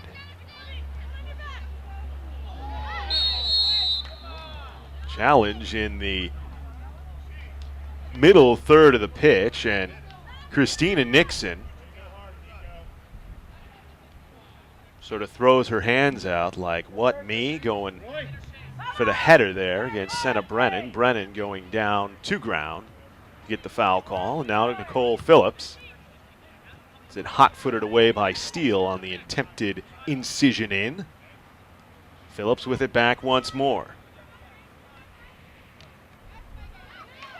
Now Carlsbad with the turnover, looking to create something on the break. Steele. Ball in the air. Turned forward by Nixon, but no other black shirts there to challenge. So Senna Brennan will play forward. Popped up to the near sideline and unable to control Churchill, so Villalobos will play it ahead. Looking for a ball in the middle. Nice turn defensively and play forward. Carlsbad hangs it high for pushing it downfield, and Velez able to put it out, last touched by Daly of Carlsbad for the Beach throw. 2 more substitutes coming here now for Beach in the 41st minute, as it'll be Michelle Reed as well as McKenna Doyle will head to the sideline. Reed has done well in the attacking third.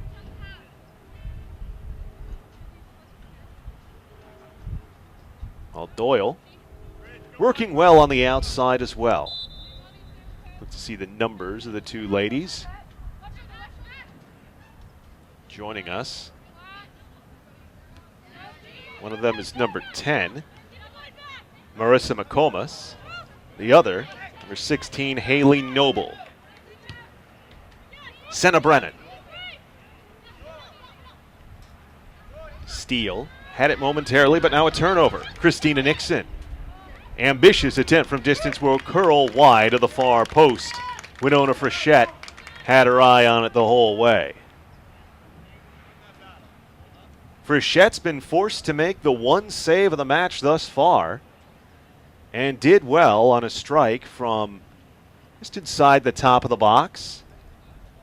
Relatively straightforward, directly at her. She did have to leap and pull it down, but good hands in doing so. Now starts the restart for Carolina Velez. Velez, near sideline, this is Brennan. Pressure comes, back for Velez. The chase from behind by Nixon. Sent back for Frechette to play forward, but this will be bopped to the middle by Frederick. Attempting to control in doing so. In the middle is Carver. Looking for the switch, but cutting it out on the back line is Grant. In the middle of the park, Chelsea Churchill.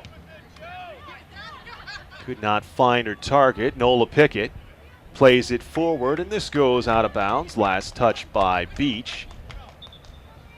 And we'll have a Carlsbad throw, but a substitution first here, as sprinting to the far sideline, Bridget Daly.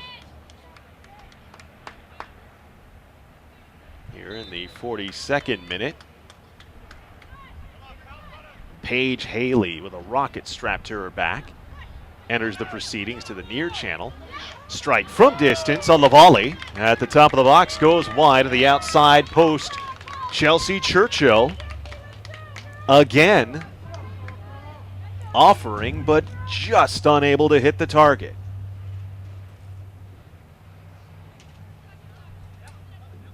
We approach halftime here in the Cal South U18 Girls National Cup Championship match.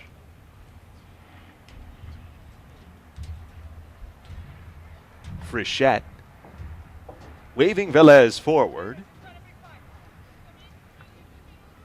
Beach has held the edge in this match for all but 7 minutes of it. Diaz. Foul given, no advantage played by the center official. A little bit of stick given, perhaps, by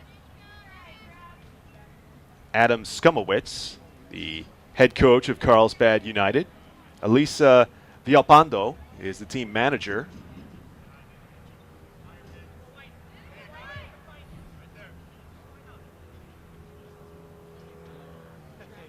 And we're now into the final minute before any stoppage time for the first half.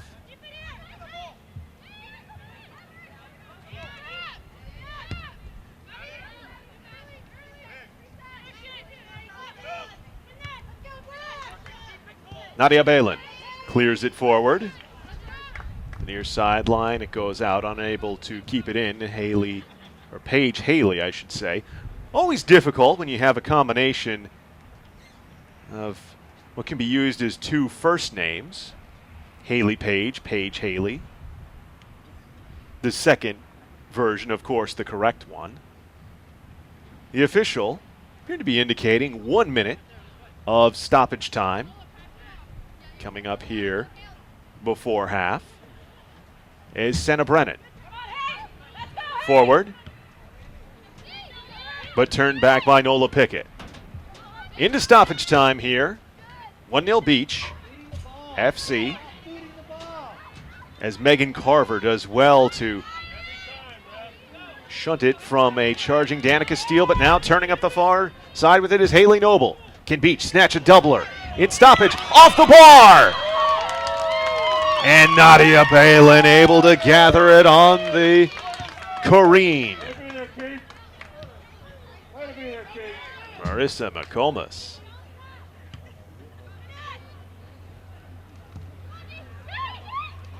Now Carlsbad.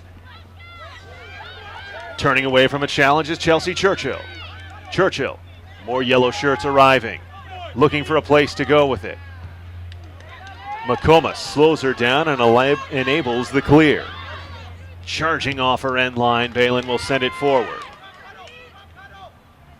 The header won by McComas, but Steele plays it back for Pickett. Pickett probing entry with nobody there.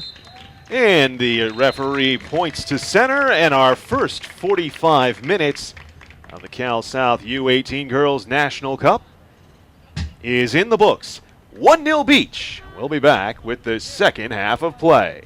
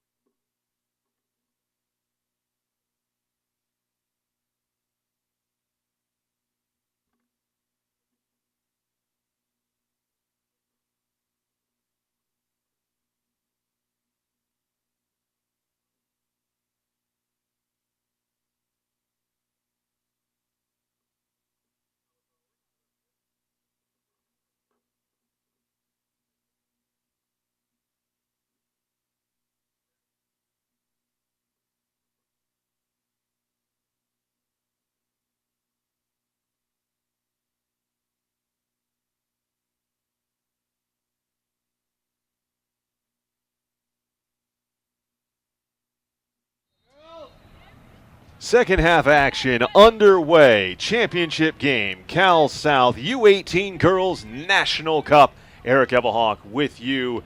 Happy to bring you this final contest here on Sunday, the 17th of May. Cal FC, or correction, Beach FC holding a 1-0 lead thanks to a 7th-minute goal by Kelly Kesloff off of a rebound. That has been the difference in the match. And substitution to apprise you of for Beach for this second half of play. Winona Frechette played the first 45 minutes between the sticks. It's now Marissa Marshall who gets the call for head coach Antonio Arash's side. Looking to hold on to an early advantage and see it through to a title presentation. This is Randig near sideline. Put out of bounds by Megan Grant off of Megan Carver as Carlsbad United FC looking for an equalizer. Carlsbad United program has lost both of its other finals to this Beach FC program. At the U17 and U16 level, 1-0. What cruel fate it would be for the ladies in the all-black strips if they go down just as their two younger sides did. Do have a matter of bookkeeping to apprise of as well. We'll catch that in a moment as Kelly Kesloff looks to lead a break, tries to curl it to the near side. Well defended by Megan Grant. Ball in the middle of the pitch, tracking it down, Selena Kawada. Pressure from Miriam Bloom, sends it back. Nicole Phillips forward. Turning header attempt. And a collision forward. McKenna Doyle runs through the defender for Carlsbad United and is given the foul. Brief moment, and back to her feet is the young lady in the number 7 kit for Carlsbad United. We did not have a name for in the first half. It's Renee Gonsalves wearing the number 7 kit for Carlsbad United. Appreciate the gentleman that came by at half to pass on the word. Grandma watching at home. 1-0 Beach FC after the 7th-minute goal. Gonsalves was substituted out in that first half at a point. Carlsbad United now on the free kick into a wall of bodies. Foul given with no advantage. Once more, Sydney Yates and Chelsea Churchill, the two forward players for Carlsbad United. Yates got approximately 10 minutes or so of breather in that first half, but now Megan Carver pushing forward. Gonsalves back. To be cleared out by Balin. Up the near sideline, and a touch too powerful from Megan Grant goes out for a Beach FC throw. Megan Randig's throw-in is controlled by Carlsbad. This is Yates under fire. No fear in taking on 3 yellow shirts, but Randig now plays it back for Phillips. To the middle for Michelle Reed. Reed will to send it wide away from the pressure of Nola Pickett. Up the far sideline, Haley Noble has it taken away but continues to question Kaylee Frederick. The forward ball headed down, and then it's Senna Brennan hammering it out of play off the pressing shins of the United player. Header flicked back by Frederick. Turned up the far sideline, Miriam Bloom. Yates. Ball that will be run onto Brennan plays back for Marshall to clear forward, but United still an opportunity. Pushing forward, square to the top of the box. It goes through Churchill. Ooh, Randig takes down Bridget Daly at the top of the box. She comes up incredulous as we look on the replay on the stream here before the free kick to be given. Perhaps Miriam Bloom to take this. Yeah, it was a rather clumsy challenge from behind. Wall is set. No need for the chalk with the American football lines, and now Bloom touches over, top of the box, the attempt. And Chelsea Churchill can't get it through the swarm of yellow moving forward from the wall. It goes out for a goal kick. 53rd minute here.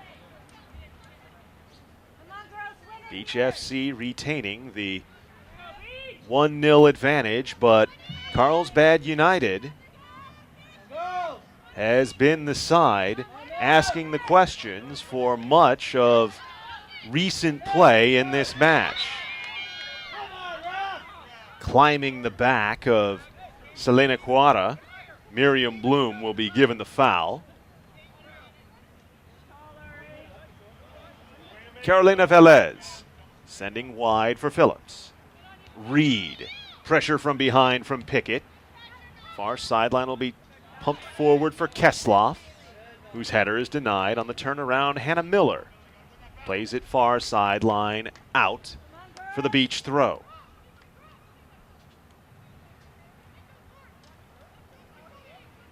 Fake on the throw-in. And now this one for Noble. Noble looks to take the return feed. Perhaps time for a cross. Blocked by Frederick. Frederick doing well defending. And puts the ball out for the throw. It'll be Noble to take it. And Beach keeping their defenders back. Ball comes to the middle. Turn header. Blocked. And it'll be cleared away from danger by Nadia Balin. Attempt from distance goes over the top. It was Megan Grant who intervened on the headed attempt by McKenna Doyle. Enabled Nadia Balin to come on and clear it away.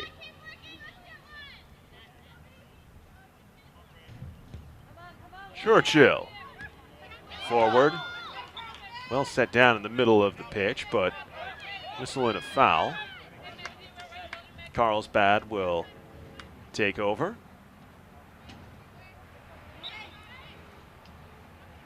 Renee Gonsalves plays it forward, chested down. Pressure from Miller, but Beach able to turn. Flag stays down here. A break chance to the far side. Score! McKenna Doyle doubles Beach's delight.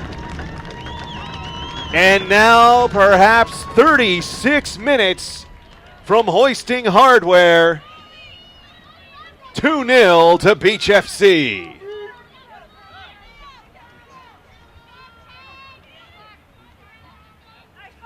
'54th minute goal.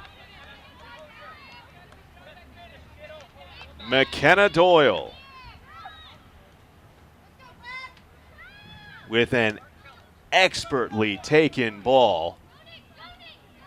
Great composure and slotting it to the far post. Carlsbad now, their hill to climb, twice as tall. But maybe they can have it here. Pressure forward. Churchill's try is blocked out for a corner by Carolina Velez. And the first corner coming here in the second half for the Lady Black Shirts.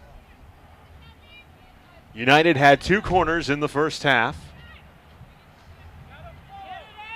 Need to use this one to threaten Marissa Marshall's cage. To the middle.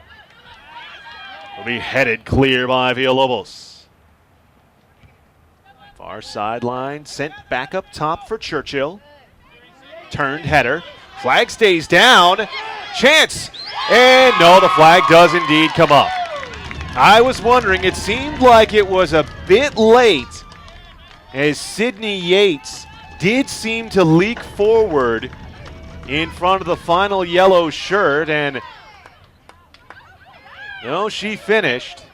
Come on! It counts for naught. Come on, baby! Come on! Nicole Phillips forced to send it wide for the Carlsbad throw. So Megan Grant strides forward, turning with it. Bridget Daly sends it back post, motoring to try and run it down and keep it in the field of play. Unable, Christina Nixon, but good hustle from number 16 to try and control. So it'll be Marissa Marshall now to thump this one away. 2-0 Beach. McKenna Doyle's 54th minute. Here's the doubler. Attempt from the top of the box. And Chelsea Churchill skims the American football upright.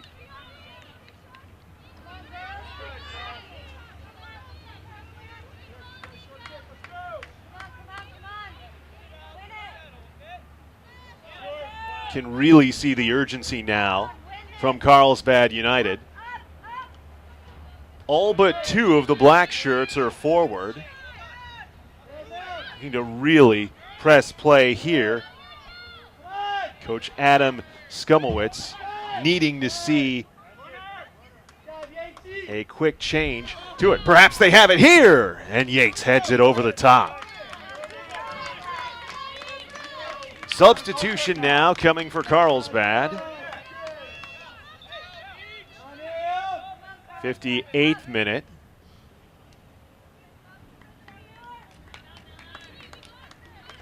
As coming off, Hannah Miller. Late to see the young lady's number, making her run into the middle of the pitch. Appears to be Genesis Lucero. Going to ground, unable to earn the foul is Bridget Daly. But it's cleared forward by Gonsalves. And out for the throw. Was trying to find Bridget Daly, just could not link up with her. And so now Megan Randig. Her throw in. Chested forward by Daly. Yates tries to turn forward. Randig sends it back and out for the throw. Both of the Beach goals in this match have come inside the first 10 minutes of each half. From there, been doing a lot of trying to stifle the counter from Carlsbad. Lucero, advantage played. Sends back for Bloom.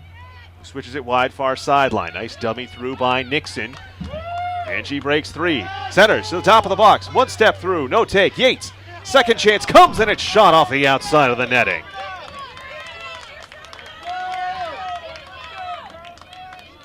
Chelsea Churchill. Boy, you can really feel the pressure coming from United here. The urgency in the match, knowing that the racetrack remaining to try and tie this shrinks ever smaller. Nice job by Grant to win that ball in the middle of the pitch from a charging Kelly Kesloff. Michelle Reed now back. They'll be cleared out for the Carlsbad United throw. Like we may have a substitute getting ready to come on for Beach FC. And there's a long ball for a run on. This is how the second goal of the match came. Still pressure coming from McKenna Doyle. And Nadia Balin will come out having seen the composure by Doyle on a breakaway and able to get the clear and turn things for Carlsbad. Christina Daly gives it up for Pickett. Pickett off the official, and Carver clears it forward. Doyle, sliding challenge by Gonsalves, wins the ball for Grant, sent up near sideline. The official will stop action as Doyle is down and appears to be in some kind of discomfort. The challenge from Gonsalves did come in from behind, drew the immediate shout from the Beach FC parents, but Doyle appears to be no worse for wear. Still has her left thigh wrapped, as it's been for the entirety of the match. But now this may force head coach Antonio Arash to come with a second substitution here to replace his second half goal scorer. Under 30 minutes remaining.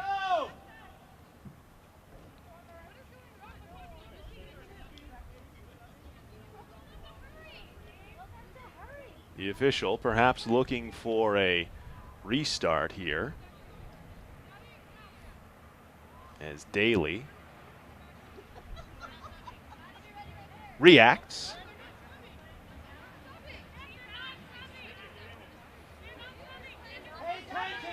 The official on the far sideline is to say there's subs that may be coming, but not of yet, as Randig sends it out of play.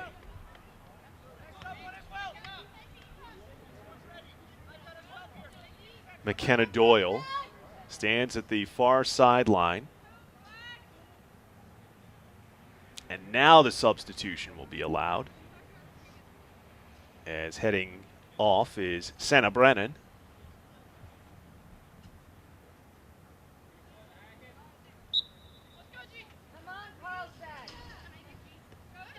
Tell you the player checking in as soon as we can see the number here is Yates. The forward pressure prevents the clear, but then on the turn the ball goes out off of Yates, as I see a number 7 on the back of that kit. I mean only one thing, Teresa Butcher. And no other Beach players with a 7 on their kit outside of her. Nice play to get around the defender. Daly. Pressure coming. Yates sends it skidding wide of the far post. Boy, it looked like she was looking for a run there. Did not come. Stays in the field of play. Carlsbad continues the pressure. And on the attempted cross, it'll go out for the goal kick.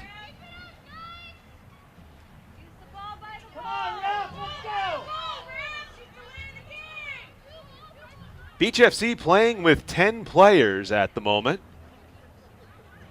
as McKenna Doyle remains on the sidelines after going down following a challenge from behind by Renee Gonsalves. Did have to like the good sportsmanship shown after that incident, with Gonsalves checking on her, making sure she's okay, and she's back on the pitch now. 11 on 11 once more. Bridget Daly. Megan Grant. Grant tries to take her defender on, cannot get through Carver. She slowed her up enough, but Miriam Bloom in the middle, shouldering with Quada. Quada wins the ball. Quada dropping it back. Sent for Michelle Reed up the far sideline. Butcher turns for Doyle. Doyle slots a through ball. All alone. Save made coming out on the challenge by Balin. Boy, Haley Noble had the time, and Balin did well to come out and cut down her angle. But it goes out for a corner. Beach FC's 6th corner of the match, but first of the second half. Under 25 minutes remaining. 2-0 to Beach.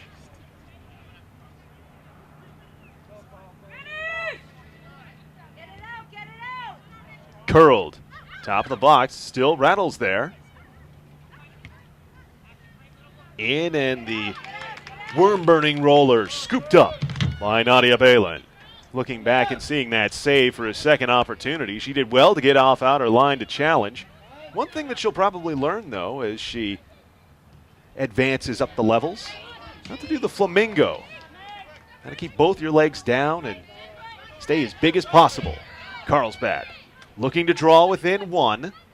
Daly can't get through the defense. Randig clears forward, but Grant stops it. Grant up the near sideline. Challenged and shepherded out of bounds on the play by Megan Carver.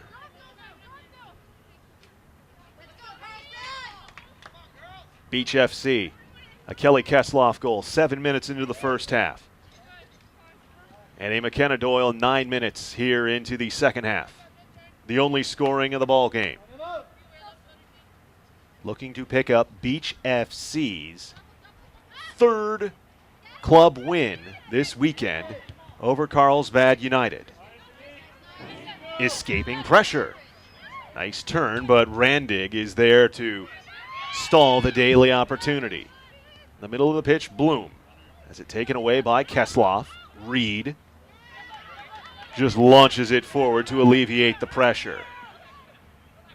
Balin way out to play forward, headed in the air, but Bloom controls momentarily, touches through and takes it back. Bloom slots a ball the far channel, giving chase and unable to run it down at the far sideline, Christina Nixon. And it goes for the goal kick.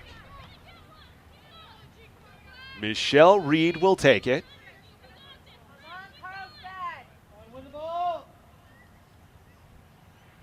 Such an imposing target in the middle of the pitch there is Reed. Really towering over many of the opposition in black.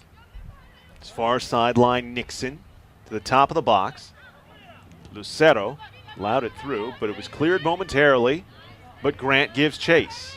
Randig clears to center.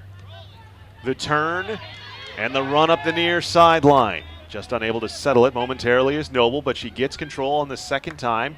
A through ball to the far sideline, looking for Kesloff. She finds her. The centering feed is cleared away by Kaylee Frederick. Nice idea in the compound attack there from Beach FC on the counter. Just unable to execute. There's a nice back move by Daly. Momentarily gets her free from Carver. Carver has to take her down, recovering defensively for the free kick. Substitute coming now for Carlsbad as Renee Gonçalves will be substituted off. Believe that's Hannah Wyatt checking in as Bloom strike from distance out wide for the goal kick.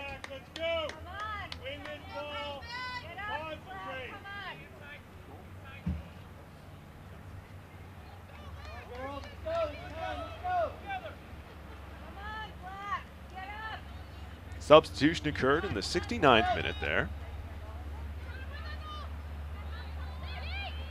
In the middle of the pitch, this is Yates. Yates can't get it through the defense of Butcher. Frederick sends it wide. Kept in the field of play. Here's Pickett. Trying to play forward, but stopped, and Kesloff attempts to turn. Pickett wins the ball back. The long ball forward. Too far. And it goes for the goal kick once more.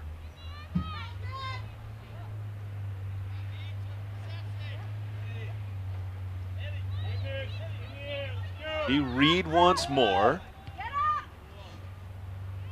A long clear, nice turn by Kesloff. Nobody home though, as Grant will come away with the steal. Bloom slots it forward.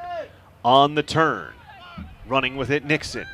Tries to center, spinning ball, headed clear by Randig, but controlled at the top of the box. Curled on, the header over the bar by Bridget Daly.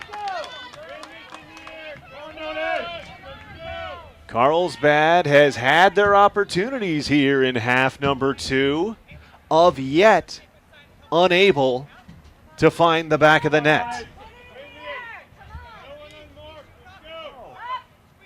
They have just over 19 minutes to try and make up a 2-0 deficit. Chelsea Churchill wins the ball and plays forward for Bloom. Bloom, Nixon, now Reed, gets by Reed. And a whistle, and the official will give a free kick up the far channel. Reed just doing her best to try and see the ball shepherded out of bounds. The pressure from Nixon forced a grab of the kit. So now, Carlsbad United with a set-piece opportunity, like a real short corner kick coming here.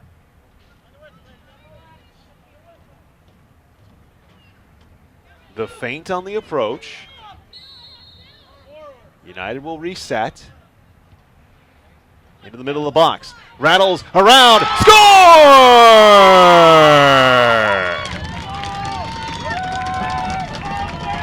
Game on! 2-1 with 18 minutes to play.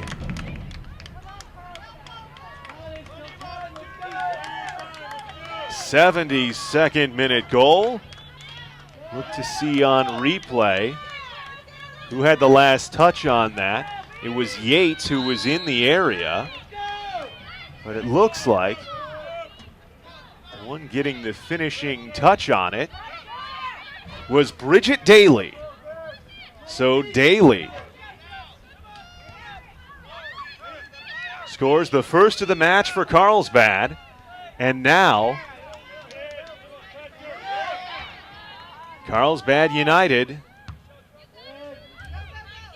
really ramps up the match pressure. Played forward by Frederick. Far sideline, Hannah Wyatt. Twisting away from the yellow-shirted pressure will give back to the back line. Frederick for Nadia Balin. And remember how important that save was she made on Haley Noble on a breakaway.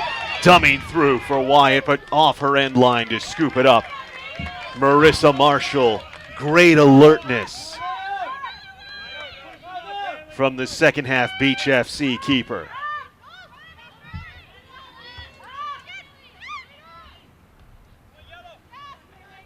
Doyle, dispossessed in the middle of the pitch, receiving it back, and it's turned up the near sideline.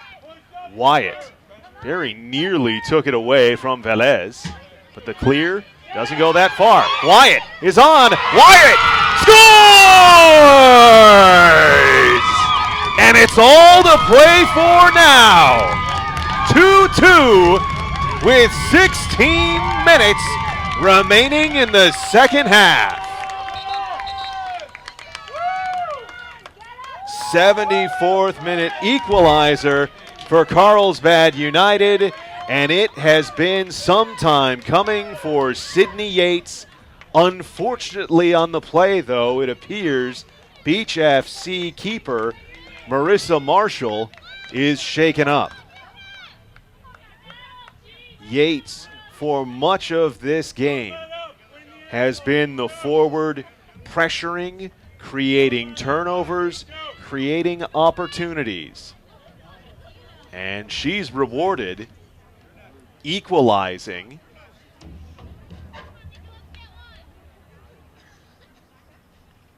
And after chasing for the vast majority of the match, like a pair of lightning strikes, 72nd minute, 74th minute, Bridget Daly, Sydney Yates Carlsbad United draws even.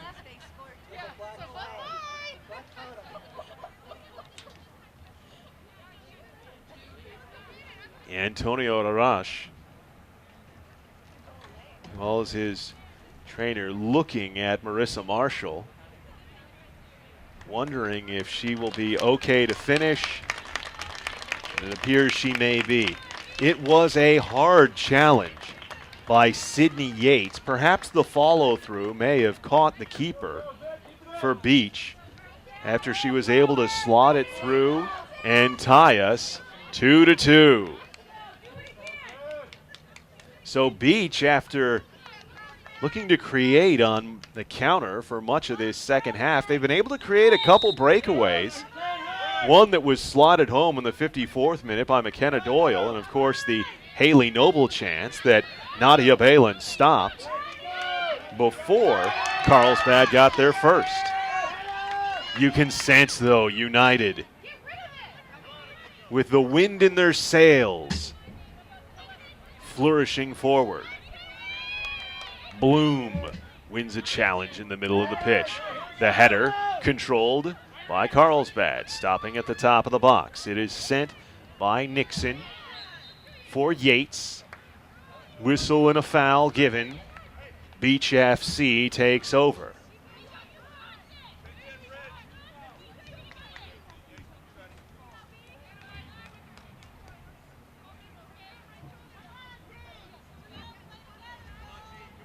Nearly 70 minutes with the advantage in this match. Beach FC. Big challenge from behind by Chelsea Churchill. Draws the foul and the free kick for Beach.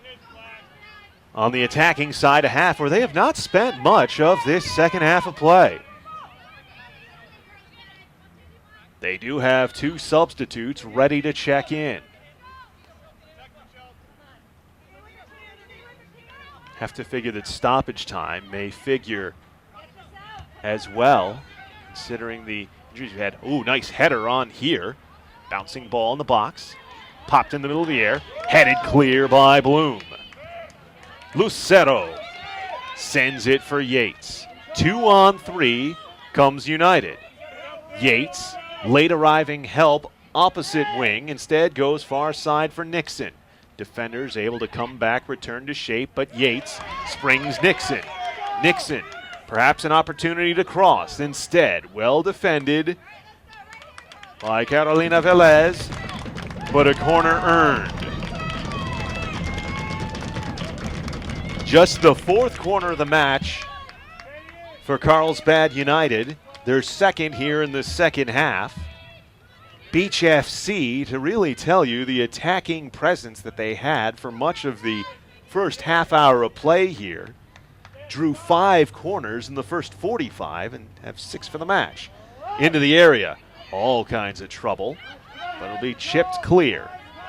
Settled by Wyatt, played forward, turning with it, flag is up, and Bridget Daly in the offside position is the guilty party. Second offside of the match by Carlsbad.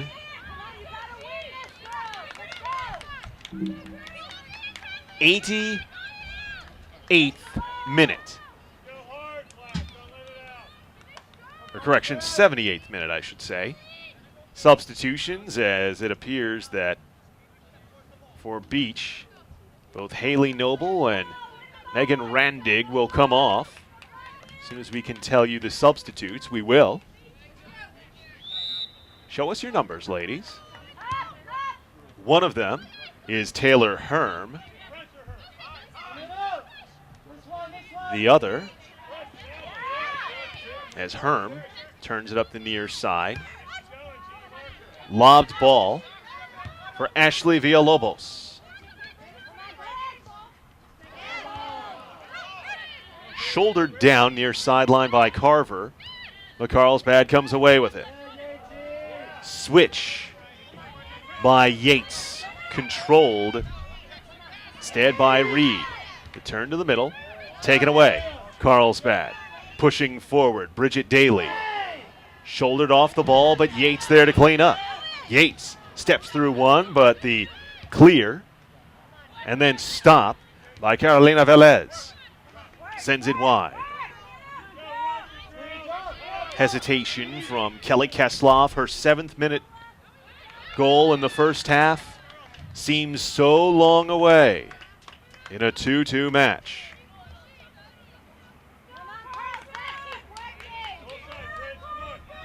It'll be Beach to throw in from the far side, and really, what more could you ask for in the championship match of the Cal South U18 Girls National Cup?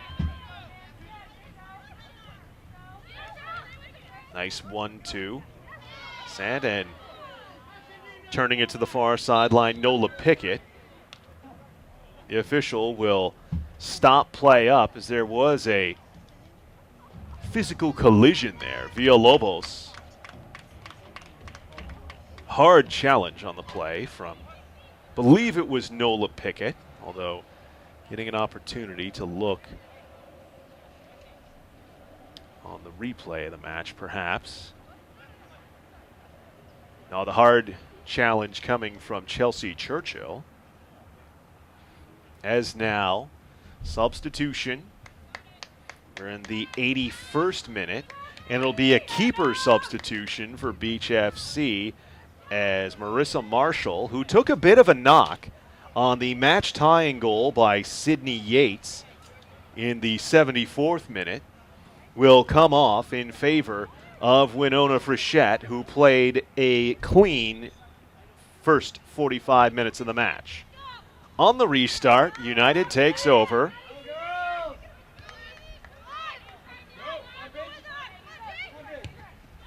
As the long ball forward, looking for Yates. Frechette is out and able to clear. Skimmed off the top of Carver's head, but it'll be cleared back. The play forward, cut out momentarily.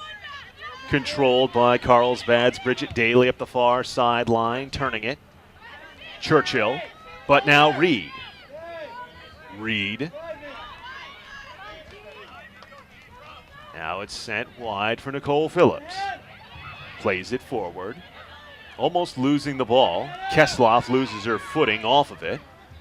And it's threaded through for Daly. Daly twists and turns. Sent wide. Now to the back run on. Perhaps an opportunity here. Great defense to stifle it momentarily. The attempt from beyond the top of the box by Genesis Lucero goes over the top for the goal kick. Carlsbad, United FC, trailing for the vast majority of the match. But a 1-2 punch, 2 minutes apart, have drawn us even. Now sniffing like a shark sensing blood in the water for perhaps a shocking winner. Michelle Reed slots through two, can't get by the third, but the foul given, and it'll be a free kick for Beach FC and a substitution forthcoming as well. McKenna Doyle, who scored the second of the match for Beach FC, is substituted out here in the 83rd minute. Antonio Arash looking to get back to the advantage here as it's Kayla Colaruotolo, who's the substitute for Beach FC. Chested down by Velez. Yates. Challenge. Now it's played forward. Kesloff drops back for Selena Cuara. Turning it wide. Villalobos. This is Colaruotolo. Butcher. Villalobos turns. Nobody there. Cleared by Churchill. Yates. Wide. It's blasted forward. Nicole Phillips lets her keeper, Frechette, come out and bash it almost over to the tennis courts. toward Telegraph Road here at Ventura College. Inside the final 5 minutes of regulation time, 2-2 the score. Long throw-in off the top of the head of Nicole Phillips, and the third corner of the second half for Carlsbad United.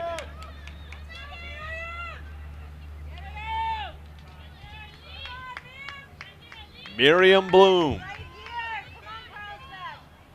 the set piece for United. Can they come all the way back to take a stunning late lead?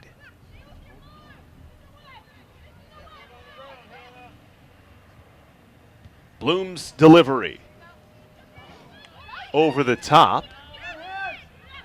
Still in play. Wyatt with control. Wyatt tries to play it towards center. Instead, it skips out of bounds. Frichette gathers for the goal kick.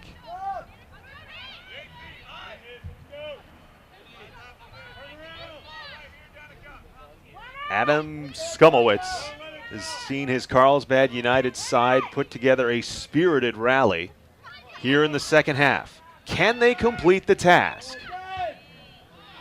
Lob ball forward by Danica Steele, who came in as a substitute here in the second half. Identifiable by those steel blue boots she wears. Far sideline, Teresa Butcher giving chase, feeling the fire, drops back for Frichette. Fires it far sideline. It goes out off the touch by Cola Rotolo. Steele to throw. 3 minutes remain in regulation plus any stoppage time. Should be some, considering a few of the injuries we had here. Throwing them, bounce off the top, a couple heads. Headed chance is snatched by Frichette.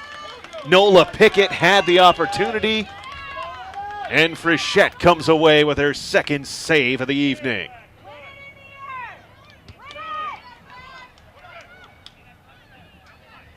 The clear. Hannah Wyatt wins it, plays it forward, headed back. And Sydney Yates, driving forward, runs through Winona Frichette. Sees the ball go out for a goal kick, perhaps fortunate herself not to earn any of the attention of the center official.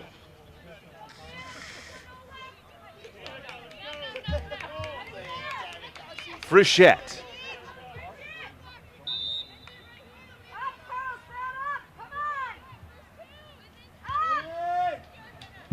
Plays it forward. Headed forward by Carver. Villalobos tried to play for Reed. It was denied.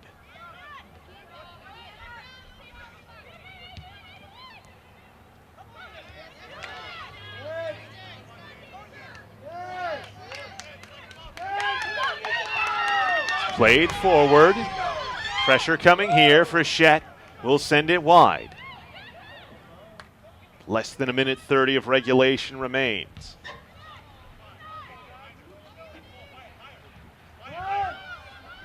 Battle for the ball at the top of the box. Wide.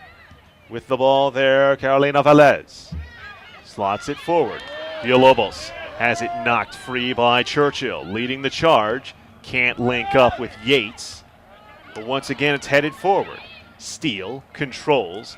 Plays back to her back line. Frederick delivers it forward. Steele in a battle with Carver in the middle of the pitch. And Carver goes down, and a yellow shown in the 90th minute to Danica Steele for getting the boot up and coming to contact with Carver. It's our first caution of the evening. The match that has been physical as you'd expect for the Cal South U18 Girls National Cup Final. And Megan Carver Still currently down to her knees at the 30-yard line of the American football field markings. You sure hope that she's all right, considering what she's done as far as being able to turn play in the middle of the pitch. Although Beach FC have seen their struggles of creating offense, particularly in the latter stages of this second half. The last real quality chance they had was Haley Noble on a breakaway. That was denied by Nadia Balin charging out off her end line and knocking it wide, glancing off her leg for the corner. After that, though, goals in rapid succession by Bridget Daly and by Sydney Yates in the 72nd and 74th to square us 2-2 where we stand right now. The specter of extra time looming over the proceedings. Winona Frechette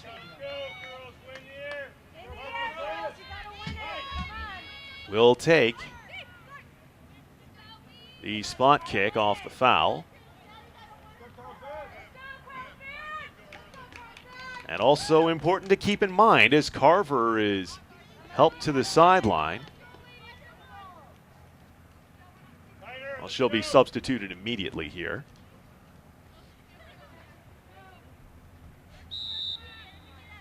So we are at full 11 on 11. Frechette. Steele slices it down. It was Isabella Diaz came on for Beach FC. Perhaps they can snatch something here.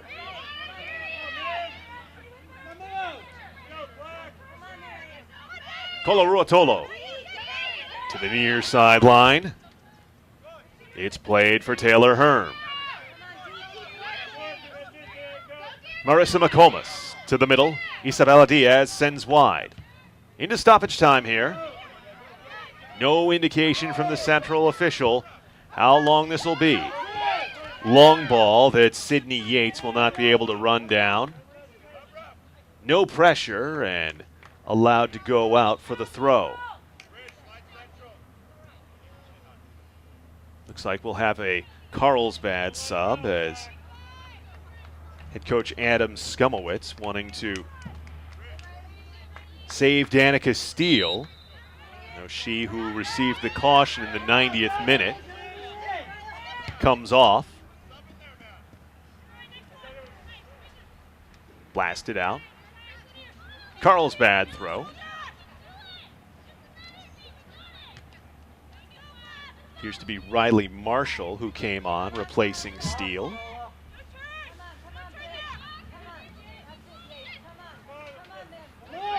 Now, battle for the ball in the middle of the pitch. Play on, says the center official. McComas. The back heel turned back for her. Can't come up with it. Bloom reads it like a book. Takes it away. Christina Nixon on the charge. Nixon gets through one defender. Still. Shoulder throw. Oh my. What a decision. And the penalty is given. Teresa Butcher gives the penalty in stoppage time. Shoulder to shoulder, taking down the Carlsbad United player. What a moment in stoppage. Can Carlsbad United complete the comeback? Who else to take it but Sydney Yates?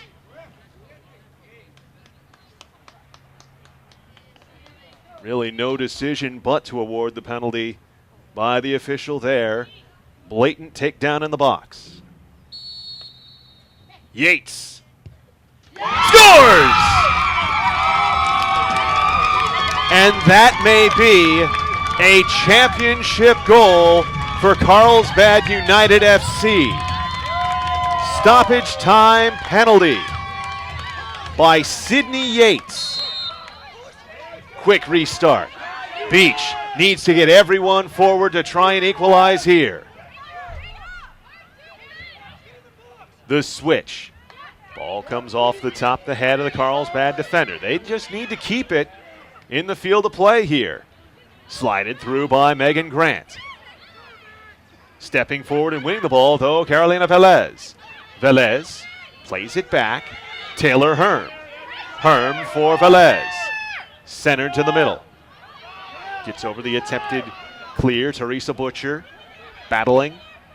Now it's thumped wide to the far sideline, headed forward by Kelly Kesloff. And hammered onto the tennis courts by Kaylee Frederick. Beach FC screaming for a ball here.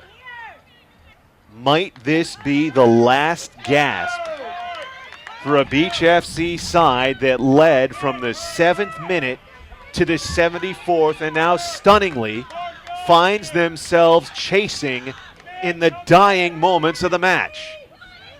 The throw-in headed towards the middle. This will be cleared out by Chelsea Churchill. Again to the box. It's cleared away by Sydney Yates. The keeper, Winona Frechette, is out to challenge. Frechette racing back towards her boxes up the near sideline. This will just be sent all the way down for the goal kick by Sydney Yates. A wily move. And forcing Beach to come the entire length of the pitch. 3-2, Carlsbad United FC is your final. The most unlikely of comebacks. Trailing for nearly 70 minutes of the contest, but Bridget Daly and Sydney Yates back to back in the 72nd and 74th minutes equalize, and then a penalty and stoppage slotted home calmly by Sydney Yates gives Carlsbad United and head coach Adam Skumowitz's squad the Cal South U18 Girls National Cup.